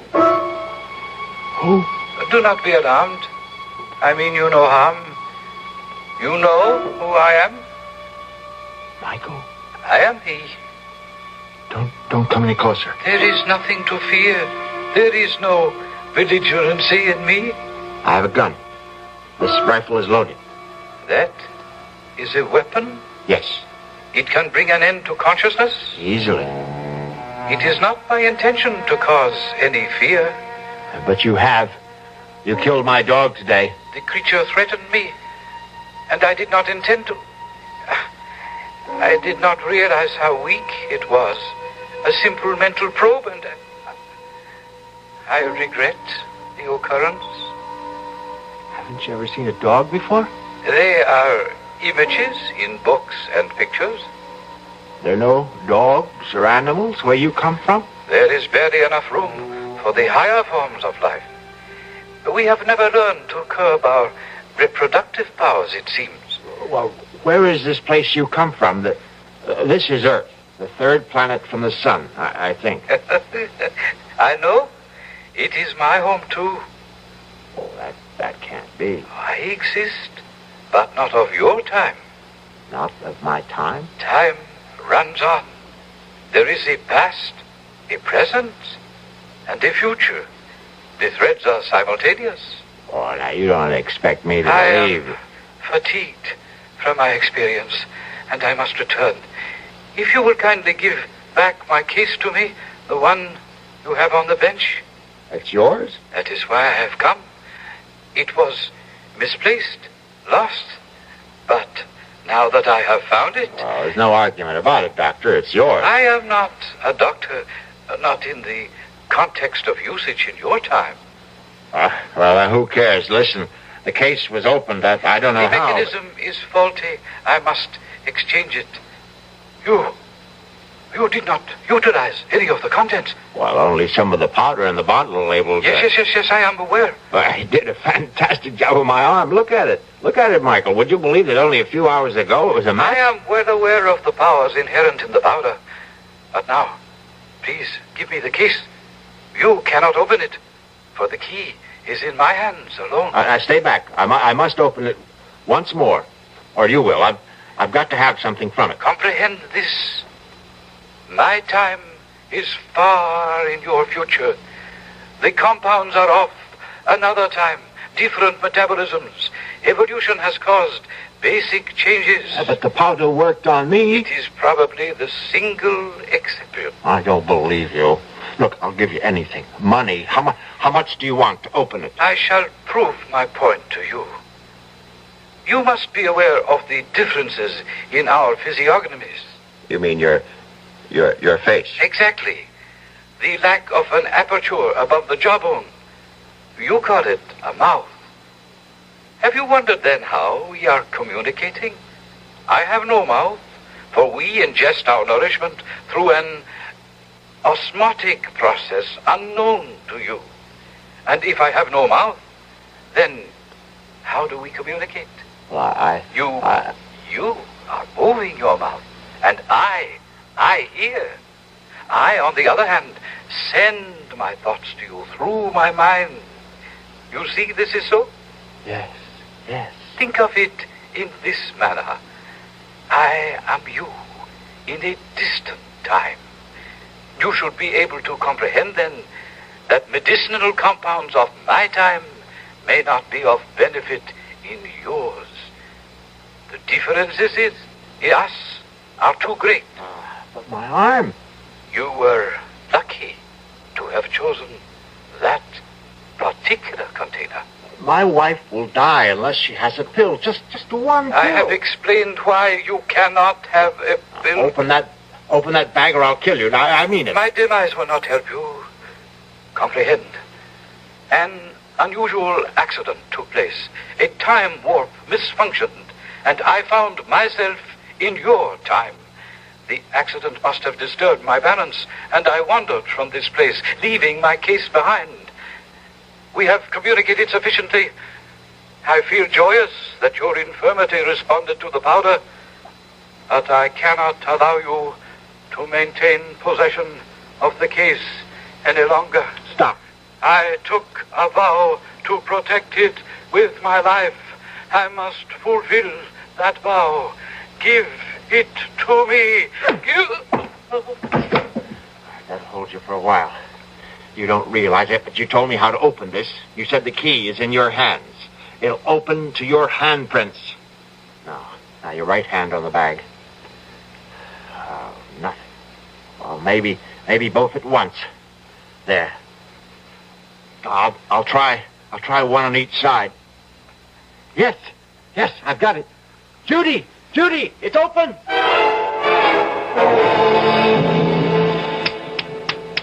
Come on, Michael, wake up. Come on, you're okay. A piece of ice on your cheek should help. That's it. Easy now. Fine. What? How do you feel? I thought your aim was to extinguish me. No. I only wanted one of those heart attack pills. You see, my wife Judy has a heart condition. Well, she had a heart condition. Thanks to you, we don't have to worry about that anymore. This other person, your wife, she ingested the dosage? It's like a flash. After she saw what happened to my arm, she had no hesitation. If I could only have just one of each of those different pills, I wouldn't have had... I have communicated to you that I am not a physician, yet you have refused to accept the truth. You insist I am practiced in medicine because I possess a case apparently similar to physicians of this time era. Well, you can't blame me for thinking that. You will not communicate. You will listen. You poor man. Poor individual. Let me inform you of my profession. I am proudly the highest ranking exterminator. Exterminator? Precisely. I communicated earlier that in my era there is barely enough room for all who inhabit the planet. Therefore, exterminators trained to eliminate painlessly and quickly. Oh, no. The pills, as you refer to the compounds, are each a dose of death. The case is full of death. The tools of my trade. Oh, no. All except the container of first aid powder which I keep for my personal needs. Fortunately for you are now thoroughly healed arm. But the rest... But the labels, the tuberculosis, the heart attack, cancer... The compounds act within a matter of minutes, bringing death, of course. Instead of resorting to the crude murders of earlier, more primitive eras, it is more comforting for the family to report that one of its members has died of cancer, heart disease, or any one of a dozen other diseases. Murder. Elimination. Murder. My case, please. You must have an antidote. If you make a mistake, there must be some way you... are not committed. I am sorry for your bereavement. I shall depart. Be assured, there was no pain. No.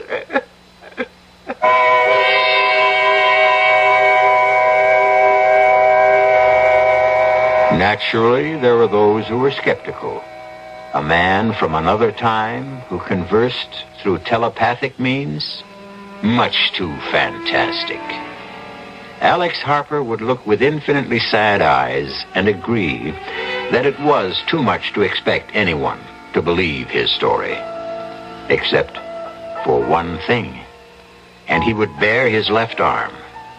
"Explain this," he would say, "and if you can, I will agree that I dreamed the entire nightmare." I'll be back shortly.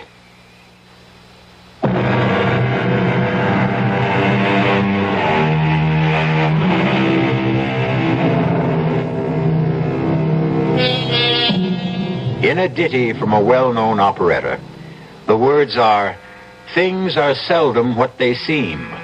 Skim milk masquerades as cream." And as you have just heard, words alone may tell only part of the real story. But for stories guaranteed to increase your pulse beat, my suggestion is the Radio Mystery Theater. Our cast included Patrick O'Neill, Marion Seldes, Ian Martin, and Leon Janney. The entire production was under the direction of Hyman Brown. This is E.G. Marshall inviting you to return to our Mystery Theater for another adventure in the macabre. Until next time, pleasant dreams.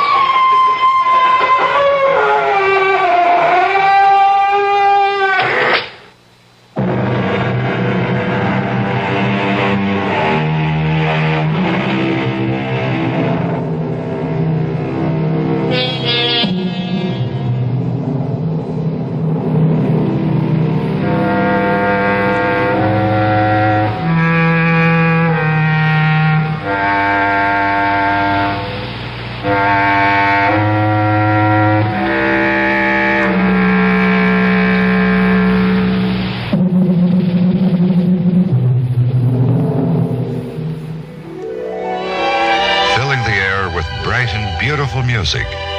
This is KIXI dial 91 AM or 96 FM, Seattle.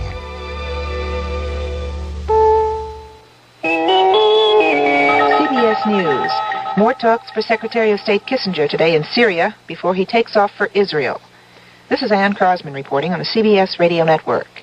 Kissinger continues talks with Syrian President Assad today, Kissinger reportedly believing he will be given a list of Israeli prisoners of war to deliver to officials in Jerusalem. The secretary is scheduled to fly there later this morning on his Mideast peace-finding mission. Kissinger is trying to get Israel and Syria to negotiate troop disengagement on the Syrian front. More news in a minute.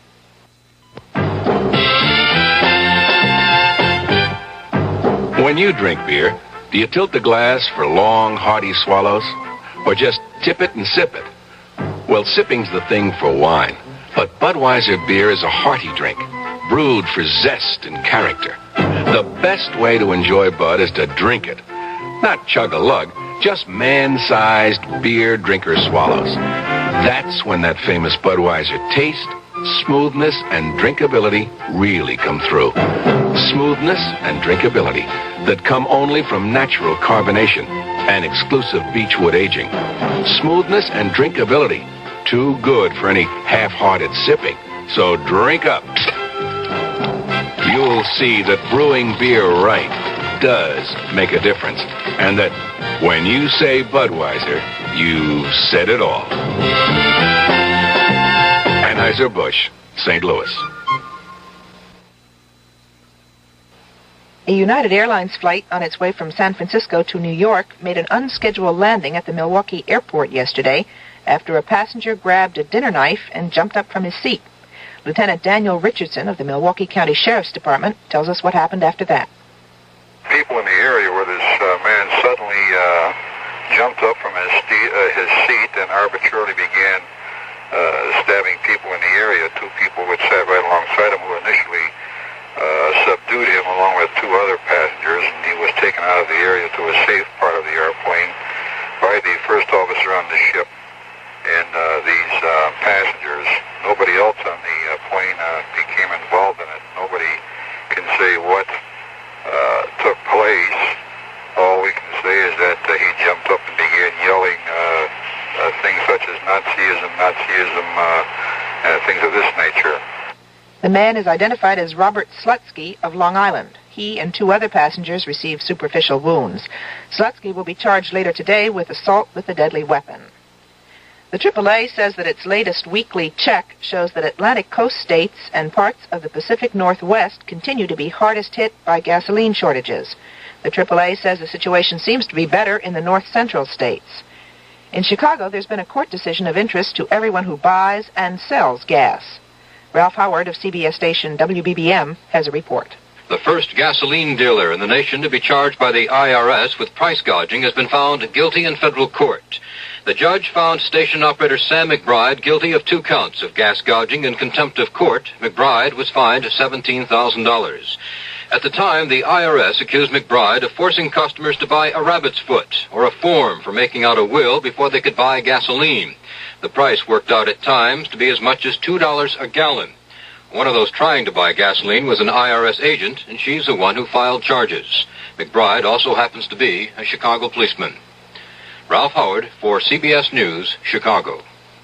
The Los Angeles Times says that John Ehrlichman, the president's former domestic affairs advisor, has turned down an offer from Special Watergate prosecutor Jaworski for plea bargaining. The Times quotes friends of Ehrlichman as its source for the report. Ehrlichman is charged with conspiracy, burglary, and perjury in connection with the break-in at the office of Daniel Ellsberg's psychiatrist. Yesterday, the president's lawyers said that Mr. Nixon would refuse to obey a subpoena from a California court to testify in Ehrlichman's trial. The lawyers claim that no state can constitutionally command a president to do anything. The president has asked top Republican leaders to the White House for breakfast this morning. Among those expected, Vice President Ford and George Bush, chairman of the Republican National Committee. A new ransom has been demanded for the stolen Vermeer painting in London. On Tuesday night, a man with a West Indian accent telephoned a London newspaper demanding free heating oil for old people in North London. The caller reportedly said, "We're going to ask Mrs. Harold Wilson to get the money for us. She is the wife of Britain's Labour Party leader." This demand comes on top of an earlier demand for a little more than $1 million worth of free food for poor people on the Caribbean island of Grenada. The London city government has refused to give in to that demand. Some art experts say the painting is priceless.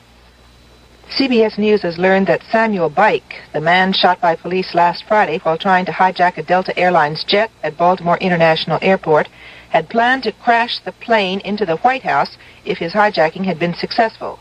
Newspaper columnist Jack Anderson says that Bike sent him a tape recording with the outline of those plans. Anderson reports that Bike dubbed his plan Operation Pandora Box, and that Bike was very angry about the Watergate affair. Bike mailed the tape to Anderson on the day of the attempted hijack. Police say that Bike shot and killed an airport security officer and the plane's co-pilot, and then shot himself dead after being wounded. This is Ann Crosman, CBS News.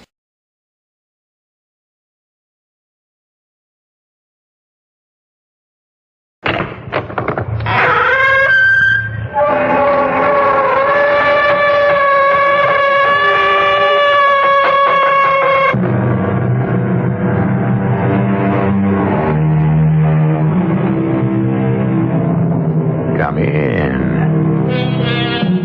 Welcome. I'm E.G. Marshall. Caesar said it. Let me have fat men around me. A fat cat is a contented cat. Fat people are jolly people. Sure. We know all the old cliches, don't we? Including everybody loves a fat man. But does everybody love a fat girl? Not, it would seem, from this.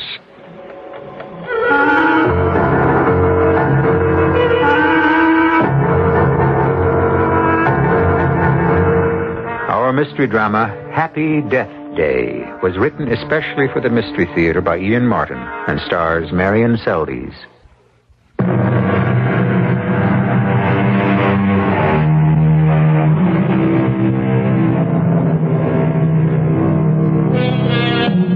Dreams. Waking and sleeping, they are so much a part of all our lives. No problem in understanding the daydreams, the idle fancies and rosy wishes we would like to fulfill or have fulfilled. But what of the others? The ones that come unbidden in our sleep. The terrors of the night that haunt us like specters and bring us awake, blood drained by fear. The silent scream distending the throat. Is there any explanation for them? Any reason? And can they forecast the future? Even a person's death? No. Oh, no, please. I can't stand this killing me. Marge, honey, what is it? Paul, is that you? Well, of course. Who else? And in our own bed. Hold me. I'm terrified. It's so dark. Now, wait a minute. Now, that takes care of being in the dark. Now, come here. Come closer. There. Now, how's that? Honey, what is it? You're shaking all over. I'm scared out of my life. Another dream. No, Paul. This wasn't just another dream. This was a horrible, special dream. Paul, I'm going to die. Well, who isn't? What are you talking about? Die? I dreamt it. I know it. Dreams don't mean anything. This one did. Well, how? Because it told me when I'm going to die. Well, then maybe you better tell me about it. Only two things about the dream. What you'd say, factual, I guess. I mean, they were totally clear, unmistakable. What, Marge? That it was just before midnight, and that it was my 28th birthday. Well, that doesn't seem so frightening. I didn't talk about the third thing, which I hope isn't real. At midnight was the exact moment that I died. Died? Yes. Oh, Paul. Honey, do I have to talk about it? I think I'd like to... To forget it. Yeah, but what I'd really like... You just name it. I'd like to just go down to the kitchen and have some cocoa or chocolate, or maybe I could make you a little snack. There's some Danish left from this morning, and we'll just pretend I never dreamed what I dreamed. Honey, it's late. I have an early morning, you know. Oh, come on. It wouldn't be the first time we stayed up late. That was before we were married. Does that make it so different now? No, of course not. All right, come on. Let's go have a midnight snack, and you can turn me to quivering jelly while you tell me about your nightmare.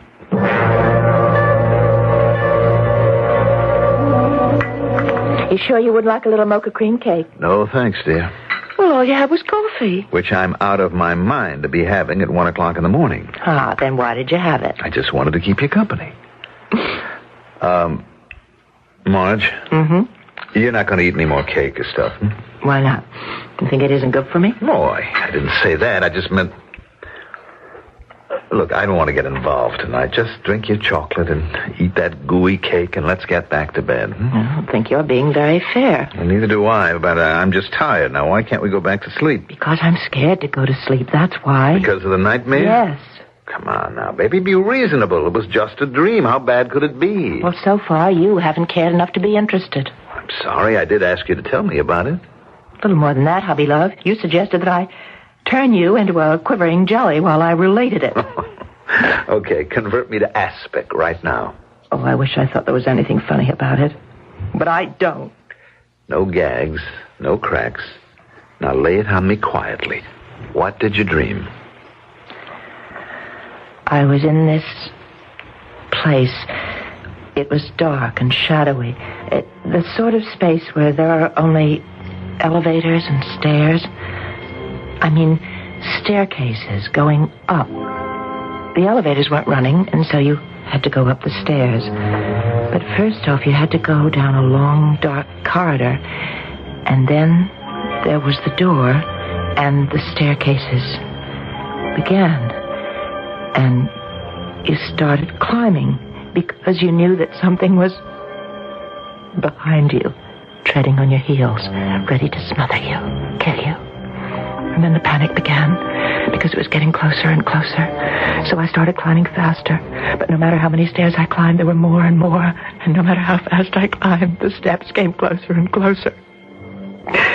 And then, at last, I was on a high place where you could look out over the world.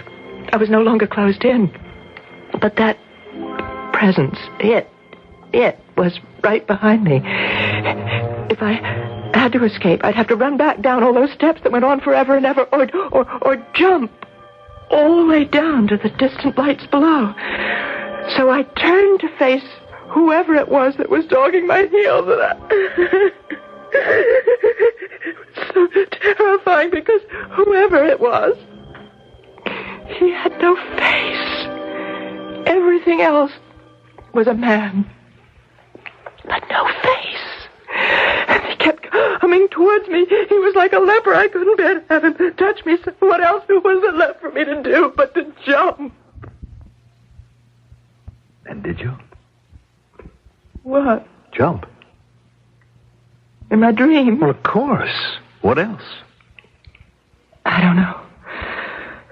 That's when I woke up. And now you're safe. Yeah. Come on, darling.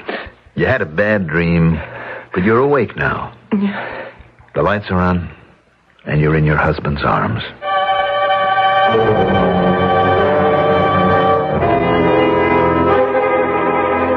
Val, I don't know how much longer I can stand it. Poor Paul. I know my sister's a trial. A trial? She gorges herself on cake and candy. She's blown up like a balloon. And now all this dream nonsense.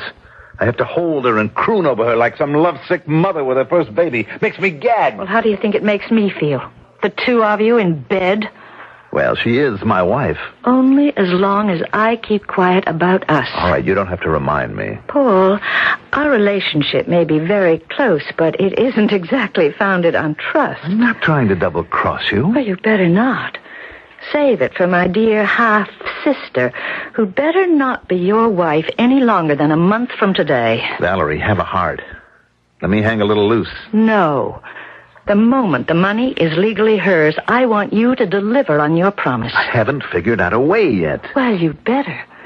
For 28 years, I have hated that soft, blue-eyed, fat little phony. She smarmed around my father, all lovey-dovey, she and her mother. Well, I got the Cinderella treatment, even though I was the first. Just because my father hated my mother and never forgave her for divorcing him, I had to take the blame. And Marge and that harpy who gave my father his favorite child made sure I never had a chance. All right, Val. We've been over all of that before. Well, I just have this feeling, lover, that we need to keep going over it. Now, why are you suddenly ducking the issue? Valerie, this attempt to control dreams is a new world for me. Well, according to you, it was simple. The game of dreams. Wasn't that your phrase? That under hypnosis it was possible to suggest what a person might dream? I believe it is. And I'm not without some medical support for that belief. So? You already have her dreaming about dying on her birthday. Isn't it working? Not exactly. Why? Because we have to establish a pattern. I can't get her to walk in her sleep yet. Now, if that were set up, then she could die without suspicion. I mean, it's a lot of money, isn't it? It's worth any kind of risk. But it's also worth being very careful about making sure that we get it the right way. Very well, Paul. How do we proceed now? I gave you the name of Madame Nadja Kiryalov from my old carnival days. Mm-hmm. Try to get Marge to go to her. She's made herself quite a name as an interpreter of dreams, tarot card reader, diviner of the future, and so on. Now, I don't want the suggestion to come from me. You try to coax Marge to go to her. It shouldn't be too difficult. All right. But why? Just contributory evidence. I'll program Nadja on what to say. Does she have to be included? Oh, honey, she won't know what's involved. Just a favor for an old carny friend. She'll play it just the way I ask. She owes me a few favors. Oh, just bet she does, and vice versa. Not what you think, Tiger. Nadja's at least 80. And if she turned out to be 102, it wouldn't surprise me. Now, will you just steer Marge her way?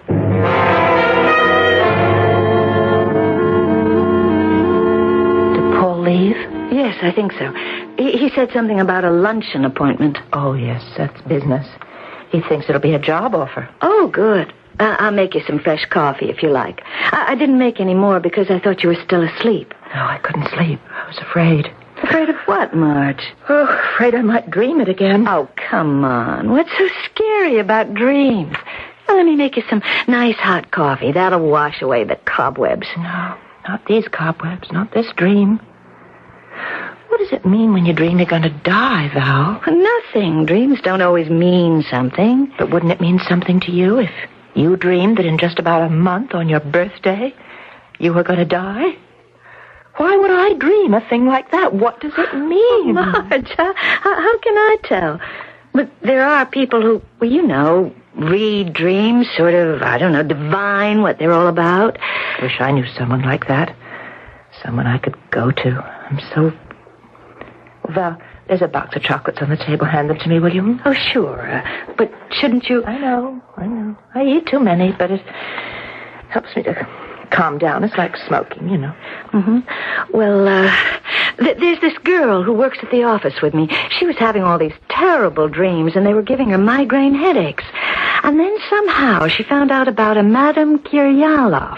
Mm-hmm. Well, she's kind of a seer-like. And she can read dreams and explain them so you understand and you don't have to be afraid of them. Where is she? Where can I get to see her? Well, I could find out from my friend. Oh, wait a minute. I think she gave me a card. I'll go look for it. You think she could tell me I wasn't going to die? Oh, she might. But supposing she told me that my dream was going to come true. Oh, well, she'd never do a thing like that, even if it was? Oh, well, just the same, I think I'd like to go and find out.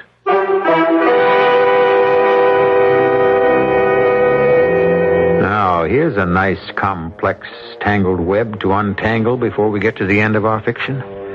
A girl threatened by money, murder, and madness, any one of which may lead her to her doom before her approaching birthday.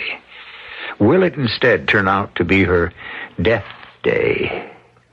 I shall return shortly with Act 2.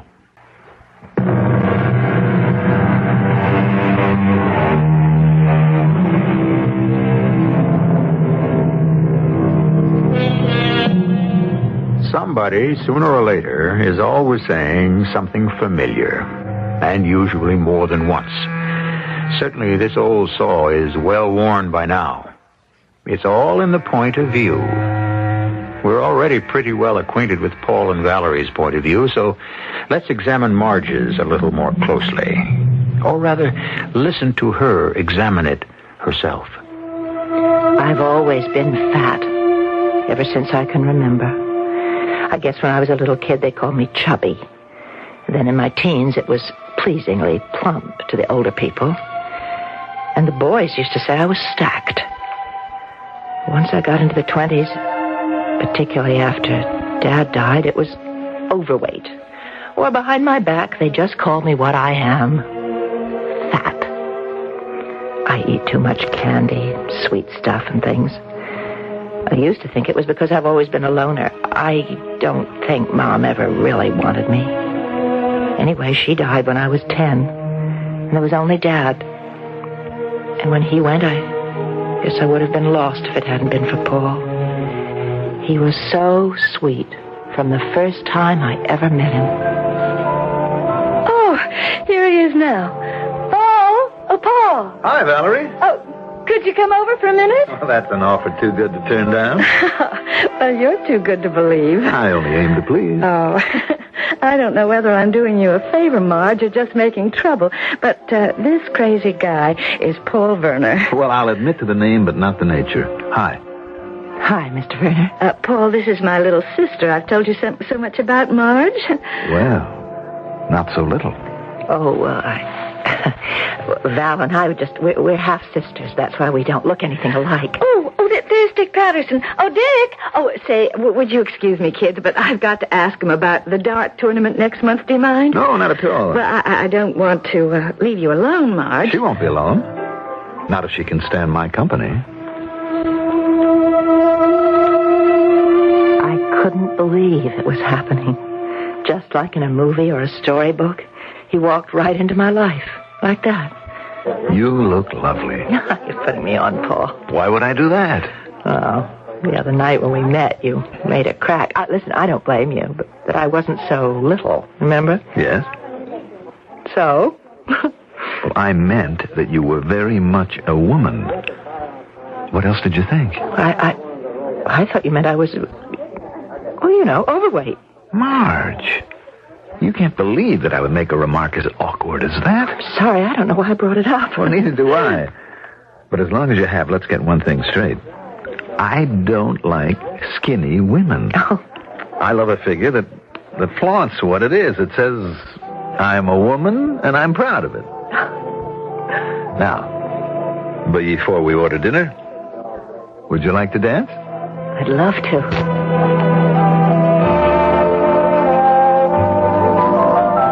In his arms, I forgot my weight. I was floating. He was a marvelous dancer, and his body, lean and strong against mine as he held me close, put thoughts in my mind I was less ashamed of than thrilled by. You're marvelously light on your feet. I used to dance with my father. I always thought he was the best dancer in the world. Till now. You must be a professional. No. But I do love to dance. What do you do? Oh, that's a good question. I suppose I was spoiled being left so much money, but I traveled a good deal. I became, what shall I say, jack of all trades. But I decided to become at least master of one, so I'm a promoter. What do you promote? That really would be a bore. It all has to do with money. Investing, managing, finding the right tax shelters, protection of capital growth plans, you know. But that isn't anything to talk about on a romantic evening. I don't want to bore you. I want to charm you. You don't bore me. You know, in a little over a year, I'll have quite a bit of money of my own. Maybe you could help me with some kind of investment plan. Look, I couldn't care less about that. I have other plans for us in which you might share. Or will, I hope. Now, let me hold you close, and let's dance.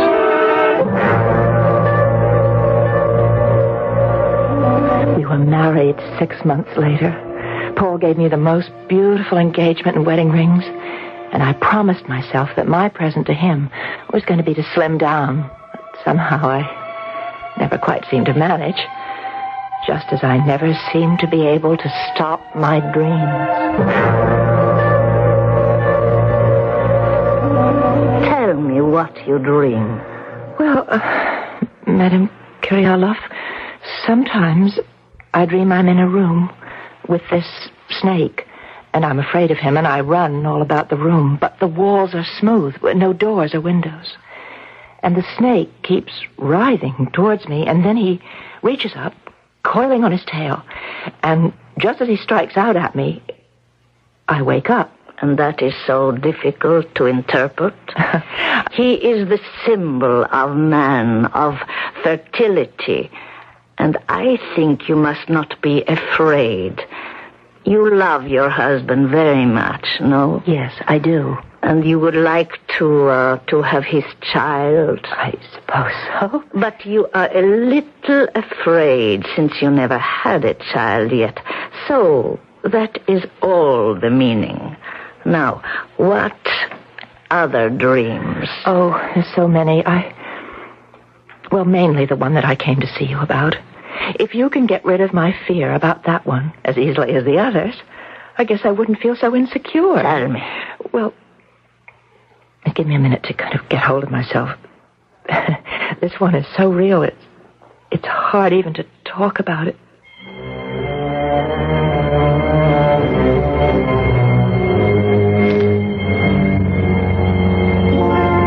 And everything else is a man, but not a face.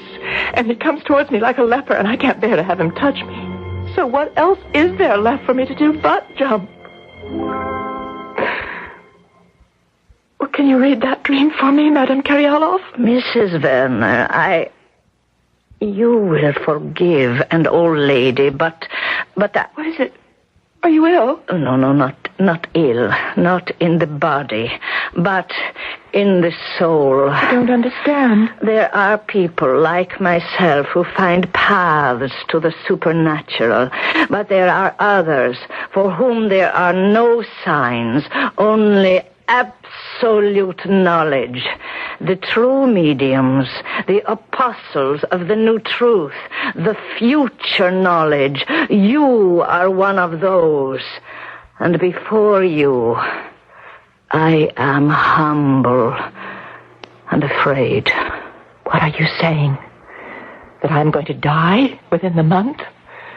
My dream is foretelling me that? I have this splitting headache, Paul. Let me massage your neck the way I used to. Now, what's wrong, darling? It's the dream, Paul. I'm scared. I know I'm going to die. Just because of a dream? How many people dream the exact date and the exact age that they're going to die? I don't know. Darling, why don't you let me sit here facing you and persuade you to relax and forget about any fears or dreams? Just the way you always have been able to, since the beginning. I hope I can always help. Oh, Paul, you've always been able to hypnotize me. I don't claim any such magic power. It's true. Something about your voice. That strange amulet you wear around your neck with all the colored brilliance, the little slivers of mirror in it. You mean my Indian charm? Whatever it is, I love it. As I love you. It makes me feel so drowsy. Sometimes I think it swings back and forth like a pendulum. The mark of time. The measure of the tiny bridge we all can cross between the waking and the sleeping. I can feel all the tensions drain away. As they should. As they should. You're falling softly, softly into the transition between the conscious and the subconscious. But you want to forget everything but the peace of being in suspension. Go to sleep. Sleep. Sleep. Until I tell you I don't want you to hear me when I speak again. Marge? Marge? You are asleep.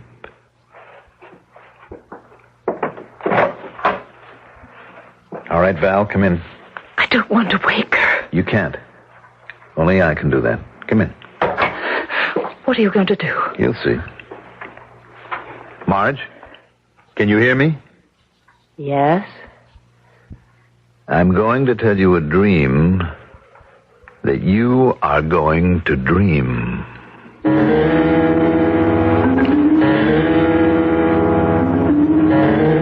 But you will not stop to look at the man or whoever is following you, right? I won't try to see him. You will run from him because you know there is only one escape. There is only one escape. To jump, to fly free and know that you will fall to safety. I will fall to safety? Because I will be waiting to catch you.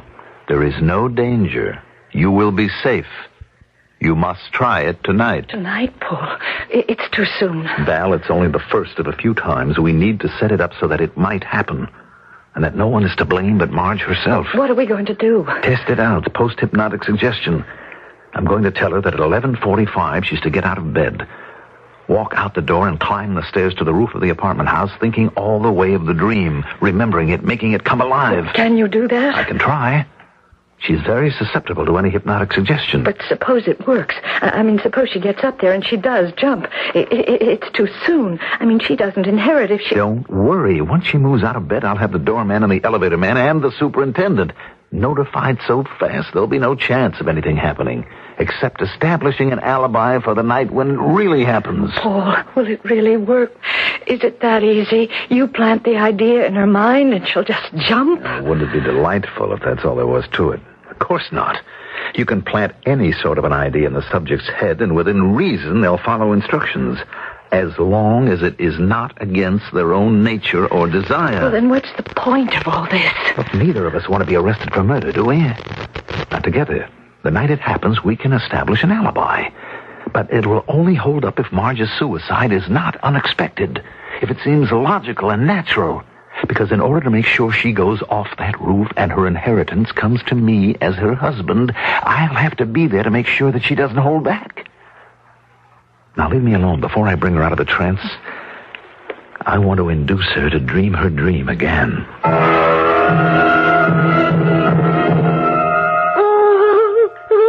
What is it? What is it, darling? Dream. That terrible dream. How did it get? Oh, Marge, dear, it's just a dream. Now go back to sleep. Oh, thank heaven you're here to take care of me. Oh, Paul. You love me. Of course I do. I don't know how you could. I'm fat. Nobody ever loved me except me.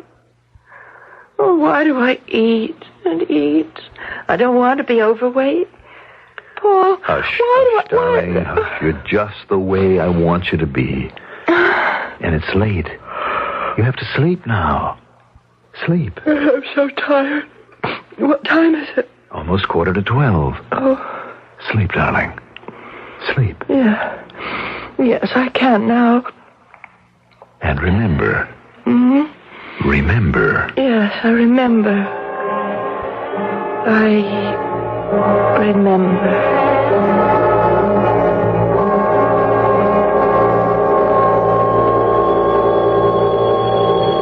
Get up. I must get up. Put on my robe. Have to go to the roof. The roof. Mustn't wake anyone. No. Not the elevator. The stairs.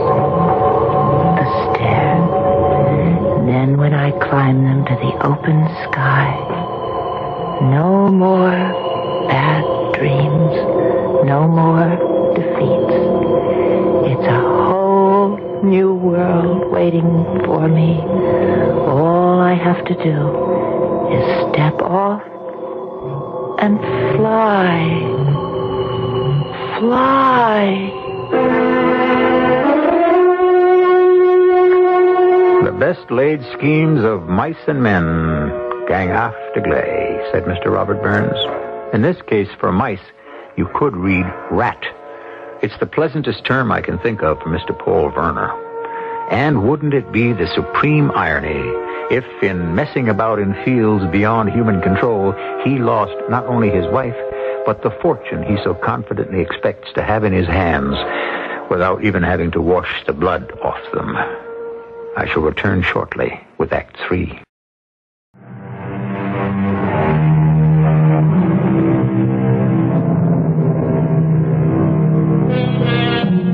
Murder, for all it is the most unforgivable of crimes, is seldom planned.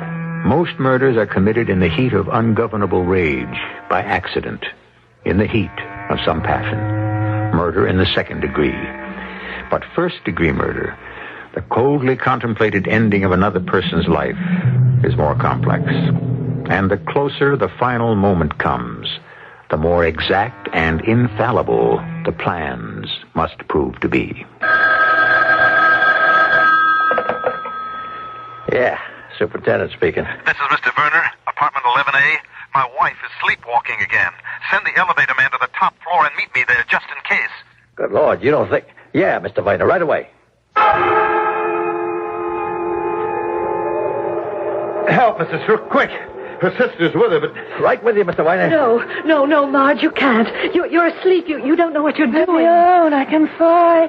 I can fly. All right, Mr. Weiner, I got her. I have her, too. What? Marge. What? Marge, what are you trying to do? Now, wake up, darling. Come on. Wake up. Well... Wake up now. Come on. Paul! Where am I? What am I doing here? All right, Marge. You were walking in your sleep again. This happened before, Mr. Weiner? Oh, just once or twice. There's nothing to worry about. She's never gotten this far before. Real dangerous with someone like... I mean, fire laws. We have to have the doors able to be opened from inside to the room. Yes, I know. It won't happen again. We'll make sure of that. Just get us an elevator to bring her back down to the apartment. I didn't dream again that night because I never went to sleep. I was afraid to. I knew I needed help. Someone beyond even my darling Paul or my sister. Professional help. I was going to see a psychiatrist. Mrs. Werner, have you any idea why you dreamed this dream? No, Doctor. A lady that I went to that divines dreams, she... I don't. Tell me. Well, she really made me afraid. She said that my powers of divination were stronger than hers.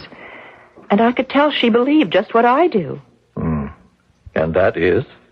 That in a few weeks, when I'm 28, I'm going to die. Well, let's just see if we can't change your mind. You're not your father's first child. No. Valerie was. Except by another mother. I mean, he was married before. But you were the only child your father and his second wife had. Yes. And your mother died. When? When I was just 10 years old. Your father didn't remarry? No. He'd already been married twice. So you were an only child? Well, no. There was Val. By another mother? Yes. You were your father's only child by his second wife, the one who didn't divorce him. You were special. You were his favorite? I guess. He left you all his money, didn't he? Nothing to Valerie, your sister? Yes, that's right. Did you feel guilty about that? No, I don't think so. Today, most of us believe that dreams are generally the result of something we've done or experienced in the past 24 to 48 hours. I don't understand. The first thing to do is to look for a literal meaning. But what if I can't find that? Then we're in the jungle. We must take each dream as it comes and try to interpret it. Well, what about my dream? I mean, the one I have again and again. I think it's wholly symbolic. How? I'm going to be very frank, Mrs. Werner. I think, subconsciously, you would like to kill yourself. Commit suicide? In order to be reborn in a new shape. The shape you would like to be. Slim, attractive to everyone, especially men. Attractive to yourself. That's all it is? A kind of death wish? Oh, dear me, no. You have no wish to die. Only to change. But who is the man who pursues me? The one whose face you never see? Yes. Probably your father. You loved him very much. You looked for his approval. Existed on it. How many times as a little girl have you thought, I'll die if Daddy doesn't like this dress, or the way I look, or what I'm doing? My visits to Dr. Stowe were beginning to be of enormous value to me. I didn't dream anymore. Didn't dream at all. And although it seemed to hurt Paul's feelings a little, I wouldn't allow him to try hypnotizing me anymore. I didn't want anything to interfere with my new sense of well-being. I was even losing weight. Mrs. Werner, I'm beginning to see quite a change in you. Thanks to you, Doctor. Inside and out. I notice you've dropped quite a few pounds. Don't overdo the dieting, though. Oh, I'm not really dieting. I've just cut out sweets and cakes, things like that. I find I don't need them anymore. A little security was all you needed. How about the dream? Not once since I've been coming to see you. Oh, you've taught me so much. But suddenly, 2 days before my birthday, I dreamt it again. All the same sweating terror, flight, the sleepwalking, the shrouded figure, the man that would not turn and show me his face. Why did you wait so long to tell me about Paul and his hypnotizing you? I don't know. I'm not sure. It's a very dangerous capability in untried hands. But you let him do it last night? Oh, I didn't let him. It just happened. Oh, no. Anyone can resist hypnotism if they desire. It demands cooperation. Well, I was suddenly so tired after dinner. I don't know why. And Paul seemed so hurt that I hadn't let him help me. He doesn't know that I'm seeing you. Yes. And so you had the dream again. Yes. Do you think there's any connection? I don't know. I only know that no one should try to practice hypnotism who is unschooled and an amateur. If I bring in my nurse, would you consent to allow me to try to hypnotize you? Why? I want to set a certain fixed idea in your mind that if you should dream this dream again, before you make any final step, you will demand to see the hooded figure's face, to expose your nemesis, that you will wake up and see it for what it is. You can do that? I can try. And further, I want to remind you of something. No one who seriously wants to resist can be hypnotized or programmed to do anything beyond his own will. Happy birthday, dear Marge. Happy birthday to you. Now, go ahead, darling. Blow out the candle. Oh, and don't forget to make a wish. The wish I can handle. I don't know about these candles. But here goes. Hooray! Oh, you missed one. Well, maybe that's to grow on. Anyway, happy birthday, darling. Happy birthday. Oh, thanks, both of you. Today's the day I finally came into my own. A little late, but better late than never. Isn't that the truth? Oh, have some of your birthday cake. It's just your style. Coconut marshmallow with lovely fudge sauce. Oh, I think I'll pass it up. I'm suddenly so sleepy. Well, it was a long day, what with the lawyers and the bankers. Well, my inheritance and money, that shouldn't tire a person out, should it? Well, I promise you from now on it won't. Now that you've put me in charge of it all. It's what you wanted, isn't it? Well, somebody has to keep track. And there's nobody better than Paul, where so much is at stake. Don't I know it? Oh, Val, I wonder if you mind. I think I'd like to go to sleep. Oh, no, of course not, darling. I shouldn't be here tonight. I shouldn't even be cluttering up your lovebird's apartment. Well, off you go. I think I will. You don't have to come now, Paul. Oh, but I will, darling. Be right with you as soon as I finish my coffee. Good night, my dearest. And closest. Sleep well. We all set? It will be tonight. If it goes right. I've given it a sedative. I'll have to leave you now to make sure that I put the post-hypnotic suggestion in her mind. I just go to bed. No. You stay up doing the dishes, apparently. At 11:45, the pattern I've set, she'll go up to the roof. I'll follow her, and this time we'll be alone. One push, and she's gone. Then I'll be back down here with you helping with the dishes. When she's found, we'll be cleaning up after a birthday party, thinking she went to bed.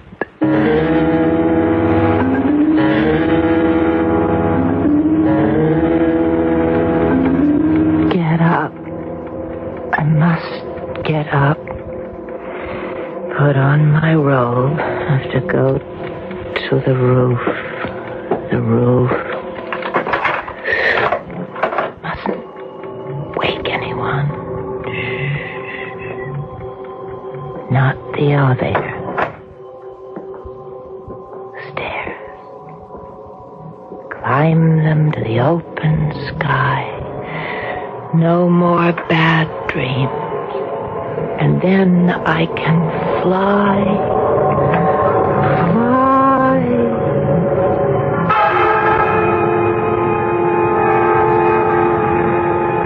All right, Marge. Time to fly. Why don't you jump? Help me. Help me. All right. If it has to be that way. But it won't be the way you wanted it. Fly yourself. Sorry, Paul. I didn't want to wake up and see your face, of all people. But thank God I woke up in time.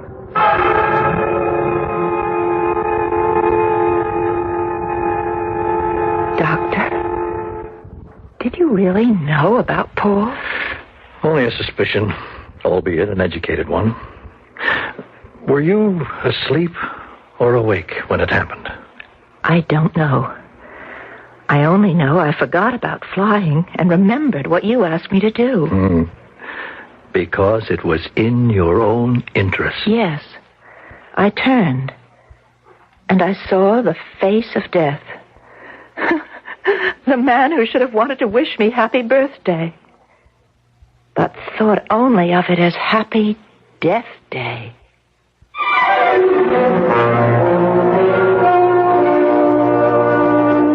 A little more to add. The story is told. Mr. Shakespeare said, "We are such stuff as dreams are made on, and our little life is rounded with a sleep."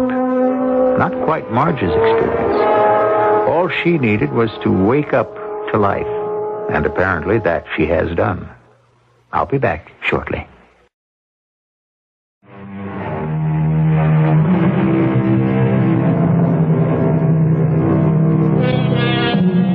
When I spin my tales, I seldom offer you a happy ending. For the fabric of life is a wild game of chance, which promises nothing but what you reach and strive for. And all of us need some part of the element of luck. In Marge Werner's case, it was a dedicated psychiatrist named Dr. Stowe who steered her carefully through the wilderness of the mind. Our cast included Marion Seldes, Mandel Kramer, Carol Teitel, and Ken Harvey. The entire production was under the direction of Hyman Brown. This is E.G. Marshall inviting you to return to our Mystery Theater for another adventure in the macabre. Until next time, pleasant dreams.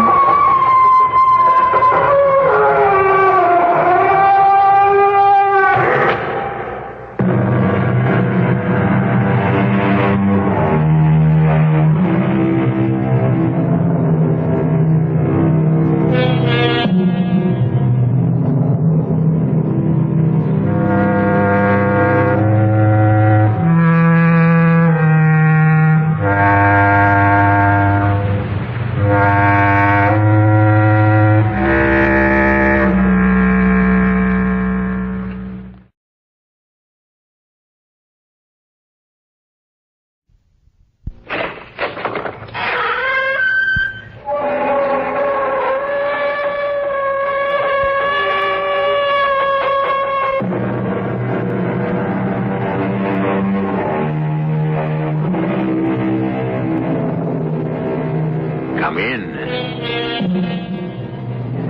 Welcome. I'm E.G. Marshall. It is said, and truly said, that who plays with fire is sure to get burned. It is also said, and truly said, that as ye sow, so shall ye reap. Seems to me there's another one, too. Oh, yes, the mills of the gods grind slow, but grind exceeding fine. Those of us who, through living, learn the underlying truth in these proverbs, take care not to play with fire, to sow carefully, and to give as little grist as possible to those grinding mills. Not so Kay Wiley, devil-may-care, fun-loving Kay Wiley.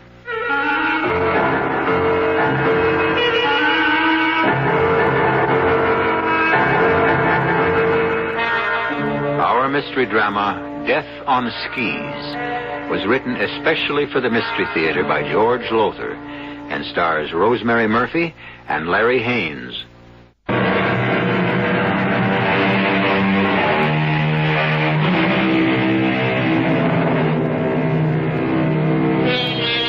There are certain immutable laws in this world of ours, and one of them is that we, all of us, must sooner or later pay the piper.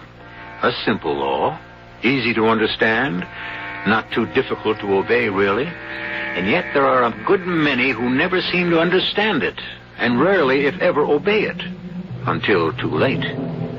Kay Wiley, wife of Dan Wiley the novelist, was one of these. Gay, irresponsible, fun gal Kay, who let the piper play on and on, till the day he presented his bill. Well, what do you say, you two? Shall we ski back down to the inn? The murder scene getting on your nerves, Dan? Yeah. And you a mystery writer? A writer who has to get his latest manuscript off to his publisher in New York by tomorrow. Now, look, I said I'd take the time to show you both the scene of the murder, and I have. I've gone out of my way to ski way the hell and gone up to the top of the mountain to this hut where the two murders took place. Now, the least you can do... The least you can do is stop acting like a husband and let me enjoy myself. Well, for Pete's sake, what's to enjoy? A lonely, isolated hut on top of a mountain. Where two women, not one, but two, and both of them blondes, like me, were slashed to death. One last year, one the year before last. Gives me goosebumps just being here. Delicious goosebumps. More thrill-making than even one of your novels, darling. Well, now that you've had your thrill... Well, let her finish her toddy, Dan. Do me a favor, Tony. Stop interfering between Kay and me. After all, she is my wife, you know, though you seem to forget that often enough. Meaning what, Dan? Now, you know what I mean. Well, I'm afraid I don't. You better explain that crack. Oh, come on now. Let's not spoil it. Dan, let's you and me get something straight. I've enjoyed being with Kay ever since I met you two last week. Now, like you say, it's a working vacation for you, and you've been holed up in your room with that typewriter of yours most of the time. While you and Kay have howled around together and had a few laughs together. And that's all. Not that there couldn't have been more. Kay's very attractive and just the kind that turns me on, but we've just had one big laugh together, Dan, and that is all. You know it is, darling.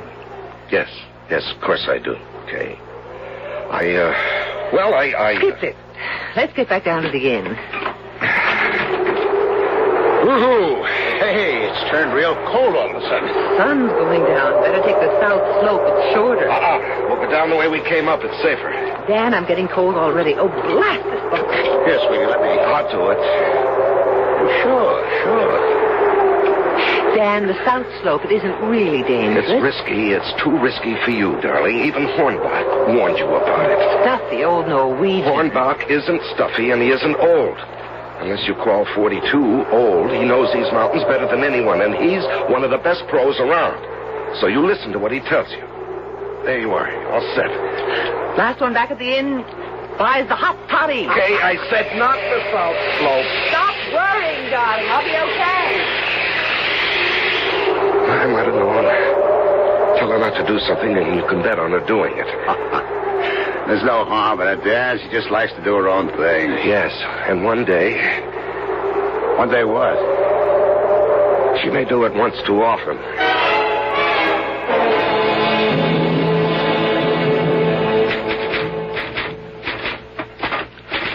Dan?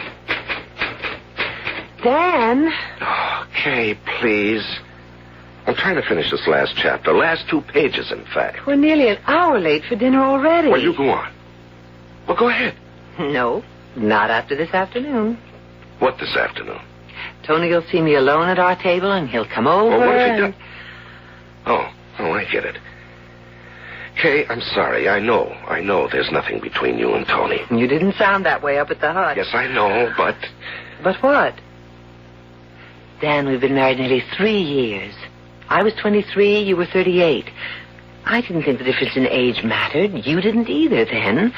But now, is it beginning to? I don't know, dear. Somehow I seem to get older while you get younger. I'm not getting any younger. Well, you certainly don't act any older. You're as reckless and as irresponsible as what's the word I want? Spoiled? Childish? Will that do? Yes, I guess so. Taking the south slope this afternoon, for instance. Kay, you could have been killed. But I wasn't. I was never more alive coming down that slope. To me, life is a dare, a risk. Unless you take the risks, you never really live. Well, there's something in that. But you can't go too far, Kay. You did this afternoon. You did a year ago when I came here to finish my last Minerva Twine mystery and left you in New York. So the horse didn't clear the jump. Well, you didn't have to take that higher jump. You could have broken your neck instead of your collarbone. And what about the year before that? I came out here to finish another novel, and you... I know, and I'd never parachuted before, and it is a new sport, Dan. Yes, and when Sandy Dowling dared you to try it, you had to take the dare. Busted an ankle that time. I guess from here on, you're saddled with bringing me along when you come here to finish a book. Well, why do you think I brought you this time? Oh, Dan, darling, am I more trouble than I'm worth? Well, you're trouble, all right. But you're worth it. No, be serious now. You've been coming here the last 2 years alone, so you could be alone and finish a book without any interruptions. Have I ruined that for you? Because if I have... Don't be silly. It's been wonderful having you with me, Kay. And see, less than 2 pages to the end. I'll mail the finished manuscript off tomorrow, right on schedule. And then, sweetheart, the handsome Tony Shaw will have to find another playmate. Because I'll be your playmate from then on. Oh, Dan, I love you so. Well, just build that up into adoration, and we'll start even. Now, come on, dinner.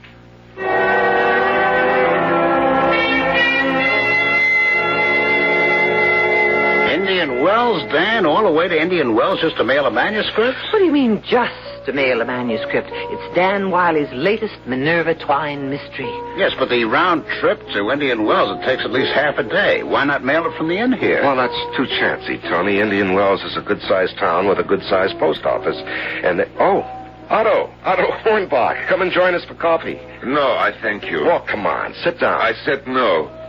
Well, what's happened to our jovial ski pro? Something soured you, Otto? I know what soured him.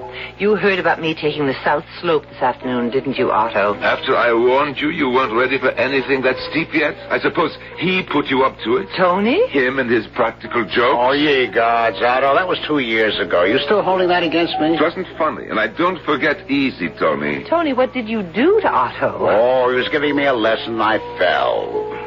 Well, I pretended I busted my leg.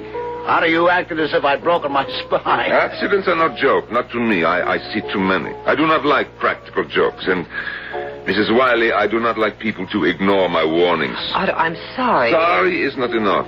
I warned you, but you went ahead anyway, and you could have killed yourself, like Mrs. Horner killed herself last year, and Miss Yates the year before that. Killed themselves. They were killed, Otto. They were murdered. I say they killed themselves. I warned them. When you ski alone, I said to each of them, I said it. More than once I said it. When you ski alone by yourself, stay close to the inn. Do not go far off. So if you have an accident, no one will know till maybe too late. The hut is far at the top of a mountain. Yes, and if we have a sudden blizzard, almost impossible to reach. But they did not heed any warning. Like you, Mrs. Wiley. Sometimes I think all you young women are the same. Heedless, reckless, spoiled know-it-alls. Hey, Otto, take it easy. You're talking to my wife. The way you should talk to her, maybe. Now, look, Otto. All right, I'm sorry. I apologize. But I get upset when people ignore my warnings. Excuse me now. Well, he's really ticked off at you, Kay. At me, too. Oh, maybe I can't blame him. That practical joke of mine, I guess I went too far. Listen, you two, if you'll excuse me, I think I'll go and buy him a drink. Bury the hatchet. Yeah, sure, go ahead. I'll see you. Otto's right, you know, Kay. So do me a favor, will you? You have but to command me, Master. Now, seriously. I'll be gone all afternoon tomorrow, and I want you to stay close to the inn. Above all, don't go near that hut. The scene of the crime? Or should I say crimes? Why not? Just don't, that's all. Dan, you do sound serious. I am, very serious. But why? Oh, I know. The murders. Those two gals hacked and slashed to death. They happened just about this time of year, didn't they? Yes. And you think another murder? It's possible. They never caught the murderer, you know. He's still on the loose. Okay, listen to me for once. I have a theory about these murders. I'm probably wrong, but if I just happen to be right, another murder could take place up there in that hut. And it could take place tomorrow. Tomorrow? What gives you that idea? Never mind. Just do as I ask you, will you? Just stay close to the inn. And above all, stay away from that hut. Oh, you sort of made me want to go up there now. What? Oh, yes, of course. Warn you not to do something, and you're almost compelled to do it, aren't you? Aha! Maybe that's why you warned me. What? So I will go. And who'll be waiting for me there with a big, sharp knife? But you. Jay. Well, didn't something like that happen in one of your mysteries? The one where the loving husband lured his wife into a trap and murdered her? You know, Kay, you're something else. There's only one place I've ever wanted to lure you. Where? Well, you know where. Come on, finish your coffee. And fast.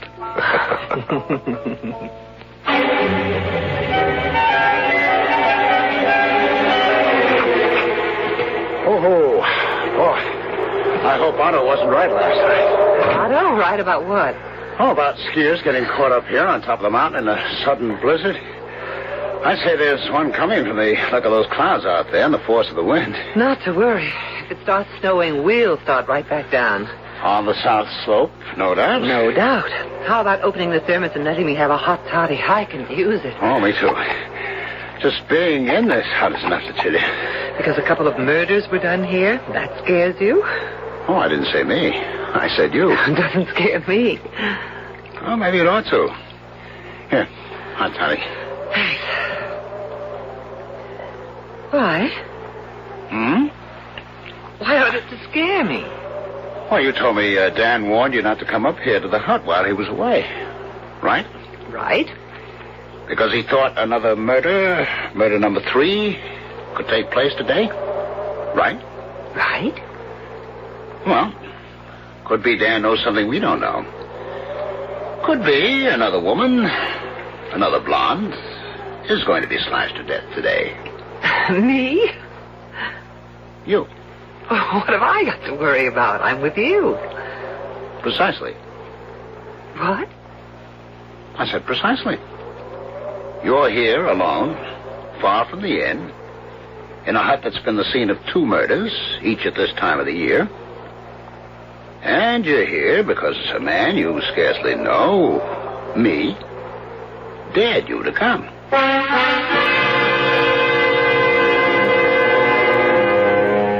As I said earlier, the piper must always be paid. And I can't help wondering if Kay's piper isn't asking for payment now. Payment in full. I'll return shortly for Act 2.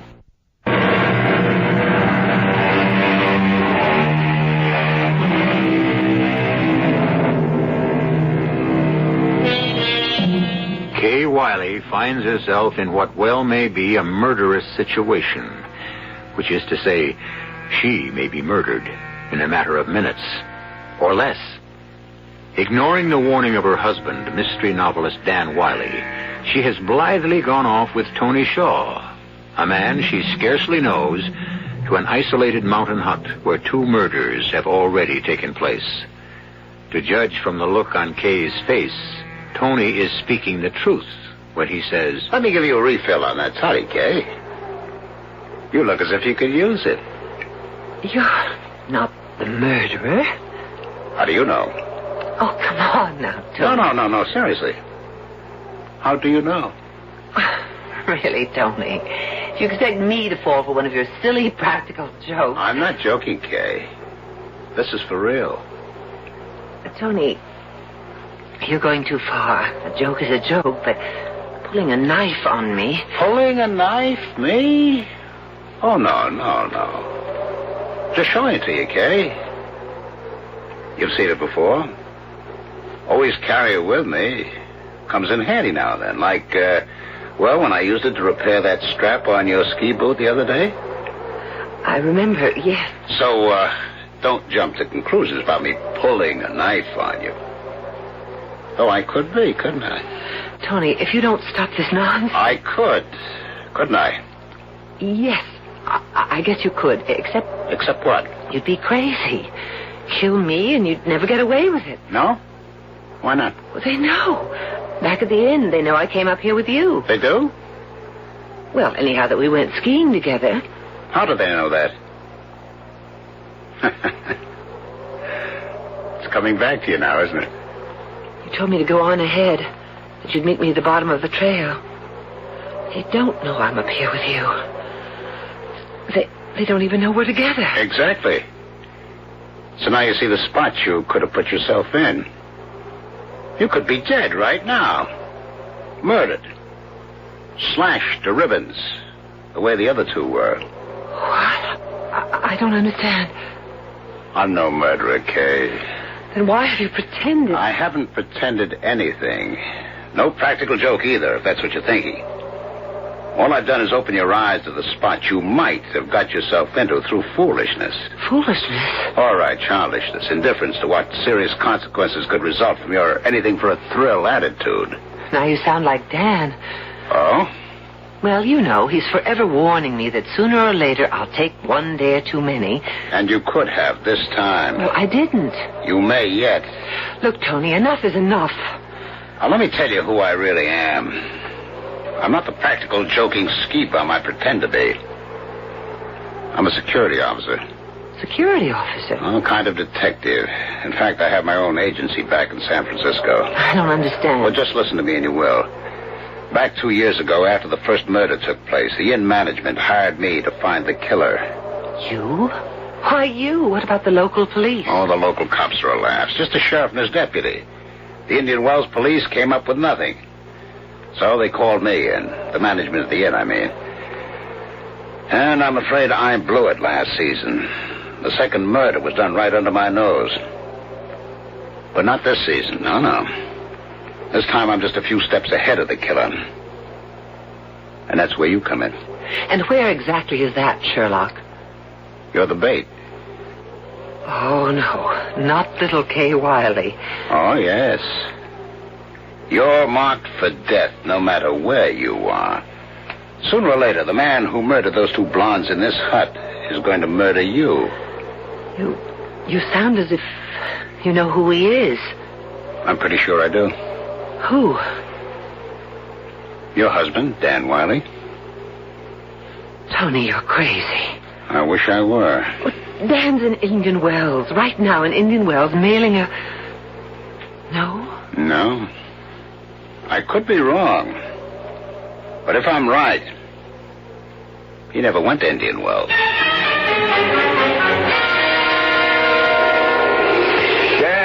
Dan Wiley, what are you doing out here on skis? I thought you had gone to Indian Wells. No, Otto. I saw you leave an hour ago. Drive off in your car. I changed my mind. I was going to mail a manuscript to my publisher, but halfway to Indian Wells, would you believe it, Otto, I suddenly thought of a different ending, and a better one. This means you have to sit and write a whole new end? Yes, I'm afraid so. Me, I would never be a writer. They work too hard. You better believe it. Seen my wife, Otto? She went off skiing not long after you left. Oh, anybody with her? No, she went by herself. And I tell you this, I warned her again to stay off the South Slope. Well, you can save your breath, Otto. I know. I'm telling you, lay down the law before it is too late. Show her who is boss, who wears the pants. Oh, it's nothing like that. Kay isn't bossy. She doesn't try to wear the pants or anything like that. She's just young and exuberant. You can tell Kay not to do something, and you bet she'll do it. Huh? Obstinate? No, just, I don't know, more like a child. Do you know where she is right now? I told you I don't know. Oh, well, I'd be willing to bet she's up at the hut, the murder hut. Why would you bet on that? Because I told her not to go there while I was away in Indian Wells. So you think she went? I'm practically sure she did. I will never understand women, never. No, me neither. Well, I'll see you, Otto. You going to meet your wife up at the hut? No, I'm going to meet a typewriter in my room. So long. So long. No, wait, Dan. Glad he didn't hear me, this wind. It's funny, though. If he knew she would go to the hut when he told her to stay away from it. It's funny. Which is why he deliberately warned you to stay away from here. So I'd come here? What kind of sense does that make? Kay, you all right? Yes. You've kind of knocked the breath out of me, Tony. I still can't believe... But you're right. Everything you've said is so true. In the few years we've been married, I never have got to know him, not really know him. He's married to that typewriter of his more than to me. And yes, he did come here last year and the year before, without me. Said he had to be alone to finish a novel. But this time he brought you along. Why? Did you insist? No, I'd never think of interfering with his work. No, he asked me to come. And when I said maybe it would be better if I didn't, he insisted. Figures. But... I just can't believe... If I'm right, if Dan is the murderer, he'll show up here in a few minutes. And I don't want to be here when he does. All right, then, let's go. But, Tony, I just can't believe this of Dan, and I'm not going to. As I said, I haven't got to know him as well as I'd like, but good Lord, you can't be married to a man for nearly 3 years without knowing that he isn't a killer. And that's one thing Dan is not. I'd stake my life on it. That's exactly what you're going to do. What do you mean? I'm leaving, but you're staying here. Tony! He didn't go to Indian Wells. I'm positive he didn't. He knows you're here because he made a point of warning you not to come here. Now, look. You've got nothing to worry about. I won't be far, just up in that stand of cottonwoods. He won't see me, but I'll see him when he arrives. And then what? When he makes his move, I'll make mine. I'll be right outside that door when he makes it. What you're saying is when he attacks me with a knife. Exactly. Tony, I can't go through with this. You've got to if you want to help me catch him. I don't want to help you catch him. I mean, Oh, I don't know what I mean. He's my husband. I love him. I can't believe he's a murderer. Well, then you've got nothing to fear, have you? If I'm wrong and you're right, nothing will happen. Not a thing. But if it's the other way around... Well, then I think this time you'll get a thrill to end all thrills. I can't believe this is happening. Believe me, it is. Okay, I'm off. No, Tony, please, no. Come on now, Kay. I can't do this. I'm scared to death, Tony. If you don't believe Dan's the killer... I'd be a fool not to realize the things you've said are true. Tony, don't leave me, please, please. Well, I guess I had you taped all wrong. What do you mean? Kay Wiley, who dare anything. Kay Wiley, who parachuted from a plane on a dare, jumped a horse over the highest hurdle. Oh, yes, I heard all about that. I saw you make the South Slope on skis yesterday. Yes, I've taken some dares again and again because... Yes, because what? Because I was afraid. Afraid? Petrified. Tony, I'm the worst coward in the world. The daring Kay Wiley is a mask, a front. I forced myself to take dares just so I could prove to myself that I'm not a coward. But underneath, I am. And, Tony, this is one dare I can't take. I promise you, I'll be right outside waiting. If you don't take the dare, if you refuse to stay here and face him, you'll never know, will you? No. Whether he's a murderer or isn't. Oh, damn. What is it? There's somebody coming up the trail. Dan? I can't tell. Snow blurs everything. But it's got to be him. Now, look, will you stay? You've got no choice. You've got to find out. You've got to have the nerve to find out. All right, I'll see you. Tony! Oh, no.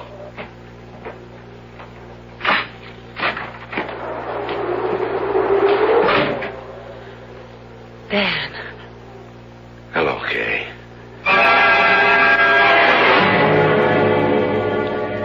We can well imagine Kay's feelings as Dan Wiley enters the hut, proving Tony right. A curious situation. A woman facing the man she loves, her husband, not sure if he's a murderer. Certainly looks as if he is. And yet... Well, we'll learn more when I return for Act 3.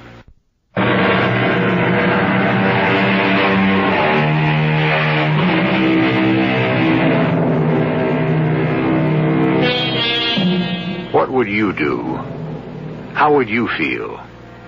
Your husband, the man you love, stands before you, and for all you know, has come to kill you. Indeed, cleverly lured you into a trap.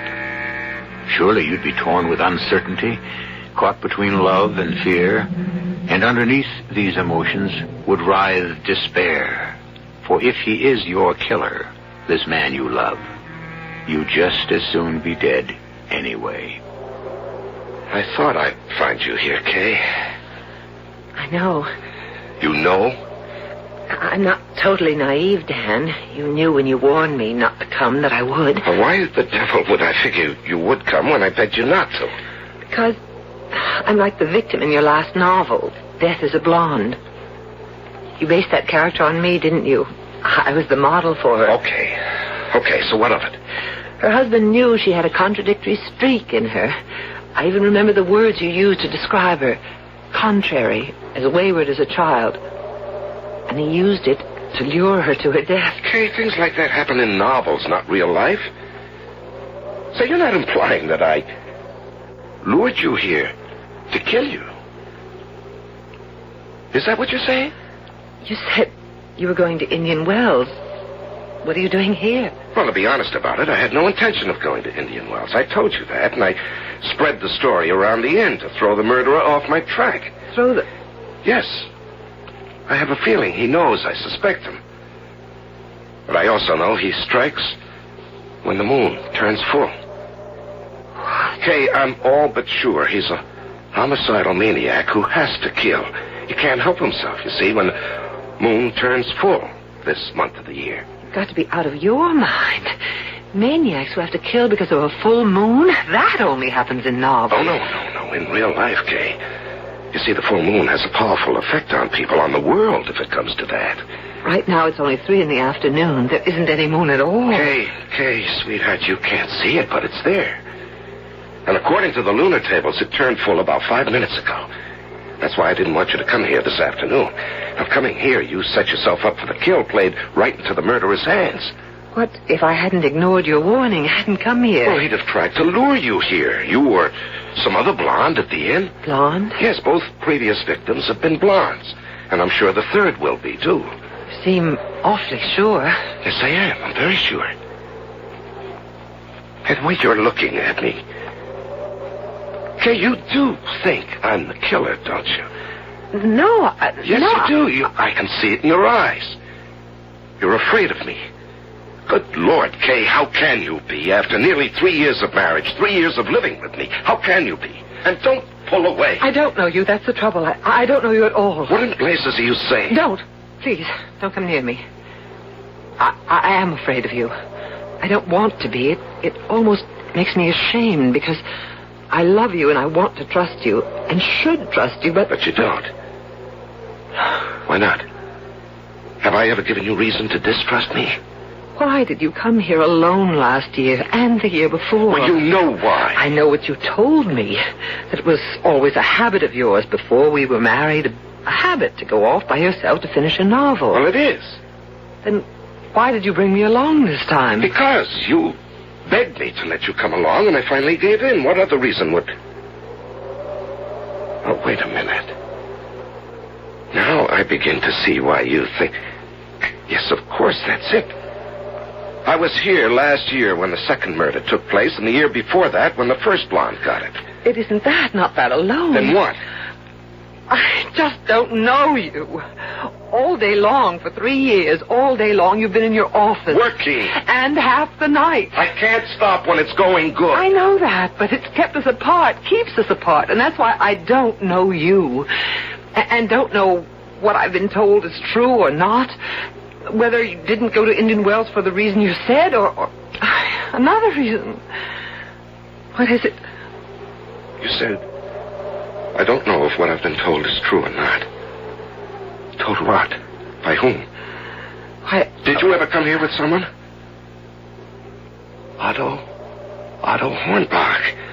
Yes, I talked to him half an hour ago. He said you'd gone off on your own.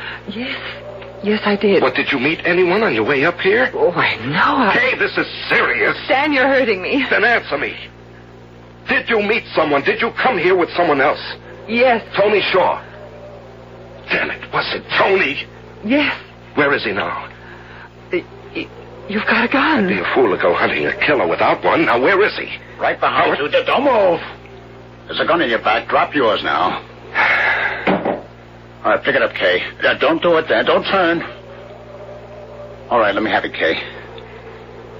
Thank you. Now you can turn around, Dan. A knife? The end of the handle stuck in your back.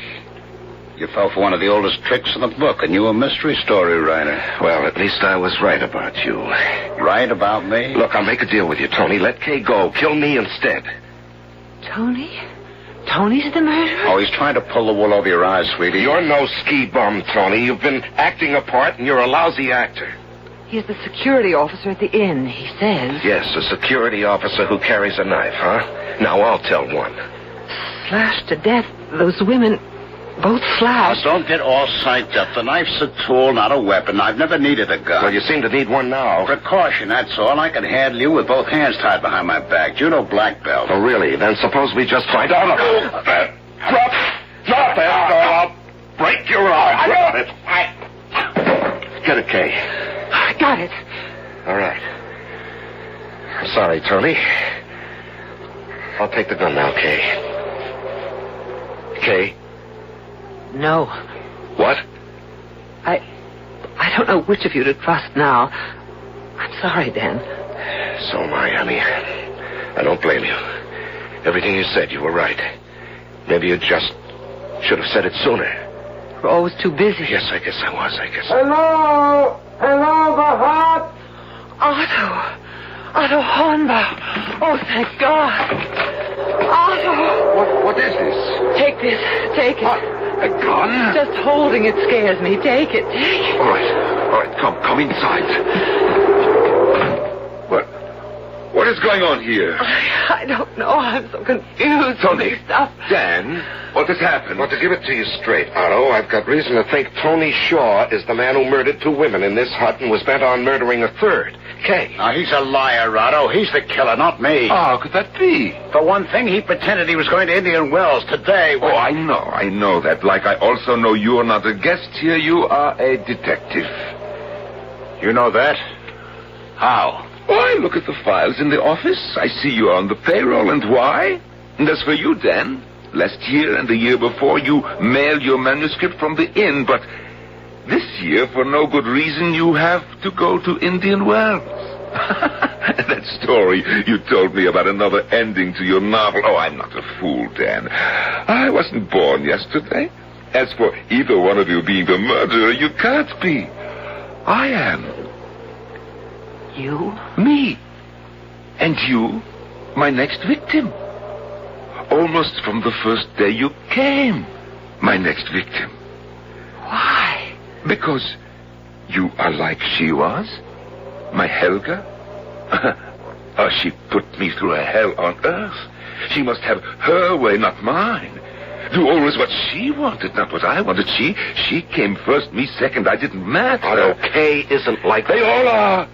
Her kind. They're always, they are always small and blonde. Helpless, dependent, in need of your strength. At first you're taken in, poor little thing, so helpless, so dependent on you, so in need of your strength, your masculine strength, so you give it a little here, a little there, and gradually, so gradually, you don't know it is happening. You give her all your strength, and there's none left for you. You are caught. You are trapped in a web you thought was made of love, but is really made of what? Of ego. That's what they call it. Ego. The I of I am this, and I want that, and nobody matters but me. Leave him alone.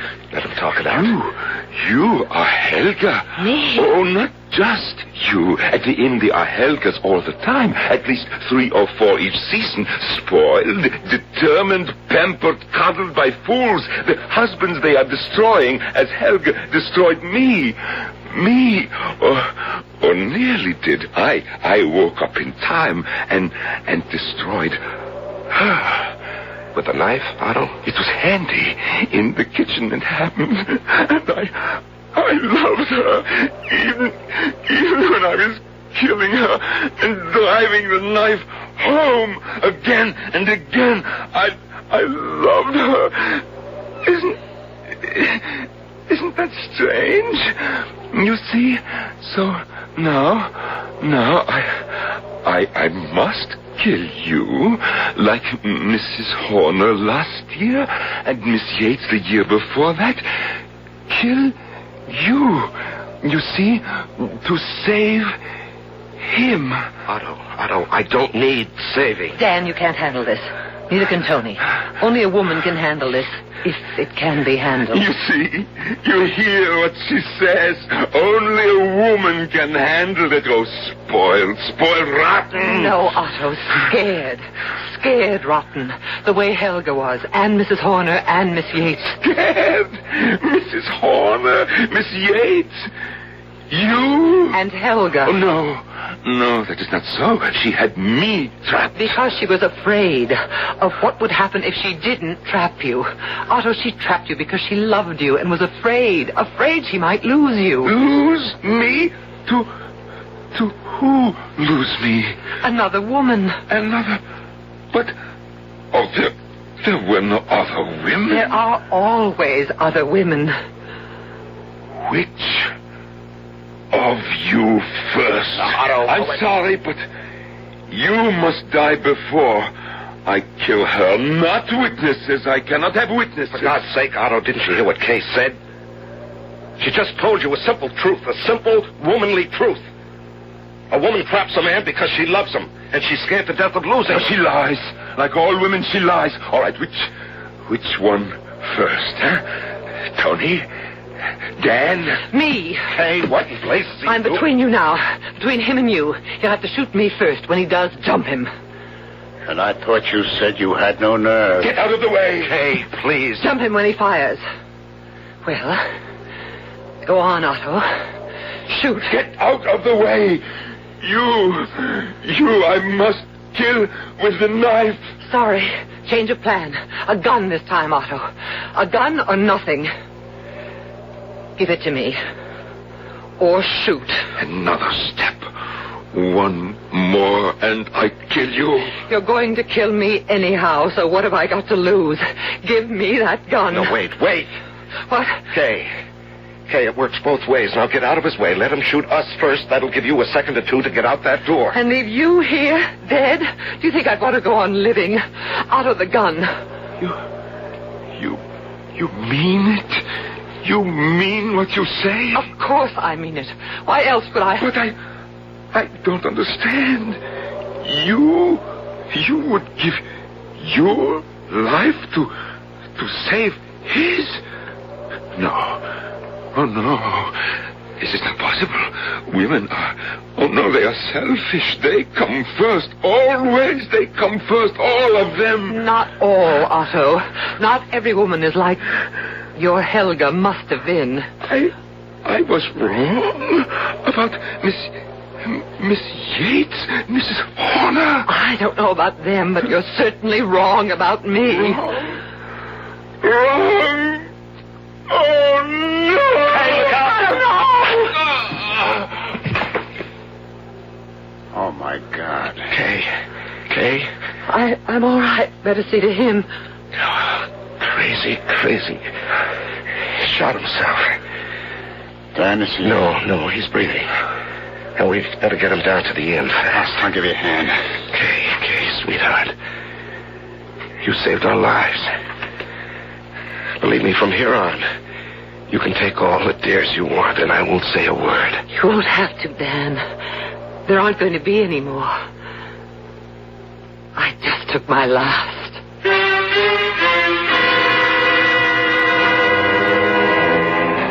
Luckily, though, Kay Wiley paid the piper, as must we all.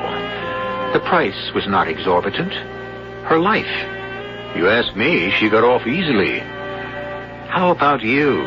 You building up a debt you'll have to settle one day with your piper? Better do a little thinking about that. Better do a little thinking myself. I'll be back shortly.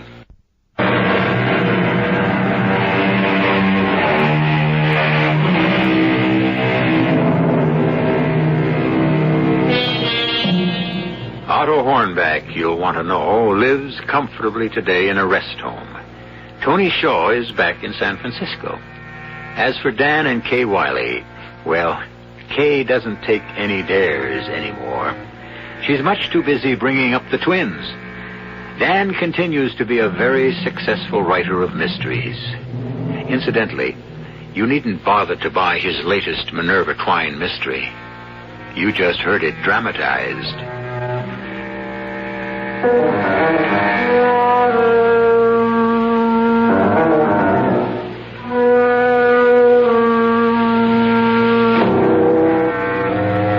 Our cast included Rosemary Harris, Larry Haynes, Ralph Bell, and Norman Rose.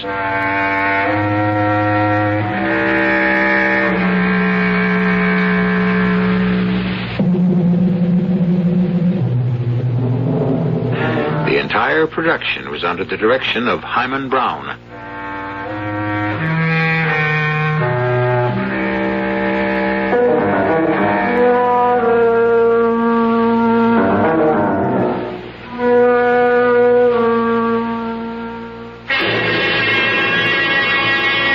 And now, a preview of our next tale. Scorpio, this is a bad day for you. Your sudden death is imminent.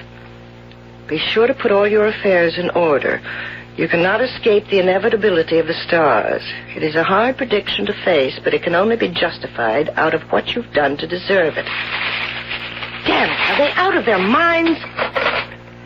That shaky little mouse, Ethel. Writing a bomb like this? She'll have scared 25,000 people out of their wits. This is Amanda Amherst. Put me through to the managing editor. Oh, come on.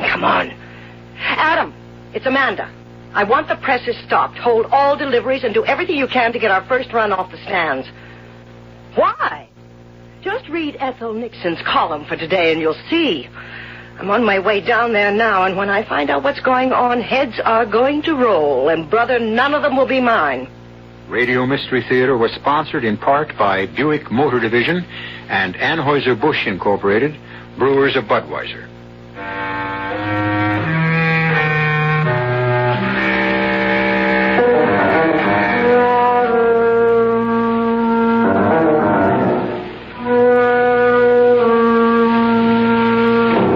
E.G. Marshall inviting you to return to our Mystery Theater for another adventure in the macabre. Until next time, pleasant dreams.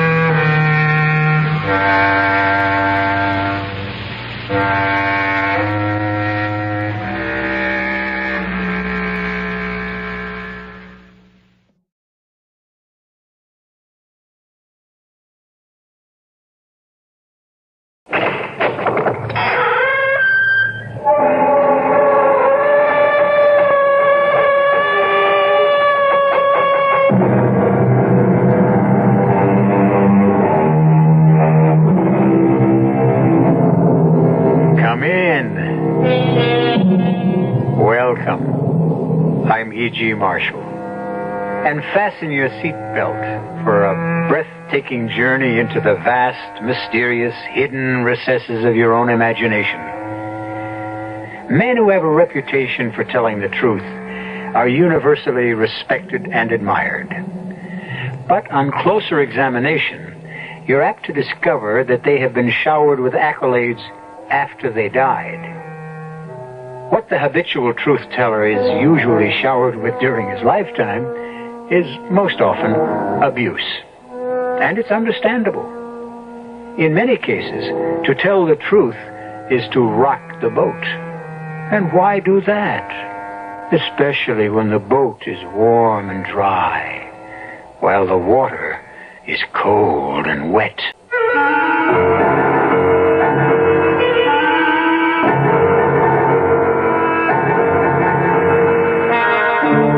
Mystery drama, A Preview of Death, was written especially for the Mystery Theater by Sam Dan and stars Russell Horton.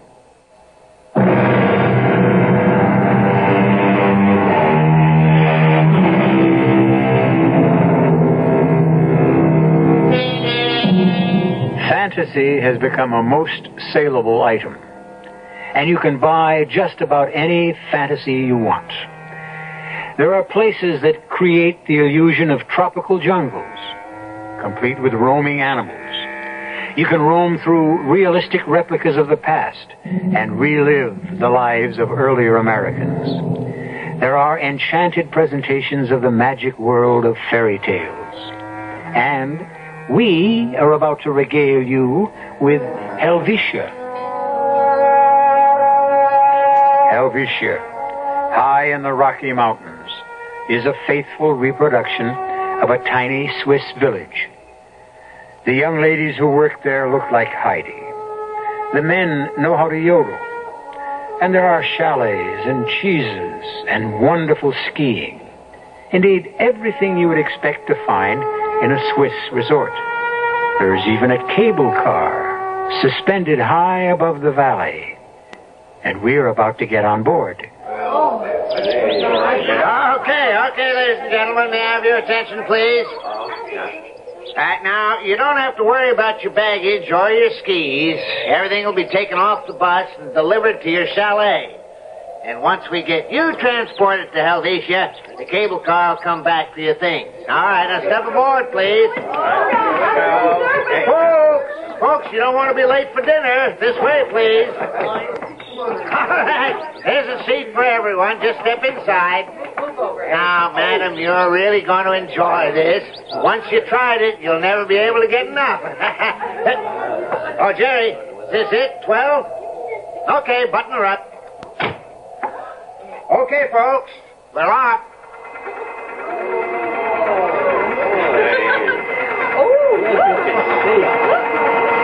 And now, folks, welcome to Helvetia, a magic Swiss village in the good old USA.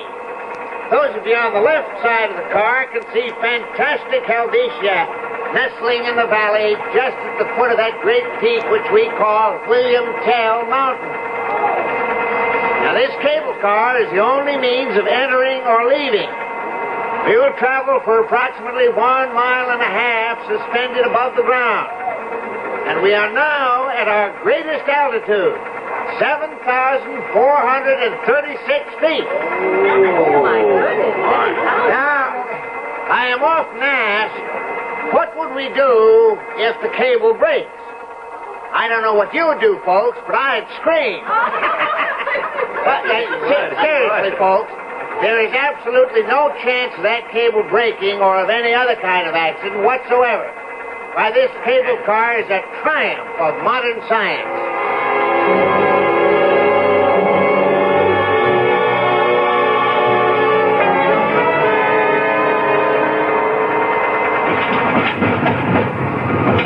Here we are, folks. In Helvetia, safe and sound. Isn't that? All right, thank you, folks. Step lively now, you'll miss dinner.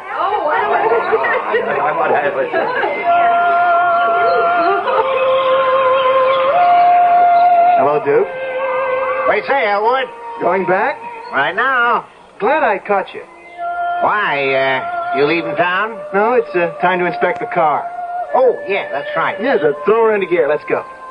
Well, you don't have to go. Here, let me take the card from behind the glass, and you can just initial it. I'll initial it after the inspection, huh? Look, Elwood, look, you're new on the job.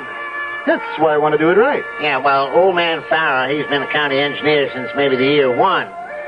Before he got pensioned off, he just used to initial the card every month. He did?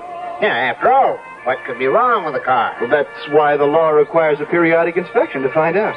Okay, Elwood. Be my guest.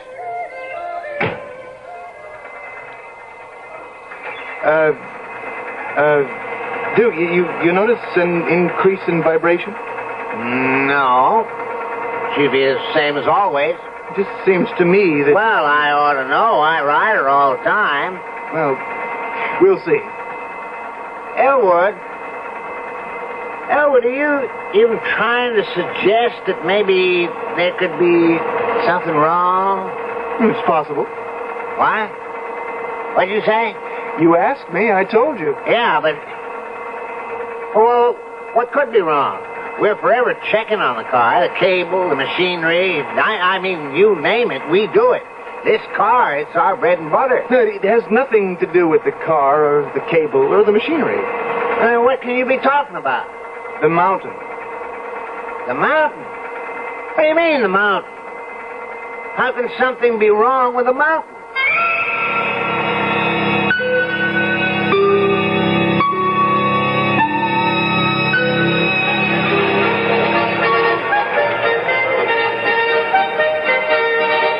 Hi, Elwood. Had your dinner? Sure. What a mob. We're completely sold out. Business is good. Oh, I tell you, Elwood, we none of us ever dreamed we could make such a go of this place. Look at this stack of reservations. Where are we going to put all these people? You going to spend the night, Elwood? If it's convenient. How could it be inconvenient? I do have to be at Sadler's Falls before noon tomorrow. Oh, George isn't here. He's in Denver on business. But he's taking the first plane out. He'll want to see you first thing. All right. I hope you don't mind me coming up to your room. Seems like old times. After all, when I was little, the day couldn't officially end until Big Sister came up to say goodnight. Well, it's the only quiet place in the hotel. I have to work on these reservations. You want me to help you? Yeah, grab a handful. You separate them into single girls, single guys, couples, families. Sure. Oh, Elwood, George said to make sure you wouldn't leave till he speaks to you. Okay. He had a phone call from Duke, and Duke was very upset. Yeah, I know. What's it about? You know, the inspection certificate on the cable car. Oh? Yeah, I have to sign it. So? I inspected the car today, and I didn't sign it. You didn't? I couldn't. But if there's something wrong with the car, we can get it fixed. No, it can't be fixed. Let me get this straight. Are you telling me that you won't sign that inspection certificate no-how? Yes, I guess I am. Oh, well, then that means we won't be able to use the cable car? Yes. But how are people going to get in and out of Helvetia? I understand the problem. No, but Elwood, I'm afraid you don't understand. George and I and the other people, we've sunk every nickel we had in the world in here, and the work, oh, Lord, the toil, the sweat, and, yes, the blood that went into making this place. I'm sorry, I shouldn't have said that. Muriel, I know what this place means to you and to everybody. I spoke out of turn. You are, after all, an official of the government. Just a county engineer. You have a duty to perform. You swore an oath, and there shouldn't be any other considerations. Muriel, I don't know what to do. I mean it. I just don't know what to do.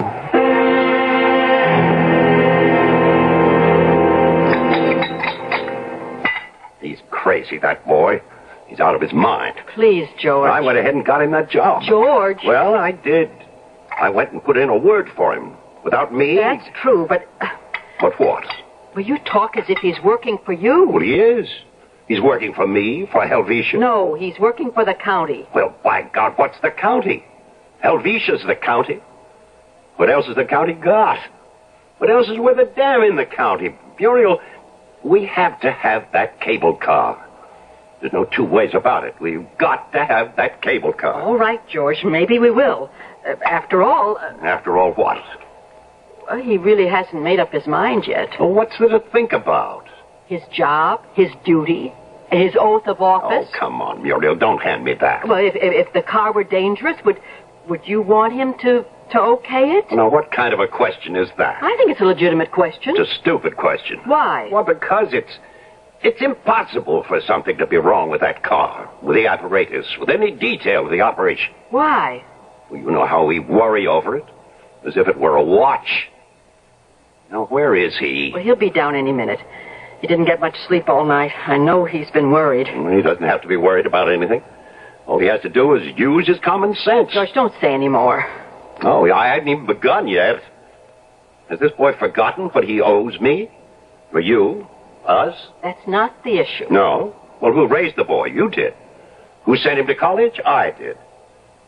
I didn't make an engineer out of him so that he could come back here and drive me out of business, did I? George, do something that doesn't always come easy to you. Just shut up. When he comes down, please don't discuss it. Don't discuss it. Why do you think I got on a plane 5 o'clock this morning to get here? But don't tell him how much you've done for him, how much he owes you. Okay. I took a course in psychology. Yeah, you'd never let me forget it. Is this how he gets back at us? What are you saying? Do things for somebody and they resent it. Subconsciously, they develop an animosity towards you. Good morning, Muriel. George. Oh, good morning. Bacon and eggs okay? Fine. Good morning, Elwood. How are tricks? Kind of busy these days. They want to build a road at Sadler's Forks. Yeah. County's really getting built up? Sure is. Pour you some coffee, Elwood? Yeah, thanks. Have some cream? No, I have to lose weight. Damn it, the Elwood. What's the big idea? George. What are we sitting around for like 3 bumps on a log? This whole place can become a ghost town, and everybody's investment could go right down the drain just because... Because what, George? Because some wet behind the ears kid is maybe getting a little bit drunk with power. Can I tell you what's bothering me? Just sign the damn certificate and nothing has to bother. The mountain. The mountain across the valley where the cable is anchored, you know? On the plateau where the bus delivers the people? Well, so? That mountain. Inside that mountain, there's what? There's a fault. What do you mean, a fault? That mountain is... Well, I guess you could say it's slowly separating. It's coming apart. But nobody ever said... Well, it could be something new. It might have been caused by an underground atomic explosion. But there haven't been any of those near here. It doesn't matter. It could have been 1,000 miles away. Well, how do you know? Well, there are signs. What kind of signs? You remember the old abandoned silver mine? Yeah? Well, I noticed that some of the buildings and shafts are sinking into the ground. Yeah, but that's on the other side of the mountain. In a direct line. You've got other geological signs. Yeah, but the foundation for the cable, that's like the Rock of Gibraltar. George, I've measured the angle of declension of the cable. It's been widening. Huh? By how much? Well, a minute fraction, but that doesn't matter. It's proof that there is a separation. Well, how fast? Maybe a fraction of an inch a year. So, 1,000,000 years from now, we can worry about it. Now, that doesn't mean the rate can't increase rapidly without warning. I mean, it could last 100 years or forever. Or it could go tomorrow morning. It could just come apart. Collapse. Well, all right. Never mind all that. Just tell us flat out. What are you going to do?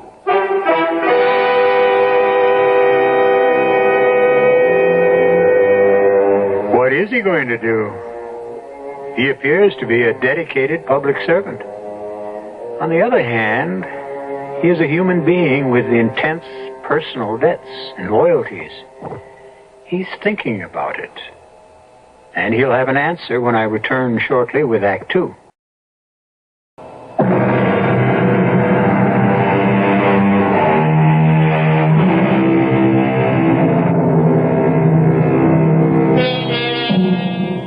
Your name is Elwood Markham.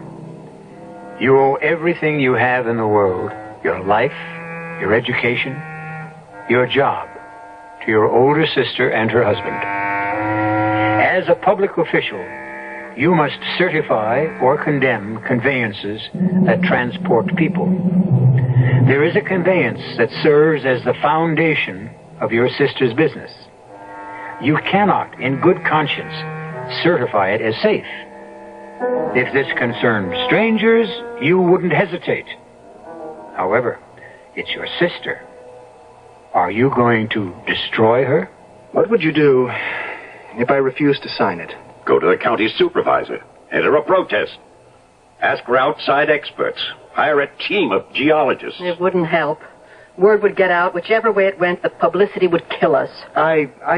Look, George and I are going to leave you, Elwood. Everything's already been said. You just have to decide as you see it. Come on, George. But George! Yeah. What was I supposed to do? I walked to the window. Outside was an enchanted street. It was as if you were in another world, another country thousands of miles away. And all this was their handiwork. Of course, the cable car was unsafe, but it was only unsafe in theory. In practice, it could serve 100 years without a mishap. The odds of this cable car falling were perhaps about those of a plane crashing, a ship sinking. Certainly less than that of a car colliding. So, I knew I was going to sign that certificate. But I also knew I was being bribed. It was a subtle bribe, but bribery nevertheless. I was being bribed with their love, their companionship. Because after all, if I refused to sign, things would never really be the same between us again.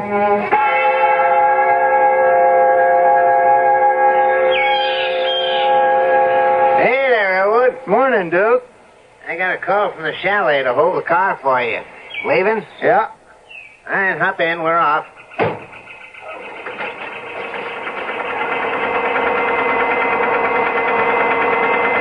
How come you're not afraid to ride this baby? Oh, why should I be afraid? It's perfectly safe. Is it? Yeah. Matter of fact, before I forget, let me have the card. I better sign it. Well, yesterday afternoon, you were handing me this line. No, the situation adjusted itself.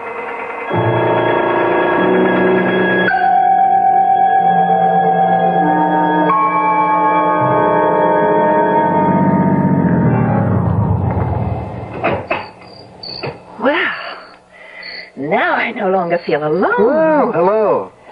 My cab dropped me off here about 20 minutes ago. When does that cable car show up? Oh, should be along any minute now. Are you going to Helvetia? No, I have a package I want to have delivered to my brother-in-law at the chalet. Well, I understand it's a fabulous place. I was lucky to get a reservation. I'm sure you'll enjoy it.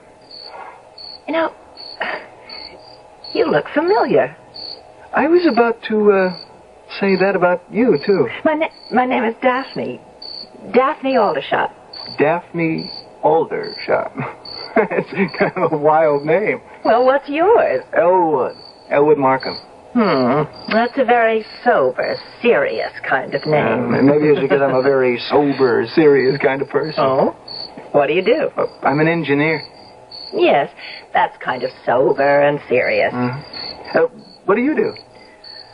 I'm a librarian in Denver. Oh. You don't look like a librarian. Why? How are librarians supposed to look? Oh, prim, mousy. You really should get with it. Oh, my goodness. Am I going to go into that? In less than 5 minutes, you'll be in Helvetia. Oh. Will you be staying long? 10 days. Oh. Maybe I'll see you. I'll be there tomorrow afternoon. Tell Mrs. Lucas at the chalet that you're a friend of mine.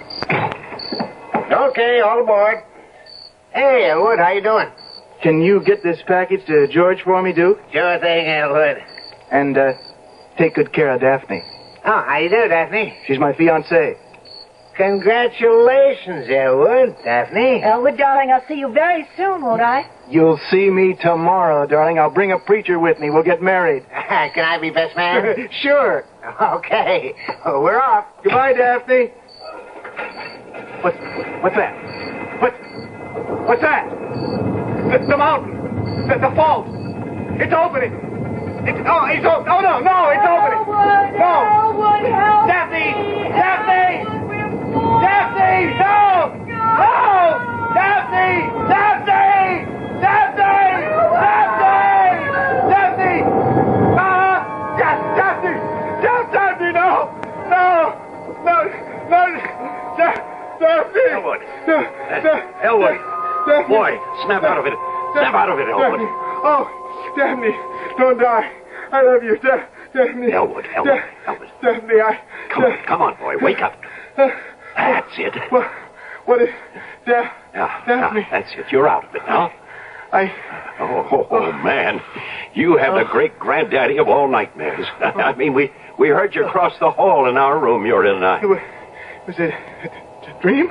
Oh, was it ever? You sure scared the daylights out of me. Daphne. You've been holding out on us, boy?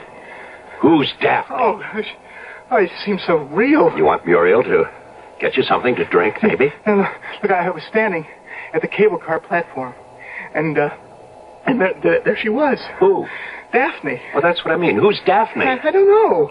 Oh, now, how could you dream about a girl you don't know? Dark hair, blue eyes. Mm-hmm. I was always partial to that type myself. She was beautiful. It was so real, and we stood at the platform, and I put her in the car, and Yes. And the car just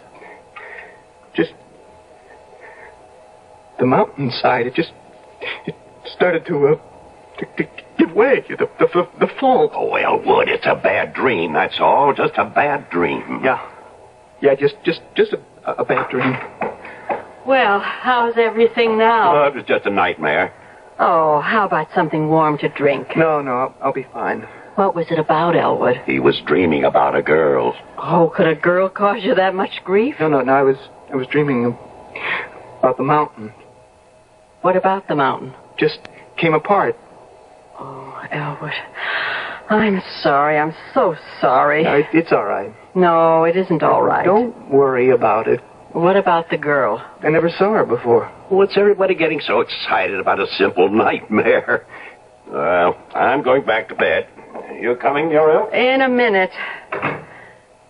Elwood, I'm worried about you. I'll be okay. You shouldn't have signed that safety certificate. Oh, come on. It's all right to be Don Quixote on the stage, but in real life... But you are Don Quixote. You always were. I can get over it.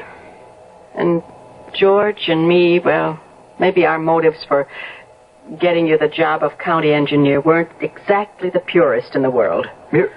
Muriel, what are you saying? Oh, maybe unconsciously we wanted to have our own man in office so we wouldn't be bothered with all the official inspections. Muriel, I won't believe that you could have such a motive. Well, as I say, it wasn't a conscious one. Anyhow, it's all so complicated, isn't it? Look, next month, don't sign the certificate. No, I've already fought that battle. It's over. Well, then resign. It is over, Muriel. I had this crazy nightmare. I conjured up this girl out of nowhere. But why? Why did she seem so real? And that name. What name? Her name. Where would I ever hear it before? Well, I'll let you get back to sleep. Yeah. That nightmare sure knocked me out. I think I could sleep for a week. Well, you better get up early. You have to be in Denver for lunch. What? Oh, I must have forgotten to tell you. Your boss called. There's a luncheon meeting of the municipal engineers. He can't make it, and you're to go in his place. Oh. Is it really that much of a bore? Denver.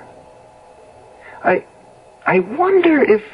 If what? If she really works in the library. Who? No, it's crazy. What are you talking about? On the other hand, suppose there is such a girl. Just suppose.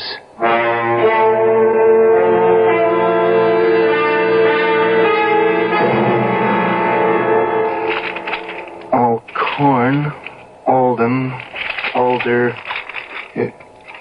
Aldershot.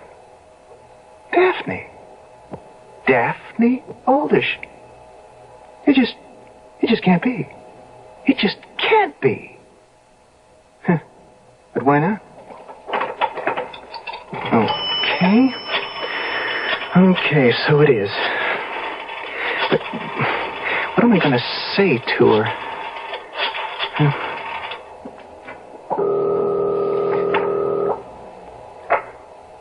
Hello? Hello? Is this Daphne Aldershot? Yes. Miss Daphne Aldershot? Yes. Who are you? Are you, the Daphne Aldershot who's a librarian? Yes. Who is this? You don't know me. And I don't think I want to. Hey, please, don't hang up. Why not? Just answer one question. Have you any plans, do you expect to go to Helvetia? What business would that be of yours? I have to know. Why? Now, look, I'm not a kook or a crank. Well, I find that hard to believe. Just, look, please, tell me if you plan to go to Helvetia. And suppose I do. Then what? Don't. Please. For your own good. Don't go.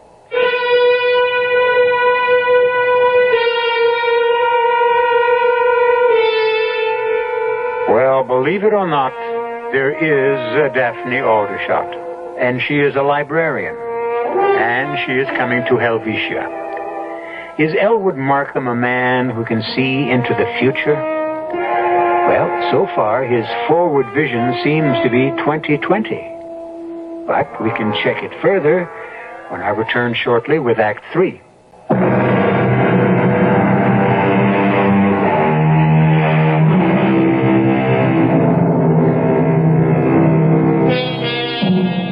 Elwood Markham keeps having nightmares. In his nightmares, a girl he never even heard of steps into the overhead cable car that transports visitors to the enchanting resort called Helvetia. The car falls and she gets killed. But now, he has a real problem. It seems that this girl exists. and she intends to come to Helvetia. And she will have to get into that cable car. No. No. No. Daphne! Daphne, darling! Daphne! Daphne! Daphne, please! Daphne! And who is Daphne? I'm having this nightmare. Oh, we could hear you all over the place. I'm having it all the time now. Well, who's Daphne? The girl who gets killed. What? She's a girl. She's a girl named Daphne Aldershot. Yes? Yeah, and she's coming to Helvetia. And I meet her at the cable car terminal at the mountainside, and we fall in love. How would I know she's coming here? To Helvetia, how would I know? Well, who says she exists? She's part of your nightmare. Now, listen. Last week, I was in Denver, remember? Yes? Yeah, her name. Daphne Aldershot. It's in the book. Well, all kinds of names are in the book. And I spoke to her on the phone. Now, just a minute, Elwood. Are you sure? I'm sure. I called her number. She answered, and she is coming here. To Helvetia. She said so. Well, let's check it out. Ginny, get me Greta at the reservation desk. Thanks. It is not my imagination. Greta, do we have a reservation for, Daphne Aldershot? She said she was planning to... We do. Find out when. This, Miss Aldershot, when is she arriving? Friday night? Find out what time. What time? What time? 9 o'clock. Thank you, Greta. 9 o'clock. 9 o'clock. Don't you see? What? The first time I saw her in my dream, she was alone at the terminal, and that's because she got here late. Elwood, there must be some kind of explanation. I dreamed there was a girl named Daphne Aldershot. I dreamed she was killed when the cable car fell. It turns out there is a girl named Daphne Aldershot. It happens she's coming to Helvetia. So? Elwood, it could all be, How would I know? How would I know? Maybe you better, Better what? See a doctor? You think I'm crazy? No, you're just tired, emotionally exhausted. Tuesday, Wednesday, Thursday, Friday. I've got 4 days. I have to stop her.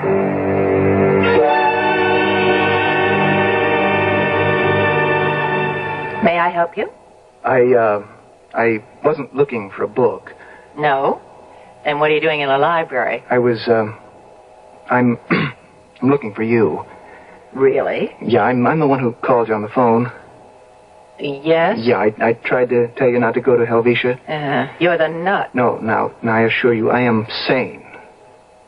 That is, I'm as sane as any normal person, which I admit isn't saying very much. Yeah, well, sir, I'm busy, and I just don't have time to... Can we go somewhere and talk? I don't think so. As a matter of fact, there's a security guard over by the door. You wouldn't call him? What makes you think so? Aren't you even the least bit curious? Look, my name is Elwood Markham. I'm an engineer. I'm county engineer over in Custer County, and, look, you could check it out. Mm-hmm. It's 12 o'clock. You have to have lunch. I bring a sandwich. There's a place just around the corner. Now, what could happen to you? That's just what I'm afraid of. Nothing.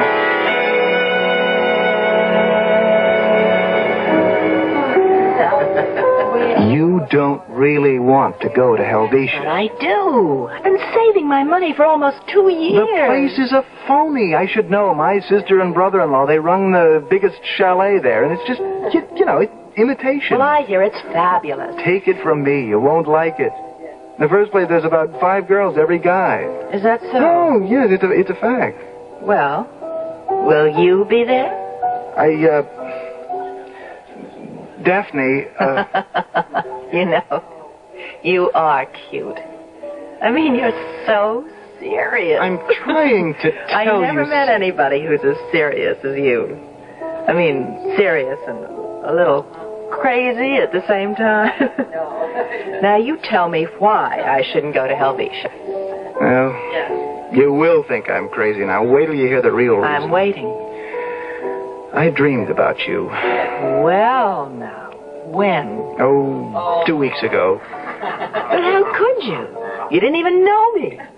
You and I met at the terminal where the cable car takes off for Helvetia. Oh, I've heard that is the most exciting part of the whole... And we fell in love. Now, don't rush me. Wait a minute. and you got on the car, and the car took off, and there was a rock slide, and the cable car broke loose, and the car fell, and you were killed. Wow! Oh, what any good psychiatrist would make out of that. So that's why you don't want me to go to Helvetia? Yes. Well, I must say, I've heard a lot. Before you say anything, remember what I told you about my job? What is your job? I said I was county engineer, and I had to inspect that car, right, for safety? Yes, well? Well, it is not safe. Oh, well, then that takes care of that. The car won't be allowed to run, and I won't be killed, and there's no problem. No, there is a problem. I okayed the car. But if it isn't safe, why did you? Because it's so complicated, and safe is a relative situation. Daphne, please, don't go. Don't. It's been nice meeting you, Elwood, and I would like to get to know you better. But you're just too deep, too involved, I don't know. Maybe if you could get yourself straightened out, Daphne, you can't go to Helvetia Friday night. I am going to stop you. How can you stop me?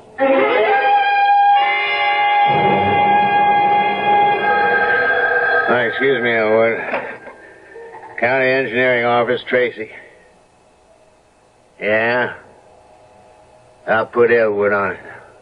Right. Talk of the road being washed away. On the other side of the mountain where the cable car terminal is. How'd you know? It's part of what I'm trying to tell you, Mr. Tracy. Elwood, I just can't condemn the cable car without giving the folks at Helvetia notice. But look, this is an emergency. 2 weeks ago, you certified the car as safe. Now, what's come up so sudden? It hasn't been sudden. I've known about it for months. Well, then why didn't you? Well, because of Muriel and George? Yeah, it's part of it. Maybe.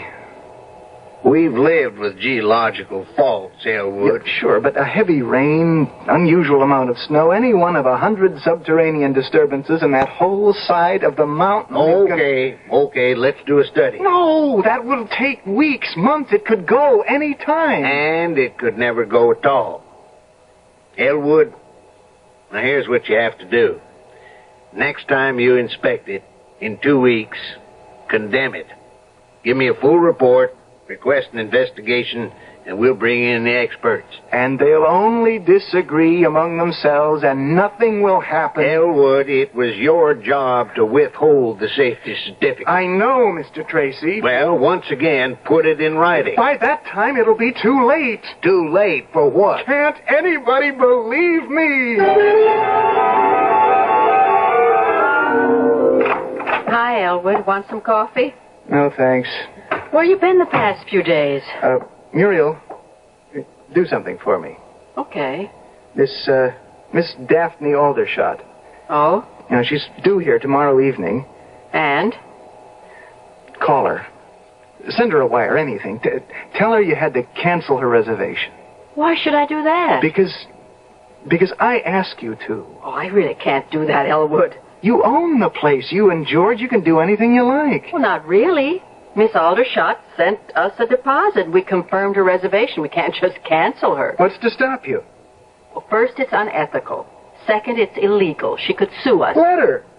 She could win. Let her. I'll pay the damages. You won't lose anything. Elwood, please. What is this? I told you she is going to be killed tomorrow night. Elwood. No, Muriel. I know I'm not talking like an engineer, like a practical, down-to-earth facts and figures man, but the truth is, I don't know. I've had a vision. Muriel, somehow, someway, I was given a glimpse into the future. How else would I know about a girl named Daphne Aldershot? These things are just, Yes, they're just what? Wait a minute. You say there was no way you could ever hear of Daphne? That's right. But there is. There was. What? What are you talking about? That night, 2 weeks ago, you were feeling bad about the inspection. Yeah? I came up to your room, and I happened to have a stack of reservations. You offered to help sort them out. That's where you could have seen her name. Oh, I don't remember any of those names. None of them made an impression on me. Well, not consciously, but that name, that sort of unusual name, Daphne Aldershot. It's impossible. Only because you refused to admit it. And then you had a guilty conscience about the inspection. And the two things spun around in your mind. No. That couldn't happen. You wanted to punish yourself, so you fell in love with a girl named Daphne Aldershot, only to have her die because of your neglect of duty. How would I know? She's a librarian. She listed her job on the reservation. Now, do you understand? It's all right. Everything's all right. No, it is not. I have to save her.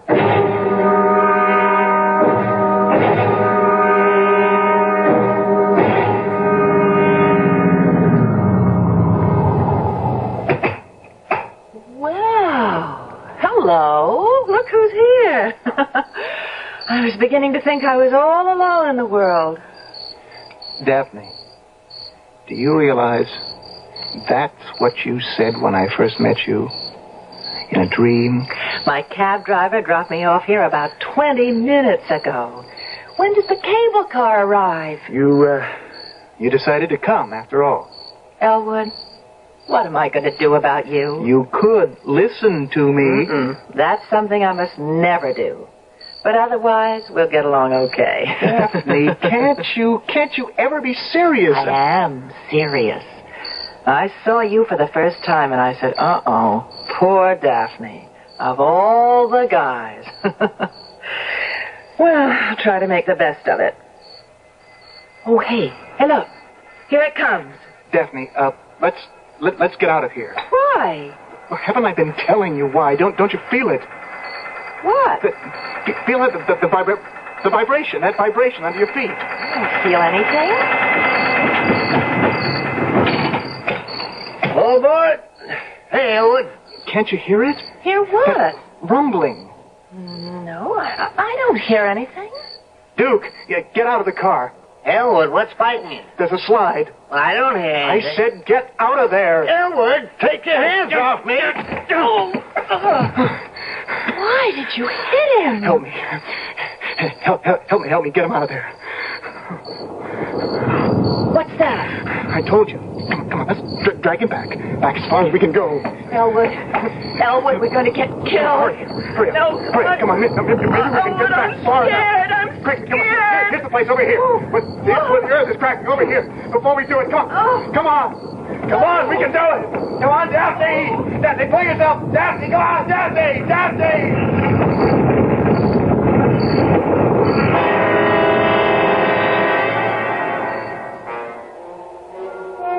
And they did it.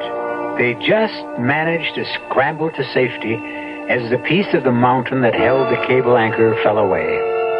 Happily, though, it didn't spell the end for Elwood and Daphne. It was a beginning. For Helvetia, it was a continuation. They flew the people in by helicopter, and the place is doing better than ever. Whether or not you decide to make a reservation to go there, remember your daily reservation with us, here.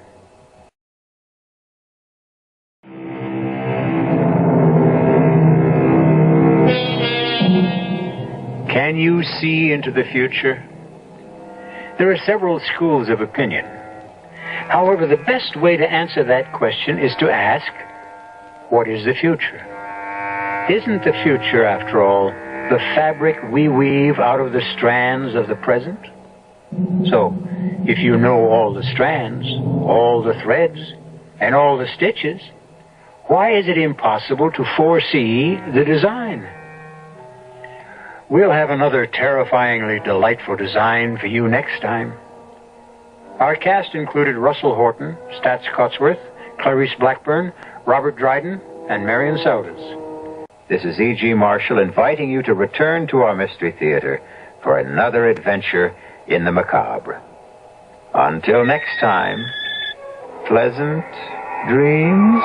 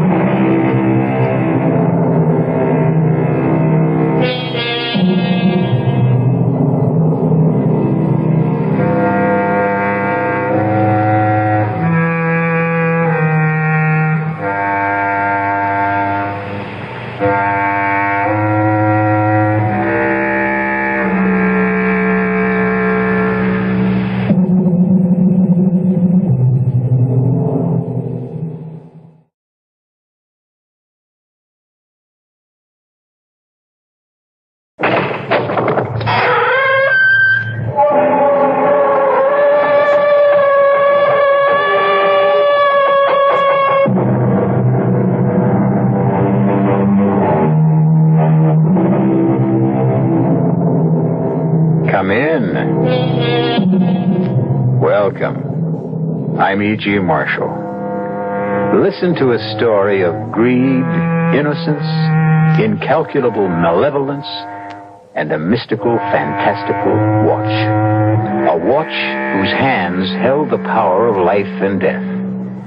Our tale is played against the background of the sun-drenched Mediterranean North Shore, around and about the most famous gambling casino of its day. And it takes place some 100 years ago. But the scene is not sun-drenched as our story begins. It's a devil's night out.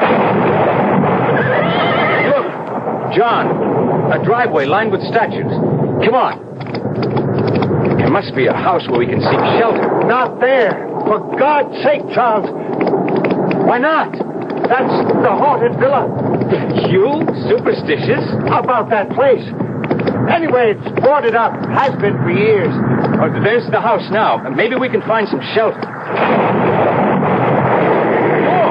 the statue. There is the house. The lightning hit it. I can't look. It's as bright as molten steel. It's gone. Melted as if it had never been. Let's get out of here, Charles. I could swear I saw that thing jump and run into the house. The whole villa is lighting up. Maybe it's on fire. Don't be silly. It's lamplight. Look, the door is open. Welcome, strangers. Come, this is the night to be abroad. Welcome to the Villa di Despair, the house of despair.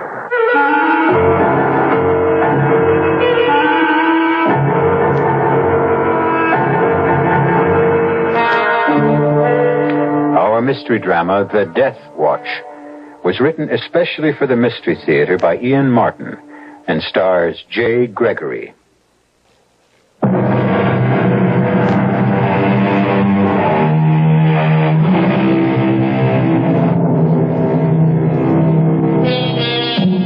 A black night, a witch's night, orchestrated with a drum of teeming rain.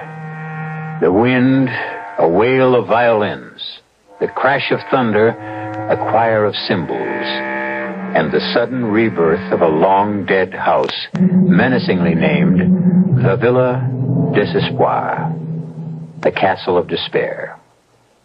Surely the perfect setting for the strange and terrifying story I shall leave Charles Fleming to tell you in his own words.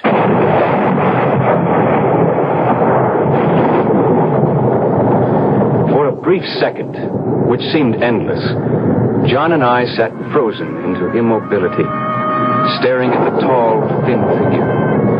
The bristling black eyebrows and the deep widow's peak only emphasized the height of his brow, the parchment white of his skin.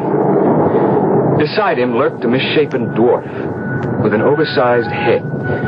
Every instinct told me to turn and run, but every external feeling cried out for shelter. Come, gentlemen. Kadrash will see to your horses. Kadrash, I will tend the fire. It is well lit by now. I've got a funny feeling about this, Charles. So have I. But we're armed, and the horses need rest more than we do. You said it was still at least an hour's ride. In this weather. But I don't like his looks. No question. Watch it. The man wants to take the horses. Don't expect any answers from Kadrash, gentlemen. He is a deaf mute. But you can trust horses to him. They will never have gentler or more loving care.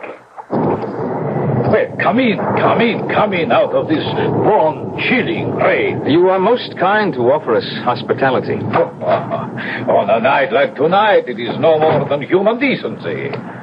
Allow me to present myself. I am Count Vladimir Dravanescu. Honored. I am Charles Fleming, and this is my good friend, Dr. John Potter. Now, shall we go in the petit salon, or how do you say in the English, a parlor? We have started a fire. Yes, I must apologize for the smoke. I have just arrived myself, as you can see, and the wood is as wet as all of us. By which road did you come? From Carlo Casino, where I presume you are headed. Correct. To the home of Colonel Willoughby. Ah, the countryman of yours with the exquisite daughter. Parbleu, one of you must be the lucky man who is affianced to her. Well, not I, Count. Charles is the one. So. You are the fortunate man. You've lived in these parts long, Count Dravanescu? Oh, scarcely. As you can tell from my name, I'm Romanian. Oh, I visited here many years ago. Now, as soon as Catrash returns, I can offer you something to eat. Well, that's kind of you, but I think if the weather will let up, we'll press on to Carlo Casino. Naturally, you are anxious to rejoin your bride-to-be. But from the looks of things, it will be some time till that will happen. In the meantime, you will make your home in Carlo Casino, Dr. Popper? No. I have a cabana here for the summer months only because I am both an inveterate sun worshiper and gambler. A kindred spirit. Then while we are waiting, shall the three of us pass the time by seeing which lady luck will smile upon? Why not, Charles? It's 2-1. Then what shall it be? Cards, dice, dominoes, name your choice. A shilling limit on bets? Fine. No side bets. The friendliest of games. Now, if you two will pull that gaming table nearer the fire, I will fetch the dice. What hour have you? I make it about 5:30. Oh, it's dark and gloomy enough to be midnight. Why do they call this place the Villa of Despair? Just one of those local shockers. They say the man who built it 200 or 300 years ago was an alchemist. The bronze statues which you saw lining the drive were all put up there during his occupancy. Those were bloody times, and people dropped out of sight very easily. A legend grew that these statues were his failures. Failures? You mean people believed he was trying to turn the human body into gold? And bronze was the closest he got? What rot. What happened to the unsuccessful alchemist? He just disappeared one day as if the earth had opened up and swallowed him. The villa was bought and sold apparently over the years, then later rented. But all the owners, or lessors, reported the groaning of a man in torment all night long, from midnight to sunrise. Nonsense that people believe. But our host is coming back. I watched the Count as we played a desultory game of dice, with nobody particularly winners or losers. During our game, I had been conscious of a faint, faraway chime of the 3/4 hour. And now, suddenly, I was hearing it again. With a start, he removed from his vest pocket the most beautiful watch I have ever seen. The case made of chased gold set with precious gems. 6 o'clock. My little friend reminds me he must be wound. Time is of the essence, eh? Which reminds me it is for us, too. Whether or no, I have a lady I love too well to keep waiting. And the weather has slackened. You'll be with her within the hour. Ah, fortunate man. I envy you.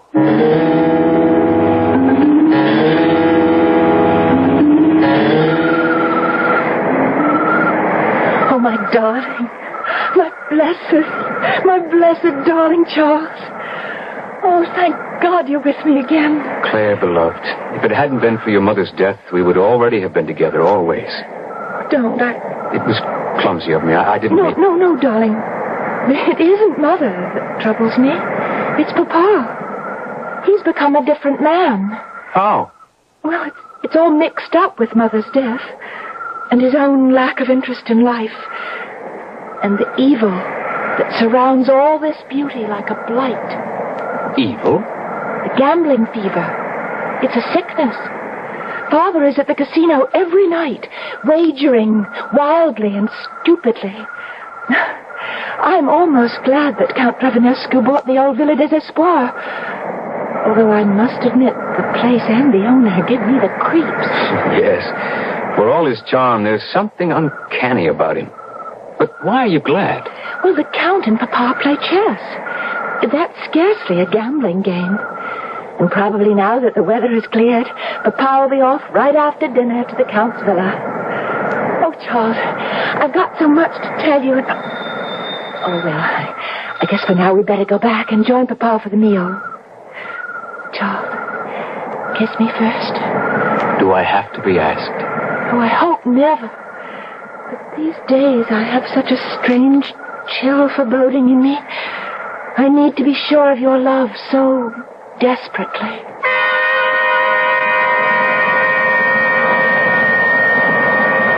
Claire's mother had died 4 months ago, just before our planned wedding. Naturally, it had to be postponed. And it was not surprising that Mr. Willoughby, plagued by the rheumatism and now the loss of his wife, had fled to the Mediterranean to try to recuperate. What was shocking and ominous for Claire's and my happiness was what I watched in the following weeks. Claire's father had become a compulsive, obsessive gambler. Our invitations to Villa des Espoirs, in spite of Claire's and my feelings of revulsion for the Count, were always a welcome relief. Till this one particular evening. Claire and I had walked out to the patio, high over the blue Mediterranean, as the Count and her father started to play chess. But by the time we returned, the game had become backgammon. Double. That is 16. You don't have to accept. Your position is virtually hopeless. Life is never hopeless, old friend, as long as you have it. I accept the double. F5 and the 2. You have me blocked. Perhaps I was a fool to accept the double. What does it matter?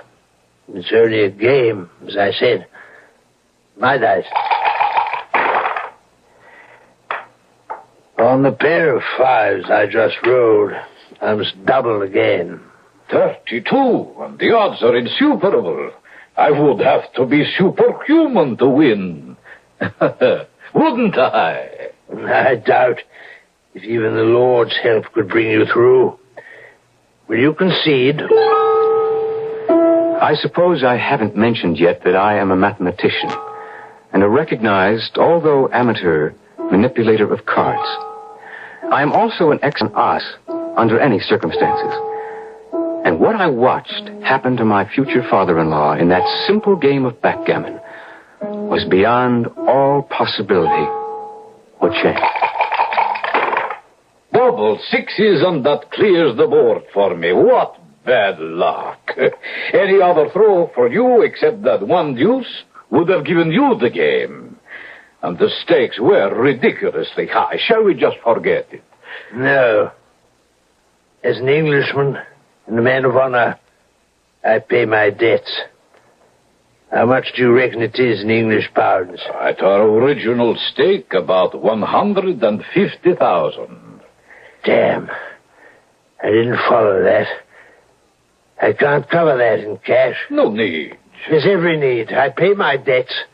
You will have it once I sell my house. But, Papa, you can't do that.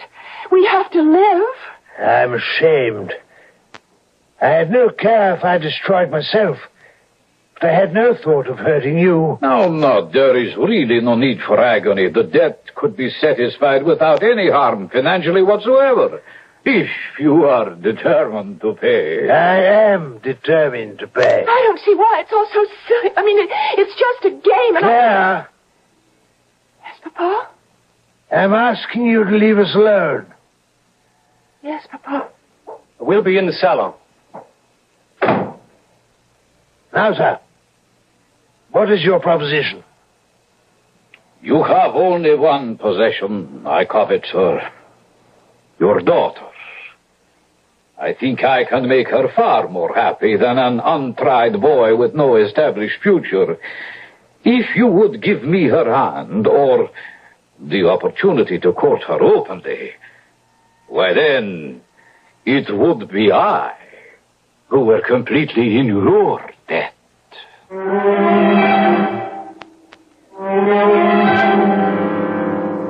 A bargain. Ridiculous today, that could never be struck, let alone even suggested. But 100 years ago? not only possible and frequent, but one to which all parties, by the role of society, were honor-bound to accept. I'll return shortly with Act Two.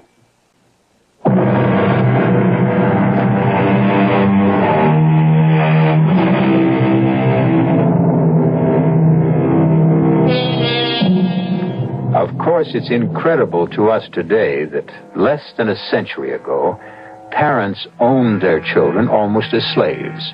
And the children accepted that fact, especially if they happened to be girls. Still, with parents who were reasonable human beings, even under the fashion of the day, most of the young people were not tested in their allegiance, except under unusual conditions, such as an ashamed and trapped Colonel Willoughby finds himself.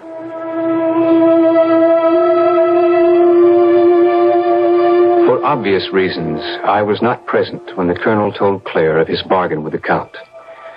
Had I been, none of the rest of this story might have happened. I won't, Papa. I won't. You can't make me. You don't have to pay this debt. The Count himself told you. It's a matter of honor. Well, I don't think it's that at all. Charles thinks that the Count cheated you. You can't cheat at backgammon, my dear. Yes, you can well, what did Charles call it?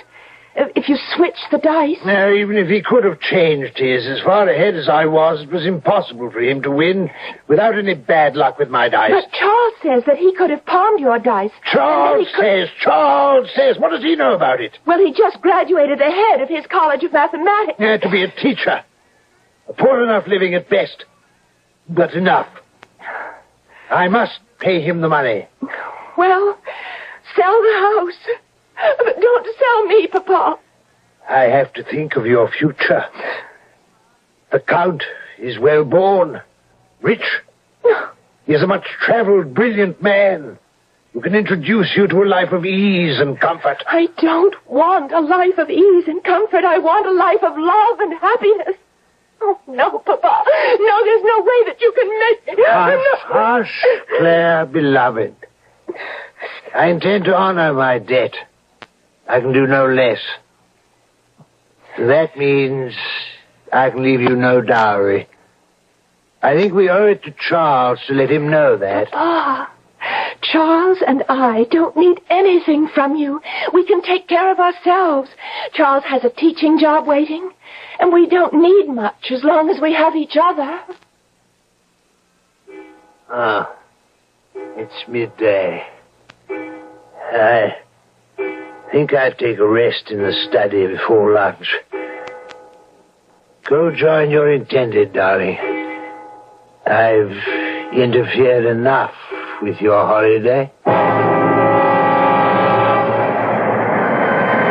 After Claire had come out and told me of her interview with her father, I had taken some provisions down to the small day sailor and was returning back to the house to pick up Claire and the picnic she had been preparing when the shot came directly from the house, from the area of the study. I started running immediately, and as I reached the terrace, I heard...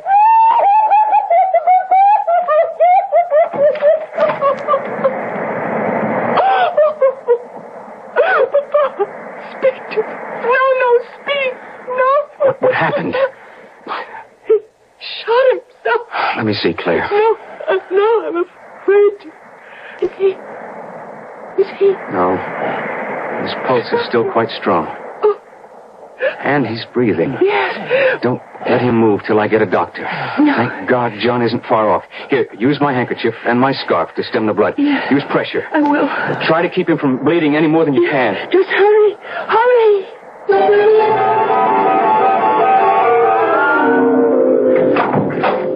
How is he, John? He's alive. He's lost quite a bit of blood, but that's not serious. But he's alive. Yes. Should he be removed to hospital? I don't think that's necessary, or even advisable under the circumstances. What do you mean? The bullet entered the throat, passed through the mouth, and came out near the temple. Don't try to hide anything, John. We've got to know sooner or later. In my opinion, your father will recover But there's been brain damage. Not unlike an apoplectic stroke. I'd be less than honest if I didn't tell you there will be a high degree of paralysis in the left side at the least. Your father will be fortunate if he can ever walk again. Is that all? Don't hold back. At the best, you'll need someone to nurse and care for him the balance of his life. I'm sorry, but it's safer to face the truth.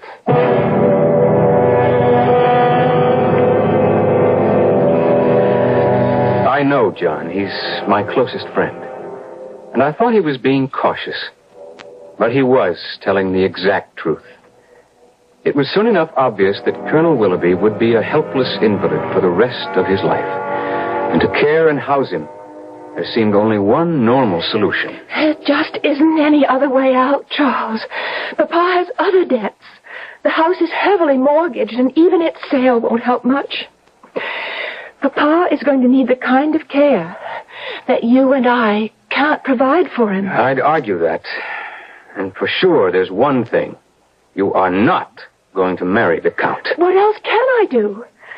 Although he can't find any way to say it. Papa feels that he's made a marriage contract. I don't understand. I never will. Your father brought all this on himself. Well, he is my father, and I can't abandon him. I'm writing this, my darling, because I am not brave enough to tell you in person.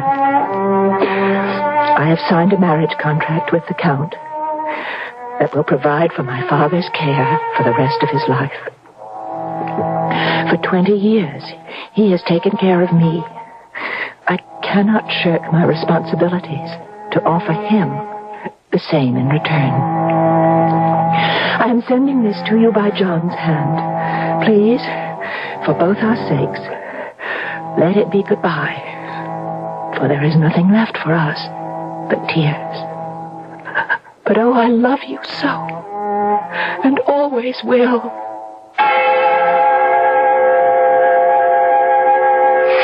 I'll be damned if I'll accept it, John. What else can you do? I could shoot the Count. What would that serve? Well, then Claire and I could be married, and we'd take care of her father. We've been over that. It wouldn't work, Charles. Even if you weren't arrested and guillotined.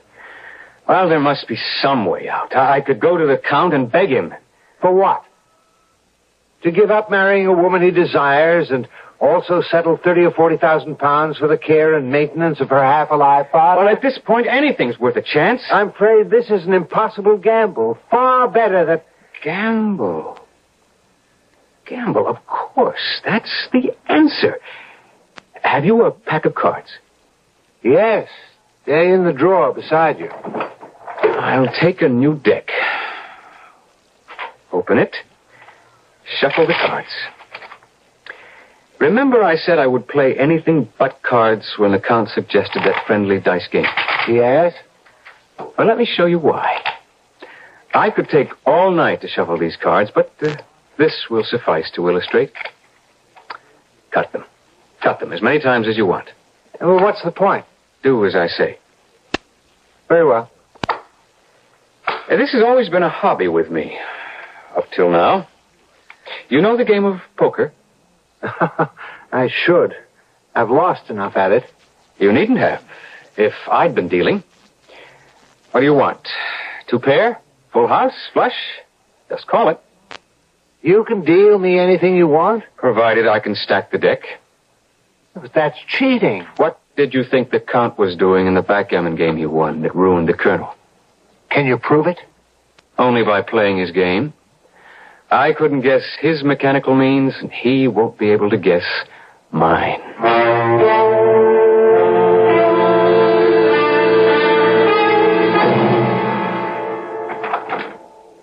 Bad luck that your horse should throw a shoe, but Kadrash will treat his hoof and have him reshod as good as new. In the meantime, what can I offer you, gentlemen? Sherry, brandy? I'm not much for drinking by daylight. How about a game of chance to while the time away?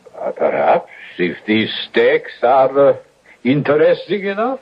I think I can make them as interesting as you want. As for example? If I win, you tear up Colonel Willoughby's IOU and the contract of marriage to Claire. And if you lose? I give you my life.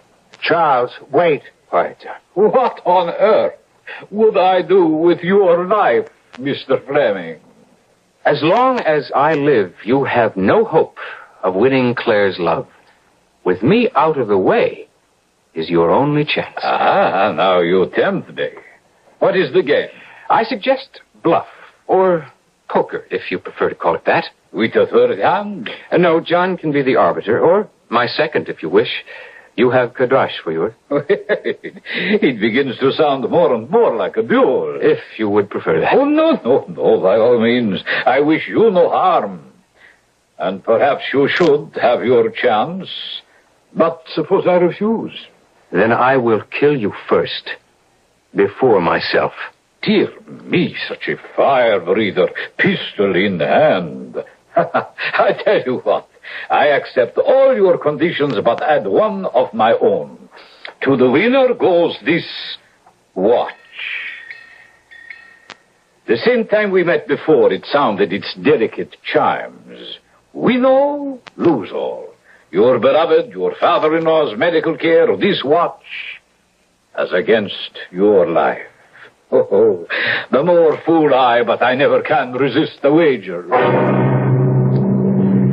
Poker is a game of nerves and minor bluffs, of risks against odds, of learning to sit back and wait, of finding the big hand and losing or winning. If there is no cheating, I played from the beginning for the big kill. My life against all the cash the Count had, plus his papers, plus his exquisite watch with its lovely musical chime. Then, at last, the big hand. The Count sitting pat with the unbeatable flush in spades. I had dealt him. Cards? I play these. A dealer takes two. Your bet. 10,000 pounds. Meet you and raise the same. Back and forth we raised. It no longer matters the sum we arrived at. The Count broke first and called me. Diamond flush, royal. By the devil. You had the nerve to draw two cards to that against my straight flush, 9 to king? I was gambling for my life. So you win, then. You have your girl, your freedom to marry, and the watch. I don't want to accept it. I know, you must. That is the game as it is played. But I must wind it.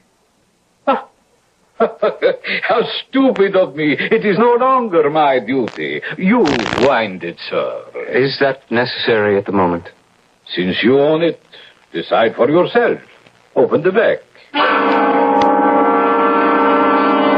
I opened it.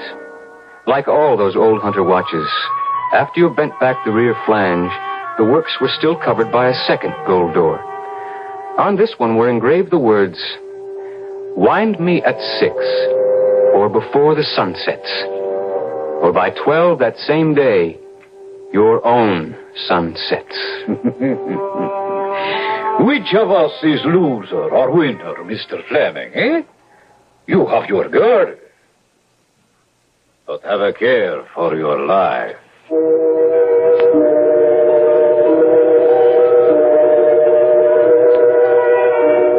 Curiouser and curiouser, said Alice in Wonderland. Stranger and stranger, we can say, as this story turns and twists. Who is Count Dravenescu, really? Does the watch have some magic power? Or is superstition enough to create that power in the lovely jeweled watch with its golden hands? I'll return shortly with Act 3.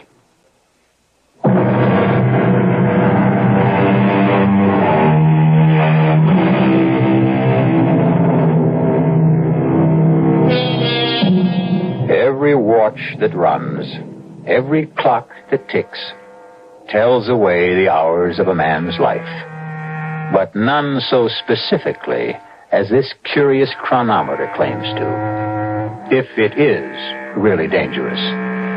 Certainly, as Charles reports back joyfully to Claire, nothing is further from his mind than the watch, or that it might have any significance in his future. I feel as if someone reprieved me from the Bastille just before my personal tumbrel was about to roll. You're sure you don't harbor any secret desire for Count Dravanescu? Oh, what would make you say that? A slightly guilty conscience. You? I had to run my own bluff to get him into the card game. But you offered your life for me. My life would have meant nothing to him. Except? Well, I had to say that as long as I was alive, he could never hope for your love or regard. Which was only the truth. I hope. Oh, I want you to believe. I believe. But? Well, there's something about this man. You have to sense that somehow he has enormous powers, enormous resources. But he can't touch us now, Charles. I cheated the Count, you know. He cheated my father, you said. Yes, but two wrongs don't make a right. I'm sentimentalist enough to wish I could have won you in fair battle. Oh, you didn't have to win me, Charles. I was, am, and always will be yours. Nothing can interfere with that. Charles, just to make sure, will you do something for me? Anything. Well, you've already proved that. But just once more, will you drive me out to the villa? I want to talk to the Count myself. There's no need for that. You're not afraid I'll change my mind? Of course not, but I only sense that any contact with Count Vladimir Dravanescu is fraught with a kind of inexpressible danger. Feeling like a superstitious fool, I agreed to drive her out the following afternoon. I dressed carefully and scrupulously for the encounter, forgetting no bauble that would suggest that I was more well-to-do than was actually the case, and not forgetting a pistol, because I had no trust in the Count. The one thing I forgot, or who knows, I was spelled into forgetting, was the watch. So, this is the famous, or should I say infamous, Villa des Espoirs. Look at the bronze statues. I'm looking. Oh, they're so lifelike. Hope that old legend John tells isn't true. Look, Charles, one of the statues is missing. That's the one that was struck by lightning first night John and I were here. Well, let's forget that for a moment. Charles? Yes, dear? Will you let me see the Count alone? I think I can make an easier peace between us. Whatever was said between them left Claire happy and released by the time she returned to me.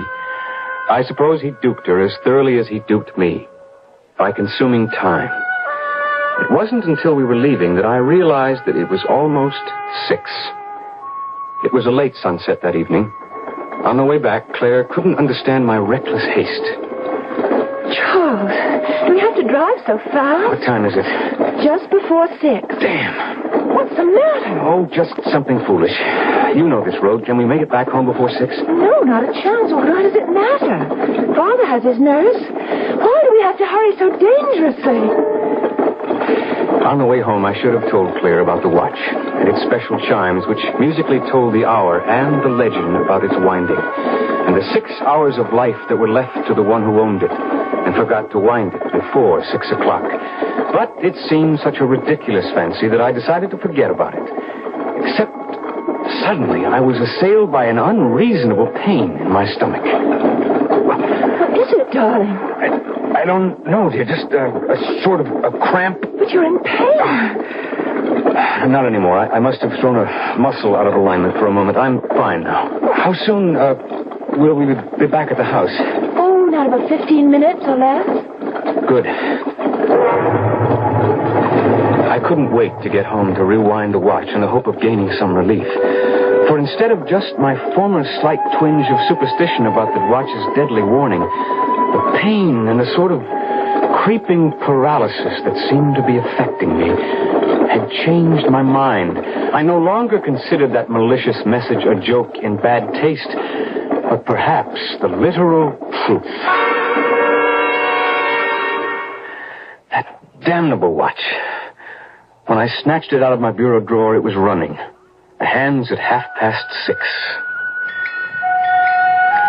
And the chimes, which had sounded so sweet and gentle before now, rang in my ears stridently as if tolling my approaching death. I tried to wind it, but the stem was frozen as I was becoming myself. The agonizing pain was spreading out like some evil flower, and already I felt like a corpse with rigor mortis setting in. Pocketing the watch, I went first to see John. There's no particular symptom I can put my finger on, except I don't like your reflexes. What's the matter with them? Well, they're sluggish. Your pulse and heartbeats are a little slower than normal.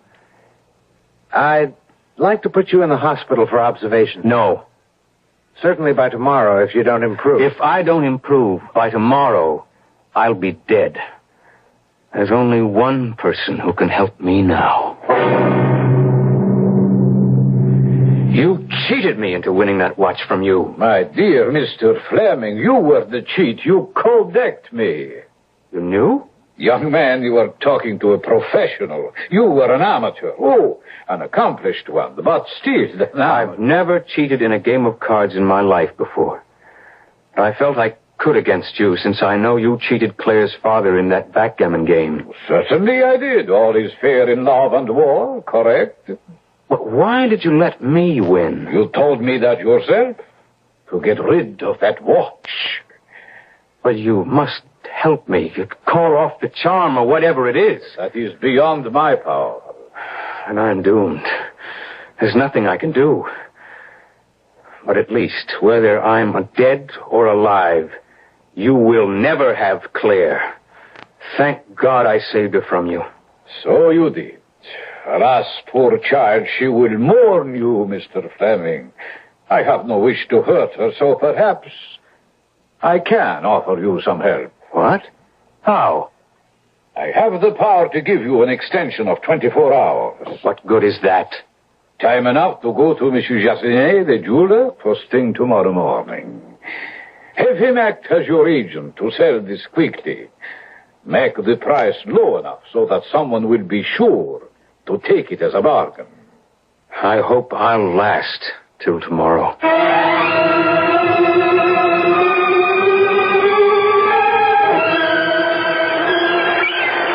It's almost 7 o'clock. I came to tell you dinner was almost ready. If you feel up to it. Oh, of course I do. But first, Charles, now that Father is... We're not going to wait to get married, are we? I'm ready tonight. Tomorrow at the latest. Oh, well, I may need a little more time than that. But I'm glad. Because now I can give you your wedding present. Oh, I'm so pleased. I just found it today at Monsieur Jardinet's, and it's such a bargain. Oh, hope you don't have one like it. What is it?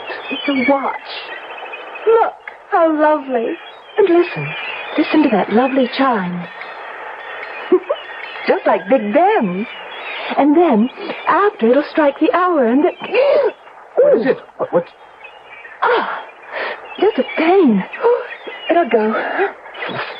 Claire, did you wind the watch at 6 o'clock? No.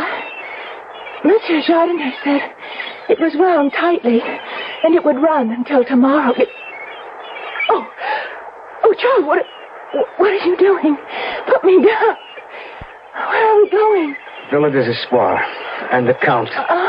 Pray God he has a little kindness left in him.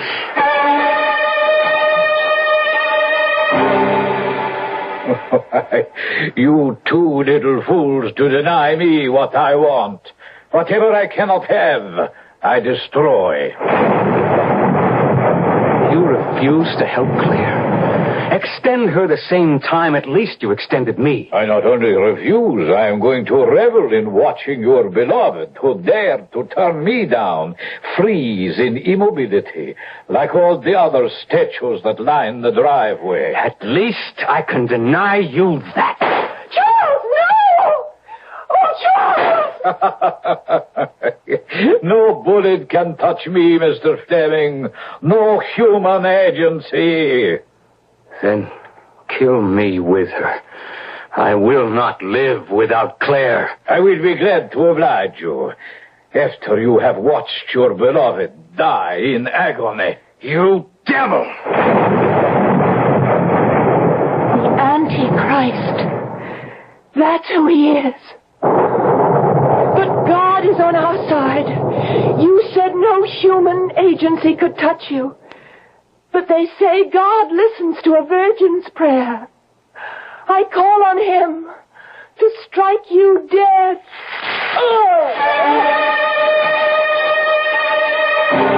A bolt burst through the window, its jagged blade entering the Count's head, down through his feet, and into the floor.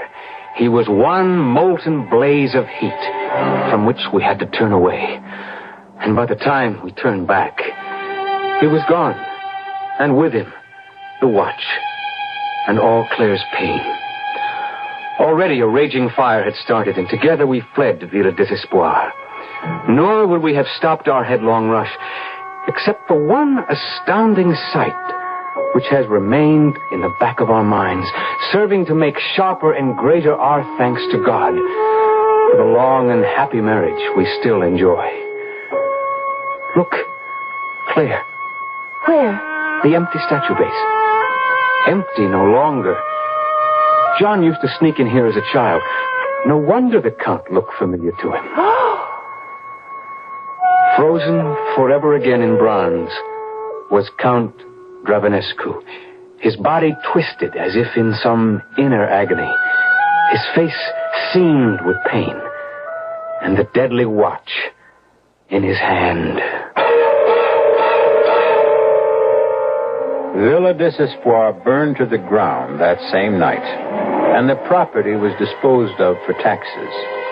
All of the statues were sold, except the one of the Count, which could not find a buyer. And so he stands alone in his eternal torture, watch in hand, waiting for a reprieve, which will never come again. I'll be back shortly.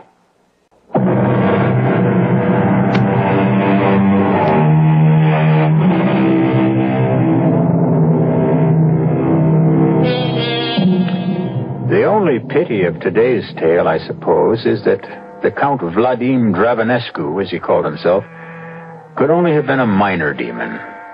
What a pity it wasn't the head man himself. But, as all of us can plainly see every day, the devil's work is never done. I'm sure we'll be meeting him in one form or another in other tales. But then perhaps we shouldn't object too much.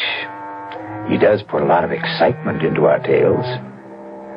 Our cast included Jay Gregory, Marion Seldes, Robert Dryden, and Ian Martin. The entire production was under the direction of Hyman Brown.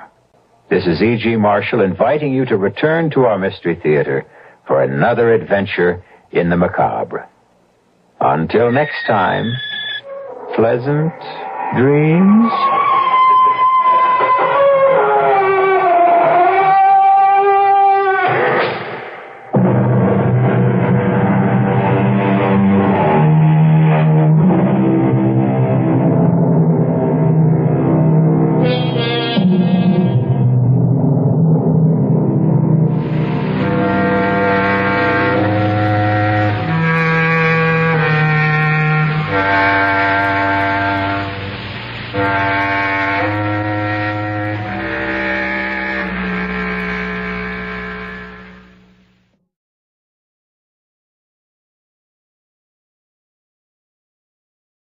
The CBS Radio Mystery Theater presents...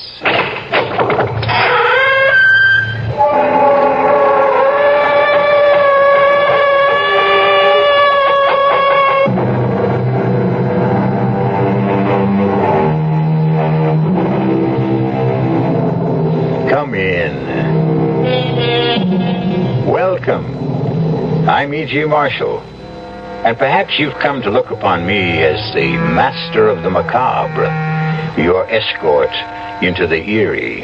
And in all honesty, I can say that I am happy you have this opinion of me.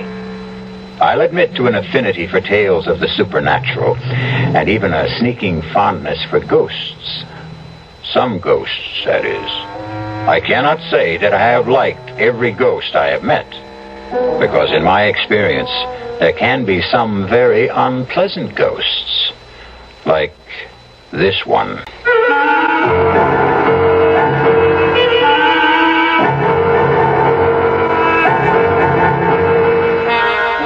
Our mystery drama, Voices of Death, was written especially for the Mystery Theater by Murray Burnett and stars Mandel Kramer and Ralph Bell.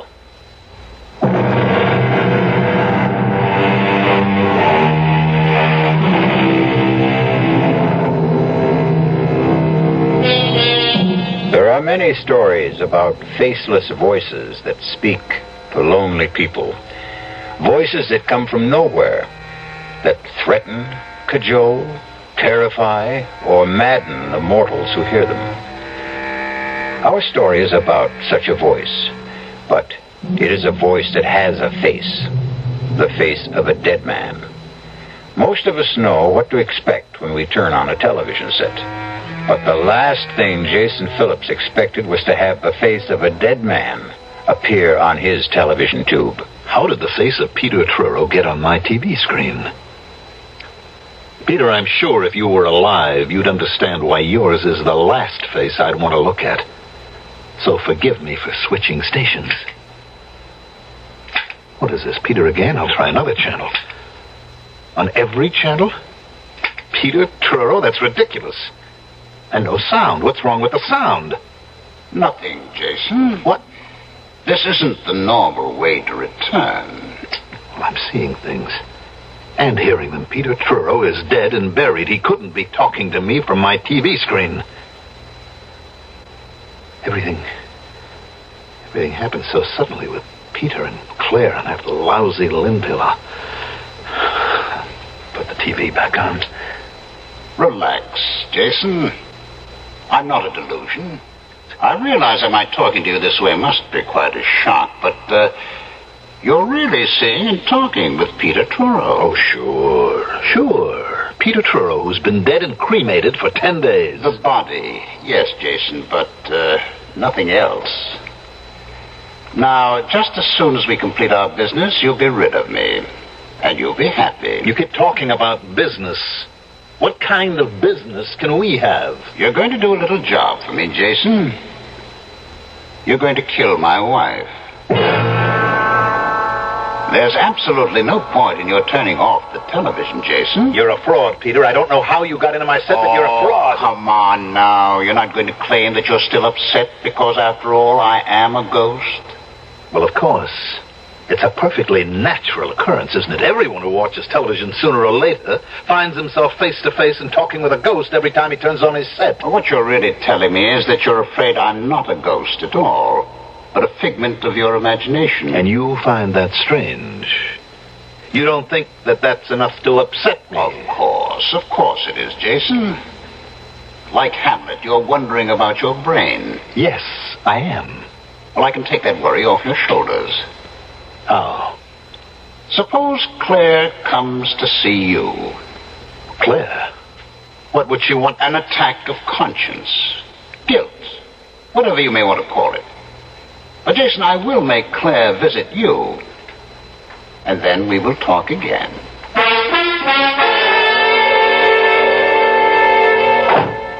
What in the world am I doing here anyway? Can you tell me, Jason? Putting on a marvelous act as usual, Claire. Why do I feel cold? Why do I have this feeling that Peter's watching? Which question would you like me to answer?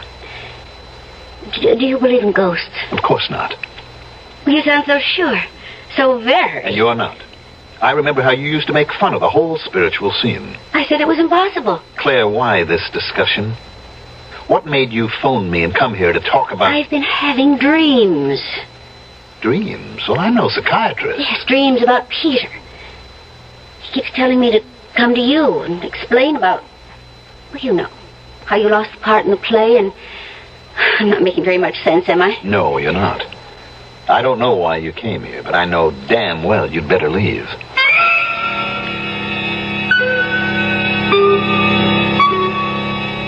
Are you convinced, Jason? Do you believe now that I'm a ghost? Well, you heard Claire. You know I sent her to you. So she says. I don't know whether it was smart to throw her out so abruptly. She may become suspicious. About what? About your wanting to kill her. You're out of your mind. You're crazy. Remember how you felt when Claire told you that she was replacing you in the part that I had picked for you in Cries of Dissent?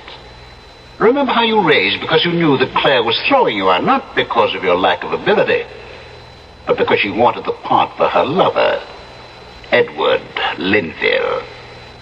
You even threatened to kill her. I don't have to listen to any more of this. Right now, I could cheerfully have murdered you if you'd been alive. Hello. Jason, this is Claire. Darling, I do think you owe me some sort of explanation for almost throwing me out of your place a while ago. Claire, my love, the only thing I owe you is a punch in the mouth, and if you were a man, I'd be happy to give it to you. Are you going to be with us long, Mr. Phillips? Well, that depends. You'll find all sports and great weather at the Clarkstown Inn. You will be in 4:45. If there's anything you want, don't hesitate to ask. Now, before I call Alida, I think I'd better see if Peter is still with me. Here I am, Jason.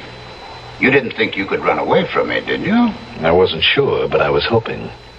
I'm curious about one thing. Why did you pick this God-forsaken little town as a place of refuge? Because I happen to have been born right here in Clarkstown. Ah. Then this is an attempt to recapture the safety of your childhood. That's very touching, Jason. I've had enough of you tonight, Peter. Time for me to do what I came here for in the first place. Talk to an old friend.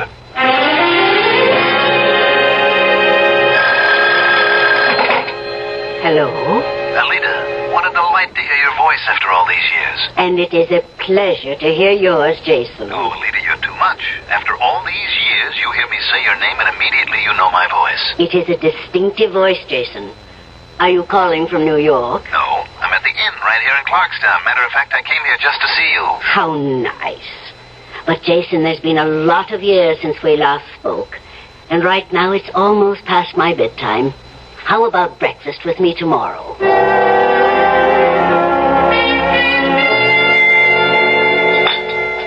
More coffee, Jason. No, thanks, Alida. Alida, I'm being haunted. I think I'm going crazy. I don't know where to turn or what to do.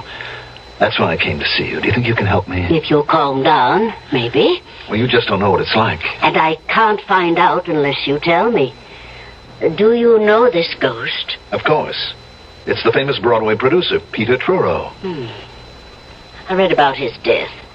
It was only a short time ago. That's right. And he's been after me for the past 2 weeks. How does this haunting manifest itself? Through television. Every time I turn on the TV set, it's Peter's face that appears. I can't get any other programs, just Peter Truro. What does he say to you? Well, that's what's got me scared. He's asking me to kill his wife. It frightened you, Alida. Why? Well, Jason, as I remember you, when you were a boy, you were not particularly psychic or even sympathetic to psychic phenomena. That's right. In order to help you, I must find out why the ghost of Peter Truro chose you as his instrument in the first place. Can you? I can try. But not this morning. Can you come back tonight for another seance? Like the one you remembered as a boy? That's why I came. I'll be here, Alida.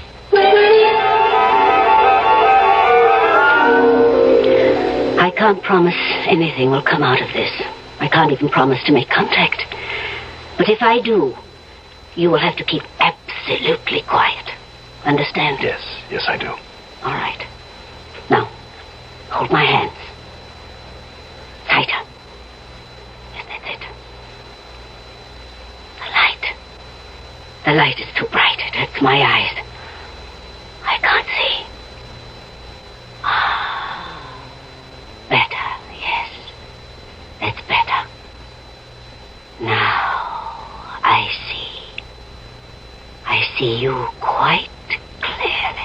Jason. Jason, why did you do this? Just when we two were getting along so well, you went and brought this stranger in. Well, Peter, Jason, you must keep quiet. You promised. Let him talk for himself. We have some wonderful chats when we're alone. Jason is a friend of mine. He has asked my help. Why did you choose him to torment? It is I who am in torment. You must know that. It is I who cannot rest until a vow has been kept. What vow? The marriage vow. Has it not been kept? Did you not plight love till death do us part? No. Our vow was to remain faithful and loving forever. We changed the marriage ceremony, and the vow has not been kept. And I seek revenge. I will have revenge. I will. Alida, are you all right? Yes. Yes. I will be fine. Just give me a moment. You sure you're going to be all right? Yes, I am sure about me. But I am worried about you, Jason. I am not sure about you.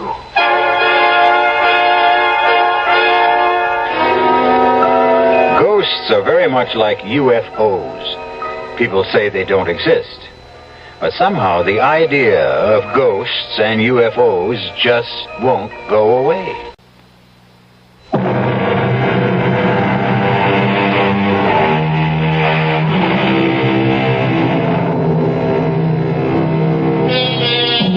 The question of whether ghosts can have anything to do with dreams is one that has occupied the thoughts of psychics since people first began to talk about ghosts. Jason Phillips was haunted by a ghost, not in his dreams, but one who took over his TV set. Jason is seeking help, not from an analyst, but from an old and respected medium whom he had known since childhood. All right, Alida. I don't mean to start a discussion. All I want to know is, how do I get rid of the ghost of Peter Truro? I wish I could tell you. You mean I can't get any help? I'll have to spend the rest of my life listening to Peter insisting that I kill Claire for him? You can turn off your television, can't you? Oh, great. I'll never look at a TV set again. Is that your solution? How deeply was Peter devoted to his wife? What kind of question is that? A very important question. Well, there was a jealousy act that Peter was putting on. What made you think it was, as you put it, an act? Because nobody could have been that jealous. What about the relationship? Was it a good one? I don't know. I never stopped to think about it. There was the difference in age. I mean, Peter was some 18 years older than Claire, and he was Broadway's outstanding producer, and she was an actress. Are you trying to say that Claire married Truro to advance her career? That she didn't love him? Well, there was no question that Truro worshipped Claire, that he'd do anything for her. She liked Peter, but, well, I think the feeling was deeper on his side than hers. And how did you feel about Claire? Alida, I don't see the point of all this. Ghosts do not choose people to haunt unless by design. In order even to begin to help you, we must try to find out why Peter Truro chose you as an instrument for his vengeance. How do you feel about Claire? Well, I'm certainly not fond of her. After all, she was responsible for my losing the part in Cries of Dissent. You wanted to kill her. Don't be ridiculous. You sound just like Peter. You won't admit it to yourself. But you're secretly delighted with the idea of punishing Claire Truro. And there is no way you can get rid of Peter Truro until you do.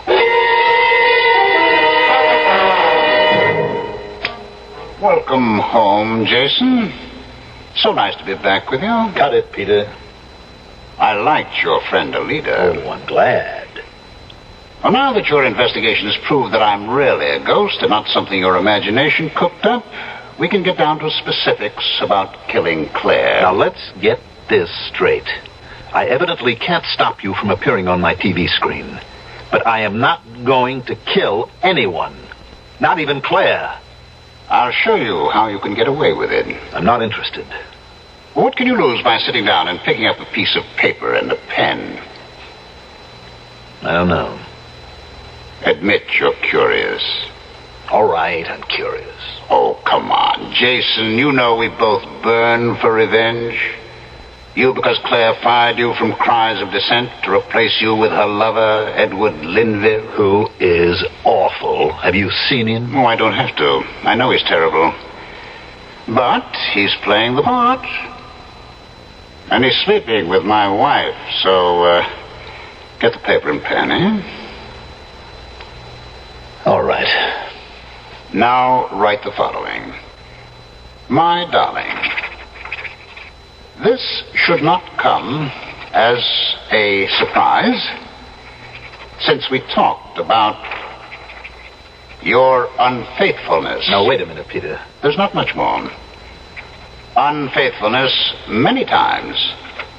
And you know that I said I would kill you. My dearest, prepare to die. And sign it, Peter. What do you think she'll say when she finds that in her desk drawer? Well, I think she'll laugh because she'll know it's an obvious forgery. Well, take another look, Jason. And then tell me if you recognize the writing. What? How did you do it? This is your handwriting.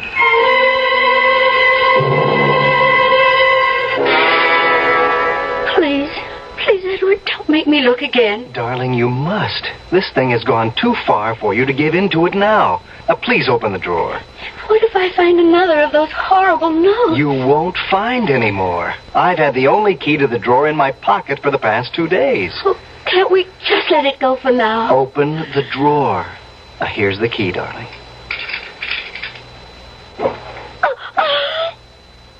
What was it? Another note. Another one. Well, that's impossible. Let me see. No, don't.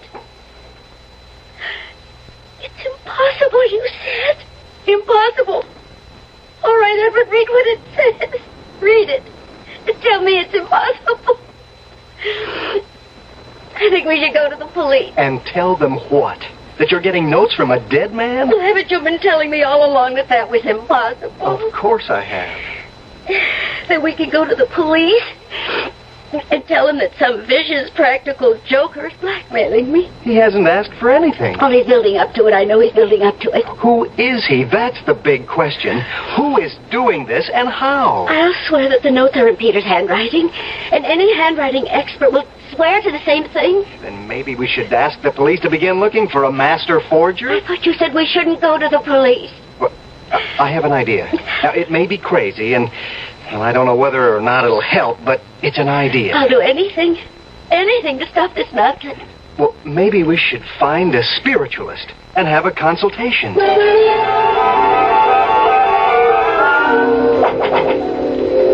is it?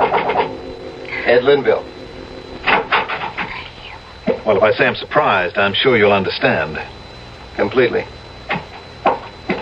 And I'm sure that you'll understand that I wouldn't be here in your apartment unless I thought it was very important. Granted. I'm here because I can't help feeling there's some connection between you and some crazy notes Claire's been getting. Notes? I don't think I understand.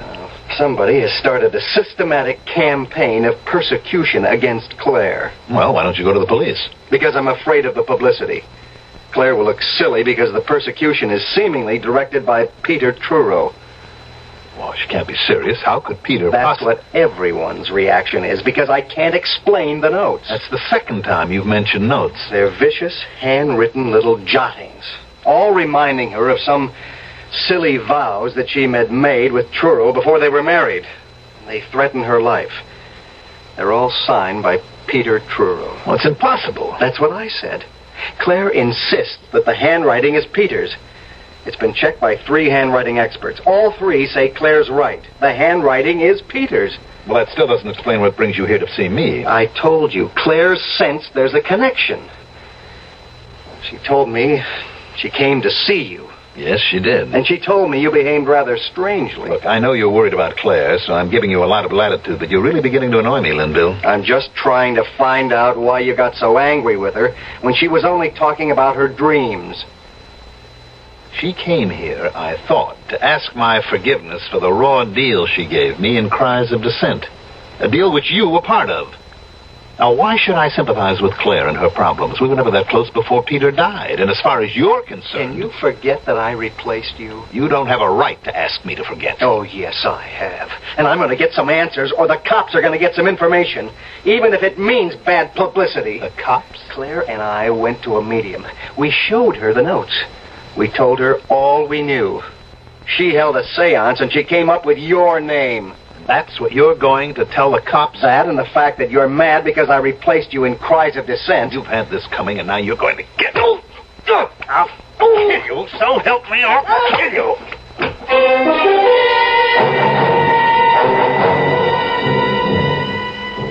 So, Jason, we made quite a spectacle of ourselves with Edward Linville, didn't we? How did that medium get my name?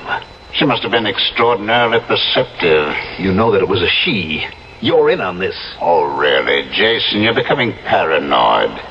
Since I'm obviously depending on you to kill Claire for me, it would be extraordinarily stupid for me to have you suspected even before the crime. Nobody is going to be suspected because there isn't going to be any crime. Oh, your adrenaline's still working overtime because of that scrap with Linville.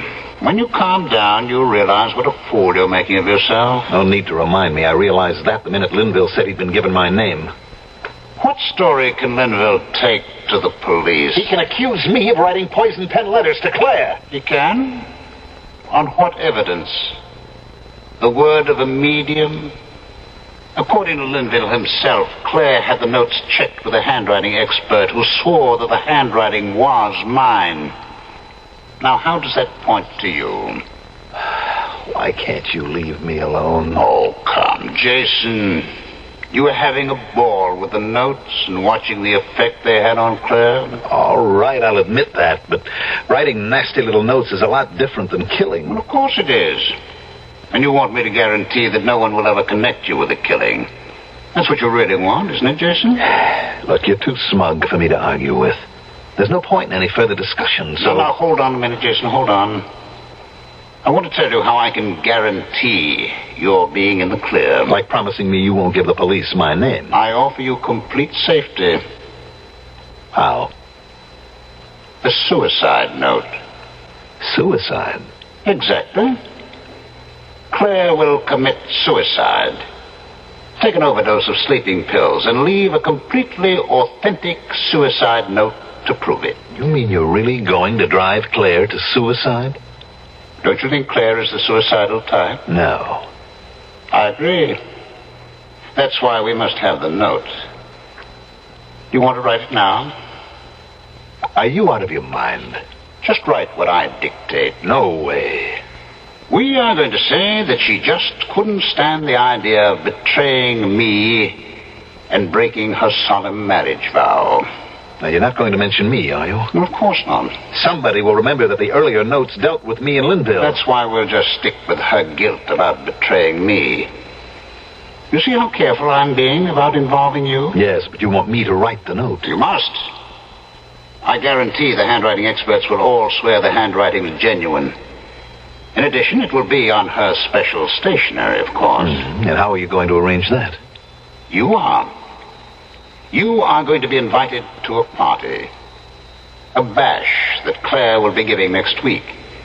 And while you're there, I'll arrange to show you the room where Claire keeps her stationery and the desk. Oh, forget it. Haven't you ever heard of fingerprints? Mine will be all over the place. Pick it up, Jason. That's Claire calling with your invitation. Congratulations, Jason.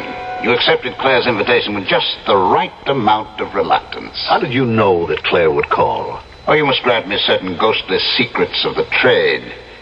It should reassure you about our chances of pulling off a successful murder. I thought you said suicide. Yes, I did, but to be quite accurate, I should have said apparent suicide.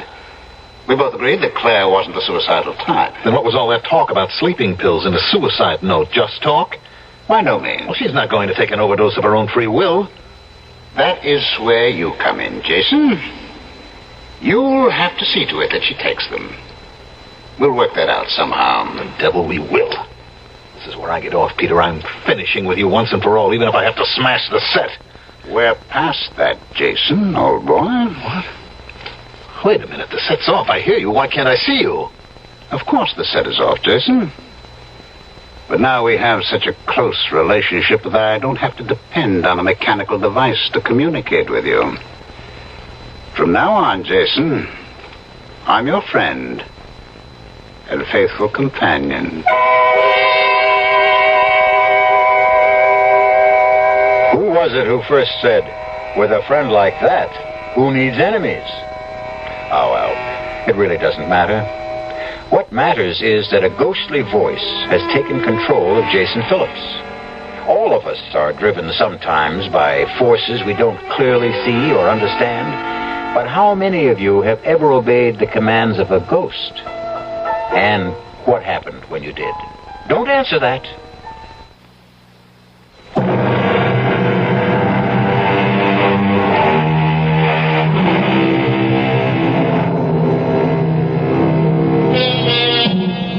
People who hear voices either tell no one or lay themselves open to all sorts of risks, not the least of which is ending up on a couch.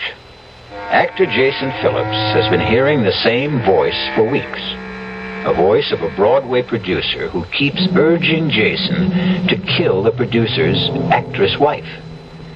Jason is now disturbed enough to seek help from a distinguished and brilliant psychiatrist. The whole purpose of our talks, Jason, depends on your deciding what is important.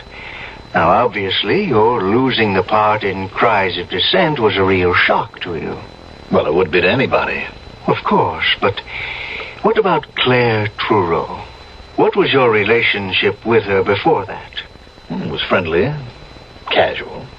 I mean, after all, she was Peter's wife, and he made no bones about how he felt about her. Were you attracted to her? She's a very good-looking woman. That's not what I asked.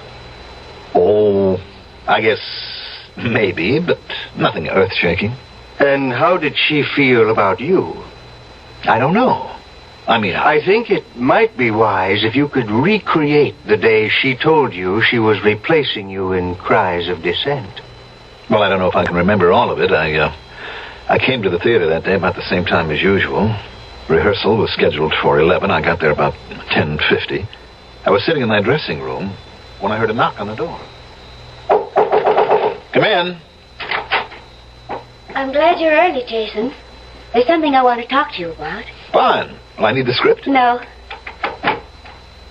Jason, darling, this isn't going to be very pleasant. Well, the last few weeks haven't been very pleasant. This is something I know is going to hurt you, and I wish... How I wish... You're not making sense. I've never done this before. I've never fired an actor before. Fired an act?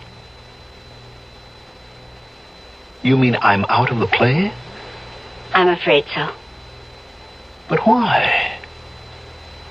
Why? You know I'm good in the part. You know what the part means to me. Why would... I think you're beginning to understand.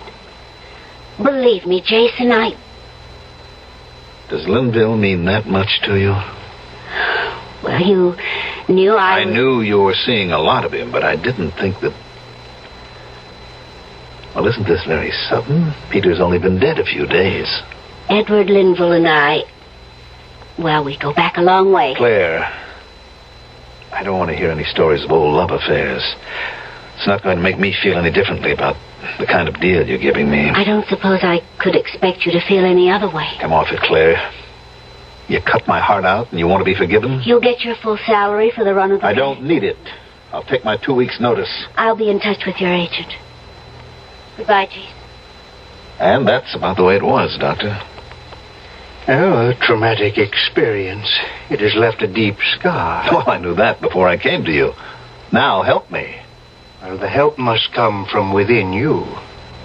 You don't believe in this ghost of mine? Do you? We keep going around in circles, Doctor. Not quite. The first day you came to me, you wanted to know whether or not you could actually hear a voice and be perfectly sane.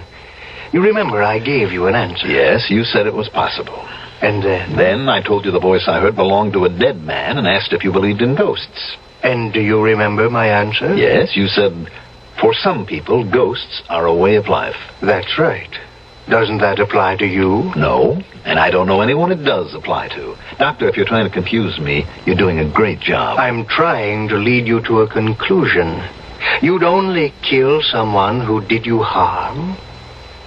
Does that seem so strange? Someone like Claire Truro? There you go again, Doctor, trying to prove something. Prove what? That I'd really like to kill Claire. Wouldn't you? Yes. Yes, I would. I'd like to get my hands around her throat. Yes, I want to kill her. What in the world have you done, Jason? Made a purchase, Peter. A mannequin. Don't you recognize her? Should I? Well, she's a lady very close to your heart. To me, she just looks like any other window dummy they use in dress shops. Ah, but this one is different, Peter. Don't you recognize your beloved wife, Claire? What kind of foolishness is this? Expensive, made-to-order therapy for a man who talks to ghosts. A ghost who wants him to kill his wife. Now, I propped Claire up here in the corner of this couch, and I hit her. And I hit her again, and again, and again. You feel better? Much better, Peter. You see, I'm willing to admit to you now that I am aggressive towards Claire, and I would like to see her dead. That is progress. That's what my doctor says. Now that I've admitted the terrible thought and acknowledged it, I can get rid of my aggression. By hitting that department store dummy on the head? You go ahead and laugh. But it's going to work. Jason, over here. Oh, great party, Claire. Thank you, Jason. I want you and Edward to shake hands right here now. Of course. Go on, Edward. Go on, shake hands. Well, I think I made a fool of myself, Jason. Well, you don't have a monopoly on foolishness. I kind of lost my head, too. Well, it's all over now. And even though Edward said I shouldn't, I have to ask a favor, Jason. Go right ahead. Well, you know that little church around the corner from your apartment? You mean St. Anthony's? That's it.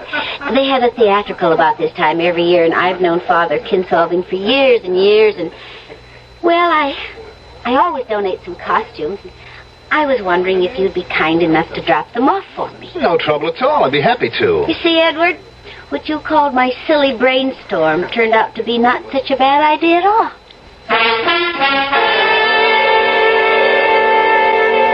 Welcome home, Jason.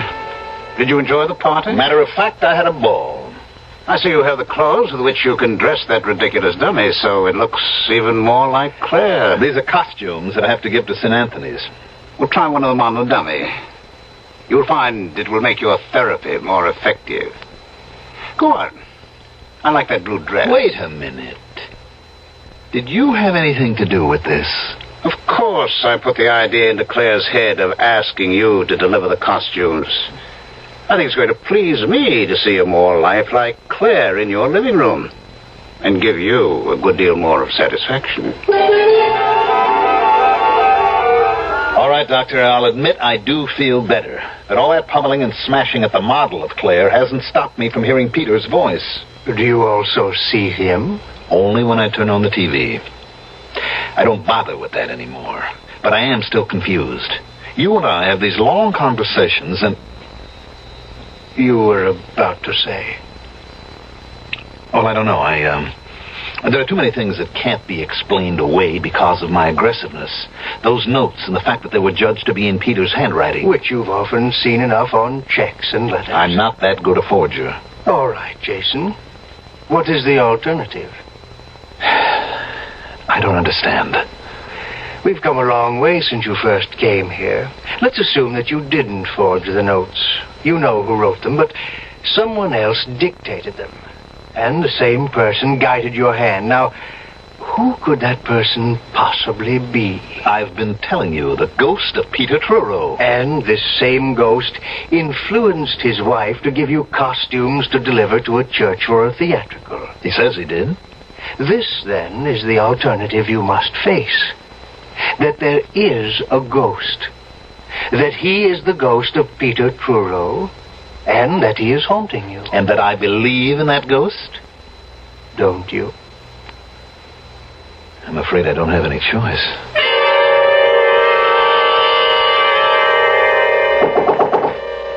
is it? Alida. Oh, come in. Thank you for coming so soon after I called. I'd never forgive myself if I hadn't. Who's that?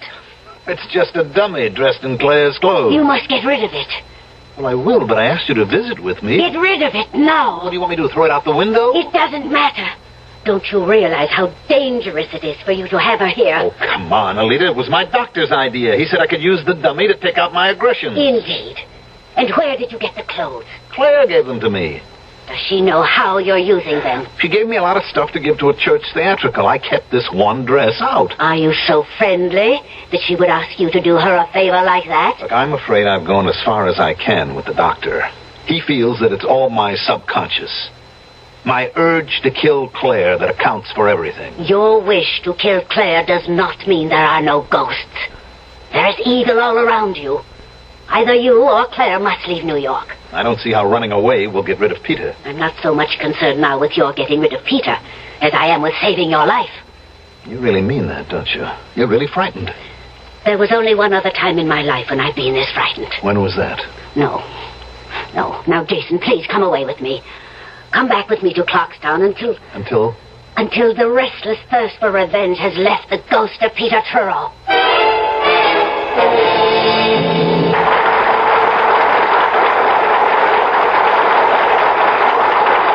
You were sensational tonight, Claire, my love. Thank you, Edward. Shall we eat something before we go home? No, I'll meet you at the house. I have to go someplace first. Oh, very mysterious. Well, it's important. You care to tell me? I'm afraid you disapprove.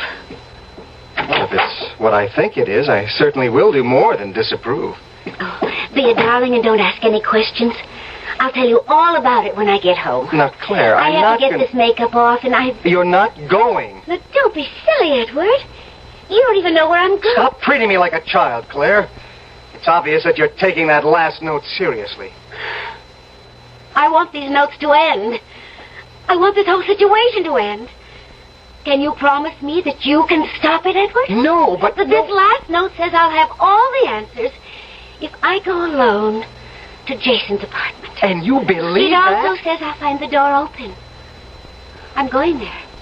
And if the door's open, I'll go in. But Claire, you know where I'll be. And if I'm not home in an hour, you can come after me. Call the police or do anything you want.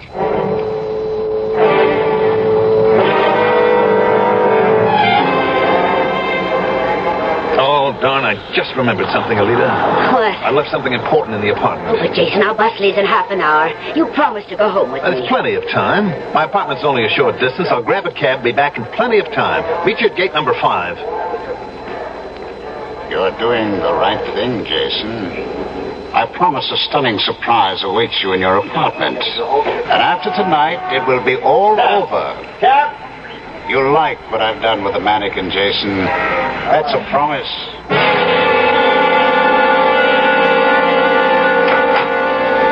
The door is open. That part of the note is right. Jason? Jason, are you home? Oh, darn. Oh, where are the lights? Oh, what's this? Jason, you're not playing some silly game, are you? Oh, a dummy. Some kind of store figure. Jason, whatever you're up to, get this thing away from me. It's just where a dummy belongs, on the floor. Jason, I'm too old to be afraid of the dark. I'll just sit and wait for you. And if you don't come soon, Edward will be here. I'm warning you. I thought mentioning Edward would do it. Switch on the light, Jason. Oh, Peter, this is what your surprise is. You've made the mannequin talk. Marvelous, Peter. Who are you talking to, Jason? Please turn on the light. Thank you, Peter. This is really wonderful. Jason! Are you mad? The throat feels like real flesh. My hands are closing around real flesh. I don't know how you did it, Peter. Jason, you're killing me. Jason, stop. That finishes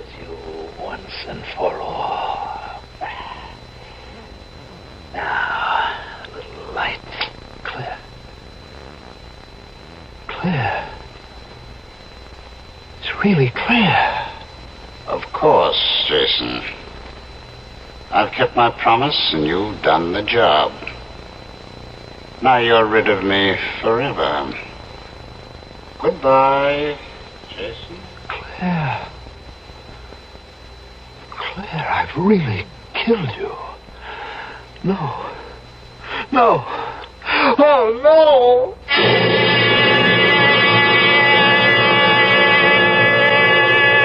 Well, that's one way to rid yourself of a ghost. Jason Phillips was no longer haunted. However, I certainly don't recommend it as a general rule. I do recommend, however, a more generous suspension of disbelief when someone tells you he's seen a ghost or is hearing voices he can't explain.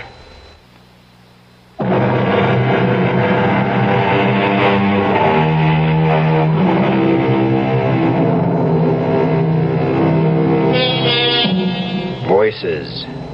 Voices we hear only inside our own heads. Sometimes we identify them as voices of conscience, and everyone accepts the fact that we hear those. But ghostly voices, the voices of the dead, how real are they? Just as real as our imagination allows them to be. Our cast included Mandel Kramer, Ralph Bell, Evie Juster, and Bob Caliban. The entire production was under the direction of Hyman Brown. This is E.G. Marshall inviting you to return to our Mystery Theater for another adventure in the macabre. Until next time, pleasant dreams.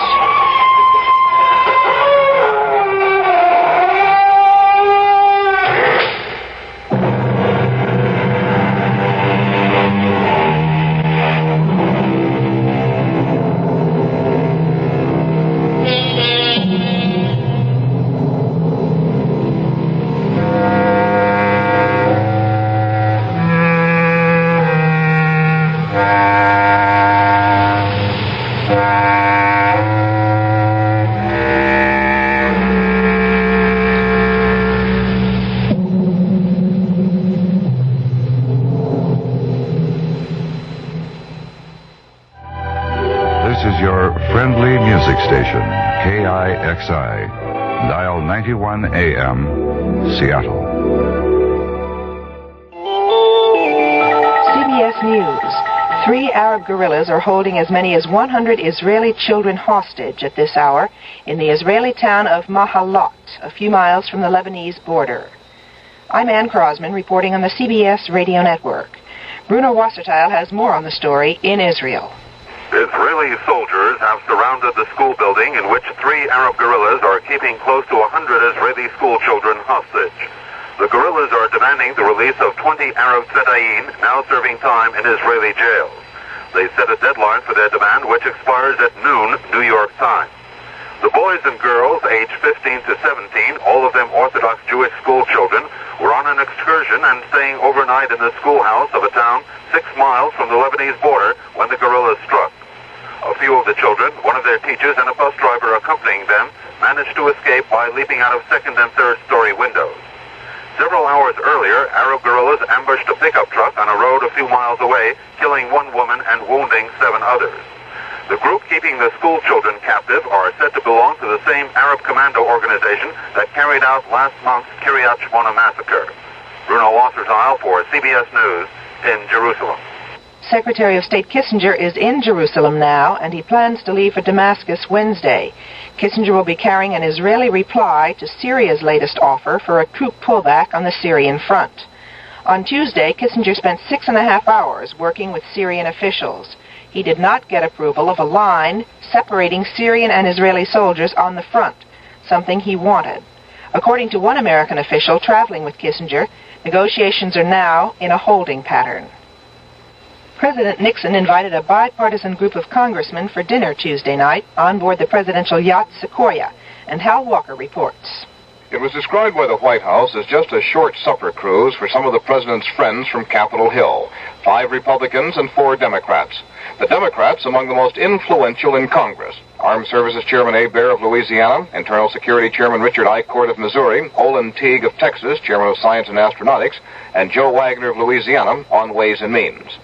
It was Michigan Republican Alfred Cederberg who talked with us after the short cruise. The discussion went along on the importance of the presidency, the preservation of the presidency more than the preservation of Richard Nixon. That I think was his, and he said in no uncertain terms that he wasn't guilty of anything and he wasn't about to be take any position that would in any way demean the presidency, and that, well, he just isn't going to resign, period. That's it. Cederberg said the president was in good spirits despite the weight of Watergate. Hal Walker, CBS News, Washington.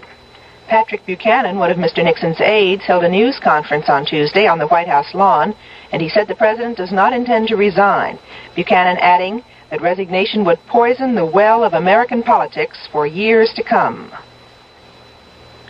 Members of the International Association of Machinists have approved a contract offer from United Airlines, and so there will be no strike as threatened against United coming this Wednesday morning.